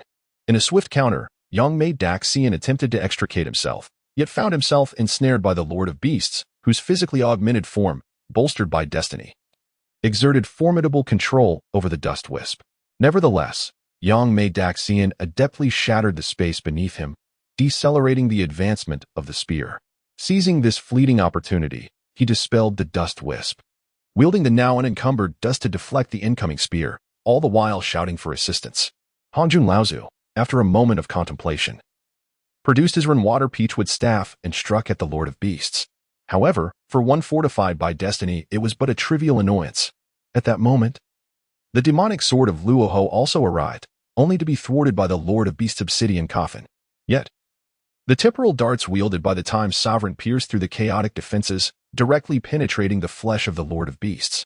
As the combatants engaged, Yangmei Daxian withdrew from his confrontation, urgently calling for Yingyang Laozu to take action. Prompted by this exclamation, Yingyang Laozu prepared to intervene, but was met with the Lord of Beasts, who unleashed the dust wisp with a casual thrust of his spear. In haste, Yingyang Laozu raised the Taiji diagram to shield himself, only to be engulfed by the chaotic coffin. Yangmei Daxian's expression morphed into one of profound astonishment as he skeptically remarked, "Could it be that he is merely putting on a show? After all, he is a mid-stage quasi-saint, and yet he has been captured so easily?" Hongjun Laozu, struck by the chaotic coffin, fell to the ground, spitting forth a stream of black blood. "Yangmei, my friend, we truly require your assistance," he implored. Yangmei Daxian cast a sidelong glance at Hongjun Laozu and retorted, "Are you all merely pretending? Or is this truly the extent of your abilities?" The Time Sovereign and Luoho, pursued relentlessly by the god-slaying spear, found themselves unable to escape. Hearing Yangmei Daxian's words, they were filled with indignation, realizing they had underestimated their adversary. The seemingly foolish individual is not as simple-minded as they imagine. The celestial master Yangmei, upon encountering them, gradually lured the Lord of the Beasts towards this direction, joining the fray with unwavering resolve. His demeanor was utterly unreserved, fiercely engaging with the Lord of the Beasts, culminating in the utilization of his life's divine ability. The battle was exceedingly intense, and the circumstances were grim, in stark contrast to the likes of the venerable Hongjun. It was evident who was merely coasting. Even the demon god Luoho could no longer contain his frustration, wishing to retract his earlier remarks about Yangmei being naive indeed. Yangmei retained an element of simplicity. The chaotic black coffin of the Lord of Beasts bore numerous scars from the conflict, ultimately being seized by Yangmei. However, Yangmei himself was riddled with wounds, undeniably in a more dire state than the Lord of Beasts. "I will find a way to suppress this black coffin. You must first hold off the Lord of Beasts," declared Yangmei. The others exchanged glances, reaching an unspoken understanding. The three of them were already at the late stage of quasi-sainthood, their true strength surpassing that of most peak quasi-saint powers. Thus, it was indeed feasible for them to combine their efforts to vanquish the Lord of Beasts, especially with the potential for some strategic maneuvering in this situation. Although the Lord of Beasts had lost the chaotic black coffin, he still possessed the fortunate aura of the beasts, making recovery from his injuries relatively swift, thus posing little issue in the face of their assaults. As Yangmei observed the three of them beginning to exert their strength, he contemplated whom to target first. Perhaps whoever made the initial move would be his prey. The Lord of Time wielded the innate treasure, the time chart, for defense, along with the judgment bow for offense. Presently, he brandished both artifacts, deftly countering the assaults from the Lord of Beasts. The demon god Luoho did not hold back either, revealing another superinnate treasure, the Order Tower, for defense. Similarly, Hongjun brandished his superinnate treasure, the Pangu banner, for offense. However, he lacked a defensive innate treasure, leaving him with numerous grievous injuries. Luoho and the Lord of Time were uncertain whether Hongjun truly lacked a defensive innate treasure, For despite being the master of creation's laws, the damage inflicted by the god-slaying spear was considerable, particularly its impact on the primordial spirit. At this juncture, remaining concealed would be decidedly imprudent. In truth, Hongjuan's primordial spirit was safeguarded by the superinnate treasure, the Chaos Bell, rendering these physical wounds trivial for the master of creation's laws. Of course, Hongjun could indeed employ the Chaos Bell to shield his corporeal form. Nonetheless, he chose to feign weakness, aiming to lower the vigilance of those present, at least convincing them that he was not as perilous as he appeared. While ostensibly focused on suppressing the chaotic black coffin, Yangmei discreetly divided his attention to observe the unfolding battle. The ancestor of Yin and Yang remained silent within the chaotic black coffin, secure under the protection of the Taiji diagram, thus unhurried to emerge. He possessed a degree of self-awareness, recognizing the vast disparity between his strength and theirs. Venturing out would yield little advantage. It would be far wiser to remain concealed within, awaiting the conclusion of the battle. In doing so, he would not only share in a considerable portion of merit and fortune, but might also encounter additional opportunities. Unbeknownst to him, the chaotic black coffin he had been using as a refuge had already been seized by the illustrious Yangmei. When he eventually emerged, he would likely find himself confronting the status of a servant to Yangmei. The Master of Time, presiding over their conflict with the Lord of Beasts, had thoroughly incited the ferocious laws within the latter, rendering its attacks exceedingly ruthless and reckless, as if consumed by madness, though its power had evidently surged. Typically, the Lord of Beasts would not fully provoke the violent laws. Ordinarily, it merely agitated the remnants of those laws that it had not entirely mastered within its own being, resulting in lesser consequences. The venerable Hongjun and his companions had engaged in battle with the Lord of Beasts on several occasions and were privy to this secret. They intended to exploit the enraged Lord of Beasts to thwart Yangmei. Observing this, Yangmei could only sneer inwardly, inviting the challenge. Yet outwardly, she feigned an earnest effort to suppress the chaotic black coffin, perfectly embodying the role of a fool awaiting treachery. The Master of Time relentlessly provoked and guided the Lord of Beasts, inciting a devastating strike, a shot infused with the Lord's innate divine ability for assassination.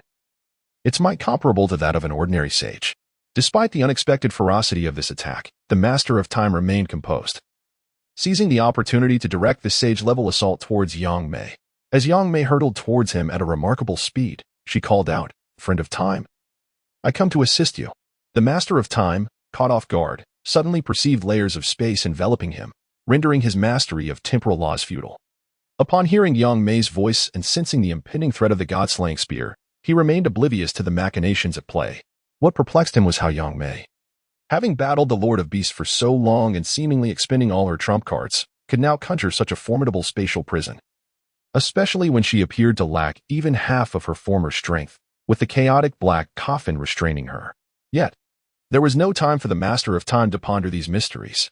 This strike was akin to that of a sage, and he had no choice but to endure it.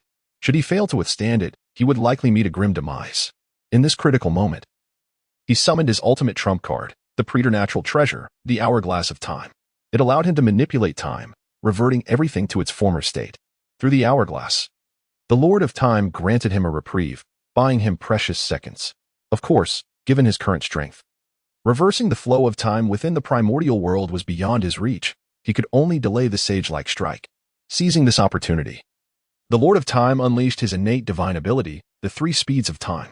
Instantly, he transformed into particles of time, dissipating into the surroundings.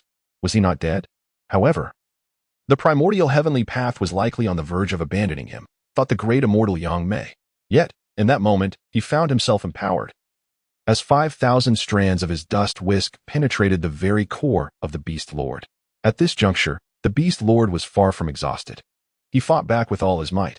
Little did he know that the strands of dust whisk wielded by Yangmei had multiplied in strength several times over since their initial encounter. The spatial laws cut through his flesh like blades, tearing him apart. Were it not for the fortuitous favor that still clung to the Beast Lord, he would have surely been reduced to a mere puddle of flesh. Yet, this agony only intensified his suffering. The Beast Lord felt as though he were trapped in a relentless meat grinder, experiencing pain beyond his wildest imaginings. Ultimately, he detonated. In a final surge of fortuitous power, he and his corporeal form exploded. The last remnants of the Beast Clan's fortuitous energy were exceedingly scarce, yet, when unleashed in an explosion, they could easily annihilate multiple sages. However, Such fortuitous energy was notoriously difficult to control, let alone to provoke an explosion. Such a turn of events was unforeseen even by the venerable Hongjun. The scheme devised by the Lord of Beasts was indeed formidable, yet fortunately, they were somewhat prepared. Thus, the extent of the explosion's impact remains uncertain. The illustrious Yangmei, upon witnessing the detonation, swiftly sought refuge within the chaotic black coffin. Meanwhile, Hongjun enveloped himself with the chaos spell, maintaining a grave yet composed demeanor. The demon deity Rahu, taking a perilous risk, seized the god-slaying spear and subsequently retreated into the Tower of Order. However, due to a slight delay, he was also caught in the explosion, resulting in a spate of bloodshed. Observing that the chaotic black coffin had unexpectedly opened, the ancestor of Yin and Yang proceeded to investigate the matter further. Upon my arrival, I chanced upon the esteemed Yangmei Immortal engrossed in the collection of something. His lips murmured, inquiring about the whereabouts of the god-slaying spear. Just as the Yin-Yang ancestor prepared to engage in conversation with Yangmei Immortal, the latter departed from the scene, and the chaotic black coffin sealed once more. Remarkably, the chaotic black coffin emerged from the recent explosion relatively unscathed, thanks to Yangmei Immortal's adept manipulation of spatial loss, which shielded it from the energy released during the blast. Nonetheless, initially Yangmei Immortal had absconded with the black coffin prior to the explosion. Only when the remnants of the explosion lingered did he return to retrieve the dismembered remains of the beast sovereign. Although Hongjun ancestor was safeguarded by the unparalleled innate treasure, the chaotic bell, he nonetheless sustained considerable injuries that required urgent healing. Rahu the demon god fared even worse, feeling utterly compelled to remain within the confines of the Order Tower. Fortunately, he had prepared in advance, which would expedite his recovery. Even the Time Sovereign, who had just fled from the Mo Palace, found himself affected by the explosion. His pre-existing injuries, which he had not yet had the chance to treat, were exacerbated. At that moment, he was devoid of any combat capability, yet he had also prepared healing holy water, ensuring his recovery would not be unduly prolonged. It appeared that I still had a chance, the Time Sovereign mused, stabilizing his injuries. Having gathered the remnants of the Beast Sovereign, Yangmei Immortal utilized some holy water to piece them together, albeit only superficially. The interior remained irreparable, fraught with countless chaotic laws. Should any true spirit attempt to usurp this corporeal form, it would likely result in death, even for the true spirits of saints. Through this complete physical form, Yangmei Immortal gleaned profound insights. He realized that he was currently incapable of eliminating Hongjun ancestor and Rahu the demon god. However, he could impart a valuable lesson to them. As for the beast sovereign, who had cunningly evaded this calamity, and the Time Sovereign, who clung to life and sought a share of the spoils, Yangmei Immortal would not show mercy. Yangmei Immortal took over 10 days to contemplate these matters. Yet, Hongjun ancestor and his ilk remained ensconced within their treasures, tending to their wounds, and did not emerge. Thus, Yangmei Immortal deliberately left some evidence of the beast sovereign's survival before seeking out the elusive beast sovereign. As a celestial immortal of the highest order and a master of spatial laws, Yangmei Immortal quickly located the hiding place of the beast sovereign using the latter's remains. However, he did not rush to confront the beast sovereign. Instead, he discreetly set up a concealed array, a mechanism for observing the myriad of entities in that realm. Subsequently, Yangmei Immortal left behind numerous inconspicuous markers, which would nonetheless be detectable by powerful beings like Hongjun ancestor. Having completed these preparations, Yangmei Immortal conducted another round of calculations and, finding no discrepancies, felt reassured. Brother, I shall soon avenge your grievances. But where are you? Why do you not come to see me? As night descended, the celestial figure of Yangmei gazed upon the resplendent full moon, a tide of melancholy washing over him. After a moment of reflection, he retrieved the Qian Kuan Ding, determined to eliminate the remaining ferocious beasts. After all, the annihilation of these creatures presented a significant opportunity that Yangmei could not afford to overlook. Today, it is your turn to regale me with a tale, declared the little fox. Alas, I have no stories to share, replied Shenling. Since arriving in the primordial realm, he had not encountered many intriguing narratives beyond his training. I care not for your excuses. I have sung and danced for you for several days, the little fox retorted, clearly dissatisfied. Perhaps I could narrate an entirely new world? Shenling suggested, as memories of his life on Earth began to resurface following his recent turmoil. It seemed he had previously chosen to forget his past, only to be gripped by an inexplicable fear of the ever-changing self. Thus, unbeknownst to him, a seed of inner turmoil had been sown. Now, however, Shenling was gradually overcoming this inner demon, erasing any lingering threats and naturally recalling his experiences on Earth. He spoke slowly to the little fox about the planet, fearful that if he divulged everything at once, he would be left with no more stories to tell, no more dances to witness, nor songs to hear. It is worth noting that a little russet fox, both singing and dancing exquisitely, held immense allure for Shenling, who found himself mired in ennui. Oh heavens! When will this monotony come to an end? It is utterly unbearable, cried the Zhuaming bird, abandoning all semblance of decorum. Joining in the lament was Fei Fei, as the two expressed their longing to venture outside every few days. Yet, they were acutely aware of the dangers lurking in the primordial realm. Even with the great formations open wide, they dared not step beyond their confines. They were merely indulging in a whimsical distraction, feigning their discontent. Ming Ling pondered how to infuse their days with excitement without hindering their training, though they were currently progressing swiftly in their cultivation. Compared to the beings of great fortune in the primordial realm, their advancement was relatively sluggish. Moreover, it was not just Zhuaming bird and Fei Fei who felt the weight of boredom. Even she, along with other ferocious beasts and the golden tortoise immortal, felt similarly constrained. While they could endure their confinement, there lingered a deep-seated desire to explore the outside world. They were akin to pigs trapped in a pen, well-fed and well-cared for, yet their intellectual cravings remained unfulfilled. Inevitably, issues will arise. Thus, as the senior disciple, Ming Ling felt compelled to shoulder this burden and assist her master in managing matters effectively. However, the great deity Yangmei traversed the vast primordial realms, swiftly harvesting fierce beasts at an astonishing pace. Nevertheless, the number of these ferocious creatures remained abundant. To eradicate them entirely would likely require several more years. Yangmei, having captured a multitude of fierce beasts, lamented the merciless nature of the primordial heavenly law, which afforded no opportunities for this wretched species. It seemed that the fierce beast clan would never rise again. After leaving these musings behind, Yangmei transcended space to another locale, where not a single fierce beast remained, only countless traces attesting to their previous existence. Years slipped by unnoticed, and the fierce beasts of the primordial world had dwindled significantly.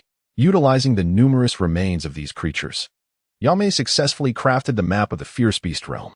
Upon its emergence, the map incited a plethora of anomalies and even attracted heavenly tribulations. Countless formidable beings from the primordial world were roused, as this was the first instance of a super-innate treasure being successfully forged. Just as Yangmei completed the artifact, she sensed the arrival of Hongjun Laozu and his companions at the hidden lair of the fierce beast sovereign. Cautious as they were, the allure of the fierce beast sovereign had diminished significantly for them. Their primary concern was the fear of potential retaliation, which rendered the risk of confrontation unjustifiable. Yangmei pondered this analysis, concluding that they would likely seize this opportunity to eliminate her. How did you find this place? The fierce beast sovereign inquired, surprised. Naturally. Someone guided us here deliberately, Hongjun Laozu replied. So, Yangmei intends for us to fight amongst ourselves, allowing her to reap the benefits, remarked the demon god Luoho. Are you suggesting we unite against Yangmei? Questioned Momo, who, having acquired a new form, was no longer as ferocious as before. Indeed. Yangmei had slaughtered countless fierce beasts and forged a treasure map. Once she amassed further merit and fortune, she would be truly invincible in the primordial realm. As for us potential adversaries, we would find ourselves in peril, advised the Time Sovereign. But what does that concern me? Momo retorted. You too are a latent threat. Moreover, Yangmei has no intention of sparing you, Hongjun Laozu asserted. Can we truly overcome Yangmei? The fierce beast sovereign asked doubtfully. Certainly. While she may possess hidden trump cards, we have disowned most of her weaknesses. Furthermore, she has yet to attain sainthood, so we still harbor substantial hope for victory, Hongjun Laozu confidently replied. Observing the fierce beast sovereign's lingering contemplation, the Time Sovereign added, if she truly possessed such power, why would she engage in all this subterfuge? She could simply eliminate us directly. It's up to you to decide. Although we harbor a certain trepidation towards the esteemed Yangmei Immortal, the conflict of interest has not yet reached a particularly acute stage. However, for you, this moment presents a considerable opportunity that Yangmei Immortal will undoubtedly not let slip away. The Lord of Beasts perceives that the current realm of the Beast Sovereign is still akin to the late stage of a quasi-saint, and thus, he is inclined to draw you into his fold. As for the few truths they utter, their ulterior motives remain shrouded in mystery. Ultimately, the Beast Sovereign acquiesced, fully aware that rejecting this proposal was not an option. Yangmei Immortal remains oblivious to their clandestine discussions and strategies. After all, The formations he has established cannot possibly escape the notice of venerable Hongjun and his ilk. Nevertheless, all remains firmly within the grasp of Yangmei, who possesses the formidable trump card of the Hunyuan Daluo Golden Immortal Realm. Hongjun and his associates would never fathom that Yangmei Immortal is a Hunyuan Daluo Golden Immortal. Even if they considered the possibility, they would swiftly dismiss it. The dust is about to settle, and Yangmei reflects on whether you are aware of the implications of the decision he has made. Meanwhile, Shenling remains completely oblivious to Yangmei's machinations.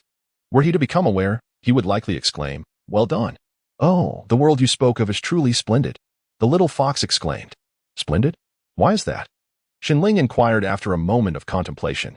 "Because it is carefree and brimming with delightful experiences," replied the little fox. "I wonder where you gleaned this sense of carefree existence." "Life there seems fraught with troubles," Shenling countered. "True, but I still find it rather appealing," the little fox responded. Shenling was somewhat taken aback, expecting the little fox to engage in a rebuttal. He had already contemplated the burdens of life, and now he felt a twinge of discomfort as he could not voice them. "Do you know why I find it appealing?" the little fox asked. "Why?" Shenling replied casually. "Because one does not have to worry about being killed at any moment. That alone makes it significantly better," the little fox stated. Why do I feel like you are akin to a fox that has lived for millennia?" Shenling pondered aloud. "I am not an old fox. The reason I think this way is due to my inherited memories." "Do you not possess any such memories?" the little fox retorted. "Ah, that explains it.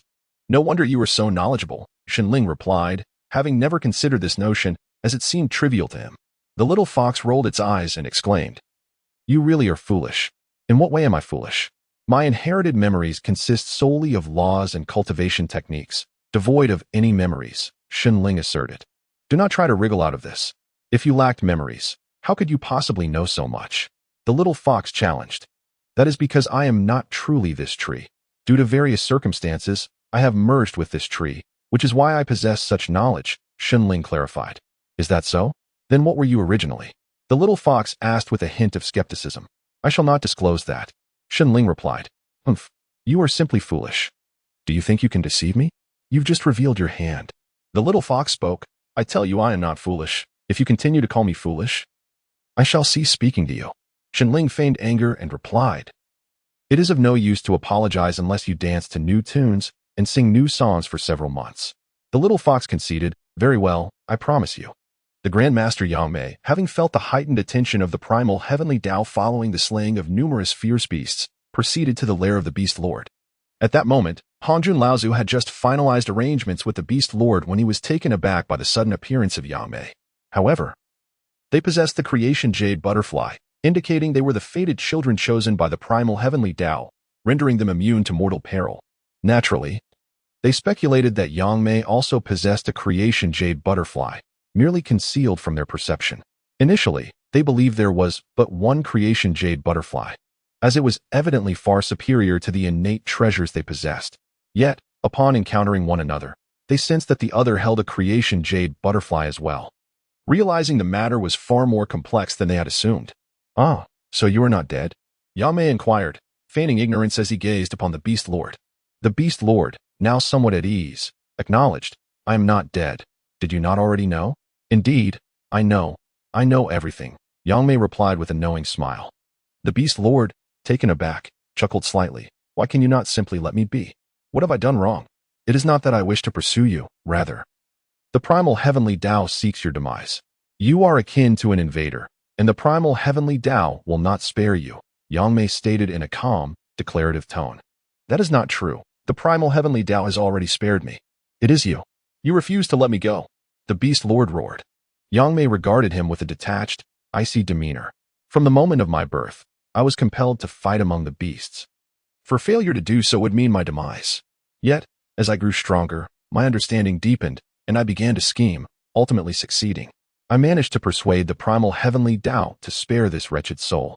But why? Why must you pursue my annihilation?" The Beast Lord's tone shifted, tinged with sorrow rather than fury, embodying a resigned acceptance. "Why? There is no reason. I simply desire to eliminate you. What can you do about it?" Yangmei replied indifferently. Observing the Beast Lord lost in thought, Yangmei continued, "This world operates thus. If you do not slay others, they will slay you. Thus, one must become the strongest to survive. However, Is living in such a manner not devoid of meaning? Is it not exhausting?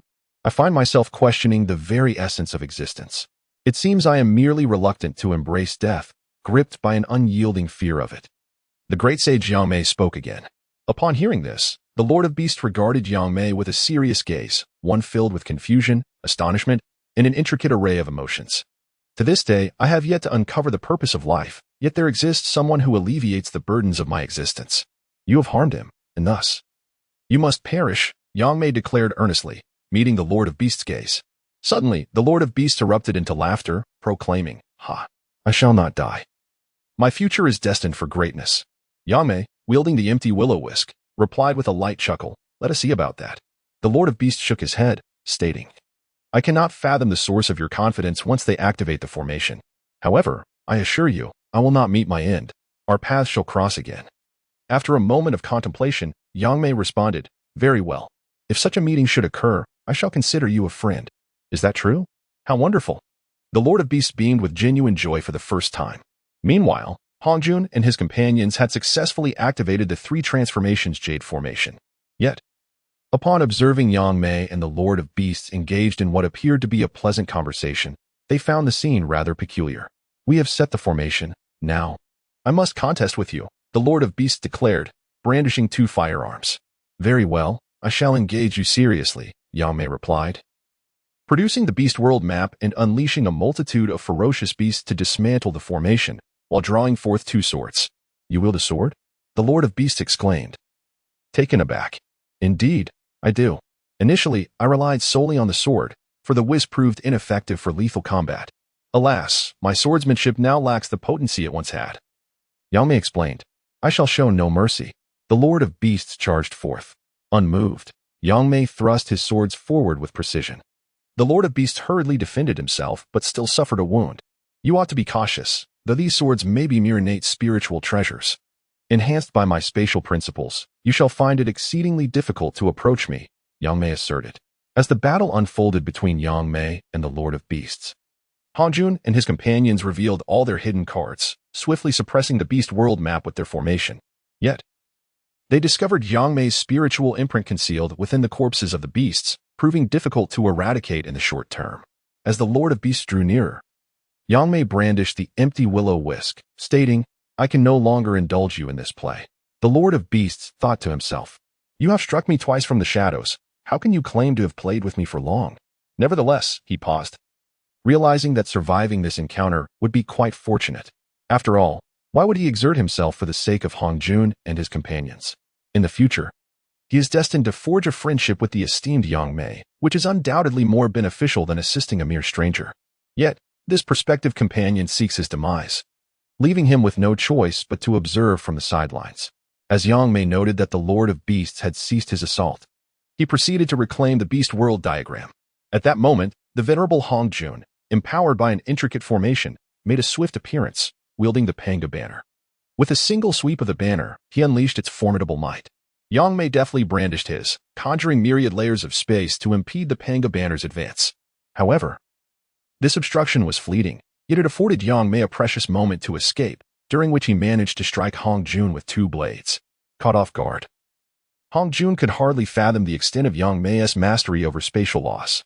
Meanwhile, the formidable Luoho, surpassing his previous velocity, lunged forward with a sword strike.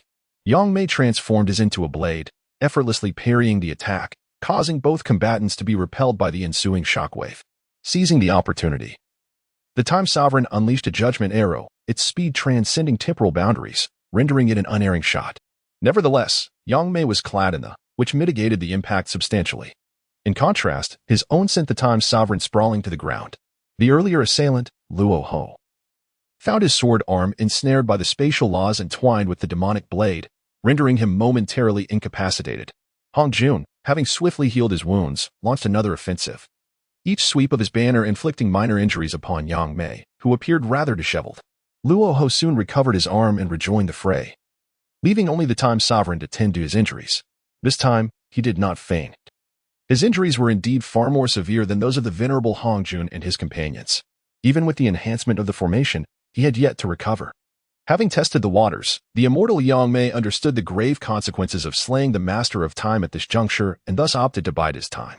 He would wait until he possessed absolute certainty before contemplating the demise of the Master of Time. At this moment, Hongjun and his allies revealed their trump cards. Fully aware that their lives were not at stake, nor could they vanquish the immortal Yangmei. However, they aimed to seize this opportunity to inflict significant harm upon him. At the very least, they could not allow the immortal Yangmei to continue his unimpeded ascent.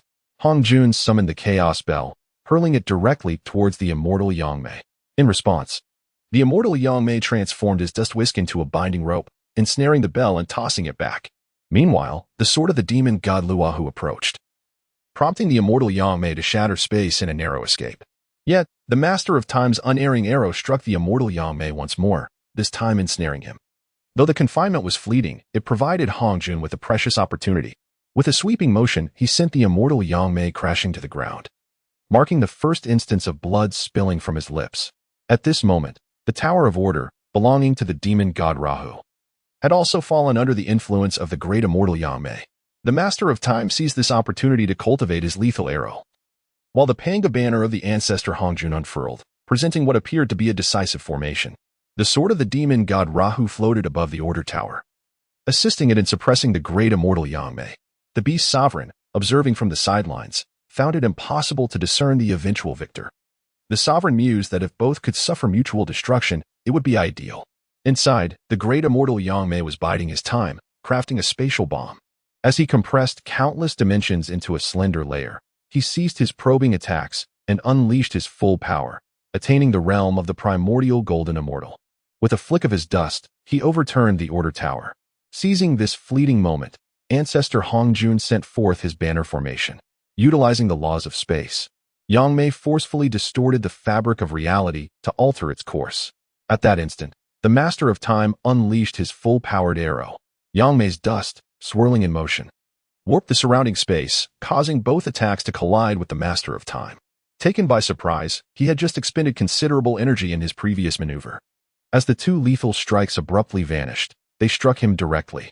Not only that, but Yangmei's dust transformed into a soft sword, arching like a crescent moon and sweeping towards the four individuals. Despite the beast sovereign's vigilance, he found himself without a protective artifact, ultimately losing his head, his true spirit extinguished and meeting his demise. The chaotic bell of Ancestor Hongjun successfully shielded him from this onslaught, yet the backlash nearly cost him his life, leaving his primordial spirit with a gaping wound. The defensive capabilities of Rahu's Order Tower surpassed that of the chaotic bell, yet its speed could not match.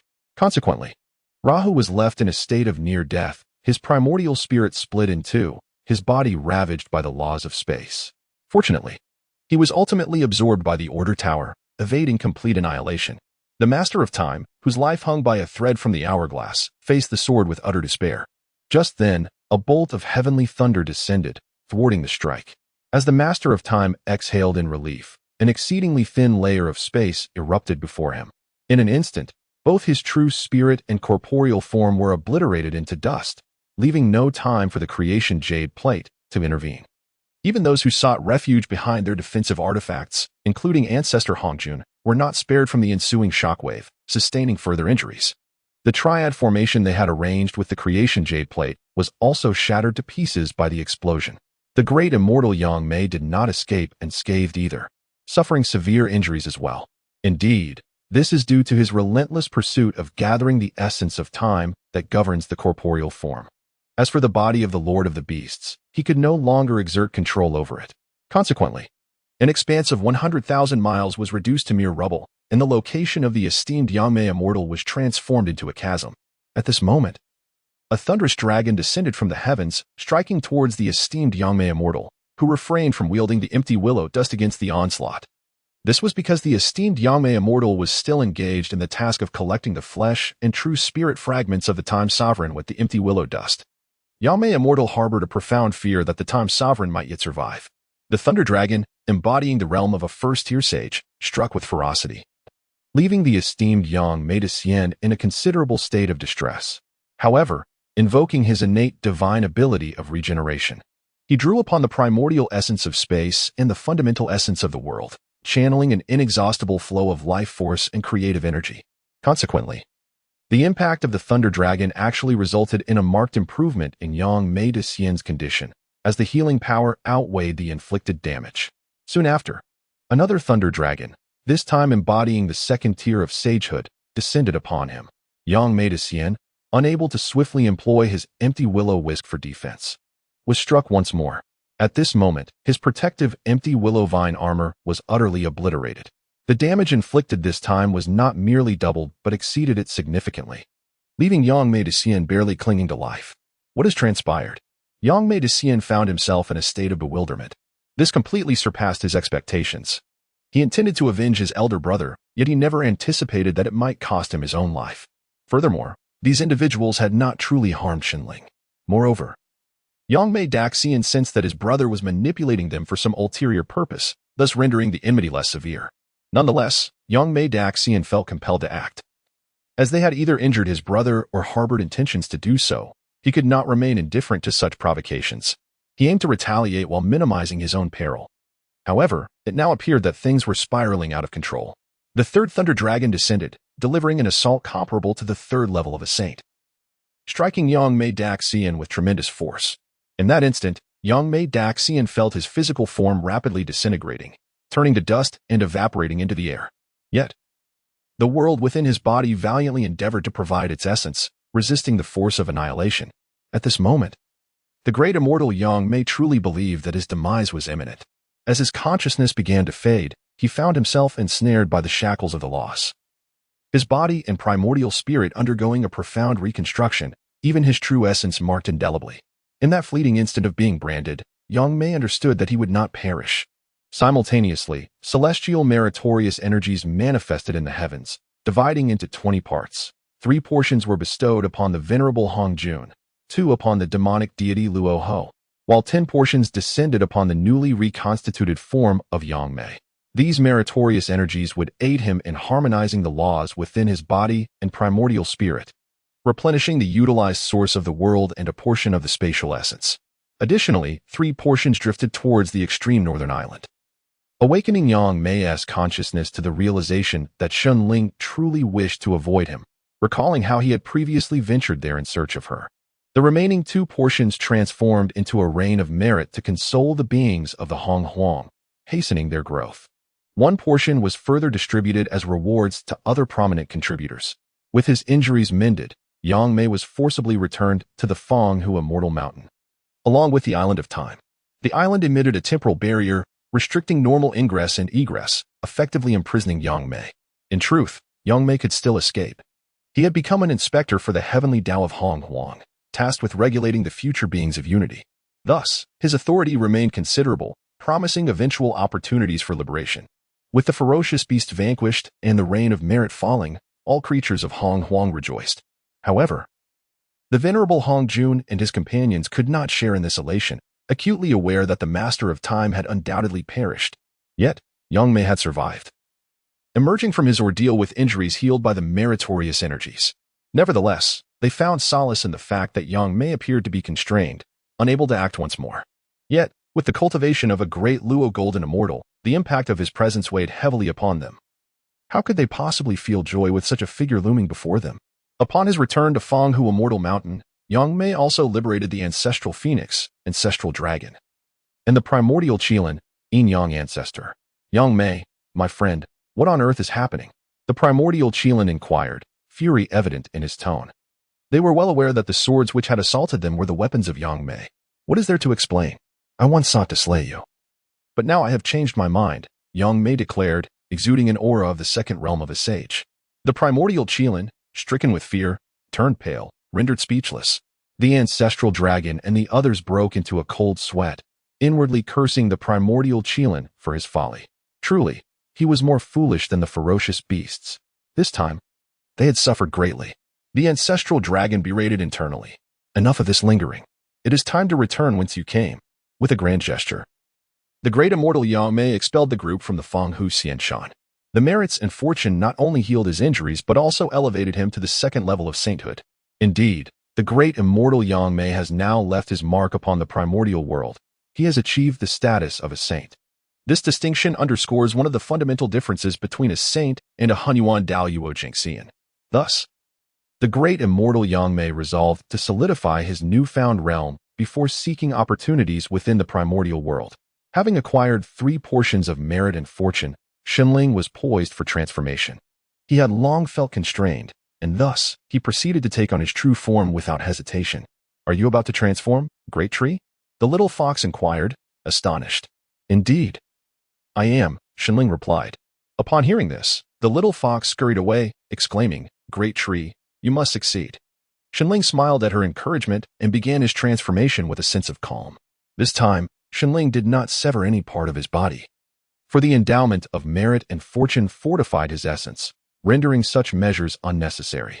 In a brief moment, a handsome young man clad in azure, with starry eyes and sword-like brows, emerged. This was none other than Shenling. The 99 heavenly tribulation rumbled down without him making any effort to resist. He stood resolute against the electric onslaught from all directions. The overwhelming life principles endowed him with boundless vitality, while the principles of creation provided healing, enabling him to withstand the tribulation unscathed. However, his azure robes were reduced to ashes, the sole artifact associated with his being failing to endure the moment. The little fox, who had been observing from a distance, was momentarily entranced by Shenling's unwavering stance amidst the heavenly tribulation. Once the tribulation concluded, Shenling instinctively raised his hand. At that moment, a precious treasure fell into Hongyi's grasp. Upon closer inspection, he discovered it to be the fabled creation jade butterfly. This treasure, renowned alongside the Hongming pearl, struck Shenling as somewhat peculiar. It wasn't until he refined the creation jade butterfly that he comprehended the situation. "Remarkably, I have assumed a new identity. Yet I am still under the gaze of the primordial heavenly Tao. Is there truly no formidable being in the primordial realm?" Hongyi pondered the reasons behind the creation jade butterfly's affinity towards him. This contemplation persisted for over 10 days, and had the little fox not approached him, Hongyi might have continued in thought. "Great Tree, you are so impressive, and quite handsome." The little fox praised Shenling with admiration, feeling somewhat bashful under her gaze. Shenling couldn't help but think of delightful notions, especially considering the little fox's gender. Upon reflection, Shenling stood even taller. The little fox, noticing this transformation, shyly turned her head away. Shenling was also by the cliff, preparing to refine a garment from the leaves of the primeval innate spirit root, the rock chestnut. Originally, this particular rock chestnut was intended to become Shenling's new body. However, it was now destined to serve as a material for crafting a magical artifact. The little fox, sensing that Shenling had donned his attire, slowly turned her head back and, upon seeing him engaged in the refinement process, curiously climbed onto his shoulder and inquired, "Great Tree, what are you crafting?" Shenling, feeling a tad embarrassed, cleared his throat and replied, "I am refining a functional innate treasure." "Oh, Great Tree. Are you planning to leave this place?" the little fox asked after a prolonged pause. "Indeed. Do you wish to accompany me?" Shenling casually inquired. "I do," the little fox exclaimed without hesitation. Hongyi, taken aback, remarked, "Are you not going to wait for your parents?" "No need for that. Shall we go find them directly?" the little fox suggested. But Shenling hesitated. "Great Tree, do you intend to abandon your little fox?" "I promise to be very obedient, and in my inherited memories. Our fox clan is known for its warmth and openness. You will surely be captivated by it. Just accompany me." The little fox, babbling excitedly, added a touch of charm to her plea. Finding it difficult to resist the rare display of affection from the little fox, Shenling eventually nodded in agreement. After all, he had developed some feelings for her, and it would be hard for him to ignore her completely. Moreover, in Shenling's recollections, the Fox clan seemed to be quite a substantial group, and he could leverage their fortune for mutual benefit. "Very well, then. Once I finish refining the artifact, I shall take you to seek your family," Shenling said, ruffling the little fox's head. The little fox obediently hung around Shenling's neck, watching him as he worked on the artifact. The treasure he was crafting was of an exceedingly high grade, and naturally, it would take considerable time. Additionally, since the materials were not derived from his own essence, the duration required for this refinement would be significantly longer than that for the Tianyuan bottle and the Piyuan spear he had previously created. However, once absorbed in the process, Shenling lost all sense of time. Even after a millennium had passed, he felt as if only a brief moment had elapsed. Yet, the little fox could not afford to wait. Within a month, she was nearly bored to death. Consequently, she earnestly began her own training. Thus, 3,000 years swiftly passed. The little fox sensed a shift in the celestial phenomena and ceased her cultivation. Shortly thereafter, the heavenly tribulation descended upon them. Observing the little fox still in a daze, Shenling swiftly scooped her up and cradled her in his arms. Gently touching the little fox's nose, he chuckled, "Have you become daft from your training?" The little fox had just intended to retort when a resounding crash startled her, causing her to shrink her neck, her form nearly merging with the lower half of Shenling. Yet, Shenling remained unfazed by the heavenly tribulation, resolutely allowing the rock chestnut palace he had crafted to withstand the onslaught of the celestial calamity. It is worth noting that Shenling was currently a favored pawn of the primordial heavenly path, facing no risk in forging a super innate treasure. The little fox, however, was thoroughly frightened, eventually retreating entirely into Shenling's embrace, too fearful to gaze upon the heavenly tribulation. Shenling felt a soft and warm presence against his abdomen, which brought him an unusual sense of comfort. Once the tribulation concluded, Shenling did not retract the rock chestnut palace, now resembling a palace in the sky. Instead, he produced the creation jade butterfly. At this moment, the little fox cautiously peeked out, surveying her surroundings. Shenling gently pressed her back down, saying, "I need to forge for a while longer. You may rest in my embrace." After a brief moment, the little fox, with a pitiful expression, emerged from her hiding place. Exclaiming, "I can't fall asleep," Shenling felt a twinge of guilt and replied, "Then come out and cultivate." The little fox leaped out, running and declaring, "Great tree. I sense my opportunity. I shall return shortly. You must wait for me." Shenling nodded, turning his focus back to the task at hand. He intended to merge the creation jade butterfly with the rock chestnut palace, a task that required his utmost concentration. A moment's inattention could lead to failure. Thus, nearly 10 millennia passed unnoticed. Finally, Shenling succeeded in integrating the creation jade butterfly with the rock chestnut palace, giving birth to the first chaotic spiritual treasure ever forged in the primordial realm. The phenomenon that ensued could hardly be deemed terrifying. Had Shenling not been chosen by the creation jade butterfly, the divine retribution descending upon him would undoubtedly have reduced the currently late-stage Great Luo Golden Immortal to ashes. Yet, it was precisely because Shenling was favored by the creation jade butterfly that he ultimately succeeded in navigating the heavenly punishment, a conclusion that had long been anticipated by him. The primordial heavenly Tao sought to exploit Shenling, but he was more than capable of leveraging the situation to his advantage. As Shenling beheld the ancient, miniature palace in his grasp, a smile graced his lips. After admiring it for some time, he finally stored the Yenshu palace within his internal world. Where could the little fox be? Noticing the absence of the little fox around him, Shenling pondered in confusion. After several calculations, he had yet to ascertain anything when he sensed an opportunity, a sense that seemed to be linked to the little fox. Intrigued, he followed the direction of this inner sensation. As he ventured forth, he arrived at a cavern, where stones radiating a kaleidoscope of colors cast an unusual and enchanting ambience.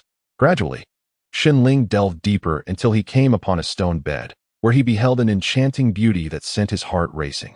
She was the most exquisite woman Shenling had ever encountered, a beauty so profound that even in his dreams, he could scarcely conjure such a vision. Words failed to encapsulate her allure. It was not the sanctified beauty that demanded reverence, but rather a more seductive and delicate charm, akin to an enchanting sprite. Any man who beheld her would be consumed by an overwhelming desire to surrender to their primal instincts, and Shenling was no exception. Yet, he had cultivated a remarkable self-restraint. As he approached the stone bed, he gazed intently upon her extraordinary visage. "Little fox," he murmured, unable to suppress the impulse to gently caress her features. Just then, the little fox suddenly opened her eyes. Shenling paused, their gazes locking. "Big tree, you have arrived." She spoke weakly, her voice transformed, imbued with a unique femininity. "What troubles you?" Shenling inquired, lifting the little fox with a mix of concern and tenderness. "I am nearing death," she replied, her tone laced with resignation. "How can this be?" "You must not perish," Shenling declared, immediately invoking the principles of creation and life. Gradually, the little fox's complexion improved, acquiring a rosy hue that stirred Shenling's heart with unease. However, as he sensed something within her, a force that was dismantling the life and creation principles he infused into her, clarity dawned upon him. "Big tree, you are remarkably skilled. Yet, I fear my time is limited. Thus, I wish to share 2 secrets with you," the little fox said, her eyes sparkling with mischief. "Rest assured, you will not succumb." Shenling replied, diligently examining the enigmatic essence within her. "Even if I do not perish in the end, today I must reveal something to you." But you must promise me one thing in return, she stated. Shenling ignored her plea, remaining focused on unraveling the mystery within her body, contemplating a resolution. The little fox, noticing his concentration, tugged at his sleeve playfully. Please, will you? Previously, Shenling had found it difficult to resist her charms, and now, he acquiesced, speak. And I shall grant you one request. A smile graced the little fox's face as she declared, My name is not Little Fox. I am called Hu Yao Yao. This is my first secret. Shenling chuckled at her revelation, replying, Is that truly a secret? Allow me to share one with you as well. My name is not Big Tree. I am Ching Song. The little fox stuck out her tongue, explaining, in our fox clan, women rarely disclose their names. Typically reserved for those they cherish, and you are that person for me. Shenling was momentarily taken aback, his thoughts swirling in delightful confusion. The little fox observed his reaction and laughed. Big Tree, you are quite naive. Yet, you must fulfill one request of mine. The little fox did not allow Shenling any time to react and spoke for herself. My request is quite simple. You merely need to lie still. Shenling, having sensed the essence within the little fox and conceived a general solution, felt no urgency. He inquired, How should I lie? The little fox stood up and gently laid Shenling down on the stone bed. Now, close your eyes, and for a while, you must neither speak nor move. She instructed. Upon hearing this, Shenling complied, closing his eyes while pondering the little fox's intentions. After a brief moment, he felt a wave of coolness followed by a softness and warmth, which sparked a realization within him, prompting him to sit up instinctively. The sensations overwhelmed him, and he could not resist opening his eyes. Instantly, he was greeted by a breathtaking vista. The sight of the little fox, tormented by the dark entity, stirred him into action. Thus, a fierce battle ignited. The malevolent force had seized control of the little fox, and the confrontation between her and Shenling became exceptionally intense. This was Shenling's first combat experience against a female opponent, compounded by the little fox's inheritance of ancient memories. Consequently, the little fox managed to overpower Shenling within a mere day. Nevertheless, Shenling remained steadfast, continuing to engage in battle. After countless clashes, he ultimately triumphed over the dark entity within the little fox, restoring her to her normal state. This arduous struggle spanned a decade, resulting in the complete digestion of the treasure within the little fox. Naturally, Shenling also reaped considerable benefits from this ordeal. Over the past decade, Shenling has made a remarkable leap into the early quasi-saint realm, while the little fox has experienced a significant surge in her cultivation, now reaching the late stage of the Great Luo Jingxian. Furthermore, the little fox has shed her previous frail state, blossoming into a more enchanting figure, a testament to her nurturing. As Shenling and the little fox departed from the cave, he retrieved the rock chest palace, intending to extract the cave from its surroundings. This cave indeed harbors mysteries. I fear it may have given rise to malevolent forces, the little fox remarked. Shenling nodded in agreement. I too have been affected. Fortunately, due to the chaotic essence within you that caused a rupture, we not only emerged unscathed but have also progressed further, turning misfortune into fortune. With the assistance of the rock chest palace, Shenling successfully absorbed the cave into his inner world. Observing this, the little fox suggested, Let us depart. Shenling nodded, preparing to leave the extreme northern lands and journey towards the primordial continent. Master Yangmei did not take long to discern the key to breaking free from his constraints. Utilizing the corpse of the Time Sovereign and the body of the Beast Sovereign, along with fragments of the Void Willow Vine armor, he forged a supreme innate treasure, the Book of Time and Space. Subsequently, Master Yangmei endeavored to merge the Beast Diagram with the Book of Time and Space, a task that required no further elaboration on its complexity. However, after spending millennia and countless treasures on this endeavor, he ultimately succeeded in their fusion, resulting in the emergence of the second successfully refined chaotic spiritual treasure in the primordial realm. Remarkably, the Book of Time and Space did not attract heavenly retribution, nor even a typical heavenly tribulation, an advantage of Master Yangmei's current status. Of course, caution is still warranted. Nonetheless, the primordial realm is not limited to a single chaotic spiritual treasure. Some artifacts remain partially unrefined and thus concealed from view. Not to mention, Master Yangmei possesses another chaotic spiritual treasure, the Void Willow Dust, which is a transformation of a part of his own being. As Master Yangmei ascended to the saintly realm, the Void Willow Dust also advanced to become a chaotic spiritual treasure with relative ease. Thus, with his intent to ascend, when Master Yangmei broke through to the realm of the primordial Great Luo Jingxian, the Void Willow Dust likewise ascended. After forging the chaotic spiritual treasure, the Book of Time and Space, Master Yangmei proceeded to the island of time and space to begin amassing resources. As for Yangmei's schemes, they have already succeeded. Once the three tribes rise, he shall attain a measure of freedom. Big Tree, have you been possessed by malevolent spirits? You've been a torment these past few days. Hu Yuyo expressed with dissatisfaction. Shenling wore a foolish grin, remaining silent. Noticing his demeanor, Hu Yaoyao retorted, if you continue like this, I will. But before she could finish, Shenling interjected, Yaoyao, I was thinking, you better not. The little fox might get angry, Hu Yaoyao cautioned. What? Shenling exclaimed in astonishment. What do you think? Feigning ignorance, you seem to have abandoned your once resolute spirit. Had you remained steadfast? The little fox would not harbor such resentment. Your incessant prodding has pushed him to his limits, Fox Yaoyao reproached gently. A flush of embarrassment spread across Shenling's face as he retrieved the cavern from his inner world and placed it within the rock chest palace. It is all due to this, he lamented, for it has influenced me. I assure you, little fox, I shall exercise restraint henceforth. Do not be angry. I promise to take you to delightful places. You must be obedient. Observing this, Fox Yaoyao smiled slightly and suggested, let us hasten our departure. After nearly a millennium of travel, we have yet to reach the primordial continent. Truly, you are remarkable. The old ancestor Hong Jun and his compatriots have, in fact, become considerably more composed. Yet this tranquility feels more akin to the calm before the storm. The fierce beast clan has been nearly obliterated. Yet the beings of the primordial realm have not fared better. In their absence, the three great clans have emerged. The Dragon, Phoenix, and Qilin clans, under the influence of the heavenly Tao, have birthed countless prodigies, expanding at an astonishing rate.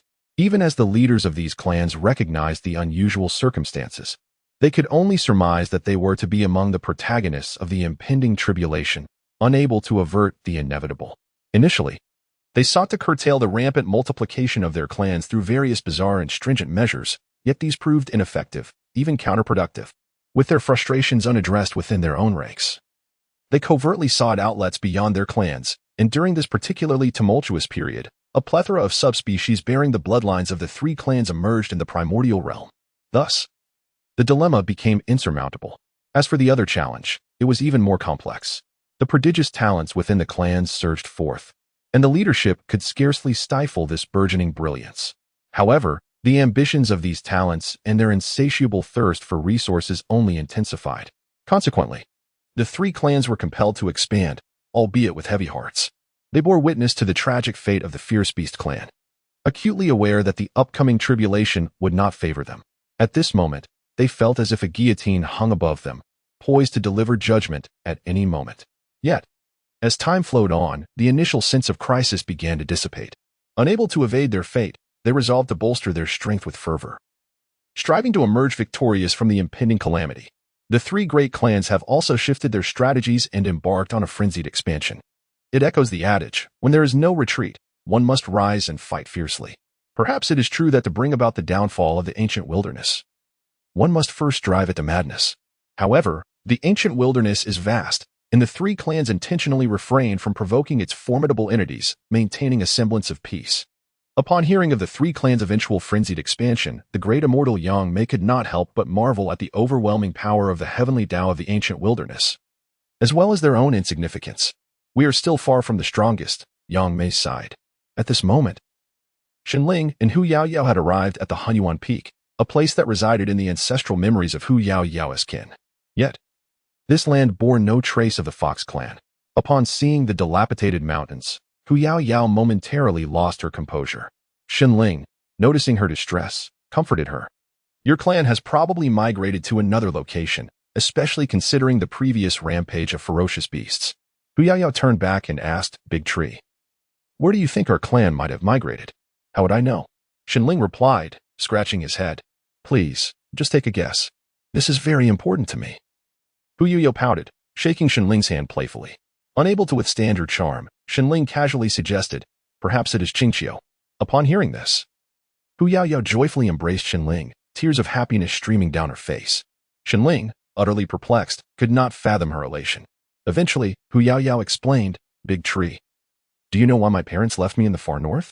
Why? Shenling finally grasped the situation. Given the Fox clan's attitude towards Hu Yaoyao and their circumstances at the time, it was somewhat perplexing that they had left her alone in such a desolate place. My grandmother sacrificed her essence to foresee a part of our clan's future, and thus, I was left there to await my destined one. Hu Yaoyao revealed the reason behind her abandonment in the far north. Upon hearing this, Shenling could not help but express his astonishment. He understood why Hu Yaoyao was so emotional. She had been worried that he might not be the one her grandmother had foretold. If that were the case, she could potentially be separated from him.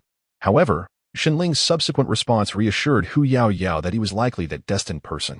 After all, it was not unusual for her grandmother's predictions to be imperfect, given the discrepancies in essence and time. Then let us go to Qingqiu. Shenling gently patted the head of Hu Yaoyao, who responded with a soft sound before they both set off towards Qingqiu. This celestial mountain, Qingqiu, is not particularly renowned at present, lacking the ethereal charm of legendary peaks like Pelai and Kunlun. Its remote location renders it an ideal sanctuary for a prominent clan seeking seclusion. Nevertheless, as the saying goes, wealth hidden in the deep mountains attracts distant relatives. Despite the vastness of the wilderness, when confronted with the formidable powers of the three clans, one finds themselves with nowhere to escape, wherever one ventures. Should the three great clans wish to pursue, they are invariably able to locate their quarry. Presently, one of the 5 Qilin of the Qilin clan, the Feng Qilin, has arrived at Qingqiu. His purpose is not to eradicate the Qingqiu clan, but rather to subjugate them as vassals. For the Qilin clan aspires to dominate all creatures of the wilderness. However, should the Qingqiu Fox clan refuse, the future remains uncertain. Although the Qingqiu Fox clan resides within the mountains, they remain acutely aware of the significant events in the wilderness and are cognizant of Feng Qilin's intentions. Consequently, the ancestors of the Fox clan, Fox Xian Air and Fox Gu, personally came to welcome Feng Qilin to the summit of Qingqiu. Having recently faced a setback with the Baihu clan, Feng Qilin was naturally delighted to receive such a warm reception.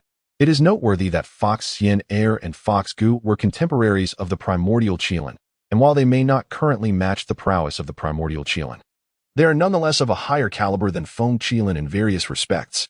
We are indeed eager to ally with your noble clan, they expressed. For we have maintained a friendship with your lineage, and we even have children with Qilin blood within our clan. It is indeed our honor to cultivate a friendship with the noble class, the Fox Fairy remarked with a smile as gentle as the spring breeze. The Fox tribe is inherently beautiful, and the Fox Fairy is a rare gem among them. The Wind Qilin was utterly captivated by her charm. Momentarily disoriented and unwittingly led out of Qingqiu. However, despite acquiring numerous treasures from the Fox tribe, he remained in a state of blissful reverie, certain to extol the virtues of the Qingqiu Fox clan upon his return. While the Wind Qilin traversed the realms to forge alliances among the beasts of the wild, the Phoenix tribe was similarly engaged in gathering the avian creatures. The Dragon clan, not one to remain idle, dispatched the Azure Dragon to attract the scaled beings. The Xuanwu, as a prominent turtle clan, had forged a blood pact with the half-beast Tingsha tribe, allowing them to stand in a position of relative strength against the dragons. Nevertheless, with the fortunes of the three clans flourishing, it was not long before the Dragon clan left the Xuanwu far behind. Yet, the Xuanwu tribe was unwilling to resign themselves to the role of vassals to their former competitors to become a humble subordinate. Thus, Xuanwu Ming, the ancestral leader of the Xuanwu clan, accompanied by several formidable members of his tribe, made their way to Fanghu Xianshan, the esteemed Yangmei Daxian. Having recently welcomed the radiant goddess who arrived with the enigmatic Taoist, received the Xuanwu clan's visit and instructed the venerable Su Huang Taoist to admit them. After all, Yangmei Daxian was currently unable to leave Fanghu Xianshan, and they were not of sufficient standing to warrant his personal greeting. As Xuanwu Ming entered, he engaged in light-hearted conversation with Jin Xianfan, and upon hearing that Yangmei Daxian was willing to meet him, he was filled with joy and proceeded inside.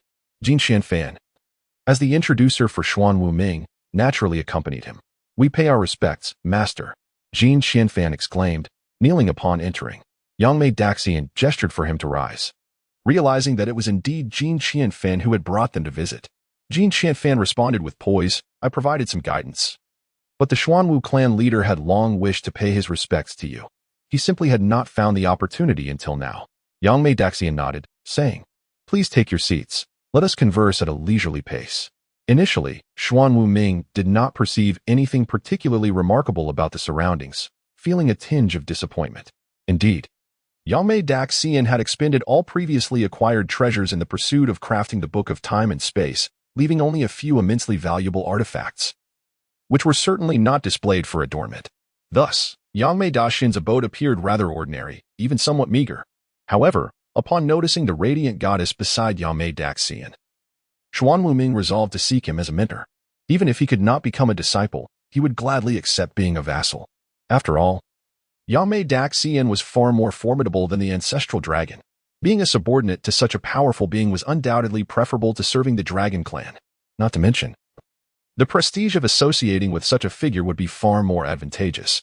Moreover, with the radiant goddess present, what shame could there be in such an alliance?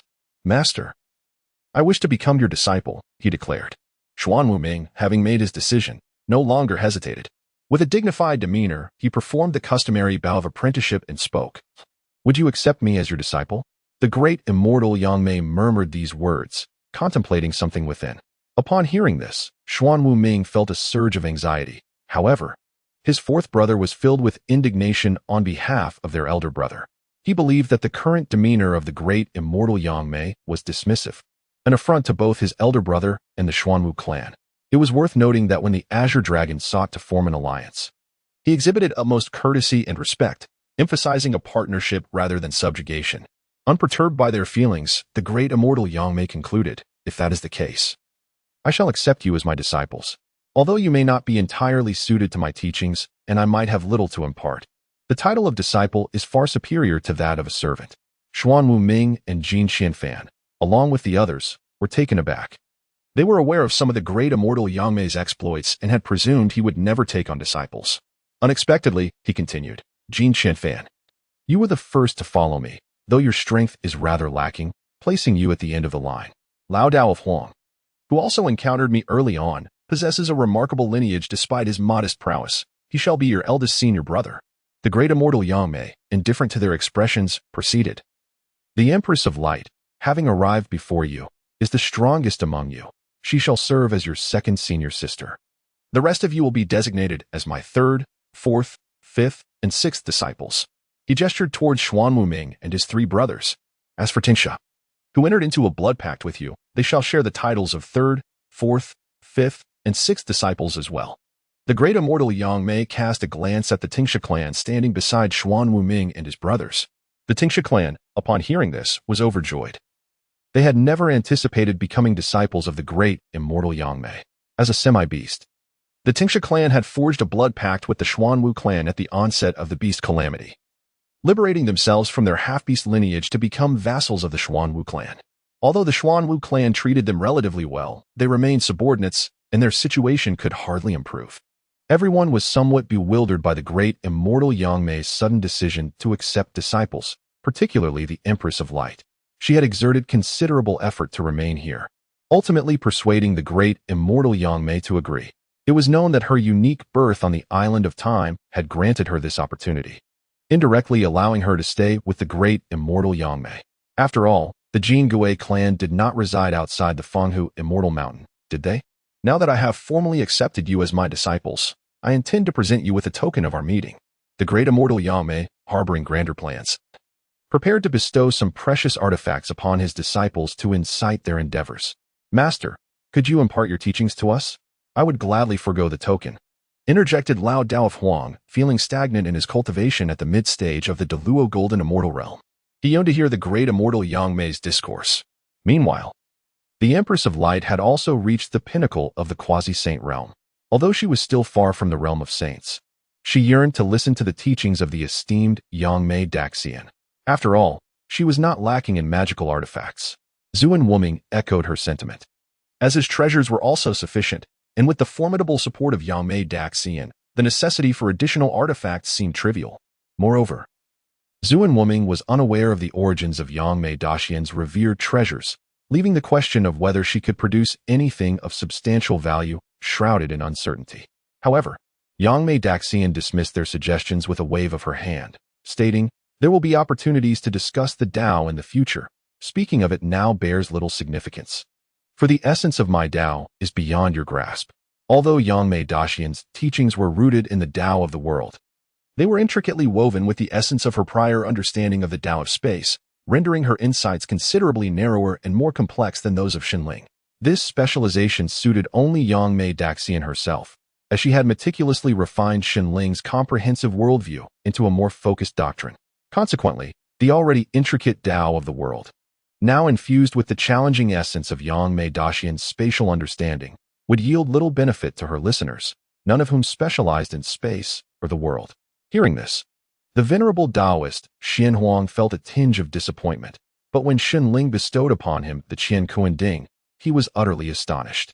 It is worth noting that the Qian Kuan Ding was a renowned innate treasure, capable of both offense and defense, as well as artifact refinement, a coveted treasure that many powerful beings would envy. The fact that it was so casually granted to him by Yangmei Daxian was beyond his comprehension. Your Tao, I believe, may benefit from this. As the eldest disciple, I entrust this precious artifact to you, Yangmei Daxian remarked nonchalantly. Overcome with emotion, Taoist Xuanhuang's eyes glistened as he knelt to accept the Qian Kuan Ding, bowing deeply in gratitude. In response to this profound gesture, Yangmei Daxian produced the judgment bow and presented it to the Empress of Light, saying, "You should recognize this bow. The Master of Time wields it, and it is scarcely inferior to the Qian Kuan Ding. However, it requires diligent nurturing. Otherwise, its true potential shall remain untapped." The Empress of Light was taken aback, never having anticipated that Yangmei Daxian would bestow such a treasure upon a new disciple she had only just met. Observing their reactions, Yangmei Daxian elucidated, "I cannot venture out at present. These treasures serve little purpose remaining with me, so it is far more beneficial to bestow them upon you." The others understood the underlying implication of Yangmei Daxian's generous gifts. She was entrusting them to act on her behalf. Recognizing that her disciples grasped her intentions, she continued to distribute treasures, declaring, "I will also grant you the Dark Demon Bottle and the Chaotic Black Coffin. These two are innate treasures born from the Lord of Fierce Beasts. You must refine them with care. Moreover, it is advisable to refrain from using them under ordinary circumstances." The esteemed Yangmei Daxian imparted his guidance, leaving both Xuan Wuming and Tinghua in a state of delightful astonishment. Despite possessing the two precious artifacts previously bestowed upon them, they remained utterly taken aback, as they had never anticipated such a remarkable treasure from Yangmei Daxian. Even Xuanwu Town, which had previously harbored discontent towards him, found itself enveloped in reverence and admiration. After graciously accepting their expressions of gratitude, Yangmei Daxian revealed the time chart. Addressing Jin Qianfan, "Your Golden Tortoise clan possesses a keen insight into the ebb and flow of fortune. Thus, I entrust this precious artifact to you, hoping that one day you shall master its powers." Jin Qianfan, momentarily taken aback, hastily expressed his thanks. Following this, Yangmei Daxian turned to the other 6 disciples and declared, "I shall bestow these spiritual treasures upon you. Alas, I possess no further treasures of merit." Although these 6 disciples experienced a sense of disparity, they expressed their gratitude. After all, the treasures bestowed by the great immortal Yangmei are indeed superior to the highest tier of innate spiritual treasures. This time, the celestial master Yangmei was truly drained. In his possession remained only the empty willow dust whisk, the book of time and space, the hourglass, and the empty willow vine shoes. After bestowing treasures, the celestial master remarked, "Xuan Wuming, you should lead your clan to relocate to the Eastern Sea. Empress Guangming, assist them. But it is best to avoid any conflict with the Dragon Clan at this juncture." "Understood." The two responded in unison. "Xuan Wuming, entrust your clan's treasures to Taoist Xuanquang for refinement. And Taoist Xuanquang, focus on your craft. When you comprehend your own path, I shall make further arrangements for you." The celestial master added. "Yes, yes," they affirmed. "As for you, Jin Qianfan, accompany Xuan Wuming in cultivation. Xuan Wuming, elevate the Jin Gui clan as well." The celestial master continued, glancing at Jin Qianfan. "Certainly," they replied in chorus. "For now, that will suffice. You may proceed with your tasks." The celestial master waved his sleeve, signaling their departure. Upon arriving at Qingxiu, Xinling and Hu Yaoyao were intercepted before ascending the mountain. As Hu Yaoyao conversed with the gatekeeper fox, Xinling surveyed the surroundings. The two guardians, upon learning that Hu Yaoyao was the princess of Qingxiu, promptly dispatched someone to report this news. When the Fox Emperor heard of his daughter's return, he hurriedly came, momentarily forgetting to inform his wife. Meanwhile, the Fox Empress shared the same oversight, leading them to arrive at the entrance together. "Mother, father," Hu Yaoyao rushed forward to embrace them. One elder's eyes glistened with moisture, while the other shed tears, both babbling about trivial matters. After the trio expressed a portion of their longing, the elders turned their attention to Xinling. In terms of appearance, demeanor, and strength, he was more than qualified to be their son-in-law. However, what they needed at present was not a son-in-law but a leader of Qingqiu. Xinling's initial stage of quasi-saint cultivation might render him inadequate for such a role. Noticing her parents' scrutiny, Hu Yaoyu quickly suggested, "Let us discuss this inside." "Yaoyu, have you forgotten that any other man entering the sacred mountains of the Fox clan is automatically recognized as a son-in-law?" The Fox Empress remarked. "Mother, this Qingqiu cannot be considered a sacred mountain," Hu Yaoyu said playfully. "How can it not be? Qingqiu is now our clan's sacred mountain. Therefore, if you do not wish to join our Qingqiu clan, you must fight for it," the Fox Emperor declared with authority to Xinling. As for why they regarded Xinling as their son-in-law, it was naturally due to the aura of Xinling enveloping Hu Yaoyu, with the most significant factor being that she carried his child. "That would be offensive," Xinling replied with a slight bow. The Fox Emperor, observing Xinling's demeanor, regarded him with newfound respect. Only those who possess such overwhelming confidence and audacity can truly embody the essence of a great monarch and lead their Fox clan effectively. Of course, the most crucial element remains strength. Without commensurate power, all words are but hollow echoes. Let us commence. At this moment, Fox Fairy and Fox Gu arrived just in time to overhear this exchange. Upon hearing it, Xinling vanished from his original location and appeared at the Wanmen Pass of the Fox clan.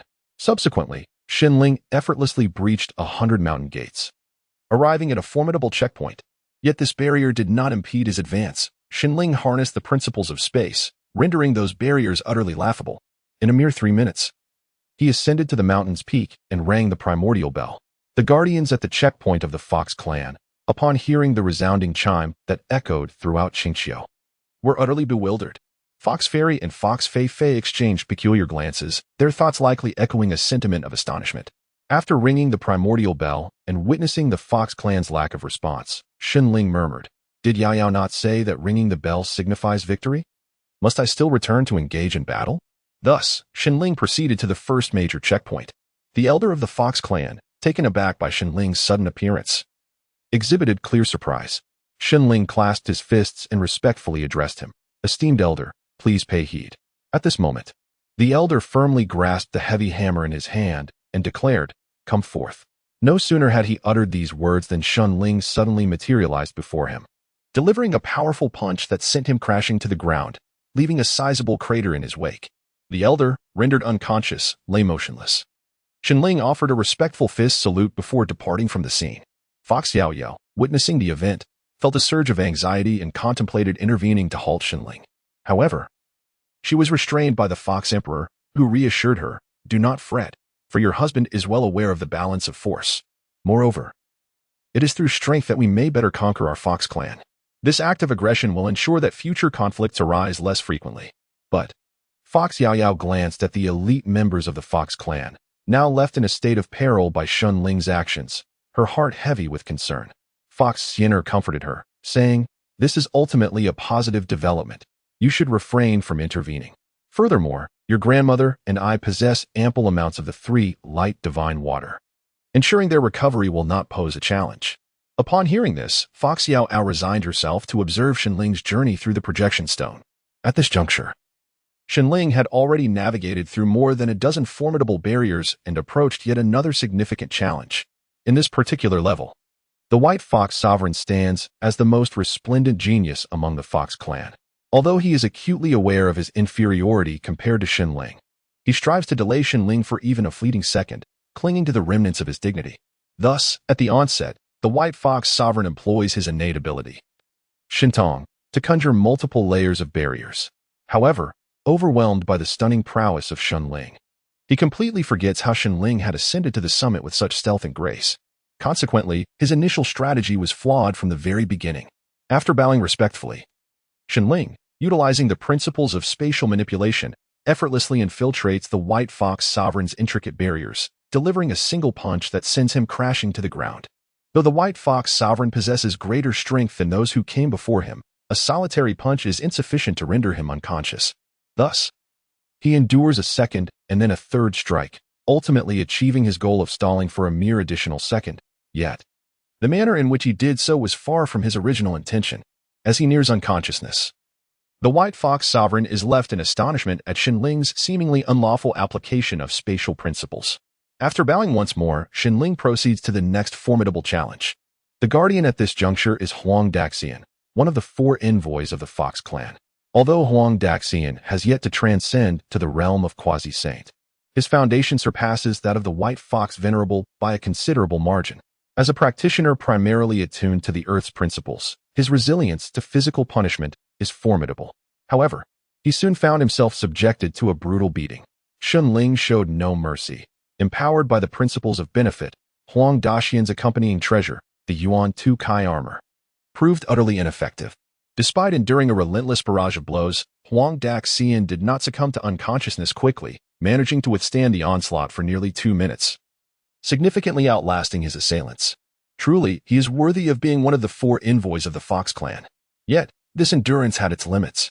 Each strike delivered by Shenling was meticulously calculated. After several hundred punches, Huang Daxian's internal energies began to form a chaotic array, disrupting the flow of his spiritual power, rendering him as motionless as a vegetable. Moreover, this array continued to disturb the principles within Huang Daxian, causing him immense distress. Shenling possessed a profound comprehension of formations, and in a moment of inspiration, he devised this array-like martial technique, comparable to innate divine abilities. However, it remains a work in progress, not yet reaching the status of a true innate divine ability. Once perfected, it will undoubtedly emerge as a formidable talent. Without lingering, Shenling offered a salute and departed. Moving on to the next significant challenge.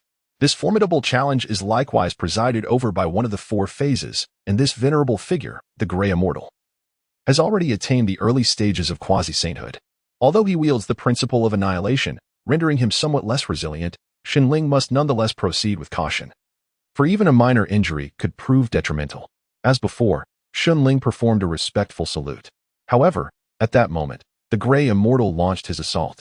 In an instant, with the swiftness of lightning, he utilized his innate treasure, the Hunyuan vase, to engulf Shenling within it, executing the maneuver with such fluidity and expertise that it seemed premeditated.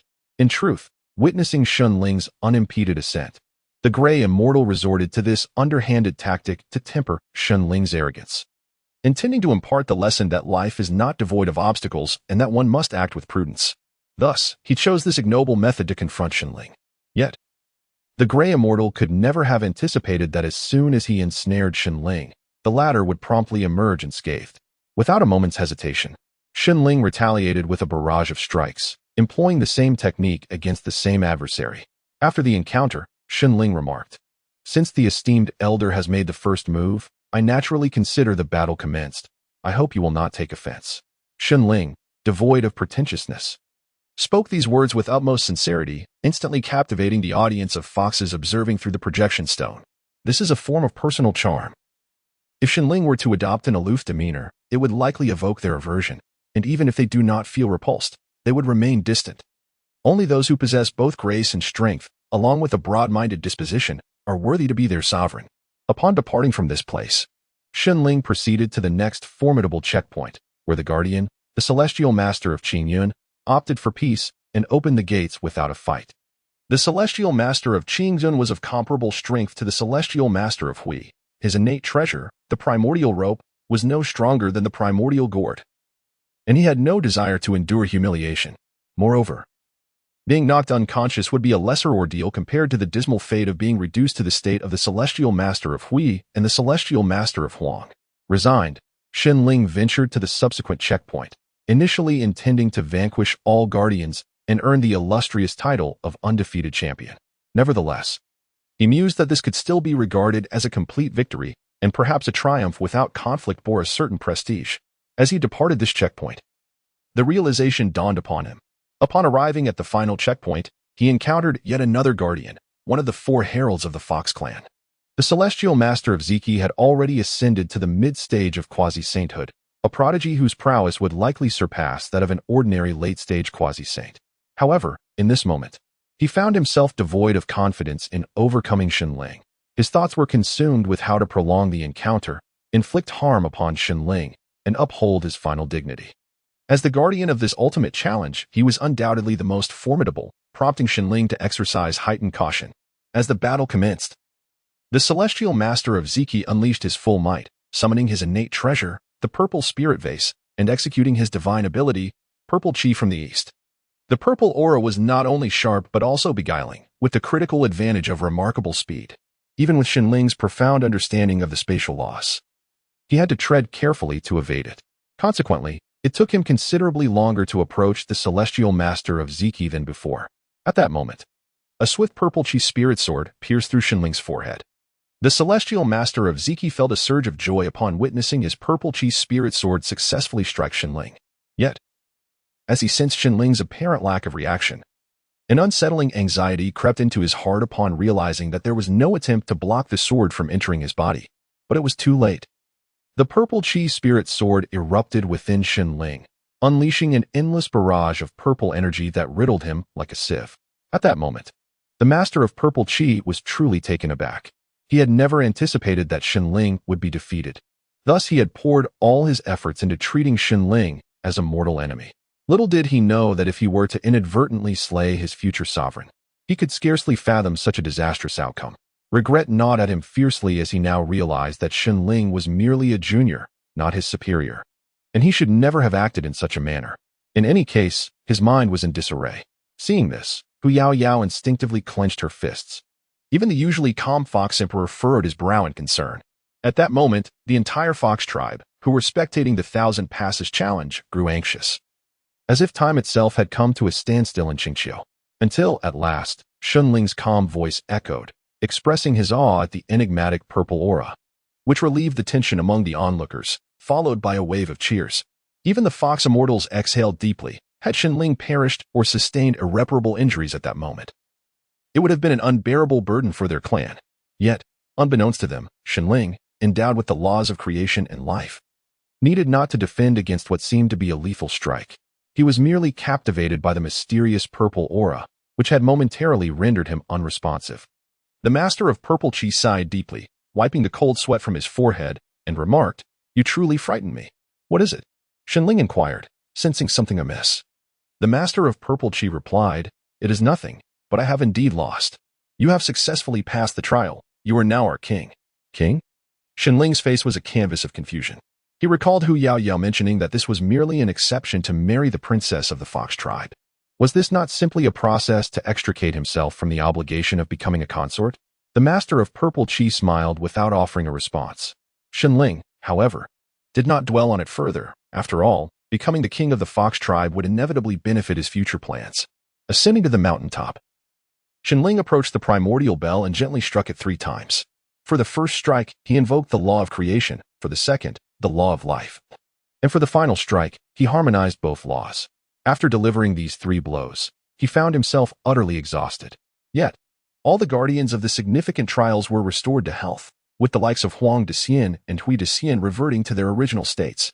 Even the guardians of the smaller trials found their ailments and injuries miraculously healed. Such a scene unfolded like a divine miracle. Shenling once again astounded the members of the Fox clan, elevating his status to an extraordinary height in the hearts of countless foxes. Naturally, the ethereal energy atop Qingqiu Mountain had thinned somewhat due to the recent healing, for the laws themselves do not bestow energy. Nevertheless, the slight loss of celestial essence was a small price to pay for the restoration of life, making it a particularly worthwhile endeavor. Having stabilized his breath, Shenling descended the mountain. It was only then that the Fox Immortals, having regained their composure from the shock, found themselves at a loss for words. The impact of Shenling's presence was overwhelming, and they needed a moment to collect themselves. Shenling, however, seamlessly took charge and called out, "Father, Mother, as well as grandmother and grandfather, let us return to the palace." The Fox Emperor and Empress felt somewhat awkward, not to mention the youthful-looking Fox Immortals who appeared no older than 20. It seemed that with Shenling's address, they appeared considerably aged in comparison. Yet, they said nothing and were rather unwittingly led back to the palace by Shenling. His authoritative demeanor unwittingly instilled a sense of reassurance in them. Though they had only recently interacted with Shenling, they swiftly came to regard him as their grandson-in-law.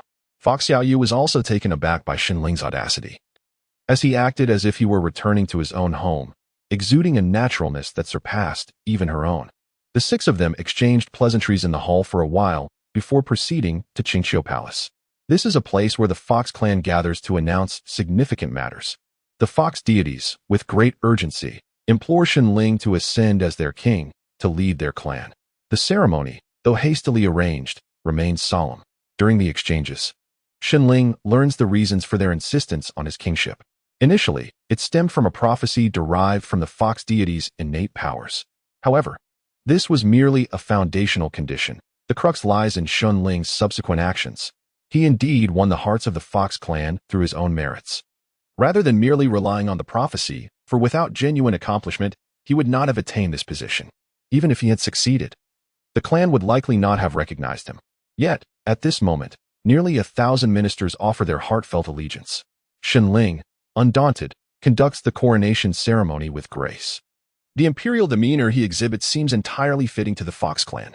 In truth, Shenling's heart is a tempest of nerves, excitement, and exhilaration.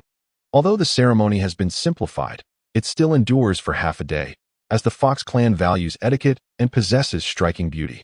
Seated upon the throne, Shenling gazes down at the ministers. When his eyes fall upon the man clad in blue beside the enchanting Fox Yao Yao, he cannot help but steal a few extra glances.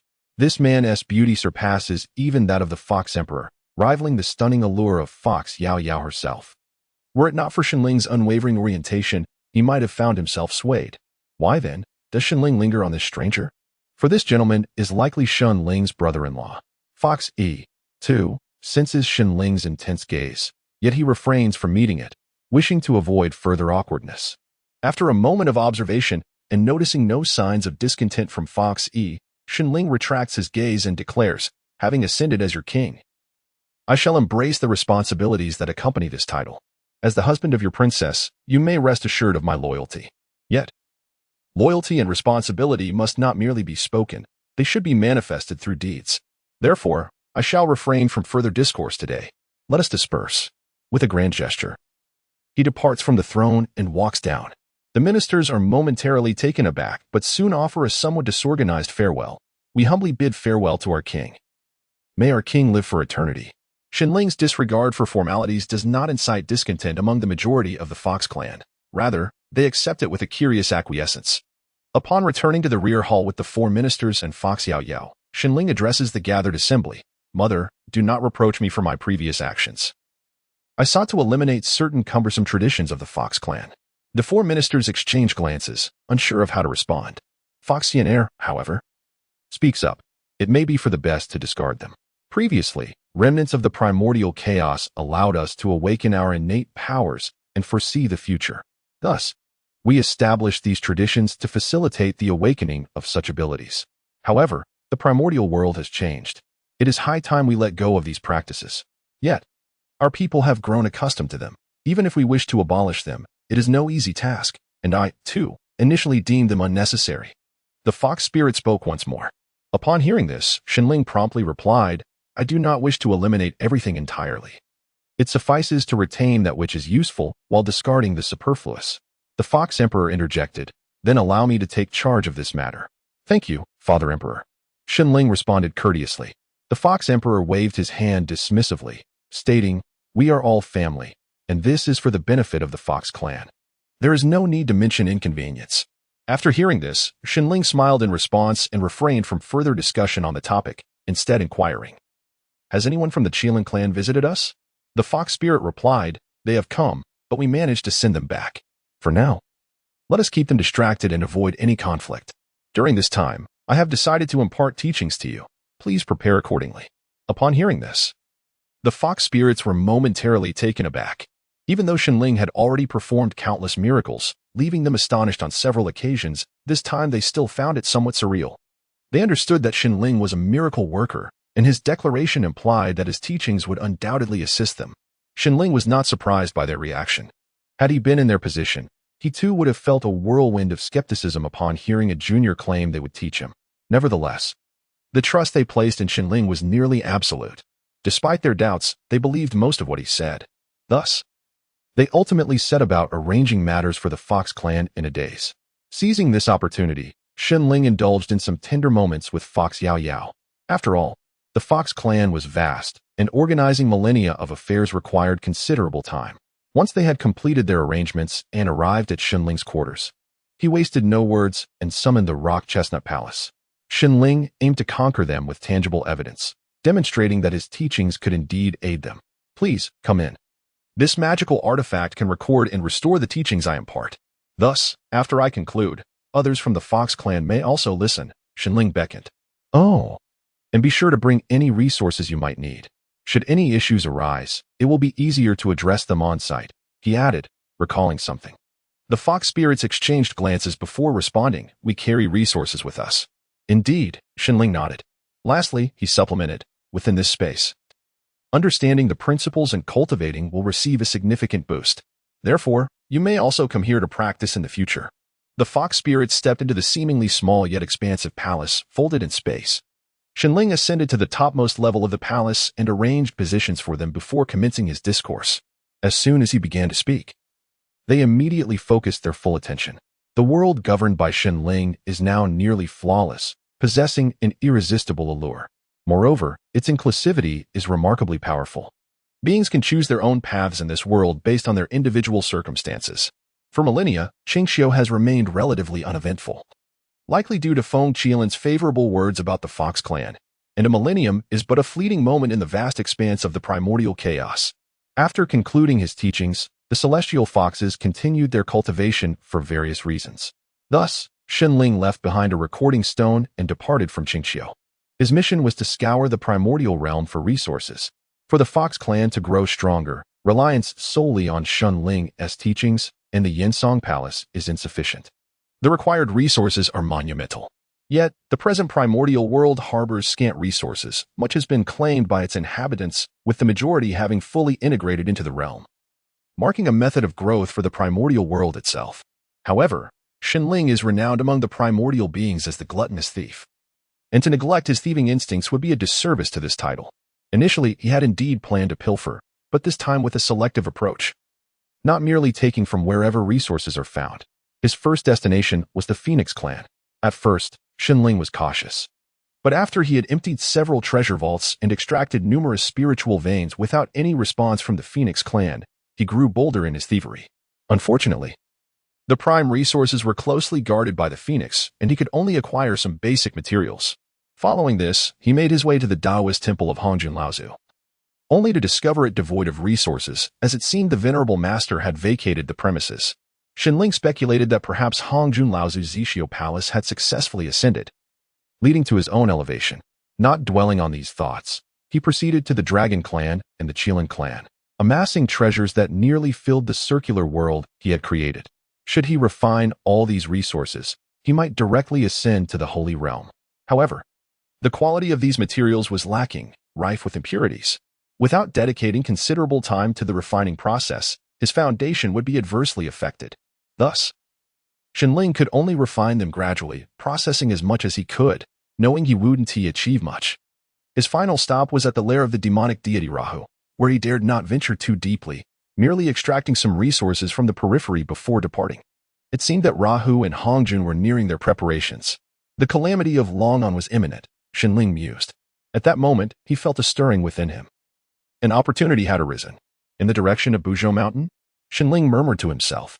Previously, he had shown interest in Buzhou Mountain, but as the pillar of the primordial world, it was nearly impossible to approach. He was uncertain whether treasures lay atop it. After all, even with the Hongming Pearl in his possession, Xinling had been unable to discern its secrets, let alone during the tumultuous times when he was preoccupied with his plans for escape. However, the primordial world had since undergone considerable evolution. The once mighty pillar now bore less strain. Buzhou Mountain had also developed a degree of spiritual energy, rendering it more accessible for the formidable beings of the primordial realm.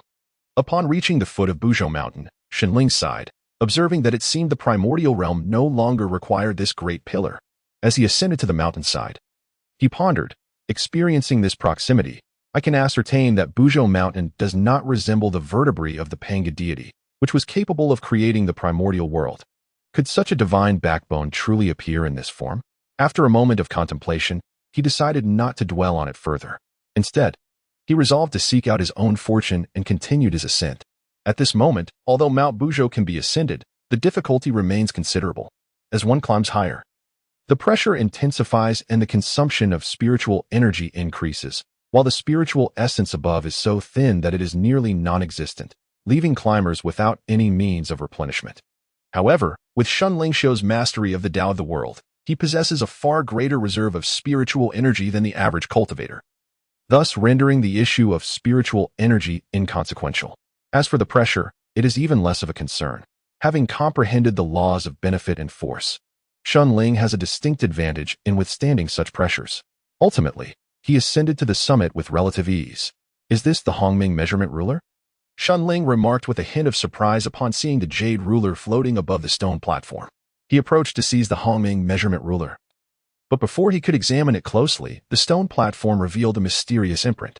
This imprint instantly captured Shun Ling's attention as he beheld the primordial evolution of the Hong Wang, a time when it was devoid of life, lacking sky, earth, and sea, resembling chaos yet fundamentally distinct from it.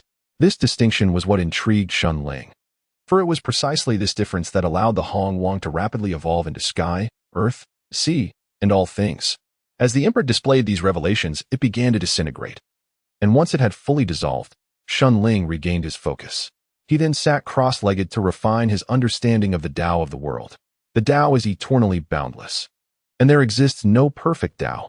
While Shun Ling's Tao is already remarkably refined, there remain areas for improvement.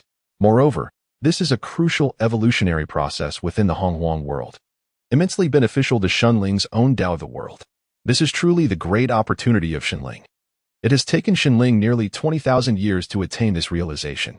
The changes in the primordial world over the past 20,000 years have been profound, and the calamity of the dragon and Han has also descended.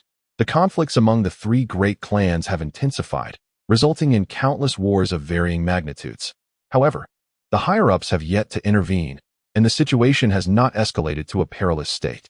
Logically, one would expect the three clans to act with greater aggression, especially given that the malevolent deity, Luoho, is secretly inciting discord. Yet, there have been no signs of a major conflict. This is not solely due to the latent threats posed by the three formidable figures, Yangmei, Luoho, and Hongjun. The current strength of the Dragon clan also prevents them from confronting two clans simultaneously. After all, the Xuanwu clan once stood shoulder to shoulder with the Dragon clan. And without their involvement, although the Dragon clan remains formidable, they are far from capable of facing two adversaries at once. Thus, a certain equilibrium has been established among the three great powers.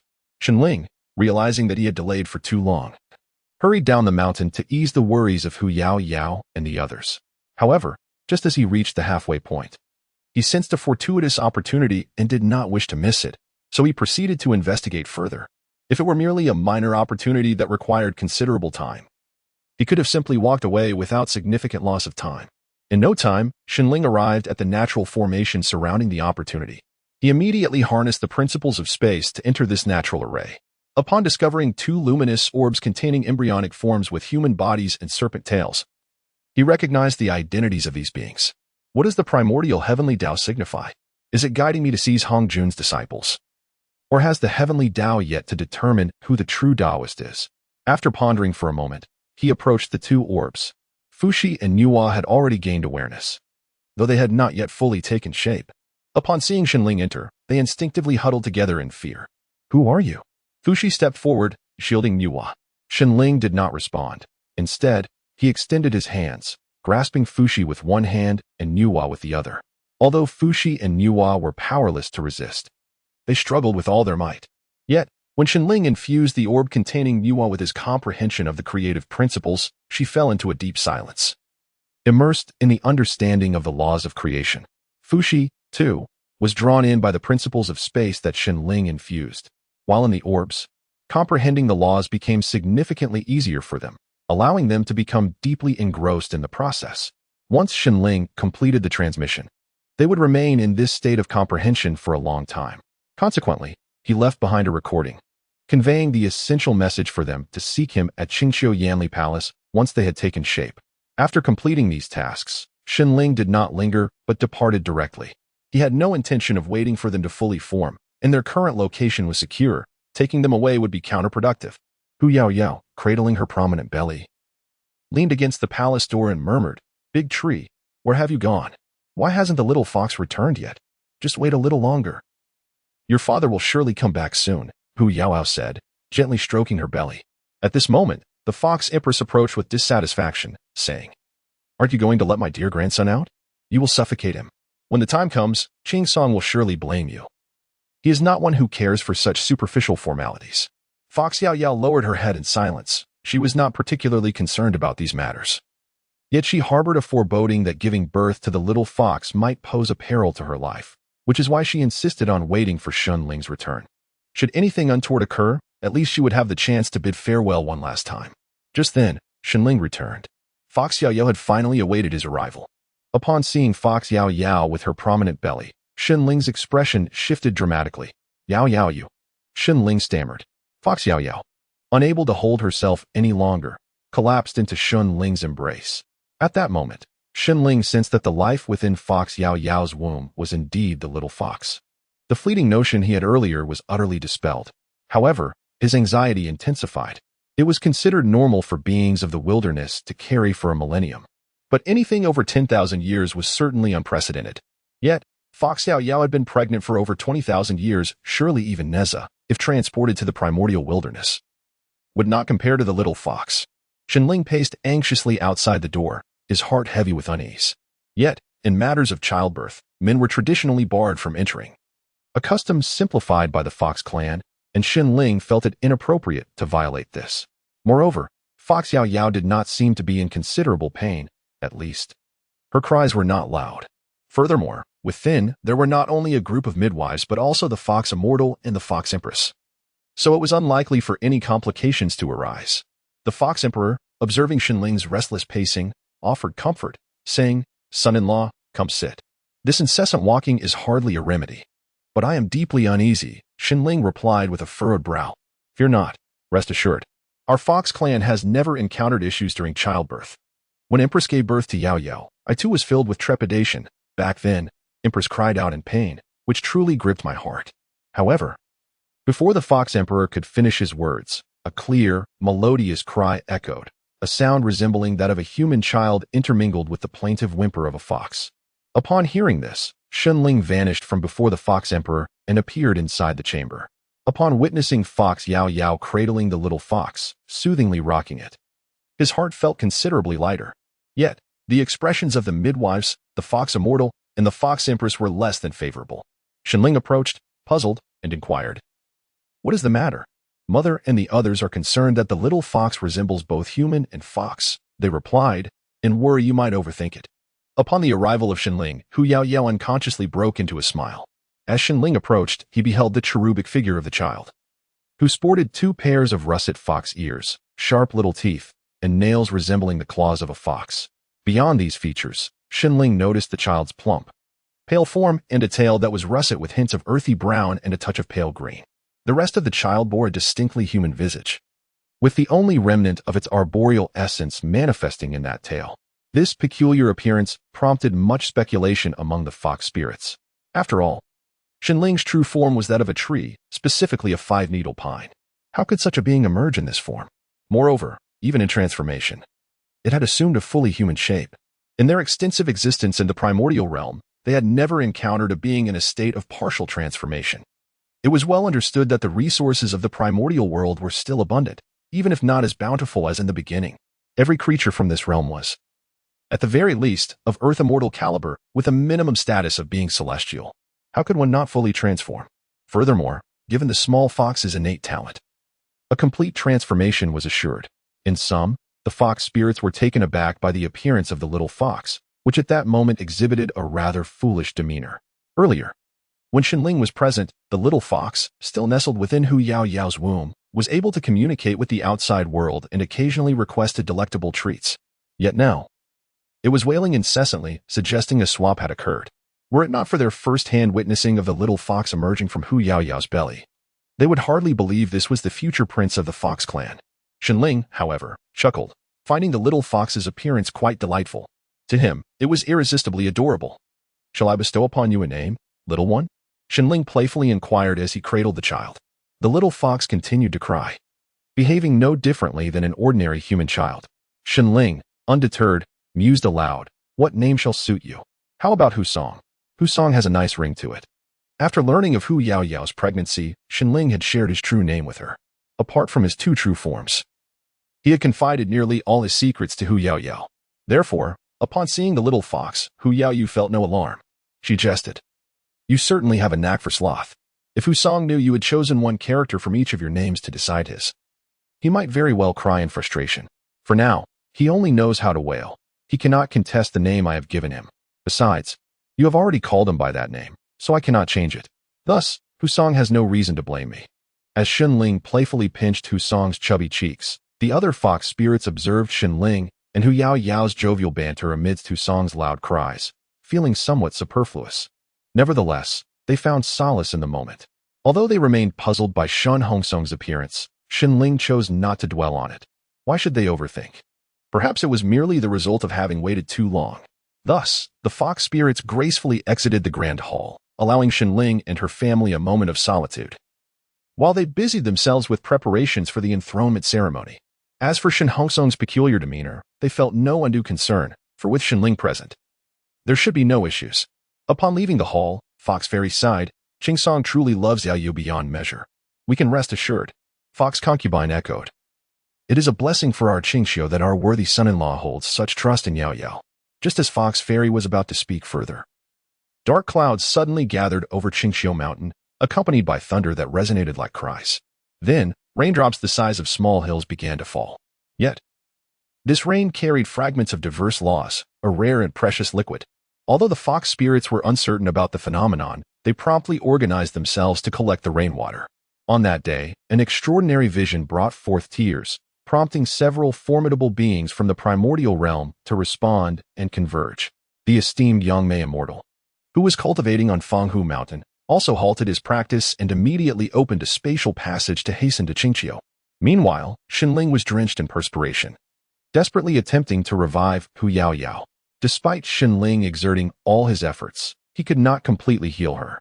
He was perplexed as to why Hu Yaoyao's vitality had suddenly waned.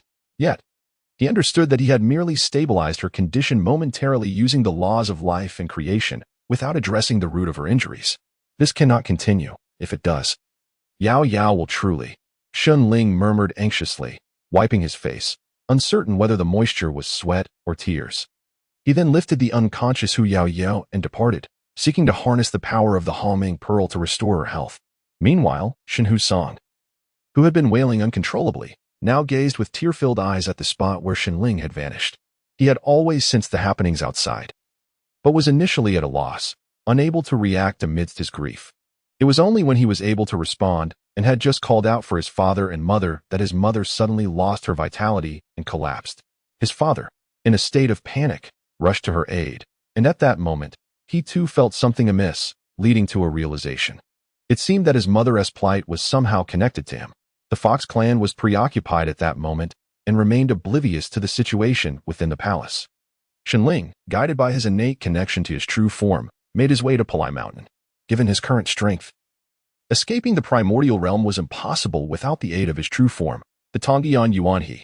Coincidentally, at that moment, Palai Mountain was situated directly above the starry expanse of Qingqiu, allowing Xinling to arrive without much delay. He refrained from entering immediately.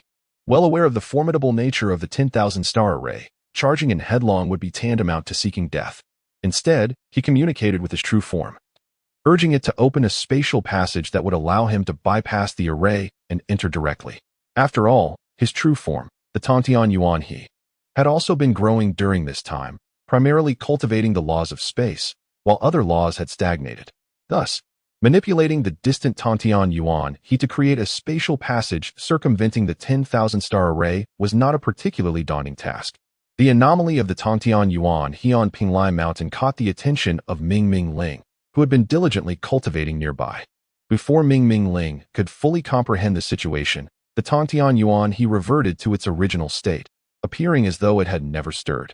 At that moment, Xinling had already traversed the spatial passage and entered Palai Mountain. He had initially wished to delay his arrival, uncertain of the circumstances within, but his innate connection suggested that Ming Ling had not betrayed him. Thus, there was an element of risk involved in his decision. However, he unexpectedly found himself on the celestial Mount Penglai. With the assistance of his true form, he should be able to depart from the primordial chaos in an instant. As soon as Shenling emerged, he began to manipulate his true self to carve a passageway leading out of the primordial realm. Nevertheless, exerting control over his true form placed a considerable burden on Shenling. He dared not rush, for failure would spell disaster. Meanwhile, the wandering Chongming bird and Fei Fei sensed Shenling's unusual aura and were drawn by curiosity to investigate. "Who are you? How did you arrive here?" the Chongming bird inquired. Her eyes wide with astonishment upon encountering Shenling. Fei Fei, equally intrigued, scrutinized Shenling, her expression a blend of curiosity and excitement. For it was the first time in many years that she had encountered another being. This situation arose because they had previously existed in a state of confusion. And after much effort, they finally extricated themselves from that condition, only to find themselves residing on the ethereal Palai Mountain. Thus, their curiosity about the beings of the outside world is entirely natural. Shenling remained uncertain about the disposition of the two ferocious beasts towards his true form. Whether they were foes or allies was still unclear to him. However, at this moment, he had already established a connection with his treasured artifacts, the Piyuan spear and the Tianyuan vase. Consequently, Shenling summoned them forth, saying, "Now you recognize who I am, do you not?" I thought you looked familiar," the Chongming bird exclaimed, astonished and somewhat incoherent. The other, Fei Fei, was so taken aback that she could hardly speak, until the Chongming bird finally articulated, "So you are the son of our master." Only then did she regain her composure and give her rather unreliable sister a significant eye roll.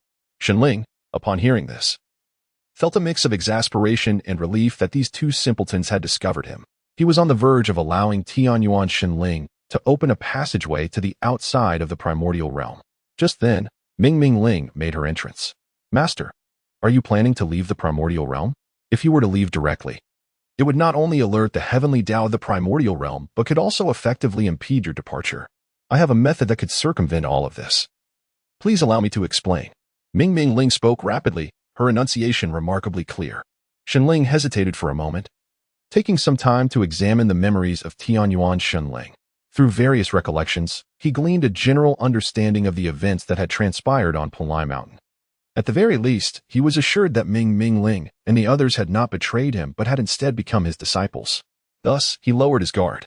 While Ming Ling was undoubtedly astute, her capacity to deduce and prevent these circumstances based on the information at her disposal had reached its limit. Now, she could only await Shenling's decision. Shenling summoned the bowl of life and placed Hu Yao inside, saying, "Your method involves establishing a spiritual realm through my true form, correct? However, this would inevitably mark us with the imprint of the primordial realm. Are you willing to accept the price of forfeiting your freedom?" Without hesitation, Ming Ling replied, "I am willing, and I am certain they will be as well." "Master, you do not understand. We, like the beings outside the primordial realm, cannot reveal ourselves here, and we cannot survive outside of it. Therefore, it would be better to seize this opportunity to become individuals of significant interest to the primordial realm," Ming Ling concluded. Shenling understood that their existence on Palai Mountain was akin to imprisonment, so he found her reasoning plausible. "Very well, since you have made your decision, let us commence preparations." Shenling was aware that the heavenly Tao of the primordial realm was merely a construct of rules, and there were indeed loopholes to exploit. Thus, he was not as resistant to the idea of bearing the primordial mark. "Master, could you please wait a moment? We are not yet prepared." Ming Ling spoke somewhat shyly. Shenling also focused on reviewing memories related to this aspect and gained a general understanding of the construction principles of the spirit world. Thus, he remarked, "Allow me to assist you in perfecting it." At this moment, the Golden Tortoise Immortal and his companions had gathered here as well. Upon seeing the Golden Tortoise Immortal, Shenling spoke, "Please bring forth the wine you have brewed that can heal wounds and replenish vitality. Additionally, fetch a selection of your other wines for everyone to sample." Although the Golden Tortoise Immortal was perplexed by the fact that Shenling's aura was entirely different from before, he recognized Shenling by his appearance in the presence of Ming Ling beside him. Meanwhile, the Chaos Master remained in a state of bewilderment, still trying to comprehend the situation. The other fierce beasts were equally filled with confusion.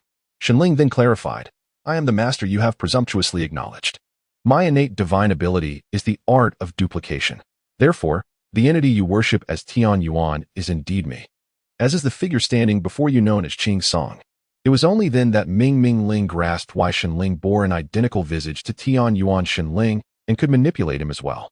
However, she still harbored numerous questions, such as why Shenling's duplicates possessed an aura so distinct from that of his true self, and why his true form was unable to move. After explaining, Shenling demonstrated his mastery over the laws of space and creation. At this juncture, it became abundantly clear to everyone that Shenling was indeed the celestial Shenling naturally. There remained a plethora of questions. However, it seemed perfectly reasonable that one's master would possess unique attributes. After administering a potion to Hu Yaoyao to heal her wounds and restore her vitality, Shenling placed the remaining elixir into the bowl of life. Subsequently, he joined the others in consuming several large jars of the intoxicating beverage, which even proved to be quite potent for them. Had it not been for their cultivation in the world's path, consuming such quantities could have resulted in grievous intoxication. Yet, in that moment, they found themselves merely tipsy, a state Shenling desired. Such a condition diminished the resistance between their soul bodies, allowing a connection between their primordial spirits to take root. Of course, this still hinged on the presence of Ming Ling. Shenling's intention was to manipulate the celestial Shenling to construct a space that enveloped the universe, serving as a foundation for the creation of the soul world. The two fundamental conditions for the soul world had been established, and the remaining construction relied on the understanding of the world's path by Ming Niao and Han Dun, collaborating with Shenling and the others.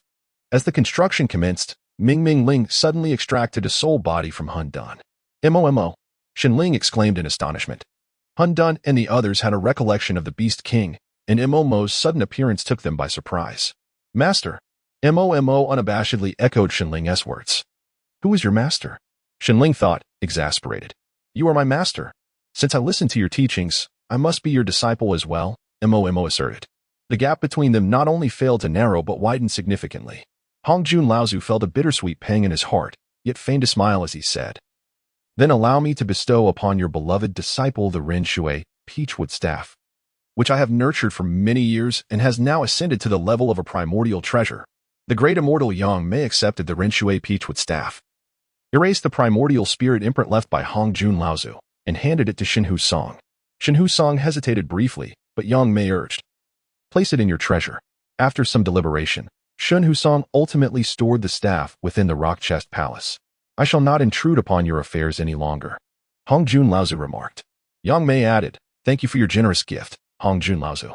I shall bring my beloved disciple to visit you at the next opportunity."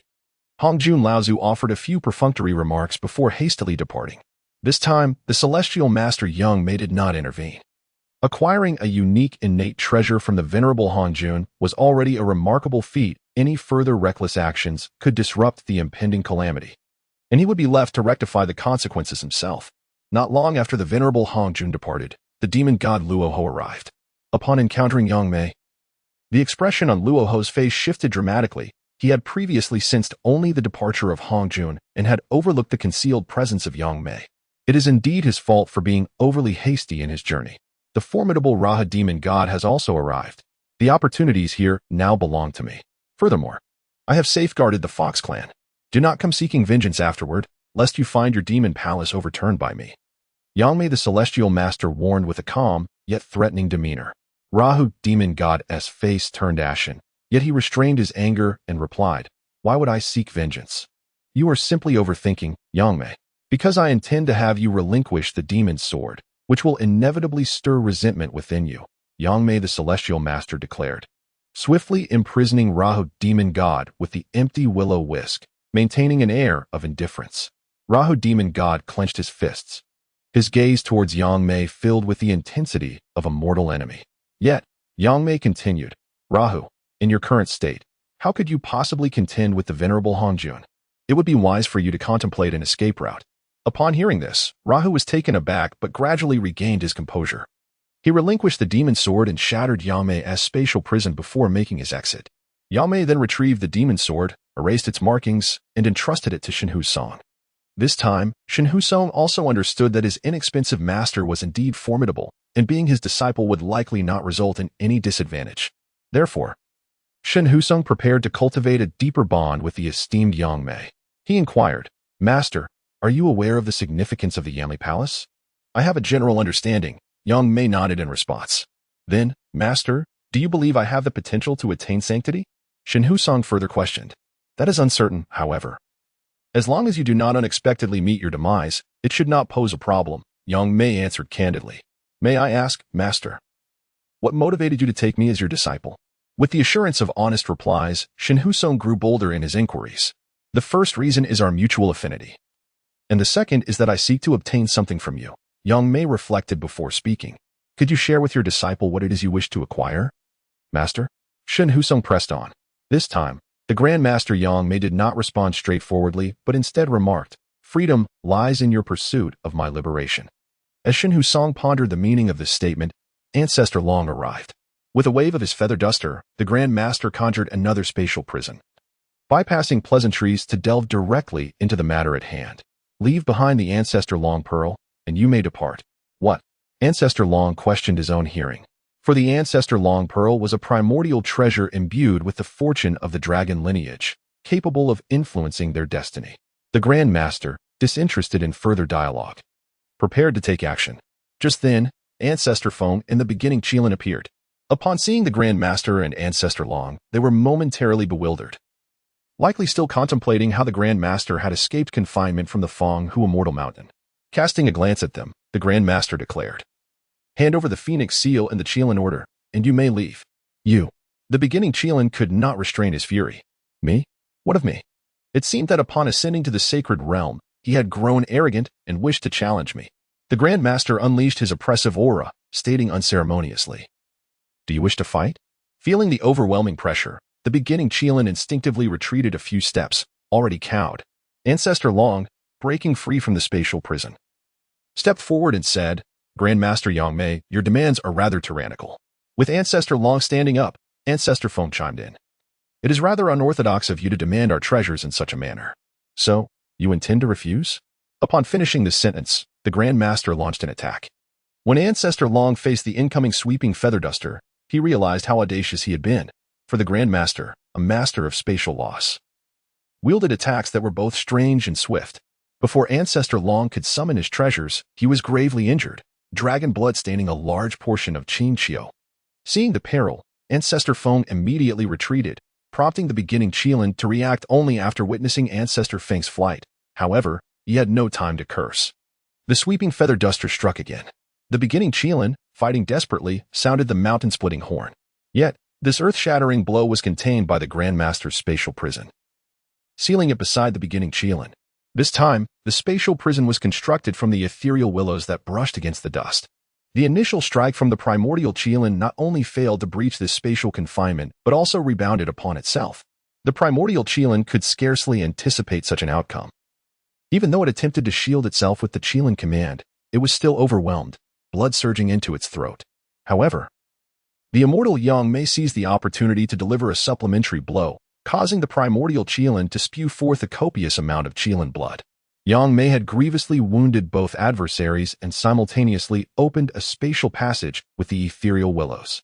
As the ethereal willows entered the passage, a heart-rending scream echoed from the ancestral phoenix. When the ancestral phoenix was retrieved, she retained her original form, albeit her feathers and wings were in utter disarray, with golden blood cascading down them. It resembled a golden waterfall flowing from the heavens towards the verdant hills. At this moment, the esteemed Yangmei Daxian spoke. It is time to surrender your treasures. Hearing this, the ancestral dragon, though reluctant, presented the ancestral dragon pearl. Upon witnessing the ancestral dragon relinquishing his supreme treasure, the other beings, including the primordial Qilin, followed suit and offered their own treasures to Yangmei Daxian. As Yangmei Daxian accepted the treasures, he began to erase their spiritual imprints, remarking, You rely on the power of fortune to ascend to sainthood. Yet you have become so arrogant. It is only a matter of time before your clans face annihilation. Today, consider this a lesson to temper your spirits. Had you been too early in your ascent, you would have been extinguished by others, which would indeed be rather dull. The primordial Qilin and the others were taken aback by his words. Despite their lingering resentment towards Yangmei Daxian, they recognized the truth in his statement. After all, their reliance on the fortunes of their clans to break through to the saintly realm, without discovering their own paths, rendered them weaker than those who had found their own way. Nevertheless, there was a notable advantage in relying on clan fortune, the speed of advancement. As their three clans approached dominance in the vast wilderness, they had unwittingly grown complacent. Yangmei Daxian, unfazed by their thoughts, continued, The Fox clan is under my protection.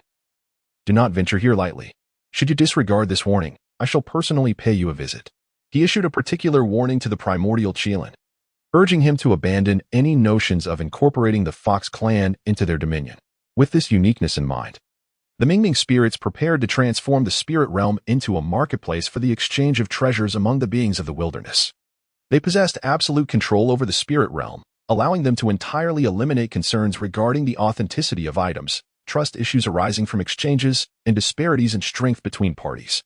In summary, the Mingming spirits envisioned creating an exceptionally equitable environment for trading and acquiring goods through the spirit realm.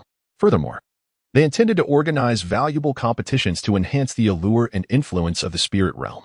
Possessing insight into the laws of wisdom, the Mingming spirits had already formulated a comprehensive strategy for the development of the spirit realm. As they gradually implemented their plans, the future of the spirit realm was destined to be resplendent. However, at present, the spirit realm was largely neglected. The venerable Hong Jun was preoccupied with significant matters and could not attend to it. Likewise, the demon god Luahu was scheming something and had no time to spare for the spirit realm. The members of the three clans also paid little heed to this realm. They were currently preoccupied with expelling those from the demonic clan, their efforts consuming all their attention. Had they not been so busy, they might have ventured to explore the spirit realm. Should they have taken it upon themselves to investigate, their indifference would likely have dissipated. In truth, their understanding of the spirit realm was superficial at best. They erroneously believed it to be akin to the netherworld established by the ancestor of the River of Souls, which was, in fact, a crude and unsightly domain merely devised for the harvesting of lost souls. Ultimately, among the top 10 formidable beings to ascend to the spirit realm, only 5 could be named: the celestial maiden Yangmei, the ancestor of the River of Souls, the ancestor of Yin and Yang, the malevolent ghost elder, and the Empress of Light. The celestial maiden Yangmei, upon sensing the familiar application of spatial laws, expressed her astonishment. The Empress of Light, lacking comprehension in this regard, remained largely unresponsive. It was only during a leisurely stroll in the spirit realm with the Fox Fairy, when they encountered the Feast of Taotai, that she was rendered speechless upon seeing Taotai. "Welcome to the Feast of Taotai. Have you brought any food? If so, we can commence the competition. The rewards include the 10,000-year Ren water peach wine, sea flavor rice wine, and Huang apricot 3 fragrance wine, alongside exquisite wines equivalent to the 7 absolute in the world leaving, as well as innate treasures," Taotai enthusiastically introduced. The Fox Fairy, unfamiliar with Taotai, had spent the time of the Beast Calamity leading her kin in evasion. As one of the 4 fiends, Taotai was not commonly encountered. Given that the Beast Calamity had long since passed, it was hardly a surprise that the Fox Fairy would not recognize him as Taotai. Nevertheless, she felt no fear, only curiosity. After listening to Taoya's lengthy introduction, she couldn't help but inquire, "Why is it all just wine? Are there no other prizes? What about the Ren water peach and the Xianyuan apricot?" Taotai, thrilled to meet another being after such a long time, responded warmly. However, the Empress of Light hastily urged the Fox Fairy to leave the spirit realm. "Please don't go," Taotai called out in haste. Yet, the Empress of Light had already escorted the Fox Fairy away from the spirit realm, returning to Qingxiu. "Light, what was that about?" The Fox Fairy could not contain her curiosity. The Empress of Light glanced at her and sighed before explaining, "The individual we just encountered was Taotai, one of the 4 fiends." "Taotai?" The Fox Fairy was taken aback. Although she had never seen Taotai, she had certainly heard of his infamous reputation. The 4 fiends of that era were not significantly weaker than the likes of the Ancestor Dragon and the Primordial Qilin. Had they not perished, their strength would likely rival that of the Empress of Light today. In fact, the current 4 fiends had ascended to the saintly realm, not due to the merits bestowed by the heavenly Tao of the primordial world, but rather by first achieving the status of mixed Yuan Daoyuo Golden Immortal before being recognized by the Tao. Their advancement was significantly influenced by the teachings of Shenling, coupled with their extraordinary lineage, making their ascension to sainthood quite a natural occurrence. The ancestor of the River of Souls, upon arriving in the spirit realm, was profoundly astonished, for he had once opened a netherworld that bore the slightest resemblance to the spirit realm. Thus, he understood the immense difficulty of establishing such a realm. It is likely that only a being at the level of a realm master could accomplish this, the ancestor of the underworld River mused. However, this was merely a rough estimation based on the ancestor's own circumstances. In truth, the architects of this world, Tianyuan Shenling and Mingming Ling, were merely at the 3rd and 1st levels of sagehood, respectively. Yet, Having received rewards from the primal heavenly Tao, they had ascended to a higher realm. In fact, breaking through the sage level represents a significant milestone. Once attained, further advancements become less arduous. Of course, reaching the realm master level remains a formidable challenge. Ultimately, the ancestor of the underworld river had completely abandoned any prior notions of seeking personal gain. Yet, some were oblivious to the terrors of the spirit realm and dared to attempt to refine a portion of it to augment their own strength. Xiongqi and Chaos were not courteous. The ferocious beasts swiftly arrived in their designated areas and imprisoned these audacious beings who were unaware of their own insignificance. However, such beings, though sparse, were not insignificant in number. After all, the primal was vast. Moreover, the spirit realm was equally expansive. And given that many of the beings emerging were primarily those cultivating their souls, it was quite natural for them to be drawn to the spirit realm and engage in such endeavors. These occurrences were well within Ming Mingling's anticipations. Thus, Ming Mingling had already instructed the chaos to be prepared. At last, the first batch of laborers in the spirit realm has emerged. In this vast domain, the need for administrators is undoubtedly significant, yet at this moment, the spirit realm possesses scant resources to recruit individuals. Thus, the Mingming spirit is compelled to resort to such desperate measures. However, the chaos beings have not resorted to indiscriminate capture. If they were to do so, the reputation of the spirit realm would be irreparably tarnished, which would be profoundly detrimental to its future development. Such a cost is not one that the Mingming spirit would willingly incur.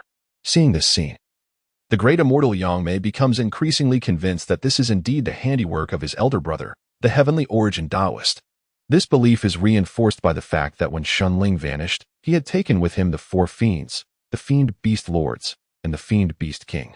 The presence of the four fiends and the Fiend Beast Lords here suggests a connection to Shunling, does it not? Coupled with the similar spatial laws and the dominating presence of the Yangmei Immortal Mountain in the spirit realm, it can be asserted with 99% certainty that this is indeed Shunling's signature. Yet, the great immortal Yangmei harbors many unanswered questions, such as why Shunling has not made his presence known to him, how he managed to establish this spirit realm, and why he had previously feigned death. As Yangmei wanders through the spirit realm, pondering these mysteries, the malevolent old ghost suffers a relentless pursuit by the Tiao Wu. Initially, the old ghost was cautious, secretly refining the spirit realm. However, as his soul power grew significantly, and with no apparent dangers in sight, his audacity increased. Little did he know that he had already been marked by the spirit realm. When the Tiao Wu arrived, the old ghost realized he could not escape the spirit realm. This is clearly the work of Luoho, seeking vengeance for our cleansing of the demon clan he had covertly infiltrated, remarked the irate Chicolin. Indeed, the likelihood of the demon god Luoho being the culprit is high, yet we cannot dismiss the possibility of Yangmei and his associates being involved. The ancestor dragon mused thoughtfully. What should we do now? Ancestor Feng also believed it was the demon god Luoho behind this. What shall we do? Obviously, we must seek an explanation. He has deliberately sowed discord between us, and he thinks he has the right? Chicolin retorted angrily. The demon god Luoho has long since attained the status of a saint. With merely the three of us, I fear our chances of success are not particularly great. And even if we were to prevail, it would likely be a Pyrrhic victory, Ancestor Dragon sighed, shaking his head. Moreover, we find ourselves amidst a calamity, fraught with peril. A moment's carelessness could spell the end of our clan, Ancestor Feng added with concern. Chicolin also recalled the harrowing events in Qingqiu, and his simmering anger felt doused by a bucket of cold water. Perhaps we should proceed with caution. What if it is not the demon god Luoho after all? Ancestor Dragon suggested. Very well, shall we form an alliance once more? Chicolin inquired. Let us ally. We must refrain from internal conflict, at the very least. We should eliminate the demon god palace first, Ancestor Feng concurred. Indeed, we must first eradicate the other forces in the primordial world before vying for dominance, Ancestor Dragon proposed. Agreed. Ancestor Feng responded. All right. Thus spoke the Qilin. Consequently, the three great clans formed an unexpected alliance. Compelled by the pressures exerted by Ming Ming Ling and the demonic god Luoho, this revelation made them acutely aware of their vulnerability. Realizing that several formidable powers could easily destabilize any one of their clans, Ming Ming Ling returned to the spirit realm with resources in tow. The Golden Tortoise Immortal, on the other hand, was inclined to visit his kin, for they shared a similar bloodline, and naturally, he harbored concerns for his Golden Tortoise clan. With an opportunity at hand, he felt compelled to investigate. How did he arrive at Pangu Immortal Mountain? The golden tortoise Immortal followed the resonance of his bloodline to discern the direction of his clan. Upon reaching the East Sea and approaching Pangu Immortal Mountain, he was astonished to encounter countless primordial beings. The golden tortoise Immortal and his kin had been preoccupied with capturing individuals and seizing treasures, neglecting to keep abreast of the happenings in the primordial realm, hence his astonishment. Could it be that the great Yangmei Immortal had not perished? Had he returned? The golden tortoise Immortal pondered. A powerful member of the golden tortoise clan, who had established a rudimentary dojo in the vicinity, was equally taken aback upon seeing the golden tortoise Immortal. It is noteworthy that the golden tortoise clan, despite their current esteemed status, did not exhibit arrogance. Rather, they maintained a demeanor of humility, emerging at predetermined times and locations to seek out primordial beings fated to connect with their lineage. The sudden appearance of a powerful figure from the golden tortoise clan signified that this locale was indeed a place of destiny for such an individual. The Azure Dragon, yearning for the splendid days of joining the golden tortoise clan, hastened to the side of the golden tortoise Immortal. However, this maritime domain was not devoid of other beings. By the time he arrived, a throng of over 10 individuals had already encircled the golden tortoise Immortal. The Immortal, taken aback by their fervent attentions, pondered the absurdity of their enthusiasm. After all, he was merely at the late stage of the quasi-saint realm, while these individuals were either at the pinnacle of the great Luo golden immortal stage or at the early stage of the quasi-saint realm. It seemed excessive to curry favor with him. Step aside. Do not obstruct the path of the mighty. The choice of whom the mighty will favor has long been predetermined. Your presence here is of no consequence, declared the Azure Dragon, leveraging his own status as a quasi-saint at the early stage as he pushed through the crowd. At that moment, the ancestors of the Golden Tortoise clan had arrived. "You've truly returned, my son," exclaimed the Golden Tortoise ancestor. "Father, I have come home," responded the Golden Tortoise Immortal, embracing his ancestor. The Azure Dragon and his companions, witnessing this heartfelt reunion, were left in a state of bewilderment, their expressions filled with questions. "Father, what has transpired in my absence?" inquired the Golden Tortoise Immortal. "Alas, after your departure, our clan nearly faced annihilation," the Golden Tortoise ancestor sighed, leading the Immortal towards Pangu Mountain while recounting past events. "Though we now have the protection of the great immortal Yangmei, our clan's foundations are weak, and it is only a matter of time before calamity strikes," the ancestor added with a furrowed brow. He understood well that while the great immortal Yangmei could provide temporary shelter, true strength was imperative for survival in the primordial world. "I believe I have an excellent solution," the Golden Tortoise Immortal suggested after a moment of contemplation. "What solution do you propose?" the ancestor inquired. Just as the Immortal was about to introduce the concept of the spiritual realm to the ancestor, Jin Xianfan approached and said, "Great-grandfather, my master, the great immortal Yangmei, has urgent matters to discuss with you." The Golden Tortoise Immortal, aware of Yangmei's intent, bid farewell to the ancestor and proceeded to Pangu Mountain. Upon reaching the empty willow abode, the Immortal was filled with myriad emotions upon seeing the great immortal Yangmei. "Golden Tortoise Immortal, have you any news of my elder brother?" Yangmei directly queried. Nearby, Shinhu Song, intrigued by the revelation of his master's elder brother, discreetly communicated with his companion, Jin Xianfan. "Do you know anything regarding our master's elder brother?" Jin Xianfan, well versed in the fortunes of his master, responded readily. "My master's elder brother is none other than the renowned glutton of the primordial world, the thief god." He elaborated on Shinling's exploits. The Golden Tortoise Immortal, however, answered candidly, "I am not well acquainted with my master's affairs. He seems to have always been at Panglai Mountain with us, yet at times he appears to be elsewhere. However, it seems he has now departed from the primordial realm, though he may still linger near Panglai Mountain." The Golden Tortoise Immortal further elaborated, prompting the Yangmei Immortal to ponder thoughtfully. Considering the peculiar behaviors exhibited by Shinling, as well as his understanding of Shinling, the Yangmei Immortal gradually began to unravel his previous doubts. Of course, he was merely engaging in bold speculation. Meanwhile, Jin Xianfan and the others were left utterly perplexed, completely unaware of the meaning behind the Golden Tortoise Immortal's words. Upon uncovering the truth concerning Shinling, the Yangmei Immortal inquired, "So, the spirit realm was created by my elder brother, correct?" "Indeed, and I happen to have a request that I hope Yangmei Immortal will acquiesce to," replied the Golden Tortoise Immortal. "What request? Is it concerning the spirit realm?" the Yangmei Immortal asked. The spirit realm is in urgent need of personnel and resources. So I wish for the beings outside the immortal mountain to serve in the spirit realm, the golden tortoise immortal explained. That is entirely up to you. I have no authority over them. However, I can arrange for the Xuanwu clan to select some individuals and contribute a bit of resources, the Yangmei Immortal responded. Then I shall express my gratitude on behalf of my master. Thank you, Yangmei Immortal. The golden tortoise immortal was well aware that the Yangmei Immortal's generosity stemmed entirely from his master. It is nothing, merely a small favor. However, please convey a message to my elder brother for me, the Yangmei Immortal, being a rather affable individual, especially towards those close to him, including his subordinates, added. Please go ahead. The golden tortoise immortal readily agreed to the Yangmei Immortal's request. Tell him I miss him. If he still remembers his wretched younger brother, he should come to see me, the Yangmei Immortal transmitted privately. Upon hearing this, the golden tortoise immortal's expression became particularly vivid, while the Yangmei Immortal's demeanor appeared somewhat awkward. Recognizing the situation, the golden tortoise immortal discreetly took his leave. Master, what message did you have Jin Xuanfan's great-grandfather convey? Why aren't we allowed to hear it? Shen Huasong inquired curiously. The Yangmei Immortal did not respond to this question, but instead, with a stern expression, asked, Have you comprehended the laws of their innate treasures? No, Shen Huasong admitted, straightening up. Then hurry and attend to it. The majestic Yangmei Immortal proclaimed with authority. Upon hearing this, Shen Hu quickly departed. And of course, Jin Xuanfan followed suit. Outside the Pangu Fairy Mountain, the Yangmei Immortal meticulously detailed matters concerning the spirit realm to all present beings.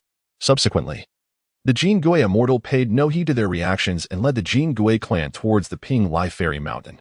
Xian Wuming, having received instructions from Yangmei Immortal, naturally accompanied some members of the Xianwu clan in following the Yangmei Immortal's lead.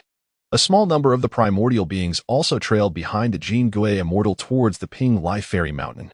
The Yangmei Immortal was unconcerned with them, as the Pangu Fairy Mountain was not particularly large, and accommodating this group would necessitate expansion.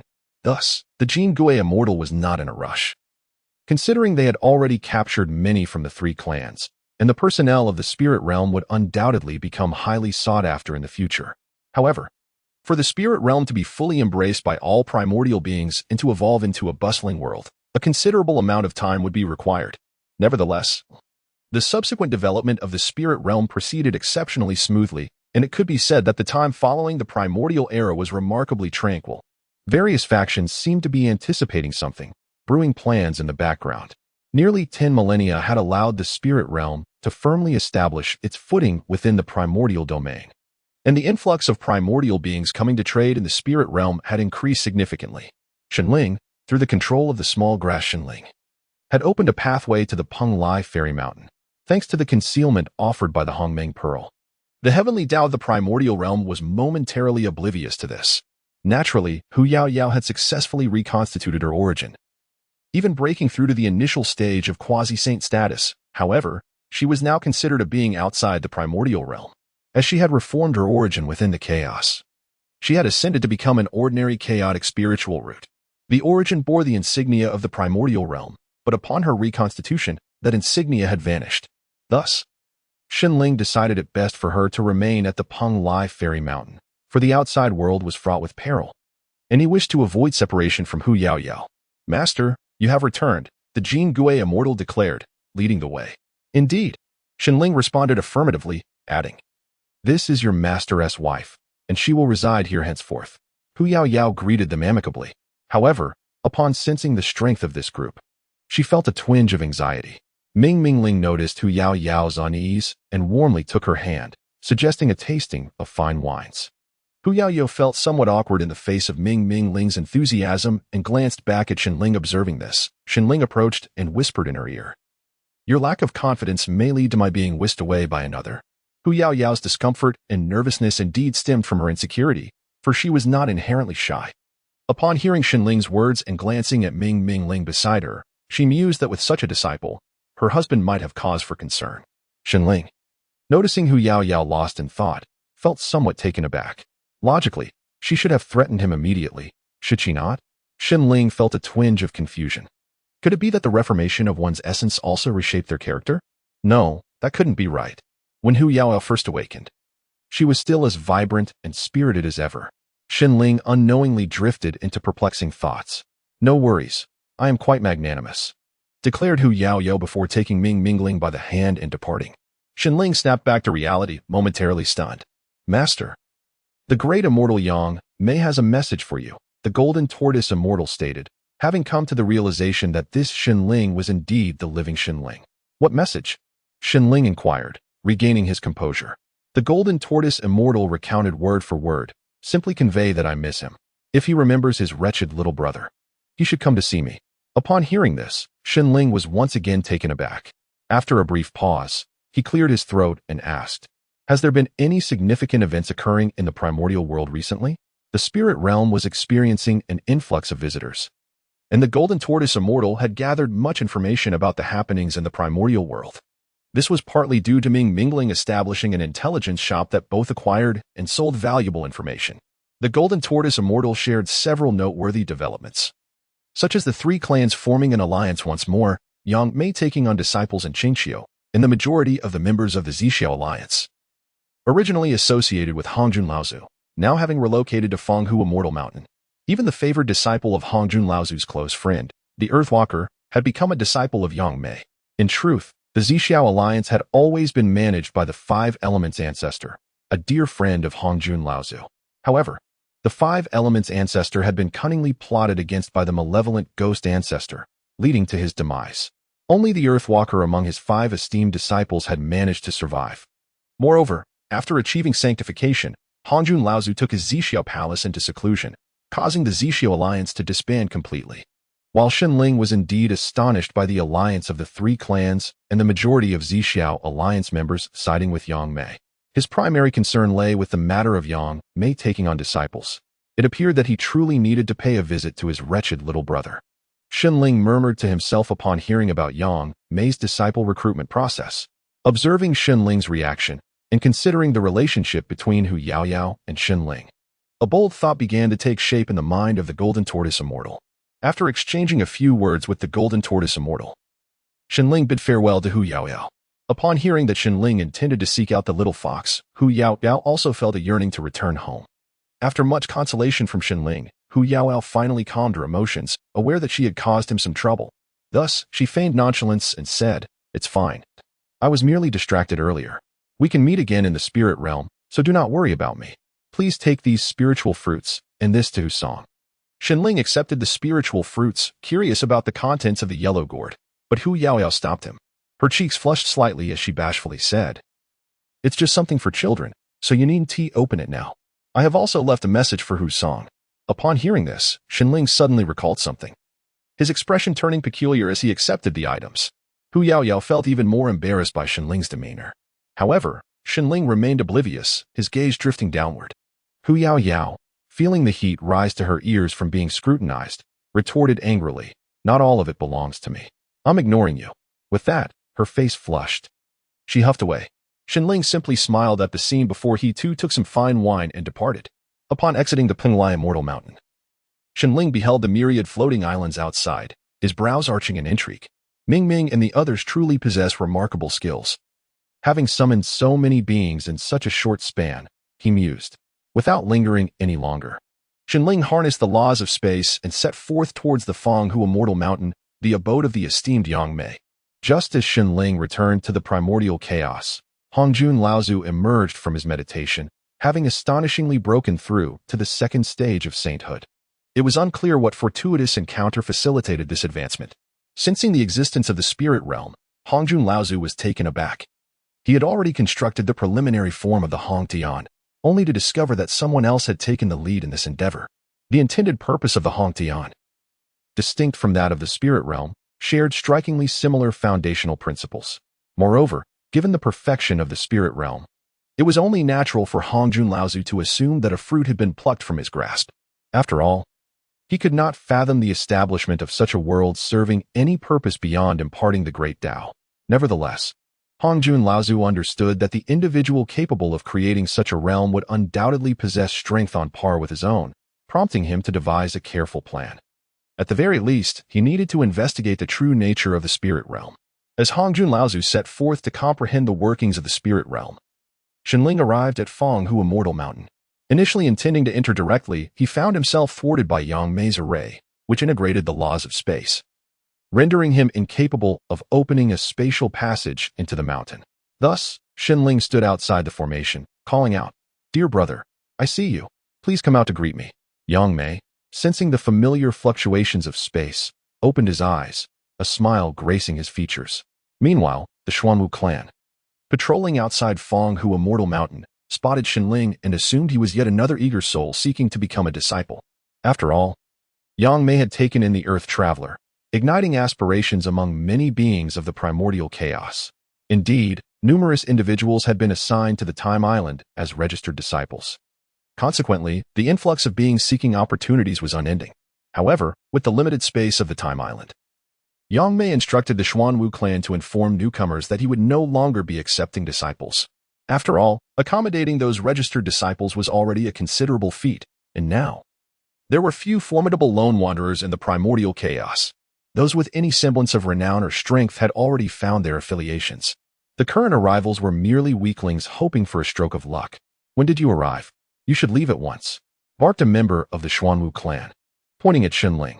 "This place is not for just anyone. You ought to depart swiftly. If you were to offend that powerful being, all your years of cultivation would be rendered futile." However, Xuanwu kindly offered his counsel. The Xuanwu clan has indeed established a favorable reputation among the beings of the primordial world through their dual approach, one playing the role of the benevolent and the other the stern. Coupled with a recent series of amicable gestures, they have nearly absolved themselves of their previous misdeeds.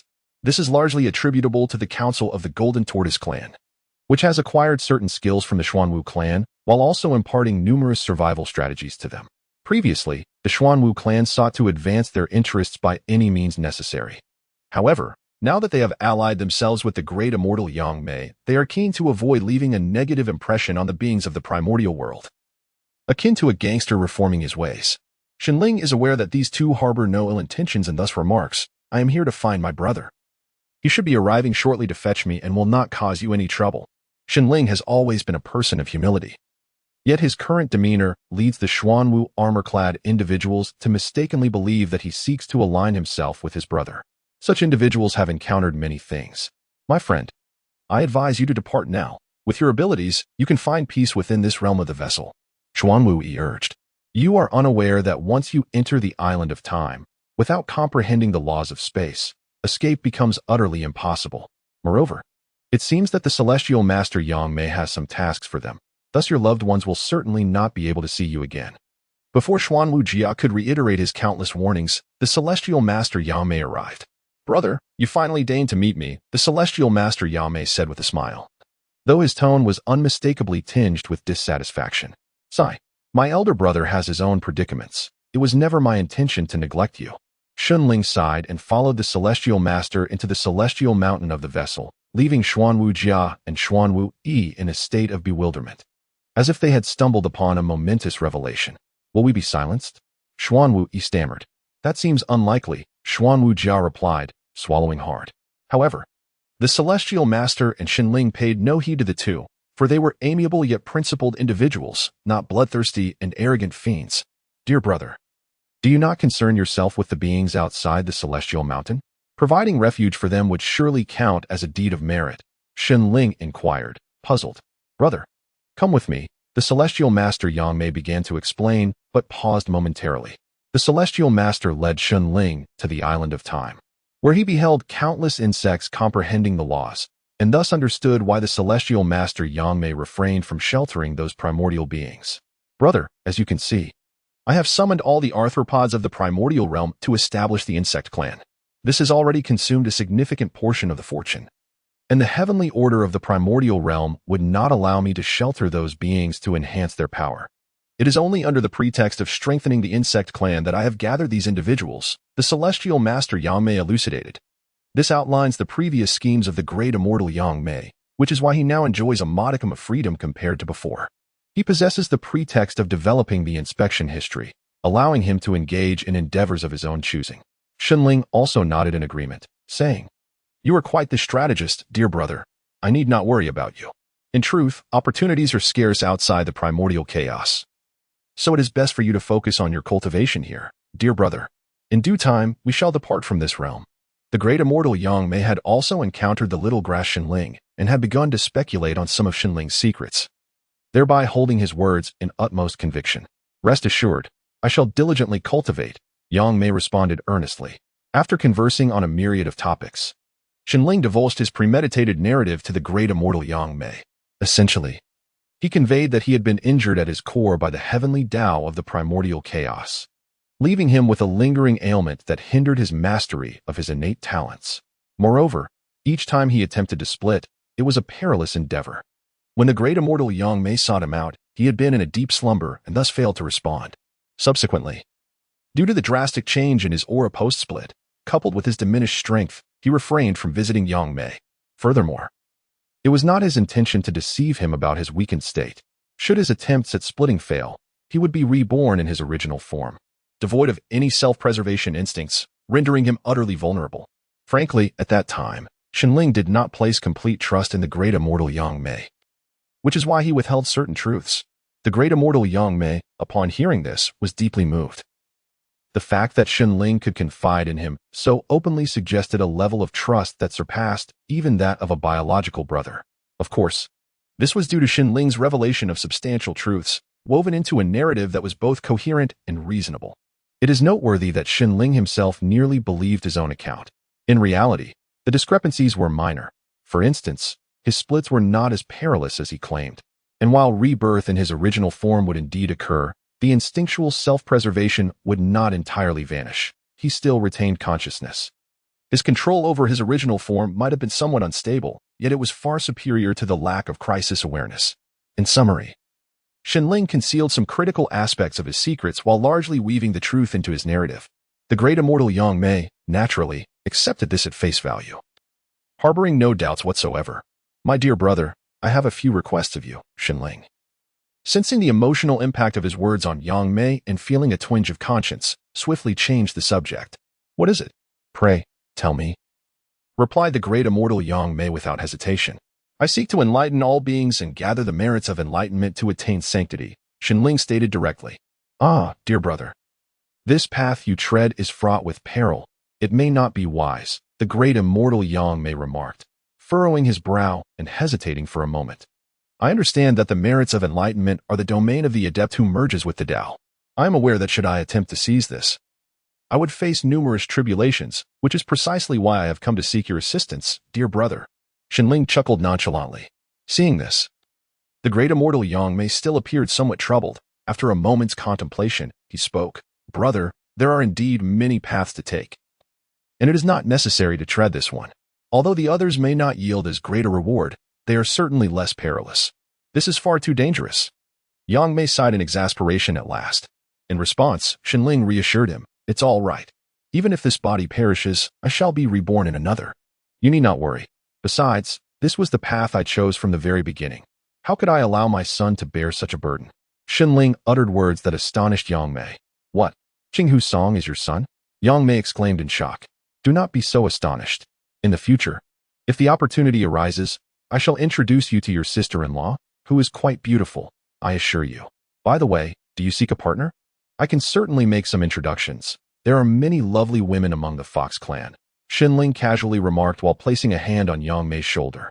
Yangmei found himself momentarily bewildered, unable to respond to Shenling's erratic conversation. Brother, you are not feeling shy, are you? At your age? One must have biological needs, Shenling teased upon noticing Yangmei's silence. Yangmei shot Shenling a glare, unable to suppress his irritation, yet Shenling was emboldened. Let me tell you, holding it in can be detrimental. The union of yin and yang is an exceedingly pleasurable affair. Engaging in it appropriately not only brings joy to the body and mind, but can also enhance one's cultivation. Shenling rambled on about matters of intimacy, attempting to draw Yangmei into his discourse.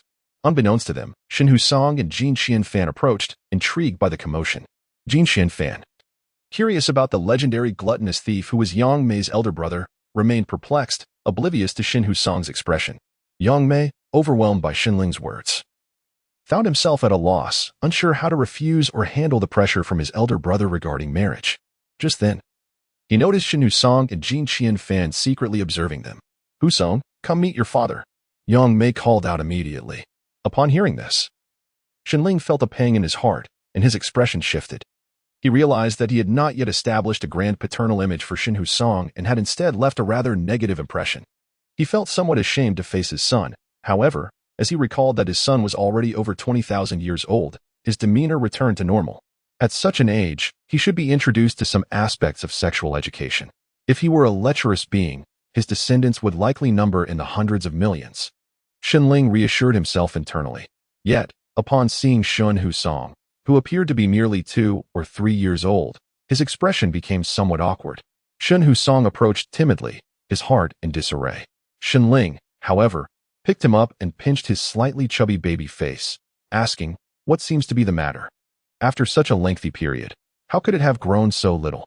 Shun Husong, unable to contain his emotions, began to weep, resting his head upon Shenling's shoulder, sobbing uncontrollably with profound sorrow. Shenling, taken aback by his son's tears, became flustered.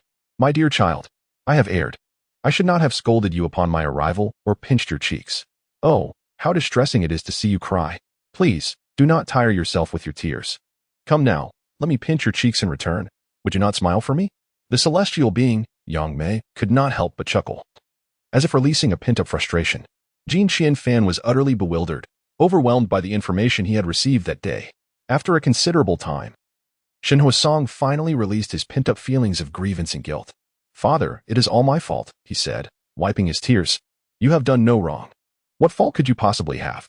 A young lad like you ought to smile more and weep less," Shenling gently asserted, once again pinching Shun Husong's chubby cheek. Suddenly, Shin Husong looked earnestly at him. Shenling paused, about to speak, when he heard Shin Husong ask, "Father, has mother truly departed?" Shenling was momentarily taken aback, and upon seeing Shun Husong's expression, he began to cry once more. "It is all my fault.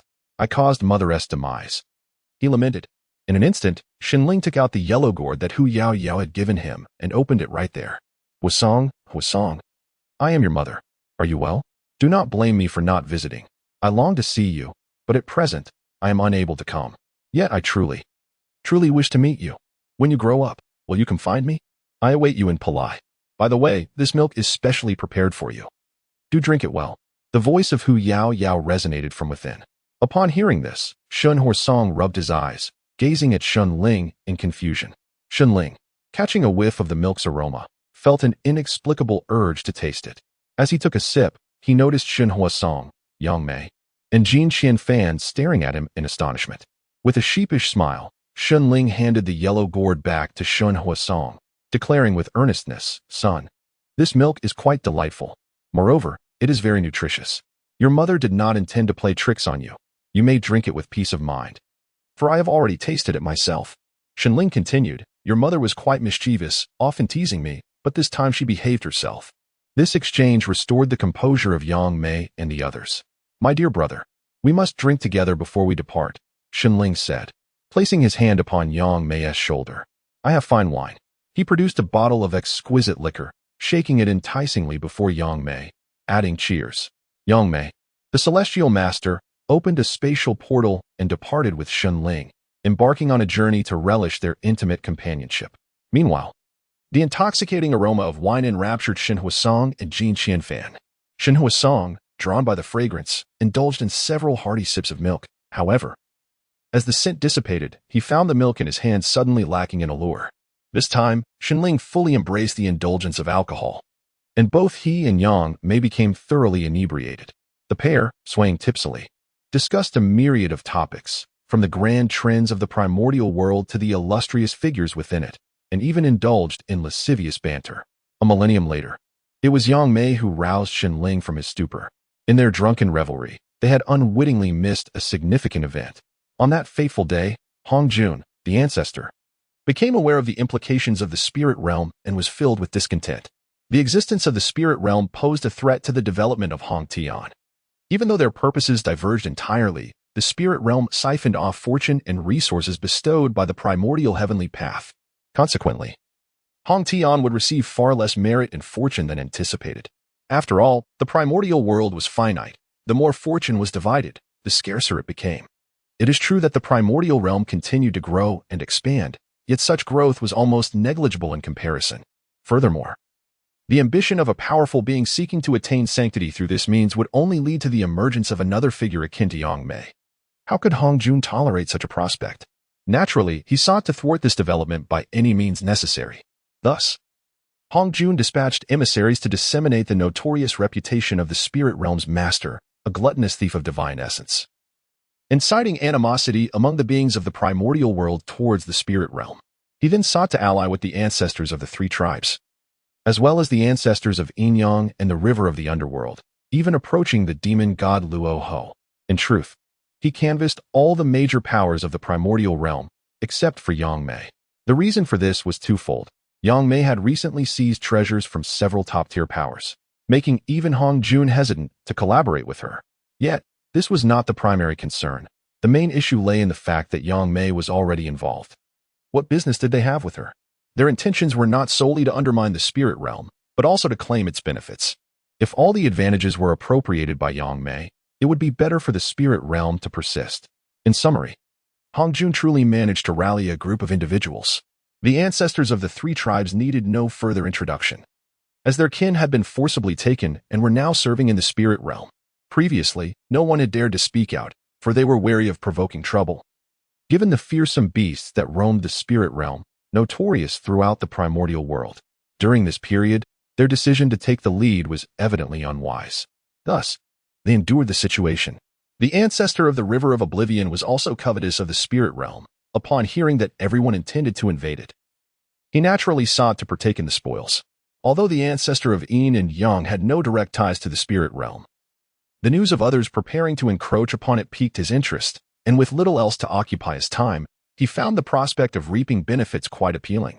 The demon god of Rahu, however, chose to abstain from this venture, knowing well that the spirit realm was not a prize to be casually claimed, as some might find themselves biting off more than they could chew.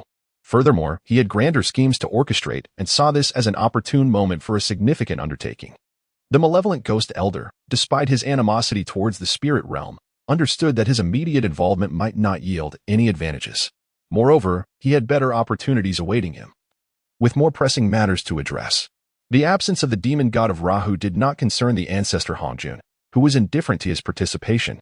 In fact, the three clan elders harbored deep-seated animosity towards the demon god of Rahu, and should they meet, it would hardly result in a cordial encounter. In truth, ancestor Hong Jun believed that with his current strength, he could overpower the spirit realm, as he presumed it was constructed by the gluttonous thief god, who had sustained grave injuries during the last great conflict.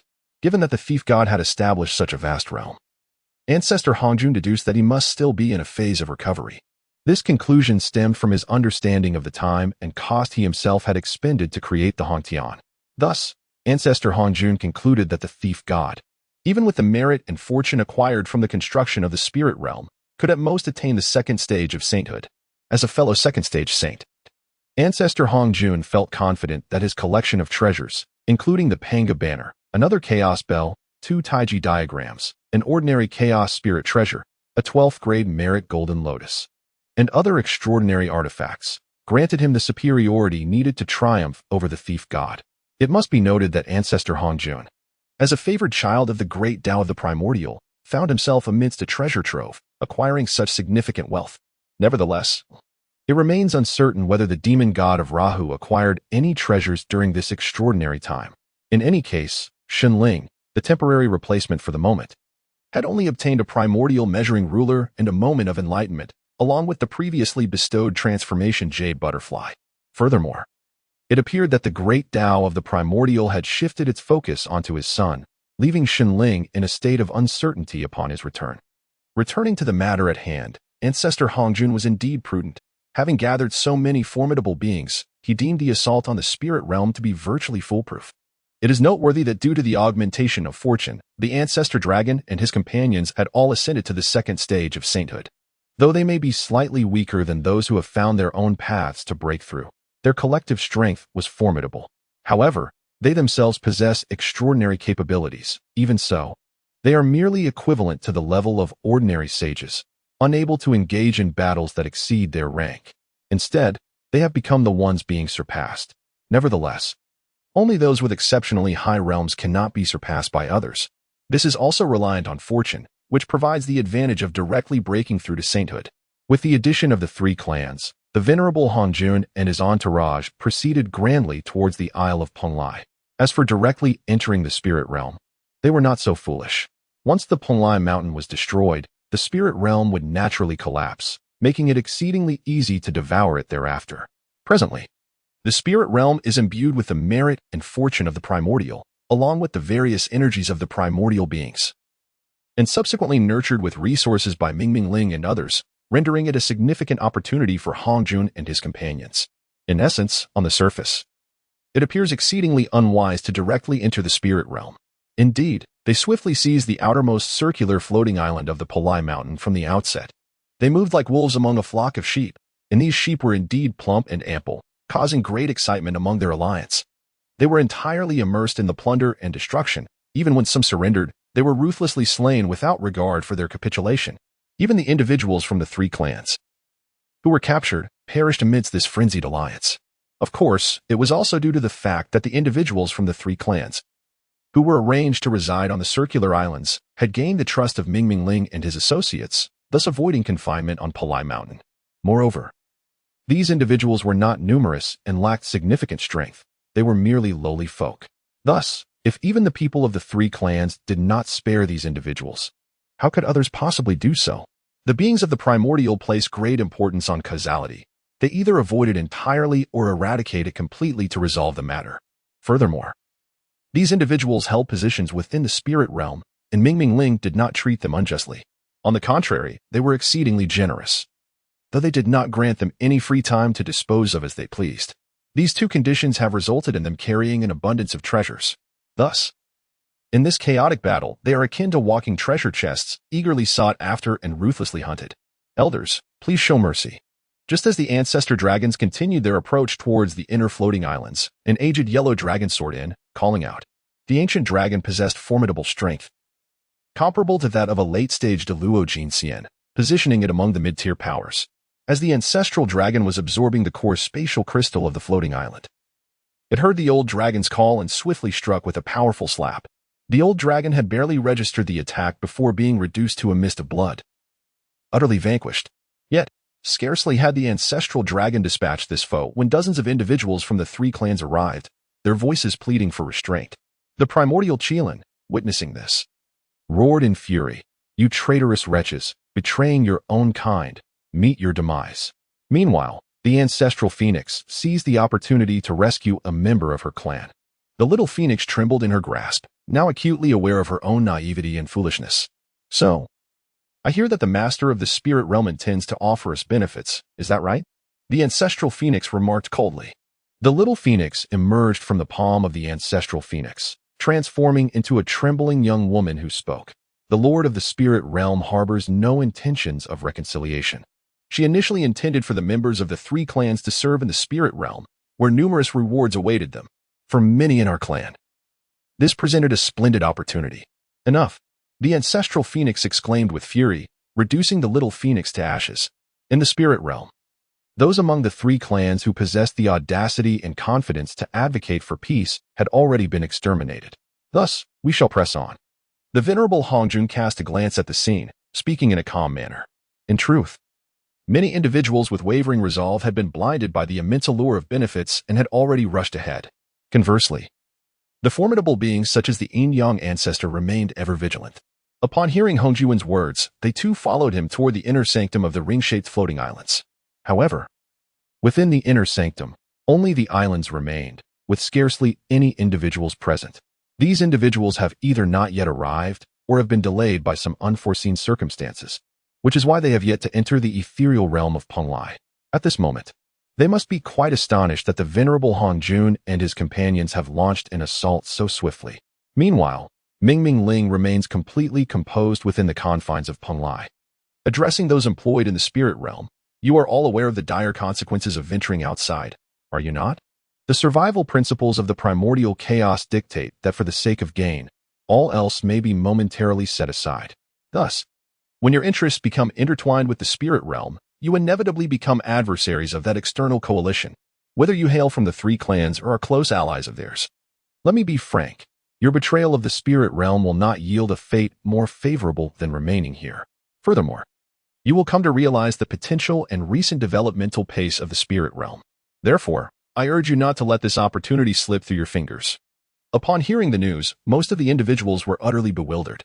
They were completely unprepared for the profound risks associated with such positions in the spiritual realm, which had evidently provoked a myriad of powerful factions in the primordial world.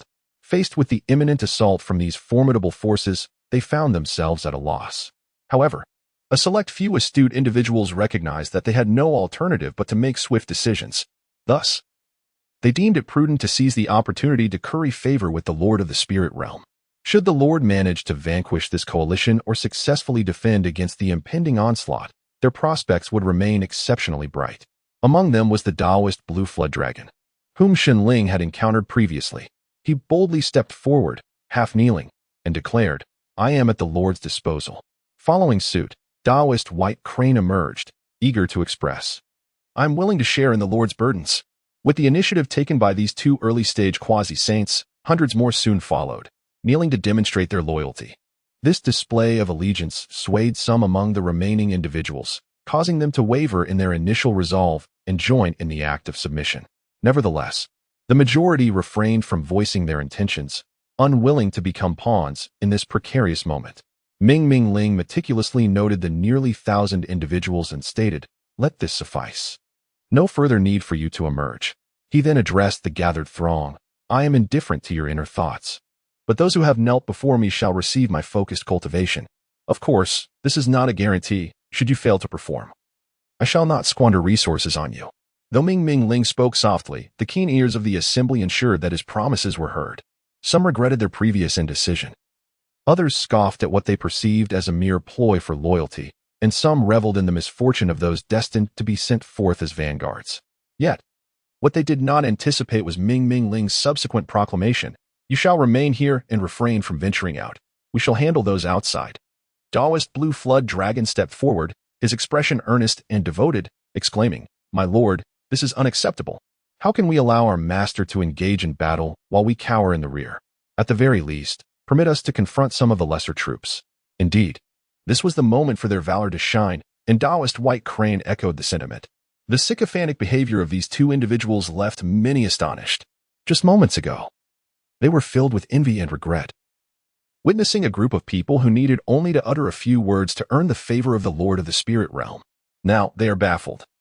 As this group fervently seeks to volunteer for battle, it is essential to recognize that, despite their initial stage of quasi-saintly cultivation, they are insignificant within that alliance. Merely stepping out would equate to offering themselves as fodder. Even in showing loyalty, it is unwise to stake one's life. Among these nearly 1,000 individuals, there were indeed dozens who engaged in an act of subservience, akin to presenting their heads on a platter.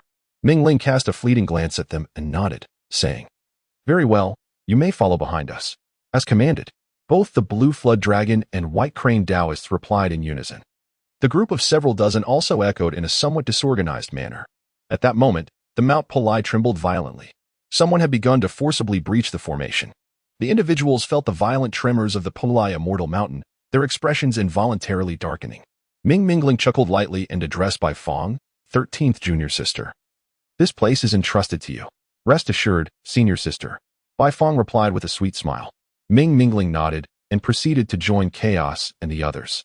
Old Ancestor Hong Jun watched as the Ancestor Dragon and his companions effortlessly shook the formation, unable to suppress his raised brow. Although he believed they could conquer the spirit realm, he also suspected it would not be particularly easy. In a matter of moments, the Ancestor Dragon and his companions shattered the formation, causing them to retreat over 1,000 meters in fright. Yet, after a long while, there was no movement. The Lord of the Spirit Realm had not emerged. Strange. Why has the Lord of the Spirit Realm appeared yet? The first Qilin couldn't help but remark. The Ancestor Dragon pondered for a moment, his expression suddenly turning grim. He promptly took out the Dragon Patrol Mirror to contact the Qinglong stationed at the Dragon Palace.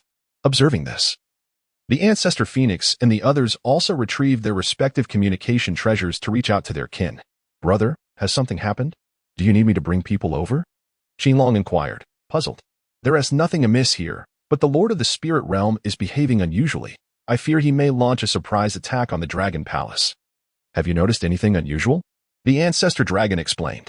Ah, everything here seems normal. Could he have gone to another faction? Qinlong responded, alarmed. The ancestor dragon sighed with relief. Stay vigilant. I will contact you if anything arises. Putting away the treasure mirror, the ancestor dragon turned to the ancestor phoenix and the others, who also shook their heads. Seeing this, old ancestor Hongjun declared, regardless of the intentions of the Lord of the Spirit Realm, let us first seize Immortal Mountain. The group wholeheartedly agreed with old ancestor Hongjun's sentiments, yet none were eager to take the lead. Observing this, old ancestor Hongjun naturally took the initiative. Charging into Immortal Mountain, leaving behind a lingering echo. Everyone, follow me. However, as soon as old ancestor Hongjun entered, he realized he had fallen into a trap. Yet, he refrained from voicing any objections. These individuals were not his concern. Moreover, if they desired to partake in the spoils, they must also be prepared to endure the consequences. Mingling and chaos, manipulating the vast array of celestial bodies, had successfully confined old ancestor Hongjun within the chaos bell, rendering him unable to reveal himself. Nevertheless, at this moment, should old ancestor Hongjun wish to exit, he still could, for he had not ventured deeply into the formation. Meanwhile, the ancestor dragon and his companions had also entered. Mingling smiled slightly. She was aware that in the face of profit, no formidable being was ever truly benevolent. Even old ancestor Hongjun, often dubbed the good-natured elder, was no exception. He did not prevent this group from entering. Upon their arrival, Zulong and his companions activated the grand formation of the 10,000 celestial stars. Countless treasures began to revolve around the ethereal umbrella, an ordinary chaotic spiritual treasure. In a meticulously orchestrated manner, the principles and rhythms inscribed upon these treasures shimmered brilliantly, twinkling like a constellation of stars. A profound connection formed among the treasures, rendering each one nearly indestructible and formidable. Zulong's summon sea-suppressing stone proved ineffective against the barrage of incoming treasures, however. With the primary defense of the sea-suppressing stone intact, he remained unscathed, handling the situation with composure. Facing the onslaught of treasures, Shikolin disdainfully sounded the mountain-opening horn, which had matured into an ordinary chaotic spiritual treasure, its power undoubtedly formidable. The treasures were sent flying by the immense force of the horn's resonance, though they were merely deflected and not shattered as Shikolin had anticipated. Despite his astonishment, Shikolin resolutely blew the horn again, determined to shatter the formation with its might. Yet, the 10,000 celestial stars formation was imbued with the momentum of the stars, unless the treasures symbolizing the stars were destroyed. Even a realm lord would find it arduous to dismantle it directly. Unbeknownst to Shikolin, he exerted himself to blow, producing a much denser and powerful Kirin that forced countless treasures off their trajectories, carving a path through the chaos. However, before he could revel in his success, the treasures returned. His cataclysmic strike seemed to have little impact on the formation, and soon, a multitude of treasures surged towards him once more. Faced with this onslaught, Shikolin's resolve faltered, and he contemplated retreat. Yet, this decision led to him being grievously wounded. Zufeng, on the other hand, had already made her escape. Naturally suspicious, she suspected the formation to be exceptionally formidable. Had it not been so, the venerable Hongjun would not have entered without any reaction. If it were easily dismantled, Hongjun would have surely emerged to rally others for a coordinated assault, rather than leaving them in ignorance of his whereabouts. Of course, there existed another possibility, that the formation was not particularly powerful, but Hongjun intended to inflict losses upon them, hoping to deplete their stamina, regardless of the circumstances. It was disadvantageous for them. Moreover, Zufeng harbored a deep-seated apprehension towards Hongjun, and she was eager to turn the tables on him. However, just as Zufeng believed she had escaped the formation, she discovered that her kin had suffered grievous casualties. They had unwittingly entered the formation earlier. And as Zufeng and her fellow powerful beings stepped into the bright formation of the 10,000 celestial stars, the concealed dark formation activated under the ethereal umbrella's concealment. The dark formation was the true deadly array, while the bright formation served primarily as a defense, lacking the offensive might of the dark formation.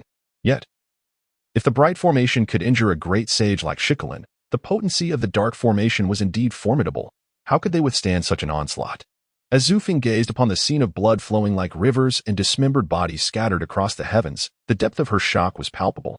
Upon locating her beloved disciple, she was horrified to discover that not only had her disciple been reduced to a mere human stick, but even her true essence had been shattered within her own body. Enraged, Zufeng emitted a piercing shriek, transforming into her true form, her magnificent golden-red wings casting shadows across the sky, unleashing a tempest of fury upon this realm. Instantly, the area was engulfed in flames, painting the sky crimson. However, these flames did not affect the Immortal Mountain. As the grand array of 100,000 celestial stars continued to operate seamlessly, though the ethereal umbrella could no longer conceal these treasures. Unfortunately, those other cultivators who had narrowly escaped this calamity were consumed by the inferno, just as the venerable ancestor of the underworld river, having barely escaped the bright array. Witness Zufeng's frenzied invocation of her innate divine powers, he hastily summoned the ordinary chaos spirit treasure, the 12th grade fiery red lotus. Yet, this Nirvana divine flame was particularly antagonistic to the underworld river ancestor, rendering him hesitant to act rashly. Thus, he could only watch helplessly as his own disciples perished in the divine flames summoned by the depths of the Blood Sea. The inhabitants of the endless Blood Sea were naturally adept at concealment and escape. Among the fortunate survivors, they likely comprised 8 out of 10. However, with the flames now consuming them, few would remain alive. Zufeng, the underworld river ancestor, spat through gritted teeth. Meanwhile, the once composed Hongjun ancestor, hidden within the chaos belt, was now stripped of his previous calm. He had never anticipated that the formation suppressing him had not been fully activated. Yet, escaping now proved a formidable challenge. As Mingming and her companions were closely monitoring him, Zufeng's conflagration was not solely an expression of wrath, but also a desperate attempt to rescue her kin. The Phoenix clan members possessed the Nirvana divine powers, though the timing of their awakening varied, with some never awakening even unto death. However, under the stimulus of the Nirvana divine flame, their powers could awaken with remarkable ease, granting them a chance at rebirth. Alas, some of the Phoenix clan had perished beyond salvation. Even with the Nirvana divine flame, their lives could not be restored. Furthermore, in employing this innate divine ability, Zufeng became the target of concentrated attacks from the hidden formations of the 100,000 celestial stars. Despite her Phoenix Seal's defenses, she sustained grievous injuries, appearing utterly wretched. In truth, Zufeng was gravely wounded. She had underestimated the might of the celestial star formation. Enduring her pain, she utilized the Nirvana lamp to sustain her strength, forcibly breaking through the array with several of her kin transformed into Phoenix eggs by the Nirvana divine powers.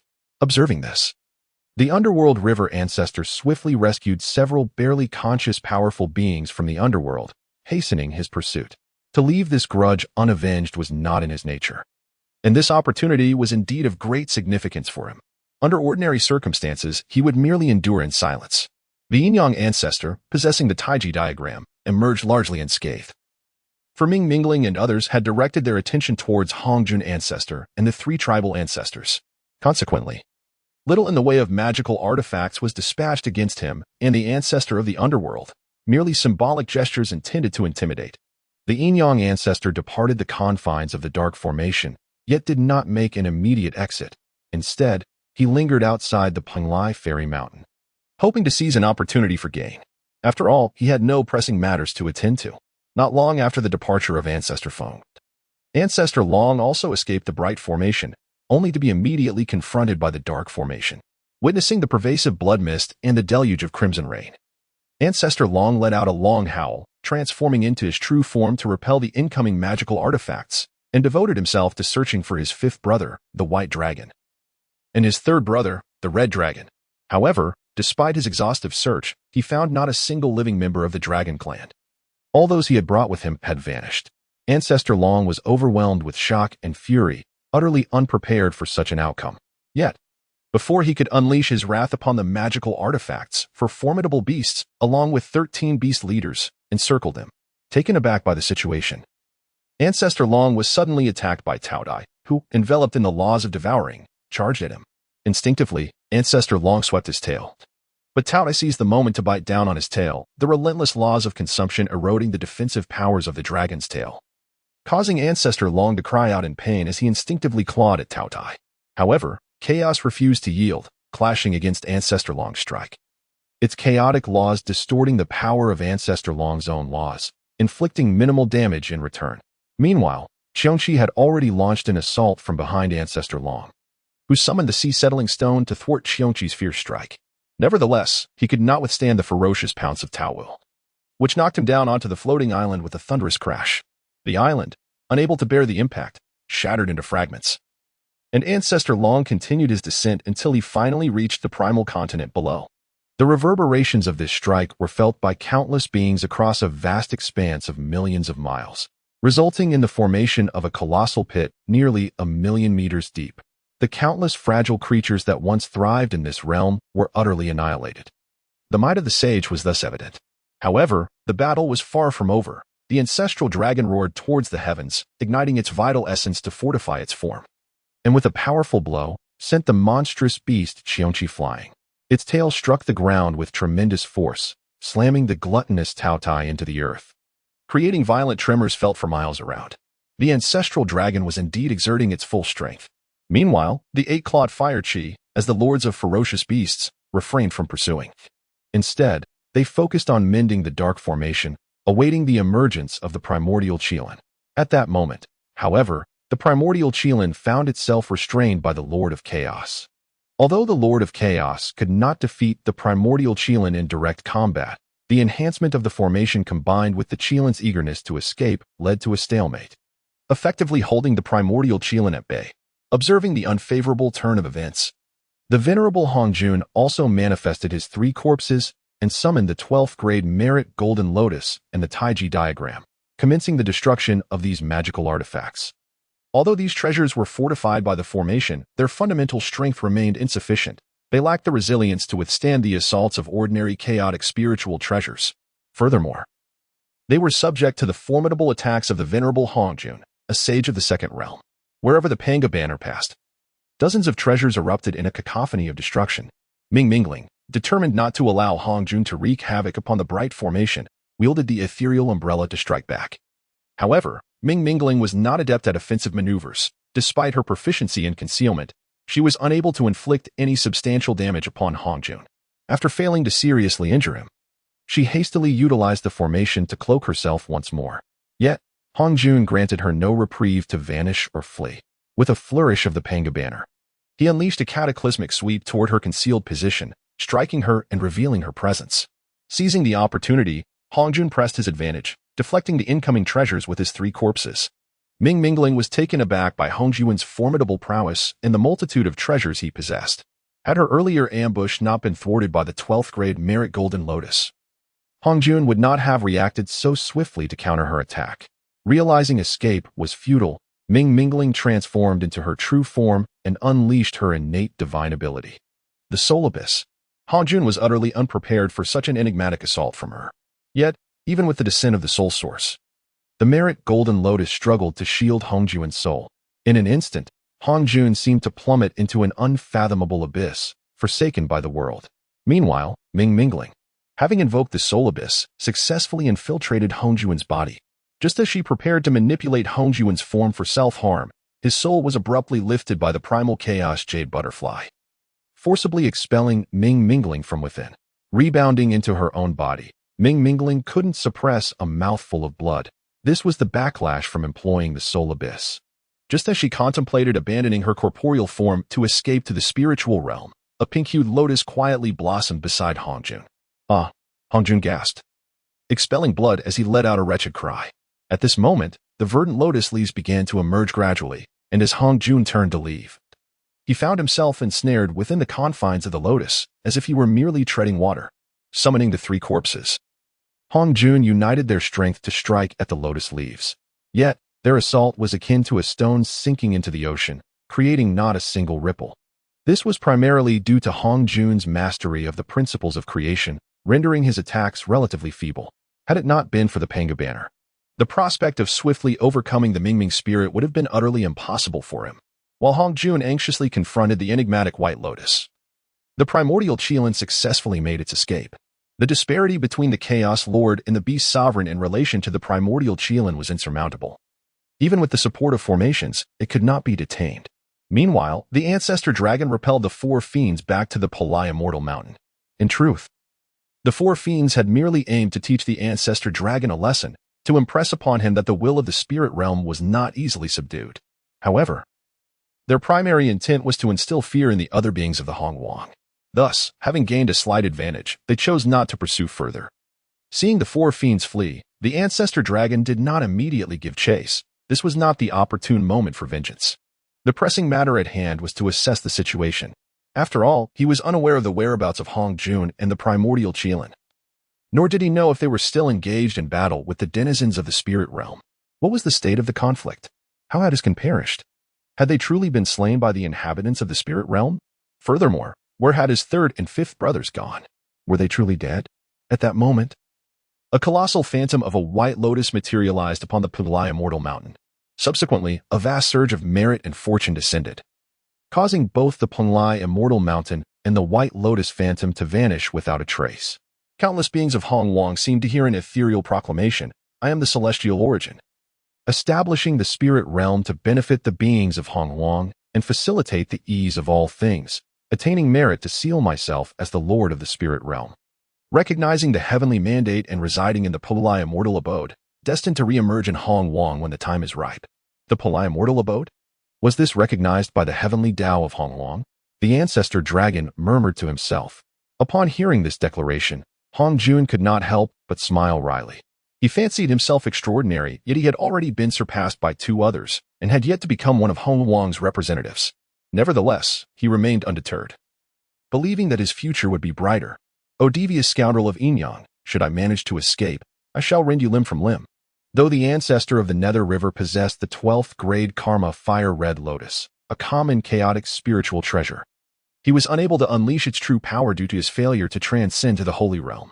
Thus, when faced with the sudden betrayal of the Inyang ancestor, he found himself utterly defenseless, swiftly falling victim to a surprise attack that left him gravely wounded. Hearing the fierce words of the Nether River ancestor, the ancestor Phoenix was equally moved by a desire for vengeance. You shall not survive. The ancestor Phoenix transformed into her true form, her colossal fiery claws reaching toward the Nether River ancestor, now shrouded in black mist. As the annihilating flames of rebirth, capable of incinerating malevolent spirits, bore down upon him, the Nether River ancestor lamented, "My fate is sealed." However, at that moment, a colossal black specter suddenly materialized, devouring the ancestor of the underworld river and vanishing without a trace. Is it a servant of Rahu? Ancestor Feng hesitated momentarily, torn between pursuit and caution. Yet, the ancestor of Yin and Yang urged, "We must not let this fiend escape, should he disclose our association. The Feng clan will undoubtedly face scrutiny from the other two clans." Upon hearing this, Ancestor Feng resolved decisively and joined the ancestor of Yin and Yang in the chase. Though the malicious ghost elder was adept at evasion, he proved insufficient against the might of Ancestor Feng, who was at the second level of sainthood. Had he not been burdened with the ancestor of the underworld river, he might have succeeded in concealing himself. Nevertheless, the malicious ghost elder remained unperturbed, for he had come prepared for this rescue. Ancestor Feng unfurled her immense wings, enveloped in a torrent of flames, and swiftly closed the distance to the malicious ghost elder. With her entire being ignited in crimson flames, she surged forth like the core of a sun, launching an assault on the malicious ghost elder. In an instant, the surroundings transformed into molten lava, the spiritual essence consumed by the inferno, leaving only the eternal flames.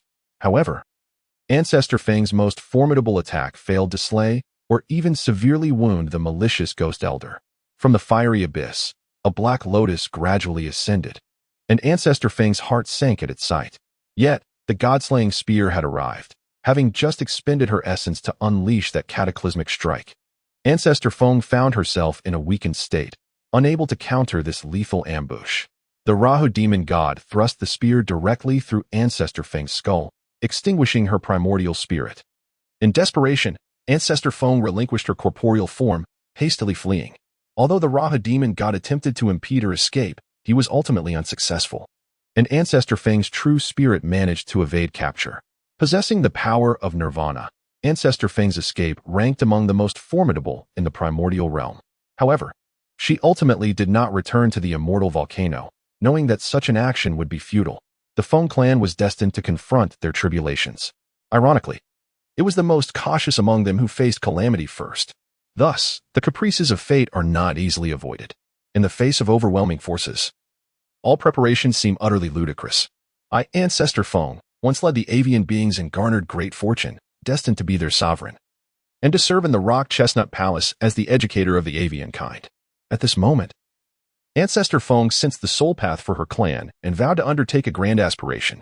At this moment, a modest yet profound essence of merit and a wisp of primordial purple aura descended, signifying that the grand aspiration of Zufan was acknowledged by the heavenly Tao of the primordial realm. However, unlike Tianyuan Shenling, whose ambitions were disseminated throughout the entire primordial world by the heavenly Tao, Zufan's noble intent was subtle and silent, had one not ventured to contemplate. It is likely that none would have been aware of it. Yet, her twin brother, Yuan Huang, was the first to learn of this development.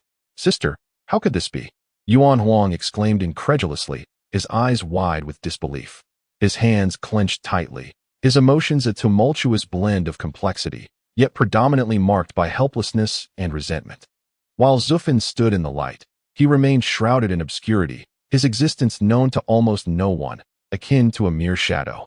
All the Huang were like shadows. The world acknowledged only the Feng, oblivious to the Huang, as countless avian creatures took pride in bearing the character Feng in their titles. Yet, little did they realize that all of this was the result of the silent sacrifices made by the Huang clan. All this forbearance, all these sacrifices, are made for the future of the Phoenix clan.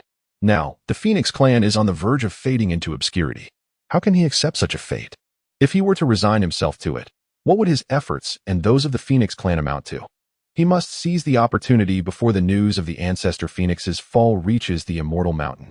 To ascend to the throne and inherit the grand fortune of the Phoenix clan, the Yin-Yang ancestor hurriedly arrived, only to witness the demon god Rahu attending to the remains of the ancestor Phoenix. The Yin-Yang ancestor turned to flee, but was immediately suppressed by a towering force. The Nether River ancestor, seeing the Yin-Yang ancestor subdued, felt a sense of vindication. Without the Yin-Yang ancestor's intervention, he would not have found himself in such a predicament. Initially, he had followed the ancestor Phoenix, only to realize that although she was injured, she possessed the Nirvana lamp and was a second-tier saint. He believed he could not contend with her. However, he was unprepared for the fact that the ever-cautious ancestor Phoenix had already detected his presence and was ready to eliminate this ill-intentioned shadow. The ancestor Phoenix could surmise the reason for the Nether River ancestor's pursuit, yet she did not regard him as a threat, even in her wounded state. She could still suppress him. Nevertheless, her caution demanded a foolproof approach. Thus, she orchestrated a ruse, enlisting the Yin-Yang ancestor to eliminate the Nether River ancestor and sever the causal chain. The Yin-Yang ancestor, aware of the ancestor Phoenix's strength, merely sought to alert her to the Nether River ancestor's pursuit, refraining from direct confrontation. However, upon her request to play a role in her scheme, he promptly complied, having unwittingly ensnared himself in her trap, binding his fate with that of the Phoenix clan. Consequently, under the Yin-Yang ancestor's encouragement and purpose, the Nether River ancestor gathered his courage to confront the ancestor Phoenix alongside him. Yet, he could never have anticipated that the very Yin-Yang ancestor, who professed an irreconcilable enmity with the ancestor Phoenix, had long been entangled with the Phoenix clan. This led to the current predicament. Nether River ancestor, I see you bear great fortune. Are you willing to join us in grand endeavors? Spoke the malevolent ghost elder. The Nether River ancestor understood that declining would likely mean never seeing the light of day again. I am willing. It would be a small honor to serve the demon god, he replied obsequiously. The demon god Raha nodded, recognizing the Nether River ancestor's utility, for he hailed from the unique realm of the endless blood sea. The Yin-Yang ancestor, who had been straining under the weight of the Taiji diagram, hastily declared, I too am willing to submit. Please accept this treasure, demon god. You? Huh. Raha scoffed disdainfully. The Yin-Yang ancestor was taken aback, though his surprise quickly morphed into anger. Was it possible to be so dismissive? He, a top-tier being among the foremost in the primordial realm, had to exert all his efforts to win over the ancestor Phoenix. So why would Rahu not accept him? Demon god, what do you mean? The Yin-Yang ancestor retorted, seething. The implication is that you are unworthy. Here in our demon god domain, not just anyone may join. The malevolent old ghost raised an eyebrow and replied, You. Before the ancestor of Yin and Yang could finish his words, the demon god Luo Ho impatiently brandished the god-slaying spear. Upon witnessing the spear, entwined with black radiance and embodying the laws of annihilation, the ancestor of Yin and Yang realized that he would not be granted the opportunity to surrender. You are exceedingly arrogant, he declared, unleashing his innate divine ability, the union of Yin and Yang, transforming his entire being into the dual energies of Yin and Yang, which intertwined seamlessly. Noticing this, The demon god Luoho narrowed his eyes, gripping the malevolent old ghost as they entered the ordinary chaos spirit treasure. The 12th rank Annihilation Black Lotus. Just as they stepped into the Annihilation Black Lotus, a blackish-white radiance illuminated the ground, silently transforming the vast spherical area into a realm of nothingness. The Annihilation Black Lotus quivered under the impact of this immense energy, ultimately causing its petals to crack. The demon god Luoho felt a pang of sorrow. He had never anticipated that this lecherous old man possessed such a terrifying, innate divine ability. Had he known, he would have eliminated him in an instant, denying him any chance to wield his innate power. The malevolent old ghost lamented that even those ranked among the top 10 in the Primordial era were no ordinary figures. Underestimating them would surely come at a significant cost. Both he and the demon god Luoho had underestimated the ancestor of Yin and Yang, mistakenly believing that his rising fame was solely due to the Taiji diagram, thinking him lacking in true prowess. However, the events had already unfolded. The damage to the Annihilation Black Lotus and its subsequent degradation were irrevocable, serving as a hard-learned lesson for them. At this moment, the ethereal light produced by the interplay of Yin and Yang had completely dissipated. Yet, remnants of the profound laws of Yin and Yang and strands of the ultimate void law still lingered in this place. Is he truly dead? The ancestor of the Underworld River inquired, astonished. The malevolent ghost elder offered no response, but the demon god of Lahao remarked, "He has escaped." He actually managed to flee.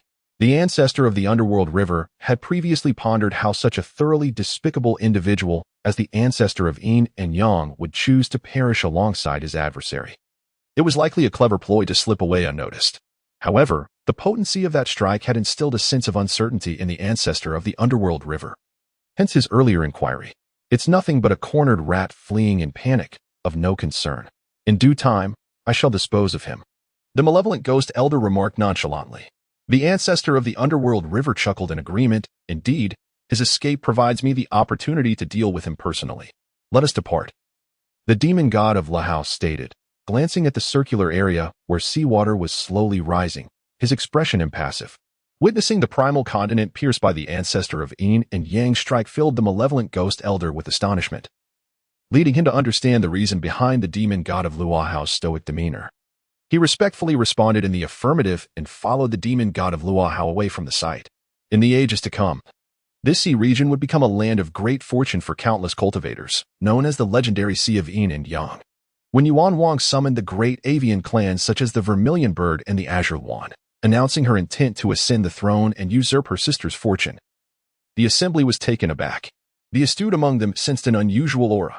Although Yuan Wang's performance of a tragic narrative deceived most, the leaders of the various clans, including the Vermilion Bird and the Mysterious Bird, remained unconvinced by her declarations of elevating the Phoenix clan above all. Certainly, Yuan Wang's arguments appeared sound and irrefutable at first glance.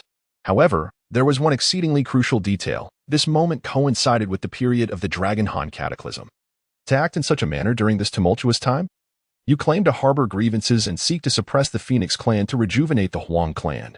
This is a matter between your clans, largely irrelevant to others.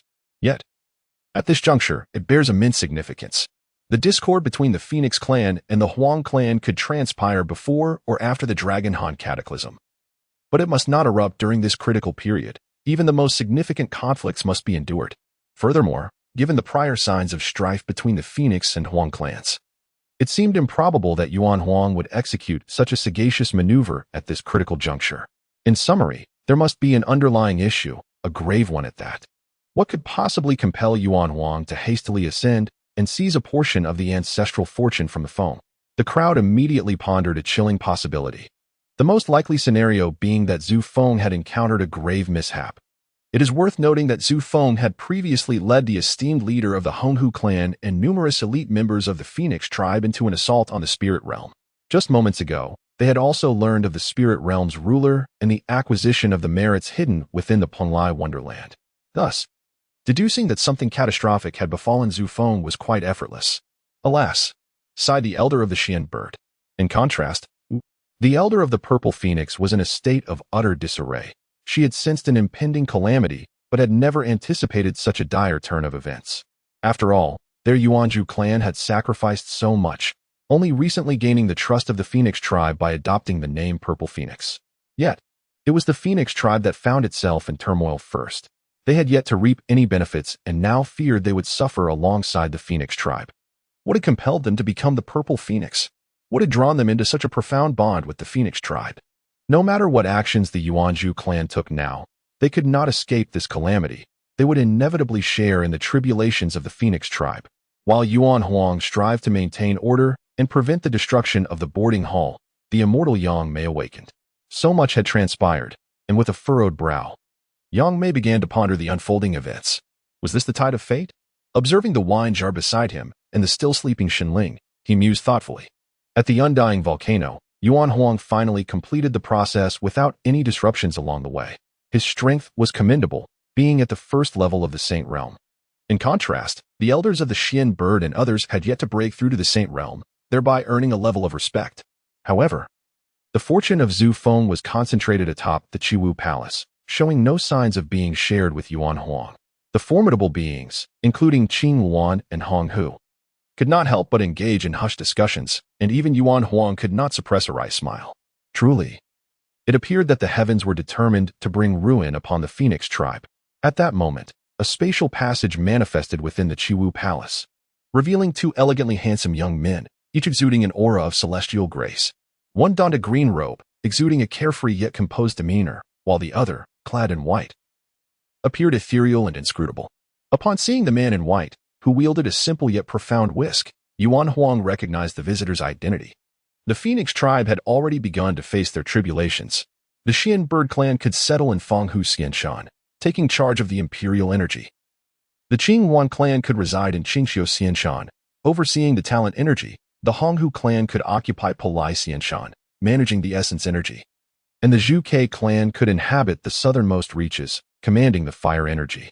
The authoritative voice of Yangmei resonated from the Qiwu Palace, echoing throughout the vast expanse of the primordial world.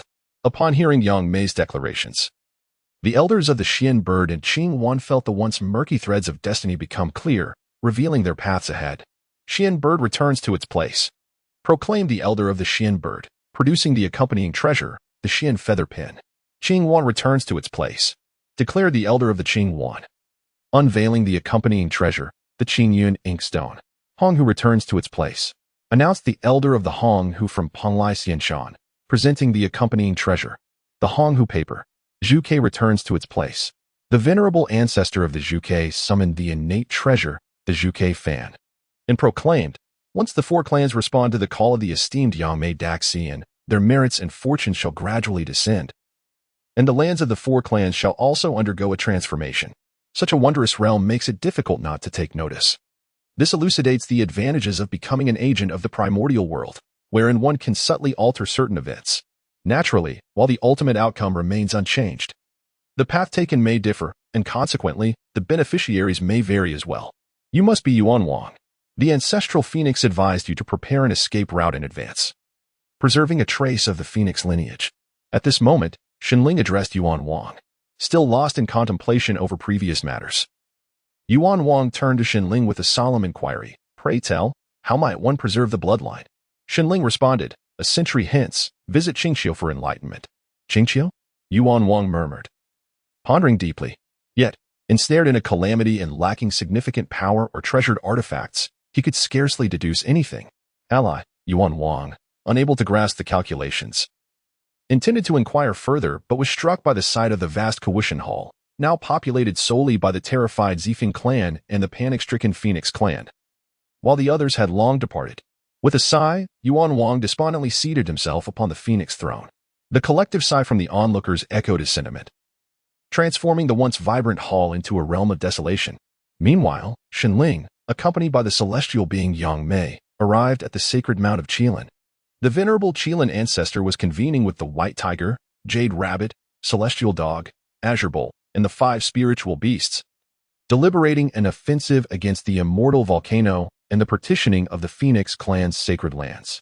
Upon noticing the sudden appearance of a spatial passage in the center of the hall, the Qilin ancestor's expression shifted. Despite his usual nonchalance, he recognized the visitor. As anticipated, a figure clad in white and wielding a whisk emerged from the portal. Although the Qilin ancestor's demeanor darkened, he managed to muster a semblance of a smile.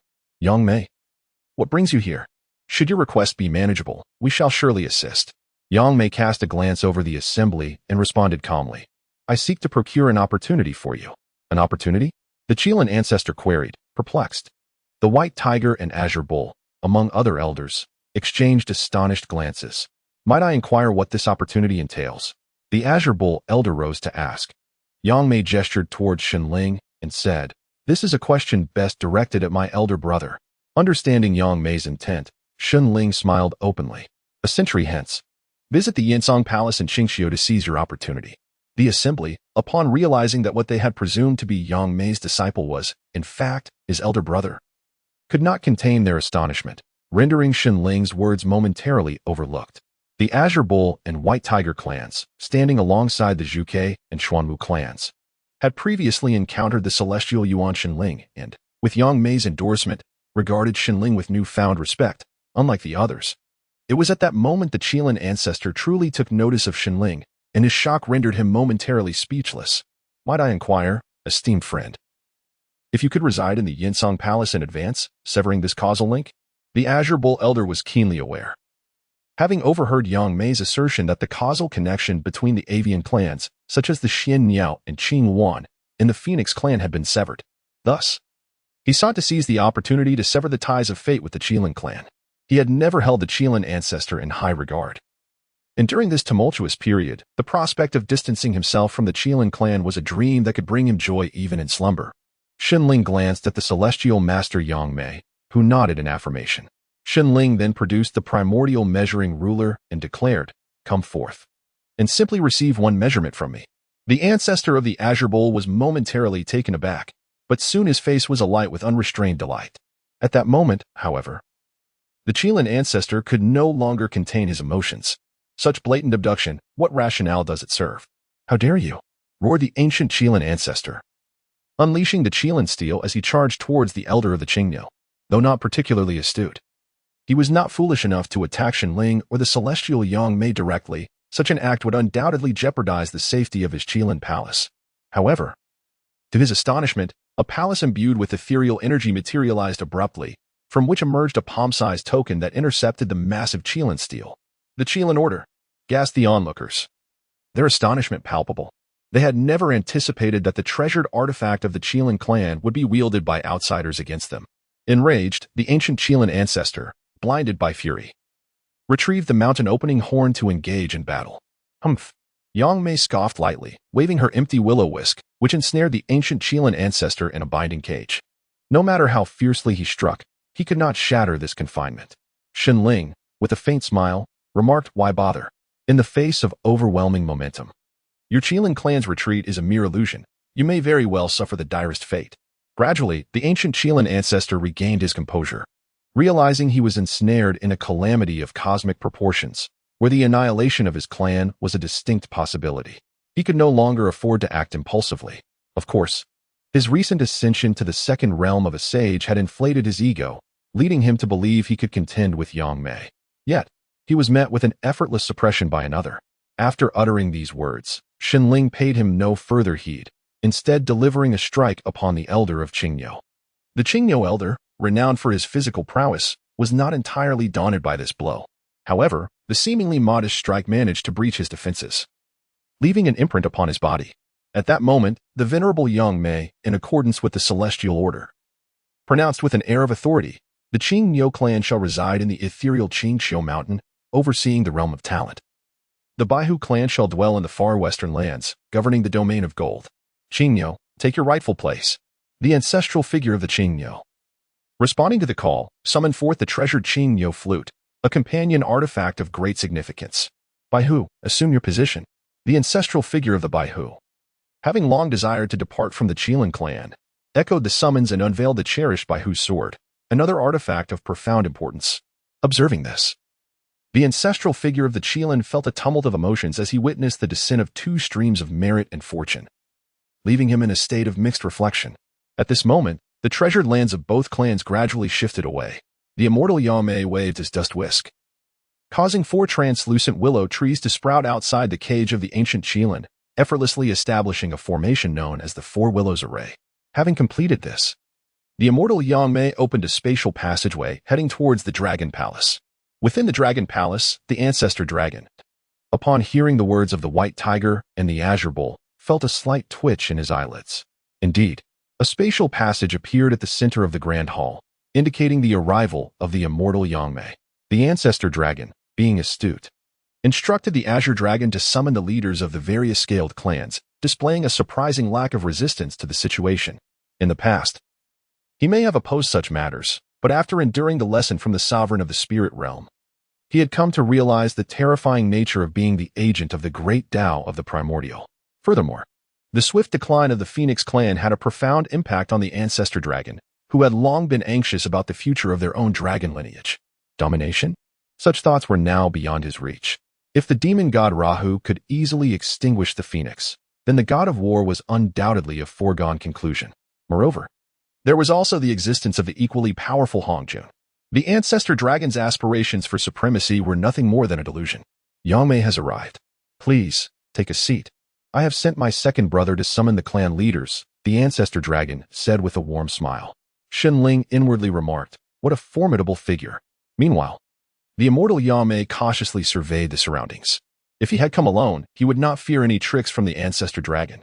However, accompanied by Shenling, who was only at the mid-stage of the quasi-saint level, he chose to remain vigilant. Feeling reassured by the presence of the immortal Yangmei, Shenling directly asked, does the Ancestor Dragon understand our purpose for coming? The Ancestor Dragon noted that Shenling bore an uncanny resemblance to Tian Yuan Shenling. Yet his cultivation level was merely at the mid-stage of the quasi-saint realm, with an entirely different aura. He felt a wave of confusion wash over him. However, the Ancestor Dragon quickly gathered himself and replied, I have a general understanding. Then it is best to be forthright. Allow me to reveal some information, Shenling stated. Please. Do share, my friend, the Ancestor Dragon replied with great politeness. Your dragon clan will undoubtedly face tribulations, and it is utterly impossible to emerge victorious in this calamity. Shenling said candidly. Though the Ancestor Dragon had suspected this outcome, his expression darkened upon hearing Shenling's blunt declaration. Casting a sidelong glance at the Ancestor Dragon, Shenling continued, therefore, I have come to offer a retreat for your clan. What is the cost? The Ancestor Dragon inquired after a moment of calm. There is no cost, Shenling replied.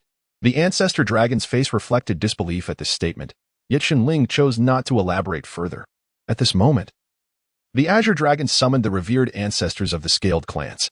As Shenling gazed upon these esteemed figures, he inwardly mused that among the three clans, the Dragon clan reigned supreme in every conceivable aspect. This was hardly surprising, given that the Dragon clan held dominion over the vast seas. Although the resources beneath the waves were not as abundant or exceptional as those found on the primordial continent, the sheer expanse of the ocean naturally gave rise to numerous formidable clans. With the Dragon clan's unification of the seas, these great clans, aware of their inability to resist the prevailing tide, willingly aligned themselves with the Dragon clan. Presently, the Dragon clan boasted several vassal clans, including the White Blue Whale and the Devouring Python, alongside the Ancient Flood Dragon, rivaling the likes of the Black Tortoise and the White Tiger. Additionally, there were the Mermaid, the Three-Headed Serpent, the Abyssal Fish, and the Golden and Silver Fish, representing the four major scaled clans. The Celestial Master Yangmei remarked, the White Blue Whale clan resides upon the celestial mountain of Qingqiu, overseeing the Office of Talent. The Ancient Flood Dragon clan dwells on the celestial mountain of Pangu, governing the Office of Military Might. The Devouring Python clan inhabits the celestial mountain of Palai, managing the Office of Vital Energy. Upon hearing this, the Ancestor Dragon sighed and said, please, esteemed guests. With this utterance from the Ancestor Dragon, the fortune coalescing around the Dragon clan diminished significantly, as these great clans sensed that the thread of causality had been severed by more than half. Yet, it is precisely because of this that such causality would never be entirely severed. Observing the shifts in the Dragon clan's fortune, Celestial Master Yangmei expressed his thoughts and subsequently announced on behalf of the primordial heavenly Tao, the Azure Dragon clan shall reside in the farthest eastern lands. Overseeing the Office of Wood Splitting, the Black Dragon clan shall dwell on the celestial mountain of Qingqiu, managing the Office of Talent. The White Dragon and Red Dragon clans shall inhabit the celestial mountain of Palai, governing the Office of Vital Energy. With a single thought, The four brothers of the ancestral dragon were whisked away, leaving only the lineage of the ancestral dragon remaining within the dragon clan. At that moment, the ancestral dragon comprehended the implication of the words spoken by Shenling. There was indeed no cost to him, as he preserved the majority of his kin. However, this decision meant sacrificing the opportunity for future dominance. Furthermore, the significant weakening of the dragon clan would inevitably present opportunities for others. At this juncture, Bai Longjing and the others had summoned their precious artifacts, as instructed by the great sage Yangmei, to return to their rightful places. While they had the option to remain in their current positions, the prevailing circumstances rendered their return not only advantageous but also prudent, presenting an opportunity for them. Second brother. Fourth brother, you should also return, the ancestral dragon decisively declared. Eldest brother. The azure dragon began, but the ancestral dragon interjected. This matter leaves no room for negotiation. Hurry and go, otherwise we shall miss another fortuitous moment. Quickly, if you do not lead, how will the fifth and third brothers proceed? The ancestral dragon urged once more. With a resigned sigh, the azure dragon summoned his precious artifact, the azure dragon pearl, and led his kin back to their rightful place. The crimson dragon and black dragon followed suit, and countless spiritual seas and lands began to shift, marking what would later be referred to by the beings of the primordial wilderness as the dawn of a world transformation.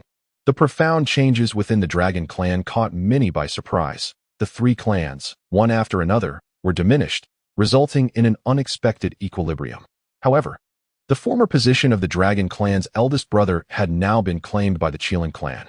Upon receiving this news, Yuan Huang was filled with joy, for it meant that their Phoenix clan would not be swiftly suppressed. Yet, they were unprepared for the Qilin ancestors' insatiable greed. As he seized numerous treasures belonging to both the dragon and Phoenix clans at this critical juncture, the Phoenix clan was driven to the brink of extinction. Had it not been for the ancestral dragon's timely arrival, a full-scale war with the Qilin clan would have been inevitable. Does the Qilin ancestor aspire to unify the primordial wilderness? How laughable, Yuan Huang scoffed in anger. After a moment of contemplation, the ancestral dragon replied, My kin have learned that the Qilin clan previously had dealings with the demon clan and are currently engaged in nefarious activities. Yuan Huang was taken aback, for he had always been indifferent to external matters, and with the recent upheavals, he was unaware of this development. Are you suggesting that the Qilin ancestor has colluded with the demon god Luoho? Yuan Huang inquired. Indeed, it is highly probable, the ancestral dragon confirmed. What shall we do? Yuan Huang asked in a state of urgency. Observing Yuan Huang's demeanor, the ancestral dragon discerned that such a person was suited only for internal matters. When faced with significant events, he paled in comparison to his sister. Given that the great sage Yangmei is constrained by the heavenly principles of the primordial wilderness and will not assist us again, we must seek out the old ancestor Hongjun. The ancestral dragon articulated his thoughts. Will the old ancestor Hongjun agree to ally with us? Yuan Huang questioned. Still unable to fathom the gravity of this tribulation, the ancestral dragon had sensed something amiss following the death of the ancestral phoenix. After the arrival of the immortal Yangmei in the dragon palace, the ancestor dragon discerned the nature of this calamity through their conversation. This cataclysmic tribulation presents no opportunity for the three clans. It is a contest among the harmonious beings, and they would be fortunate to preserve their existence.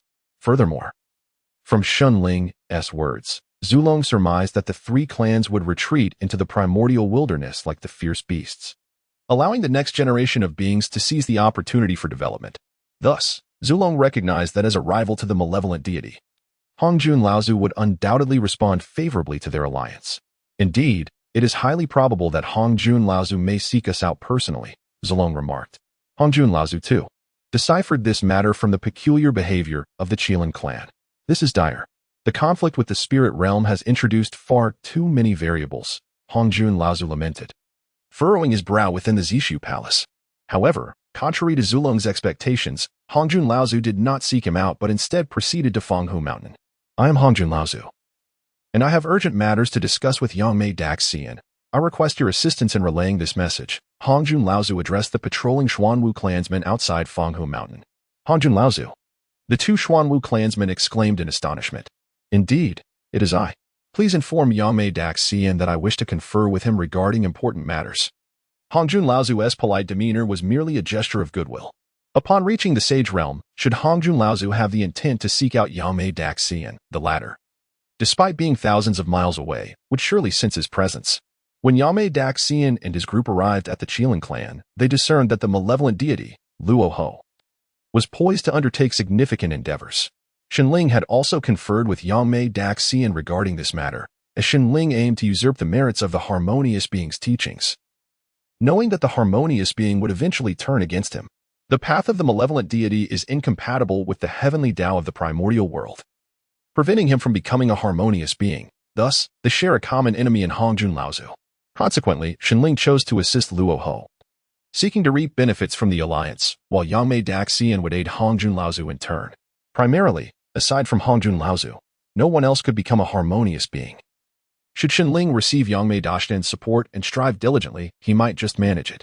However, becoming a harmonious being necessitates relinquishing one's corporeal form, imposing significant limitations. A prospect Shenling was reluctant to embrace. Hongjun, what brings you to seek me? Yangmei Daxian inquired, appearing suddenly and feigning ignorance. Observing Yangmei Daxian's lack of invitation to enter, Hongjun Laozu, with some audacity, replied, "This place is rather inconvenient. Might I request?" Before Hongjun Laozu could finish, Yangmei Daxian opened a space and stated, "I will assist you in dealing with the malevolent deity, rest assured." "What is the cost?" Hongjun Laozu inquired, not surprised by the question. "There is no cost. My assistance merely allows me to acquire certain items," Yangmei Daxian responded. After pondering for a moment, Hongjun Laozu understood the implications. Yangmei Daxian likely intended to seize some authority from the harmonious beings, and as he was not yet a harmonious being himself, there was no question of a price to be paid. "I am grateful for your assistance, my friend." The venerable Hongjun comprehended the underlying meaning, but found himself powerless to alter the circumstances. The celestial being Yangmei uttered not, merely escorting Hongjun away from the vicinity before returning to the Pangu Immortal Mountain, in the heart of the Demon God Palace, the stronghold of the Western Demon Clan. The demon god Rahu was engaged in calculations with the creation jade butterfly, his mind preoccupied with the words spoken to him by Shenling. Could it be that I am truly destined for failure? Rahu gazed skyward, contemplating. Shenling's remarks had significantly altered Rahu's plans, leading him to abandon the notion of a direct assault on the Dragon and Phoenix clans. Thus, the primordial world enjoyed a century of tranquility.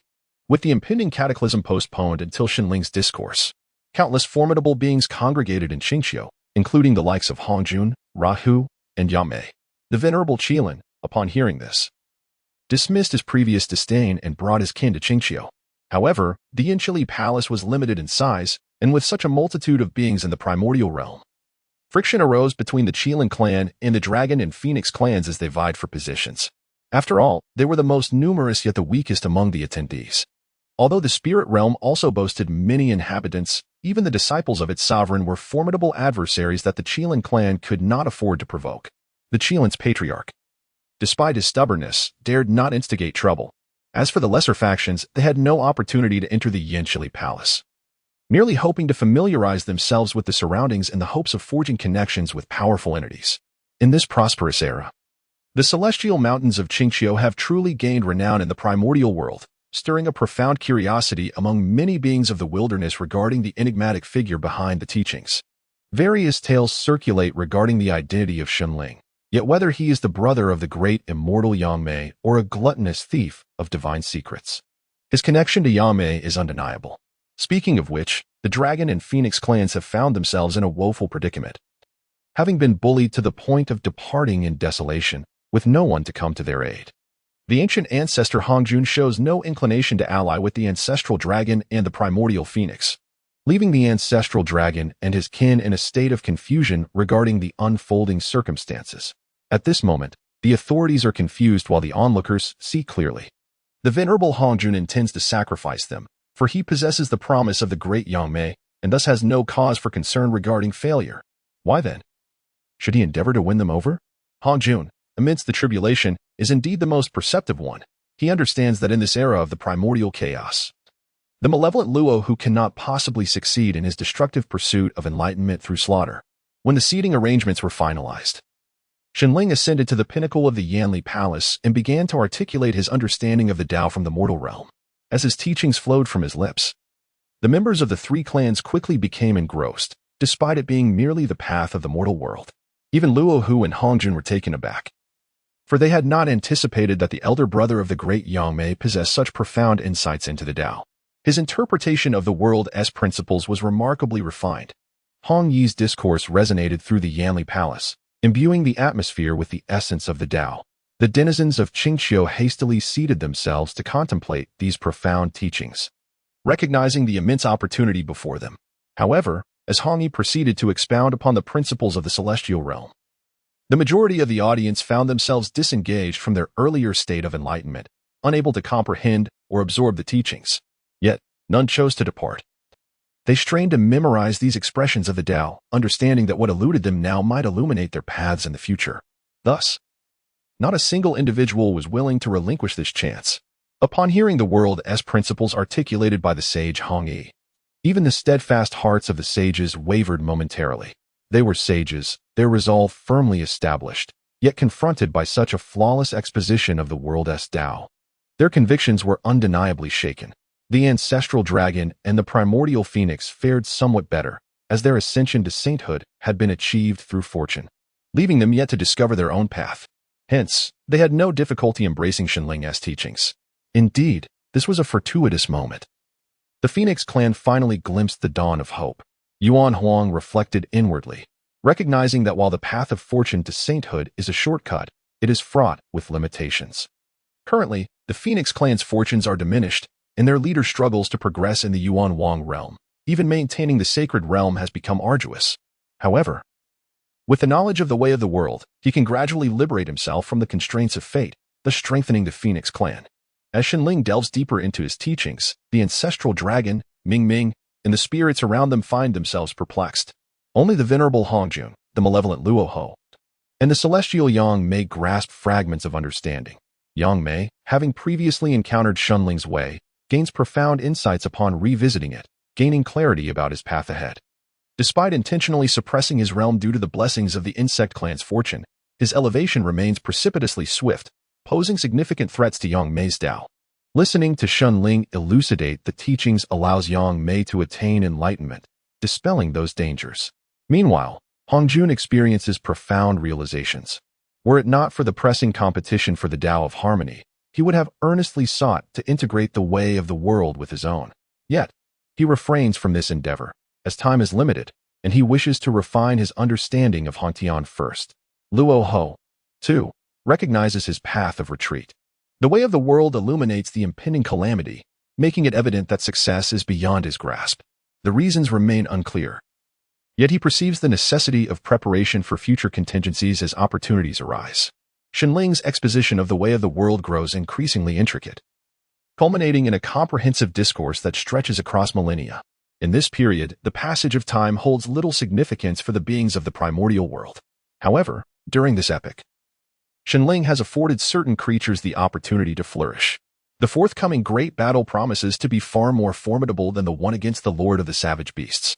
Once Shenling concluded his discourse, the primordial beings gradually departed from Qingqiu. Nevertheless, many prominent clans aspired to send their prodigies to Qingqiu for cultivation. Yet, the threshold for entry into Qingqiu is notably high. Out of over 1 billion, only 1 million may ascend to the celestial mountains of Qingqiu, illustrating the fierce competition that ensues. It is through this grand election that Qingqiu has truly garnered fame in the primordial realm, becoming indisputably the foremost mountain of enlightenment. In the future, Qingqiu will be synonymous with the pursuit of wisdom. Rohu, demon god, do not be so hasty to depart. I have matters of negotiation to discuss with you, Shenling called out to the demon god. Rohu turned back, pondering for a moment before choosing to remain.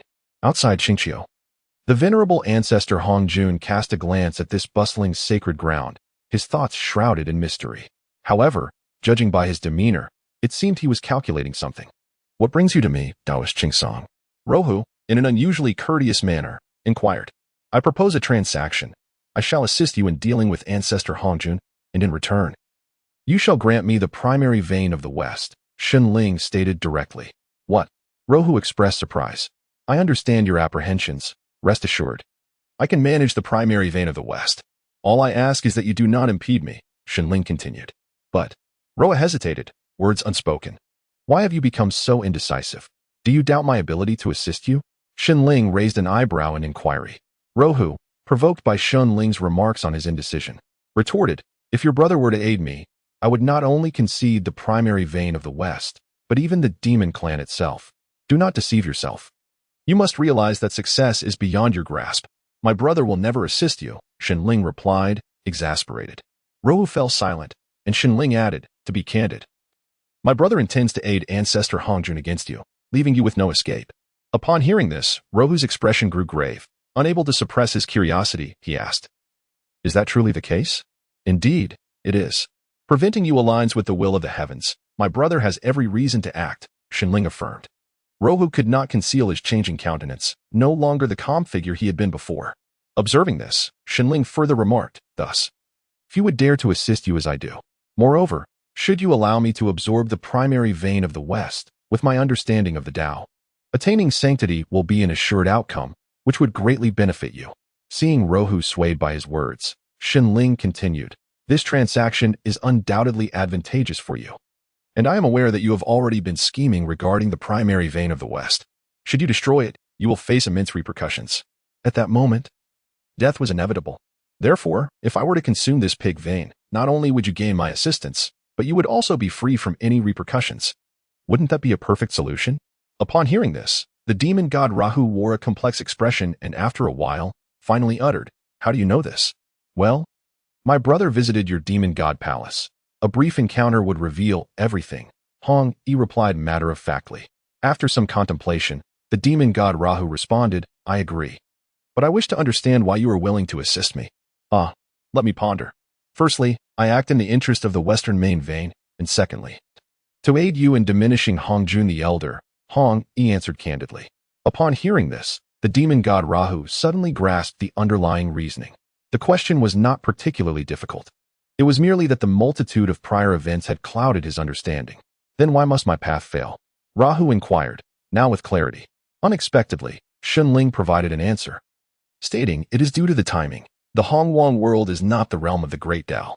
Thus, the beings of Hongwang must develop based on the conditions of the Hongwang world, and your path is ill-suited for this era. Although the Hongwang continent is gradually declining, it is far from the juncture requiring a complete overhaul. Hence, your path of slaughter cannot possibly succeed. Shenling concluded. The demon god Rahu, upon this revelation, felt a renewed clarity regarding his own path, just as Rahu was escorting Shenling to the demon god palace. The Dragon Clan and the Phoenix Clan clashed with the Qilin Clan along the way. Old Ancestor Qilin, you are endangering your own clan, roared the Ancestor Dragon. Humph, scoffed the old Ancestor Qilin, dismissing the Ancestor Dragon's words. Do you truly believe you can contend against our two great clans? Yuan Huang declared, brandishing his life-est treasure. The Phoenix mirror, with a fierce tone. Then let us see, the beginning Qilin proclaimed, summoning his mountain-opening horn, as he and the 5 Qilin advanced toward Yuan Huang. Just as the Ancestor Dragon intended to assist, he suddenly sensed a grave danger and hastily summoned the sea-settling stone for protection. A sharp, piercing clash resonated as the Ancestor Dragon, having just perceived a shadowy figure attacking, transformed into his colossal form, illuminating the assailant with the golden radiance of his dragon scales. To his astonishment, it was a dark Qilin, enveloped in demonic energy, intertwined with the principles of slaughter and destruction. At this moment, the primordial phoenix transformed into its true form, yet it was being severely battered by the ancient Qilins. The ancestral dragon, having freed itself from the black Qilin, charged at the fire Qilin, its mighty tail sweeping away both the wind and water Qilins. When the beginning Qilin charged, the ancestral dragon, despite possessing the sea-stabilizing stone, was still sent flying for thousands of miles. The primordial phoenix, ambushed by the black Qilin, let out a cry, realizing that its chances were dwindling. It promptly made a decisive move, gripping the black Qilin tightly with its claws while invoking its innate divine ability, the Phoenix Mirror, surrounding itself in blazing flames. The primordial phoenix enveloped the black Qilin, who, unable to escape, frantically retaliated with the destructive and slaughtering laws. However, the primordial phoenix, mastering the law of the sun, had already sacrificed its physical form in the execution of its divine ability, rendering the black Qilin's attacks utterly ineffective. Seventh brother, the beginning Qilin exclaimed in panic. Seizing the opportunity of the beginning Qilin's distraction, the ancestral dragon struck it down, unleashing its innate divine breath, which compelled the beginning Qilin to refocus. The 5 Qilins united their efforts against the primordial phoenix, yet they still could not rescue the black Qilin. Ziyuan, take our kin and flee to Qingqiu. Xuani and the others will not stand by and let us perish. Despite the combined assault from the 5 Qilins and the Black Qilin, significant damage was inflicted upon the Primordial Phoenix. Thus, the Primordial Phoenix realized that it would at most take the Black Qilin down with it. In fact, it accomplished just that. The Primordial Phoenix, alongside the Black Qilin, unleashed a cataclysmic sunfire, reducing them both to ashes. The 5 Qilins suffered considerable injuries as well. And across the vast wilderness, anyone daring to gaze upon that scene found their eyes scorched to varying degrees. The land where the Primordial Phoenix and the Black Qilin perished was transformed into charred earth. Seventh brother, the 5 Qilins cried out in desperation. At that moment, the ancestral dragon sensed that the Dragon Palace was under attack. It struck the beginning Qilin away and hurried to rally the Dragon clan before departing. The beginning Qilin, still reeling from the ancestral dragon's recent blow, dared not pursue, particularly since the ancestral dragon had just decimated many of their clan's mid-tier forces, transforming into human form. The beginning Qilin spat blood and muttered, "Seventh brother, it was my fault. Big brother, pull yourself together. We must avenge our 7th brother," the Water Qilin urged. "Indeed, today, we shall make the Phoenix clan pay for the 7th brother's demise," the beginning Qilin declared, filled with fury. Meanwhile, the Dragon Palace was under siege by the malevolent demon elder and the ancestor of the river of the underworld, leading the demon clan in their assault. Even with the Dragon Mother and the Yinglong safeguarding the Dragon Palace, it is barely able to withstand the impending doom. Yinglong, regarded as the progenitor of the ancestral dragons, embodies the great fortune of the primordial chaos. However, due to the constraints of the Dragon Palace, it has lost its sentience, becoming akin to a guardian spirit of the dragon race, resembling the laws of nature. Although Yinglong has not been seen for a long time, it does not imply that the demonic deity Rahu and his ilk are unaware of its existence. Previously, he covertly laid down the demonic transformation array for Yinglong, albeit without success. Unlike the Black Qilin, for Yinglong's power surpasses that of the Black Qilin by a considerable measure. Nevertheless, this has affected Yinglong significantly, as the ancestral dragon has been preoccupied with other matters, failing to realize this hidden peril. "Frenching Song, you may proceed on your own. I have matters to attend to," Rahu declared, leading Shenling to the Demon God Palace, preparing to assist the malevolent ghost elder. Shenling responded, "It is best not to engage in conflict just yet. The opportunity for you to settle the score will come once I have secured the main vein." Raha nodded and departed, while Shenling commenced the devouring of the western main vein. The primordial Qilins relentlessly pursued the members of the Phoenix clan until they encountered the ancestral Shia bird and the fox fairy, who had come to their aid. "What is the meaning of this?" the primordial Qilin inquired, his tone laced with anger as he observed the fox fairy protecting the purple phoenixes. "We are here to eradicate the scourge of the primordial chaos." Mingming Ling and the 4 fiends revealed themselves. The primordial Qilin was taken aback, never expecting the denizens of the spirit realm to intervene. Fueled by rage, the primordial Qilin refused to show weakness. "Eradicate the scourge? How dare you beasts speak of such things?" Mingming Ling let out a light laugh, summoning the ethereal umbrella, which concealed their presence and initiated the assault. Before the primordial Qilin could unleash his horn of mountain splitting, he was dragged into the depths of the soul by Mingming Ling lacking the creation jade butterfly. He was helpless against the soul abyss, completely losing control over his body to Mingming Ling. The disparity in strength between the 5 Qilins and the 4 fiends was staggering, especially with the addition of formidable beings like the fox fairy and the goddess of light. They were utterly powerless to resist and were swiftly captured. The remaining Qilin clansmen faced the might of numerous powerful beings from Qingqiu, with many perishing and others being subdued, unable to even contemplate death. At that moment, the true spirit of the ancestral phoenix, accompanied by the rock chestnut palace, descended, with the surrounding aura extending like tendrils into the primordial Qilin's body. Moments later, his true spirit was extracted and drawn into the tower. "No!" the primordial Qilin shouted in despair upon witnessing the scene as he was pulled out. He never anticipated his end would come in such a manner, as his clan was utterly annihilated by the combined forces of Qingqiu and the spirit realm, creating not even a ripple in their wake. Mingming Ling glanced at the quivering true spirit of the Qilin above the rock chestnut palace, mocking inwardly, truly foolish beyond measure. Triple kill, quadra-kill, pentakill. I have come to understand but one thing. To love someone is to endure profound suffering. After Hongyi skillfully maneuvered Luna to secure a pentakill, he unhesitatingly shattered the opponent's crystal, denying both his teammates and adversaries the chance to celebrate with a 666. Exiting the match, he noticed several new friend requests. However, he paid them no mind and logged out of the game. He then turned his attention to the official WeChat account, entering his examination number and ID to check his college entrance examination results. Chinese, 91 Mathematics, 89 English, 42 Comprehensive Science, 158 total score, 380. Hong Yi was not surprised by this score. After all, he had always struggled academically, typically hovering around 400 to 420. Furthermore, during the pandemic, he had neglected his studies, dedicating his time to playing Honor of Kings. Given these circumstances, this result seemed quite reasonable. He felt no significant disappointment, for he possessed an achievement system. Although he found the system rather unimpressive, he still staked his future on it. In his mind, he summoned the achievement system, and a unique interface appeared before him, visible only to him. He had finally achieved 300 pentakills, thus qualifying for a reward.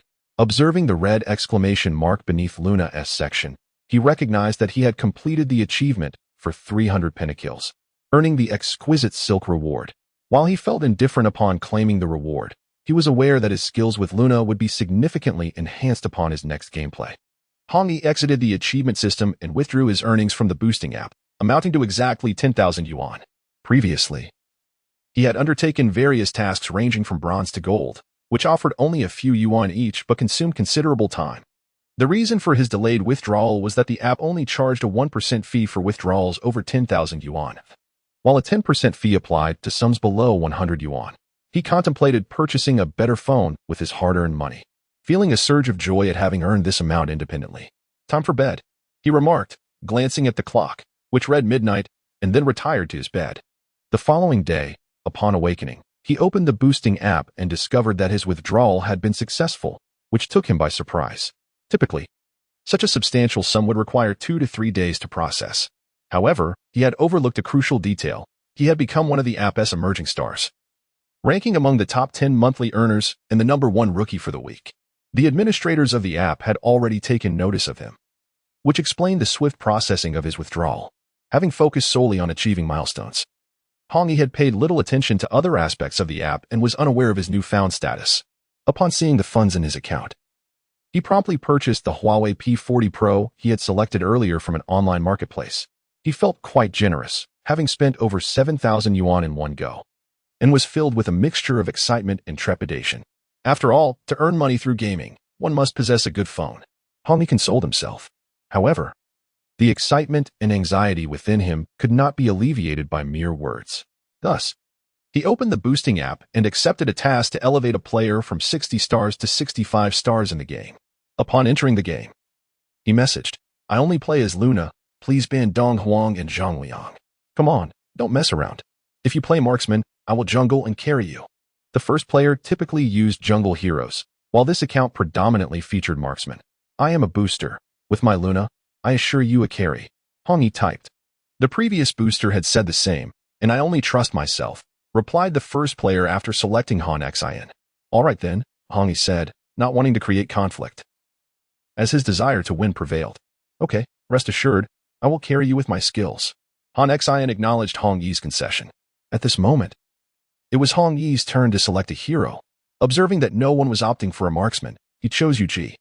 The opposing team promptly designated the support character Sun Bin to accompany the jungler Luna, resulting in a lineup heavily reliant on magical damage.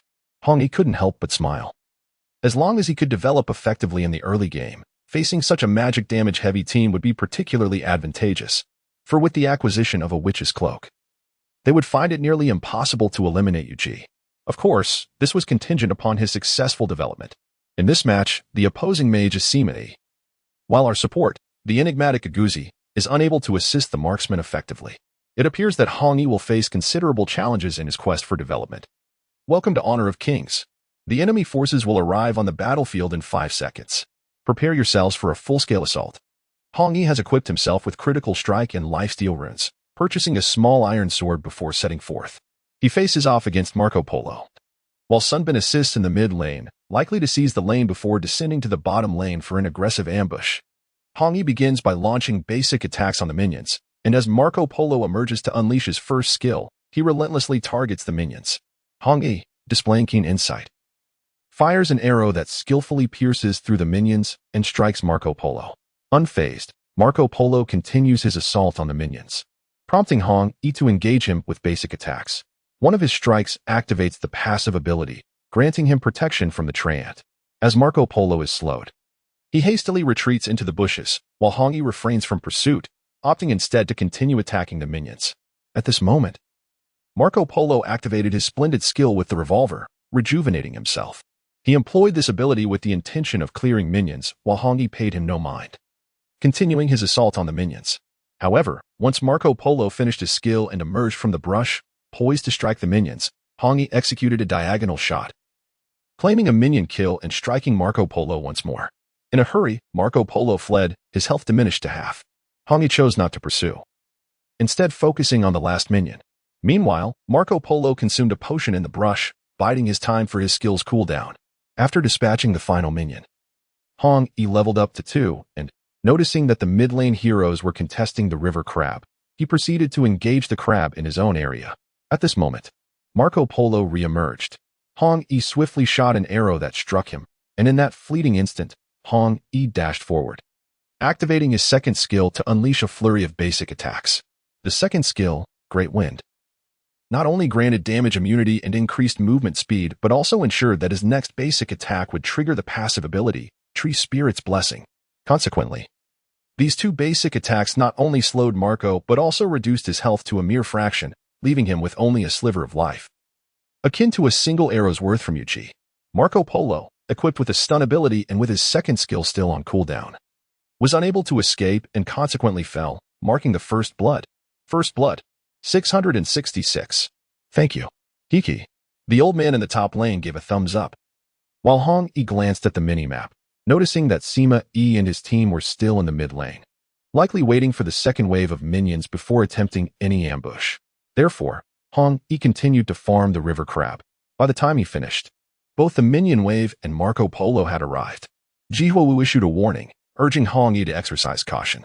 Complying, Hong Yi retreated to the safety of the tower to farm the small birds. However, the pursuing Guguzi was caught off guard by Sima Yi's ambush. Jihuowu hurriedly caught up and attempted to kick Sima Yi with her first skill, but the opposing Sunbin utilized his second skill to accelerate away, evading her attack. Thus, Jihuowu's first skill went astray. Nevertheless, a fan thrown by Jihuowu successfully struck Sunbin. Yet he quickly regained health with his second skill, rendering her efforts futile and merely replenishing Sima Yi's energy. The encounter was far from over. Sima Yi activated his first skill, transforming into a spectral form to pursue the Guguzi, who had been slowed by Sunbin's skill and was left with only half of his health. Guguzi had previously used his first skill to engage, and now it was on cooldown, with his flash also expended in a hasty escape. Consequently, Sima Yi managed to catch up, unleashing a vicious backstab followed by a torrent of basic attacks. At this moment, Han Xian leapt forward, successfully sending Sima Yi airborne. Meanwhile, the fiery dancer, Bu Jihuowu, unleashed a basic attack that triggered her passive ability, yet the enraged Sima Yi stood undaunted. He promptly activated his second skill, silencing 3 adversaries, swiftly eliminating Gue Guzi and unexpectedly inflicting half of Bu Jihuowu's health in the process. Remarkably, having just sustained significant damage, he recovered to 3/4 of his health. Aware that he could not vanquish Sima Yi, Han Xian resorted to a desperate maneuver, creating distance to prepare for his escape. Bu Jihuowu also utilized her second skill to retreat towards the tower. However, what she did not anticipate was that Sunbin activated his second skill, allowing Luna to emerge from the brush. With a combination of her first skill, ultimate, and basic attacks, along with her second skill's basic attack and ultimate, she decisively claimed Bu Jihuowu's life, aided by the minion marked behind her. Before Bu Jihuowu could even utilize her flash, she was swiftly eliminated by Luna. At this juncture, Han Xian leapt into action, activating his ultimate, Guishi Wushuang, to launch Luna into the air. However, Luna had only taken 2 hits from the tower and, bolstered by Sunbin's healing from his second skill, along with her own lifesteal and the protective shield from her second skill, she was nearly at full health. At that moment, although he was struck by Han Xian, Sunbin's death interference activated, rendering the defensive tower incapable of attacking. Luna, while being launched into the air, executed a third basic attack, successfully triggering her passive ability, Moonlight Dance. Just as time seemed to stand still, Luna soared upwards, turned back, and struck Han Xian with her first skill, returning with her ultimate ability. Sensing the impending danger, Han Xian prepared to escape with his second skill, but it was too late. Luna's second skill, Scorching Blade, flew in, perfectly reeling Han Xian back in. After unleashing her ultimate once more, she propelled him beyond the tower's reach, claiming the kill on Han Xian. Double kill. The exhilarating notification rang out. However, as Luna took flight, the opposing player, Marco Polo, furiously typed under the tower. Level 8 Tempest, Marco Polo shoot you. How can you be so precise? No sooner had Marco Polo sent his message than the screen went black. What the hell? Exclaimed the player controlling Marco Polo, unable to contain his frustration. Observing Marco Polo's audacity to insult him, Hong Yi also typed 4 words. Marco, don't feed. Enraged, the player controlling Marco Polo felt like smashing his phone, thinking, just wait, I'll kill you 1,000 times. At this point, Marco Polo had yet to acquire the End of Days. His ultimate ability merely left Han Xian and Shiranui Mai severely wounded. Just as Shiranui Mai reached level 4, it was revealed that the duo of Old Master and Giguzi had successfully claimed the tyrant, which Miyu had worked so hard to secure. Consequently, Shiranui Mai unleashed her ultimate, interrupting Marco Polo's attack, while Han Xian, fighting against the odds, created distance with a sweeping strike. However, due to a bomb left by Sunbin just before his demise, Han Xian was immediately reduced to a sliver of health. Marco Polo, sensing danger, quickly activated his second skill to escape, while also activating his first skill for cover. Shiranui Mai threw a fan, unwilling to pursue further. While the nearly defeated Han Xian desperately consumed a healing item, yet his skills were still on cooldown, leaving him on the brink of death. Just as Han Xian thought his end was nigh, Hong Yi, with remarkable intuition, fired an arrow that saved Han Xian's life, successfully slaying Marco Polo. Hong Yi then quietly moved under the tower to consume a health pack and farm the minions. The game audio gradually crescendoed. Double kill. Triple kill. Quadra kill. Incredible! 666. Han Xian and Shiranui Mai expressed their approval. After finishing off the minion wave, Hong Yi typed 4 words. On the game interface, Great Monster, UG Marco. Don't feed. Level 8 Tempest, Marco Polo you. Having claimed Marco Polo's life, Hong Yi proceeded towards the first tower, intending to collect a health pack before heading to the bottom lane. The journey is relatively safe, prompting Hong Yi to utter 4 words. Do not send Marco. Those who play as Marco Polo began to tremble at the sight of these words. Hong Yi was on the verge of successfully helping him overcome his internet addiction. Incredible. How splendid. Lao Fuzi and others also expressed their admiration. Han Xian chimed in with, you're impressive, big boss. Yet, Hong Yi chose to remain humble, concealing his accomplishments as he proceeded to the bottom lane, finishing off the minion wave. With his flash ability on cooldown, he refrained from pushing the tower and instead opted to feast on the river crab. At this moment, Laozi was unexpectedly slain by Miyu. The old master sent a message, help, big shot. Upon receiving it, Hong Yi clicked to acknowledge and headed towards the blue buff area, with no intention of confronting Miyu directly. This particular hero exhibits formidable strength in the early to mid-game, but tends to falter in the late game. Most importantly, a skilled Miyu can evade capture with remarkable agility. Hong Yi was uncertain of being able to eliminate her, which could hinder his own progress. Therefore, he decided to allow Miyu to push through the top lane, knowing she would be unable to breach the high ground and could not match his economic growth. Should she dare to attempt a high ground push, Hong Yi would spring into action and assuredly eliminate her. Without further ado, upon arriving at the blue buff area, Hong Yi found Luna finishing off the blue buff and attacking a lizard. Without hesitation, he unleashed a piercing arrow, striking down Luna's lizard and inflicting damage upon her. Luna, filled with indignation yet too intimidated to retaliate, swiftly activated her ultimate and fled. Hong Yi chose not to pursue but continued to push the mid-lane tower. Though pushing the tower was not paramount, maintaining lane presence was crucial. As he approached a secluded patch of grass, he released another arrow. Ding! Someone was lurking in the bushes. Sunbin, realizing he had been struck, promptly cast his ultimate and fled with Sima. Meanwhile, the likes of Hina and others managed to eliminate Miyu. However, both Giguzi and Han Xian perished during this ambush, leaving Miyu with no losses and perhaps even a slight gain, as she had successfully detained 4 opponents while also achieving a counterkill, thus creating favorable conditions for her teammates' development. Meanwhile, Hong Yi was single-handedly dominating the bottom lane, occasionally dispatching Luna and Sima, and effortlessly taking down Marco Polo, who was struggling economically and had yet to complete his late-game item. Marco Polo was truly a victim of circumstance, repeatedly falling in battle.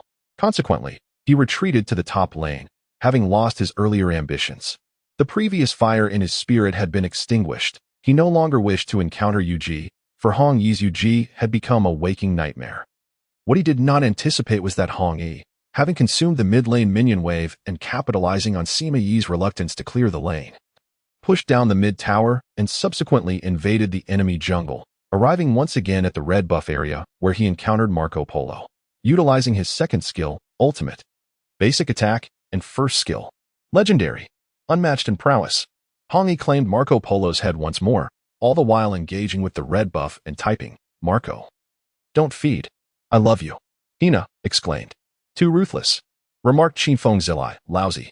"My heart aches for Marco for a fleeting moment. We are all unfortunate souls." As the players engaged in the game of Marco Polo, the screen abruptly darkened, silencing all voices and plunging everyone into a state of isolation. Hong Yi could not help but smile. However, just as he consumed the red buff, he found himself besieged by Sima Yi, Miyu, Sunbin, and Luna. Observing the approaching Miyu, Hong Yi felt no fear as he activated his second skill, skillfully maneuvering while unleashing basic attacks. In contrast, Miyu remained stationary, executing basic attacks, seemingly searching for an opportunity to land her second skill. Little did she anticipate that Hong Yi had already acquired the Endless Battle Blade, the Radiant Sword, the Energy Fist, the one that grants additional critical strike, and the Cloak of Invisibility. With just a few strikes, he had reduced her health by nearly half, while her basic attacks appeared to inflict negligible damage. After all, Hong Yi was equipped with critical strike lifesteal runes, providing him with a remarkable 16% lifesteal. At that moment, she became flustered and hastily unleashed her second skill, which, unsurprisingly, missed its mark, for Hong Yi was exceptionally adept at evasion. At that moment, Hong Yi unleashed his first skill, and upon witnessing her health plummet, Miyu swiftly activated her previously cast first skill, retreating to the safety of the second tower. At that moment, Sunbin's Luna accelerated towards the scene, while the mark of Sima Yi's ultimate lingered beside Hong Yi's feet. Meanwhile, Hong Yi's ally, Han Xian, was preoccupied with defeating the blue buff, oblivious to the approach of Zhuo Wu, Gue Guzi, and Lao Fuzi. Observing the situation, Hong Yi hastily activated his second skill and dashed towards the red buff pit, unleashing a flurry of basic attacks against the advancing Luna. Luna, adept as ever, executed a complete combination of her abilities. However, this time she maintained a cautious proximity, wary of a repeat of her previous ultimate mishap. Yet, she was unequivocally determined to avoid such a fate. After employing her first skill, she unleashed her ultimate alongside basic attacks, followed by her second skill combined with her ultimate and further basic attacks. Nevertheless, the outcome left her with merely half of her health, while Hong Yi retained 2/3 of his vitality. At this moment, Sima Yi's first skill, the Spirit Entity, also rushed over, delivering a swift backstab followed by a silencing second skill in conjunction with another backstab. His intention was to eliminate Hong Yi in a single blow. Meanwhile, Sunbin utilized his first skill to afflict Hong Yi, unleashing a flurry of basic attacks with fervor. Under such relentless assault, Hong Yi's health plummeted to a mere quarter of its original value. At that moment, Miyu, having consumed a potion beneath the tower, utilized her first skill to teleport and unleashed her second skill. However, Hong Yi deftly flashed to the right side outside the red buff pit. Observing this, Miyu promptly activated her ultimate ability as Hong Yi was left with but a sliver of health, just as Gue Guzi arrived on the scene. Hong Yi also consumed a potion and, aided by the bird's ultimate, evaded the range of Miyu's ultimate. He retaliated with a crisp sound from his first skill. Meanwhile, Zhuo Wu seized the opportunity when Gue Guzi had drawn Luna and Sunbin together. She flashed with her butterfly fan, activated her ultimate, and followed up with a basic attack to trigger her passive, Ninja Bee, in conjunction with her first skill, successfully eliminating Luna in a swift sequence. However, Sunbin survived, and with a lift of his second skill, he astonishingly restored himself to half health. The sounds of Sima Yi being struck echoed as he found himself ensnared by Lao Fuzi, enduring a flurry of painful blows. With no other recourse, Sima Yi activated his second skill to engage in a counterattack. Miyu, intent on pursuing Hong Yi, activated her first skill. Yet Hong Yi swiftly activated his second skill and made a hasty escape. At this moment, Han Xian leaped forth, effortlessly dispatching Miyu. while Hong Yi promptly unleashed his first skill, skillfully securing the kill. Observing this, Han Xin proceeded to assist Lao Fuzi, while Hong Yi returned to base. His actions bore no risk, for Marco Polo had revealed himself in the bottom lane. Upon Hong Yi's return to base, he finally acquired 2 assists. Although Sun Bin was subsequently pursued and slain under the tower by Shirinui Mai, Hong Yi had inflicted no damage upon him prior, thus earning no assist. As Hong Yi replenished his health and mana and approached the red buff position in the bottom lane, the enemy crystal unexpectedly shattered. It turned out that 6 minutes had elapsed. Witnessing this, Hong Yi casually commended his teammates before initiating the next match. This time, Hong Yi was on the first floor. With remarkable dexterity, he typed, "I can only play Luna," seeking assistance to ban Dong Huang and Zhang Liang. Of course, Hong Yi was not limited to merely playing Luna. He had nearly completed the achievement tasks for Yuji and Angela as well. He had also accomplished some of the achievement tasks for the lane opponents, Yuan Gu and Miyu. Additionally, he had fulfilled several achievement tasks for heroes he once enjoyed, such as Gong Sun Li, Hua Mulan, Sun Shangxiang, and Bai Li Xiansu, showcasing his skills that were undoubtedly at a provincial level. Moreover, with his extensive experience in high-tier matches, Hong Yi's awareness was quite impressive when playing these heroes. He was guaranteed not to let his team down. In fact, Hong Yi had nearly completed the achievement tasks for Luna. With only one particularly challenging task remaining, an accomplishment that rewarded strategic thinking and itemization for Luna. This task required him to accumulate 10,000 stars, secure 1,000 pentakills, achieve 8,000 double kills, 6,000 triple kills, and 4,000 quad kills, along with an astonishing number of minion kills and jungle clears. Furthermore, these feats had to be accomplished in ranked matches at the king rank and in peak competitions, unlike previous achievements that could be completed in training camps. In summary, this achievement was exceedingly difficult to attain, and the rewards were not exceptionally overwhelming. Nevertheless, bolstered by his previous accomplishments, Hong Yi's Luna was already formidable. Yet, the reason he still yearned to play Luna was to experience the sensation of unparalleled smoothness. This time, the teammates exhibited remarkable cooperation, banning both Dong Huang and Zhang Liang, while Hong Yi successfully selected Luna. The opposing team, having chosen Luna, opted for heroes that effectively counter her, ultimately finalizing their lineup with Shizuka Guzan, Miyamoto Musashi, Li Yuanfang, Shunshan, and Ma Chao. On Hong Yi's side, they also selected heroes that were strategically advantageous against their rivals, namely Zhong Kue, Hua Mulan, Yu Ji, and Wang Zhaojun. The opposing team did not choose Peikint Tiger or Zhu Beiji, which would have allowed for an early invasion of the blue zone. Rather, they focused on mid to late game strategies. Consequently, Hong Yi felt secure in acquiring the blue buff. Zhong Kue successfully ambushed Li Yuanfang in the bottom lane, securing first blood, while Wang Zhaojun held her own in the mid lane against 2 adversaries. In the top lane, Hua Mulan and Ma Chao faced each other without incident, granting Hong Yi's team an early advantage. In the initial stages, Shizuka Guzan struggled to clear waves effectively, particularly against a hero like Wang Zhaojun, leading to their delayed invasion of the wild boar until Zhong Kue arrived. Zhong Kue, displaying his agility, managed to hook Shunshan, who then executed a bear hug, slamming Zhong Kue against the wall. Shizuka Guzan followed suit, utilizing her fan and first skill to launch Zhong Kue into the air. Although Zhong Kue managed to activate his first skill to deal some damage, Wang Zhaojun soon arrived, landing her first skill upon them. However, her second skill was deftly evaded by Shunshan as Flicker, while Shizuka Guzan gracefully rolled away once more. Meanwhile, a skirmish erupted in the top lane, resulting in Hua Mulan being pursued and killed under the tower by Ma Chao. However, Ma Chao met his demise shortly thereafter outside the tower. Hong Yi, undisturbed, made his way to the mid lane, preparing to claim the river crab. The opposing Miyamoto Musashi attempted to snatch it away, only to be hooked by Zhong Kue. With Wang Zhaojun immediately following up with her second skill, Hong Yi swiftly landed a basic attack, knowing that he bore spell vamp and critical strike runes. That brief flurry resulted in a critical hit exceeding 300 damage. At that moment, Zhu Shihua wielded a floral butterfly fan and struck it upon Hong Yi's head. Hong Yi swiftly activated his second skill to generate a shield, while Zhu Shihua simultaneously unleashed her first skill with a kick. Wang Zhaojun, having just employed her first skill, approached to unleash a flurry of basic attacks. Zhu Shihua's combination did not inflict significant damage. In truth, her intent was merely to restrain Hong Yi, thereby providing assistance to Miyamoto Musashi. At this moment, Dunshan also rushed over, carrying Hong Yi and Zhang Kuei to the ground. After unleashing his first skill, Hong Yi relentlessly engaged in a frenzied barrage of basic attacks. Although Miyamoto Musashi had thawed, he was left with merely a quarter of his health. Thus, he activated his second skill and made his escape.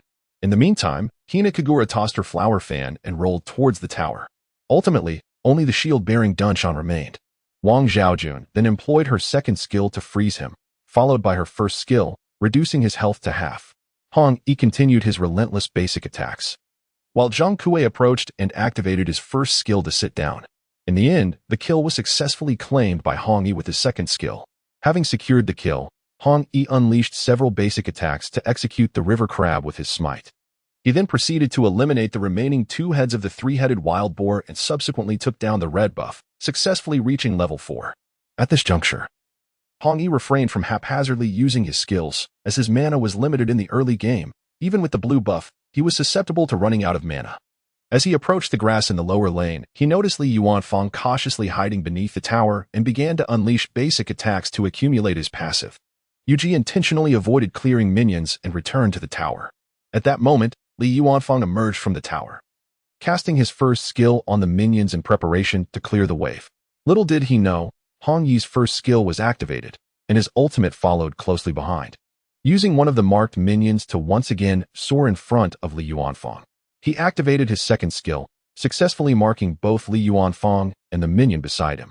However, Li Yuanfang immediately activated his purification and executed his second skill, Blade Escape, retreating into the safety of the tower. Nevertheless, Hong Yi utilized the marked minion to fly in front of Li Yuanfang, unleashing a basic attack that applied the passive mark on him. He then activated his ultimate, leaping behind Li Yuanfang and stepping out from under the tower's protection. At this moment, Yuji arrived as well, releasing an arrow that, although slightly misfired, compelled Li Yuanfang to merely twist nervously within the confines of the defensive tower. Meanwhile, Hong Yi remained steadfastly in place, executing basic attacks, activating his passive ability while awaiting the opportunity to unleash his first and second skills. At this moment, Wang Zhaoyun had already emitted an exclamation, indicating that Shiranui should be on her way. Yuji, in her urgency, activated her second skill to withstand the tower's assault on Li Yuanfang. Observing this, Hong Yi hastily entered the tower, unleashing his first skill followed by his ultimate on Li Yuanfang, then proceeded with a series of basic attacks. It was only when Hong Yi deemed it opportune to deliver a decisive blow with his ultimate that he unleashed it, all while under the protective shadow of the defensive tower. At this moment, Yuji's second skill faded away, and she was struck by an attack from the tower behind her, bearing the mark left by Li Yuanfang's projectile. Consequently, when Ji Huowu emerged from the thicket, Yuji was left with merely a third of her health. However, Hong Yi, demonstrating remarkable intuition, landed his first skill on Ji Huowu, launching his ultimate ability and activating his second skill to pull her in, unleashing a flurry of basic attacks thereafter. At that moment, Yuji seized the opportunity to release an arrow, and then she vanished into the thicket. The arrow struck true, causing Ji Huowu's health to plummet to a third of its total. She found herself in a state of panic and confusion, utterly unprepared for the onslaught from Luna the moment she emerged. The swiftness of Luna's reaction was astonishing. Nevertheless, Ji Huowu cast aside her thoughts and swiftly blinked to the nearby bush, executing a basic attack that activated her passive skill, the Ninja Bee, as she rolled in. Unfortunately, she did not reach Yuji, who seized the opportunity to land several basic attacks. Hong Yi, taking a couple of steps forward, unleashed his ultimate ability, soaring towards Ji Huowu and triggering his passive. Just as Ji Huowu was about to launch her butterfly fan and execute her first skill, the screen went black. Double kill. A consecutive strike. In the upper lane, a fierce team fight erupted, resulting in the demise of Wang Zhaojun and her allies. Leaving only one surviving opponent, Miyamoto Musashi, Hong Yi consumed a potion and advanced toward the blue buff area. With a deft application of his first skill, he struck the blue buff and soared forward. Just as he was about to finish off the blue buff, Miyamoto Musashi appeared. Utilizing the mark left on the blue buff, Hong Yi executed his ultimate, teleported beside Miyamoto Musashi, and then marked the blue buff again with his second skill, deftly evading Musashi's hasty first skill, the Void Slash. Hong Yi remained undeterred, continuously assaulting the blue buff, while Miyamoto Musashi initiated his ultimate and successfully secured the blue buff. However, he was marked by Luna's third basic attack. Without hesitation, Hong Yi unleashed his ultimate, marking Miyamoto Musashi with his first skill, and then launched his ultimate towards the overconfident Li Yuanfang, who had boldly activated his own ultimate to fly towards Hong Yi. In an instant, Hong Yi, with remarkable speed, activated his second skill to pull back and claimed Miyamoto Musashi's life, thus concluding Musashi's blue buff experience. Throughout this encounter, Li Yuanfang and Miyamoto Musashi appeared bewildered, feeling as if Luna had accelerated to 1.5 times her usual speed. Her reactions and speed were simply extraordinary. Li Yuanfang, momentarily stunned, noticed Luna nearly at full health and was uncertain whether to pursue her or not. However, Luna, capitalizing on the previously marked lizard, returned. Observing Luna's audacity to come back, Li Yuanfang unleashed his first skill, Shadow of the Spy, applying marks to Luna with 4 flying symbols before executing his second skill, Blade Escape, and darting to the lizard pit to kite Luna. Yet, Hong Yi remained unfazed. After a single basic attack, his first skill was ready. He launched it forth and swiftly activated his ultimate, propelling himself towards the fray. At this moment, Mai Shiranui approached, tossing her butterfly fan as she did so. Hong Yi, with remarkable speed, marked Li Yuanfang with a basic attack and soared above the lizard pit. Consequently, Mai Shiranui's flash ultimate went awry. Hong Yi unleashed another ultimate, targeting the nearly defeated lizard that he had previously marked. At this juncture, Hong Yi executed his second skill, followed by a basic attack, and unleashed yet another ultimate. Thus, Li Yuanfang met his demise. His equipment was lacking, rendering his first skill's damage insufficient, and both Mai Shiranui and Miyamoto Musashi were practically offering themselves, as Hong Yi deftly evaded most of their skills. At that moment, Zihuowu executed a swift kick with her first skill and hastily retreated. However, Wang Zhaojun had already arrived, unleashing her ultimate ability, which severely depleted Zihuowu's health. Hong Yi then utilized his first skill to mark the slowed Zihuowu, following up with his ultimate to claim her life. Triple kill. A stunning display of prowess. Marvelous. Wang Zhaojun and others showered him with accolades. At this juncture, Hong Yi's livestream was abuzz with excitement, though he remained unaware of the lively chatter, as he had muted the comments. This was due to his usage of a mobile device for streaming, which hindered his ability to maneuver effectively. Additionally, he possessed a somewhat introverted and reserved demeanor, feeling shy and unable to engage with strangers. Suddenly, Menglai's Luna made her appearance again. Incredible. Menglai, not opting for any boosting services, was undoubtedly a top-tier Luna player. The speed of her hands was astonishing as she dominated the battlefield, revealing a hidden gem of a streamer. A novice timidly inquired, "Why isn't the streamer speaking?" Same question, Ed1, echoed through the chat as Hong Yi, amidst the flurry of comments, soared over the mid-lane minions to snatch the wild boar, beginning to attack the red buff. At this moment, Ma Chao, Shunshan, and the recently revived Miyamoto Musashi were hastening towards this location. With the number of enemies he had vanquished, and having farmed the minion waves in the bottom and mid lanes, Hong Yi's economy had surged to 3,400 gold, while Miyamoto Musashi lagged behind at 1,800. The opponent's highest earner, Ma Chao, was at a mere 2,200. Conversely, due to tower pushing and lane farming, Yu Ji on Hong Yi's side boasted an impressive 2,700 gold. Hong Yi had not only acquired a Tier 2 jungle knife and boots of resistance, but he had also completed the Book of the Dead, a major lifesteal item. The lifesteal effect of the book, combined with the innate lifesteal from Hong Yi's runes, instilled in him a confidence that he could take on 5 adversaries without difficulty. After receiving the achievement reward for ultimate smoothness, his gameplay was so fluid that his thoughts seamlessly translated into actions, devoid of any unexpected mishaps. High energy incoming. I sensed that the opposing team was on the verge of surrendering. Hong Yi had amassed a loyal following, with fans flooding the chat, predicting that he would decisively shatter the enemy at the red buff. Just then, Ma Chao lunged forward, and Hong Yi leaped onto him, unleashing his first skill and commencing his basic attacks. Ma Chao, cautious in response, activated his sprint and charged toward Shunshan.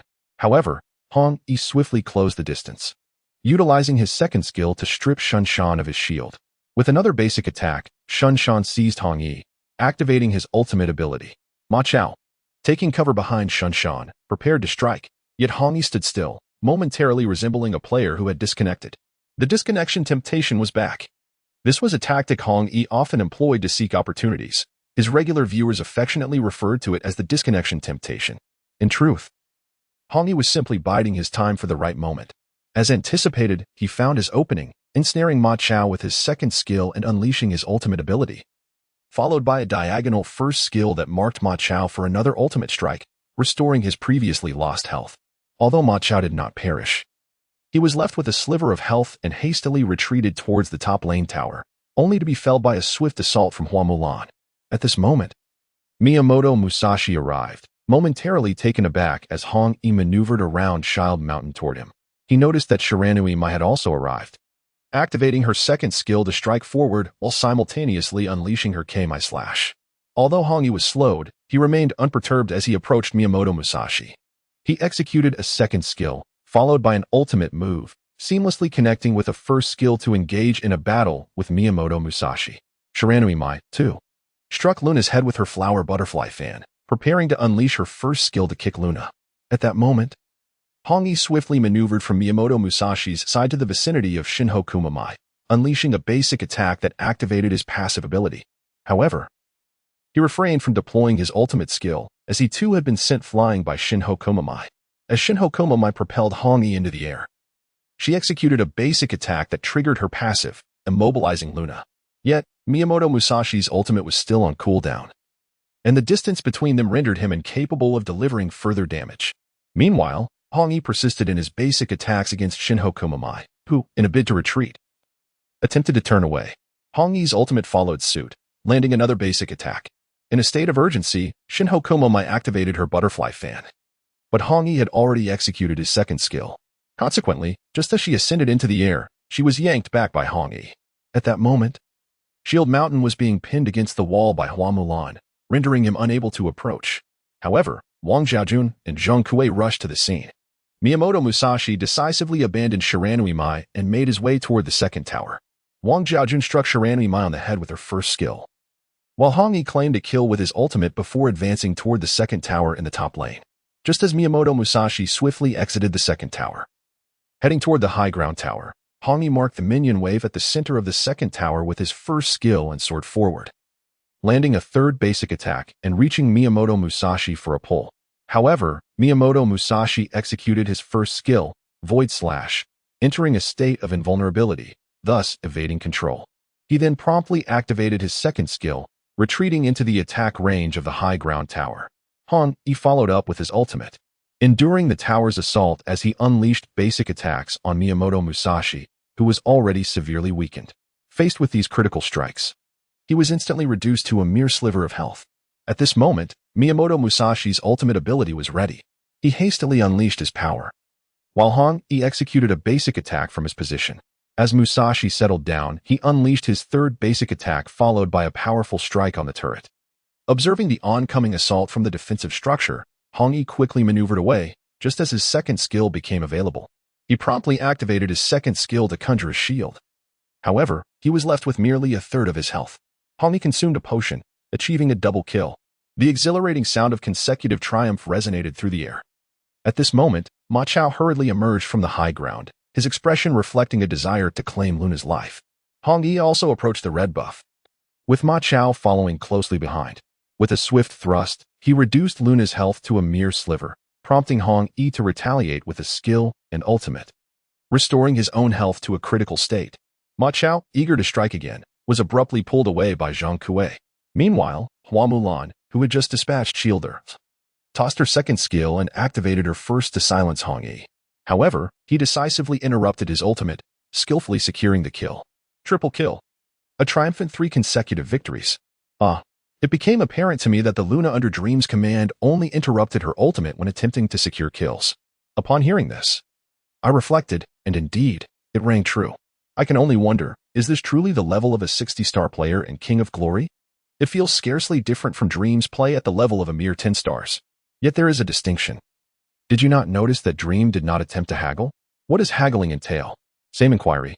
It refers to those moments when Dream plays with remarkable ease, frequently perusing the shop.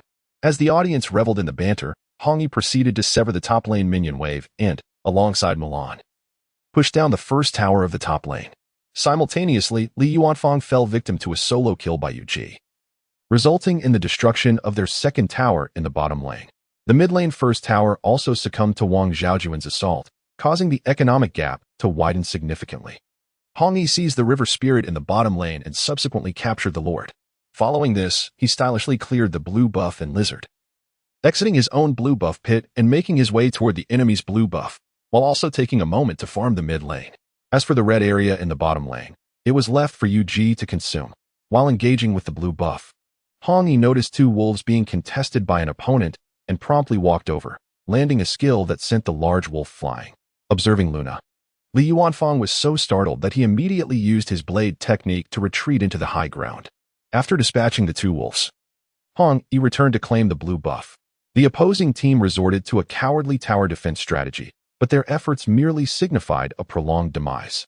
Unless Hong Yi were to disconnect, they possessed no chance of a comeback. After all, Luna's economy had already reached 5,000, while their highest earner, Li Yuanfang, had only just reached 3,000, comparable to Zhong Kuei's. Such disadvantages, especially with Zhong Kuei still in play, how can one strategize effectively? Hong Yi had just finished defeating the blue buff when Zhong Kuei, in alliance with Wang Zhaojun and others, swiftly took down both Ma Chao and Shiranui Mai. The second tower in the upper lane fell as well. Yet, the opposing team refused to concede, seemingly intent on providing Luna with a chance to showcase her prowess. Hong Yi crafted the Void Staff, preparing to combine it with the Frostfire Gauntlet. Utilizing the minion wave, he harassed beneath the tower, and the enemy, seeing only Hong Yi, dared not pursue him. Unable to find an opportunity, he returned to farming the jungle and clearing minion waves. Just as he completed the Frostfire Gauntlet, the opposing team surrendered. Indeed, the moment Iceheart emerged, the game concluded. As Hong Yi exited the game interface, he was greeted by a message from QQ, his father inquiring about his grades. Hong Yi closed the game, terminated all applications, and opened QQ. The streaming platform was met with a sudden black screen, causing great dismay among viewers. Such incidents were rare for Hong Yi, though not unprecedented.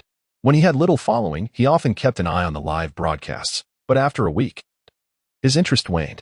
He would merely open the live stream at the start of each match, remaining oblivious to his growing popularity on the platform. This lack of awareness was also attributed to his fixation on the achievement system. He replied briefly to his father, conveying that he hadn't performed well and wouldn't be able to meet expectations.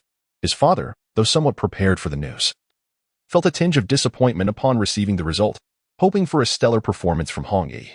Perhaps consider enrolling in a more reputable college, his father suggested. Hong Yi thought. Still unprepared to discuss this matter with his father, he decided to postpone the conversation for a few days until it became unavoidable. Far away in Jiacheng, Hong sighed as he prepared to head to work at the factory. Hong Yi, on the other hand, was ready to have breakfast when he noticed a friend request from someone. Zhang Daxian. Hong Yi wondered aloud.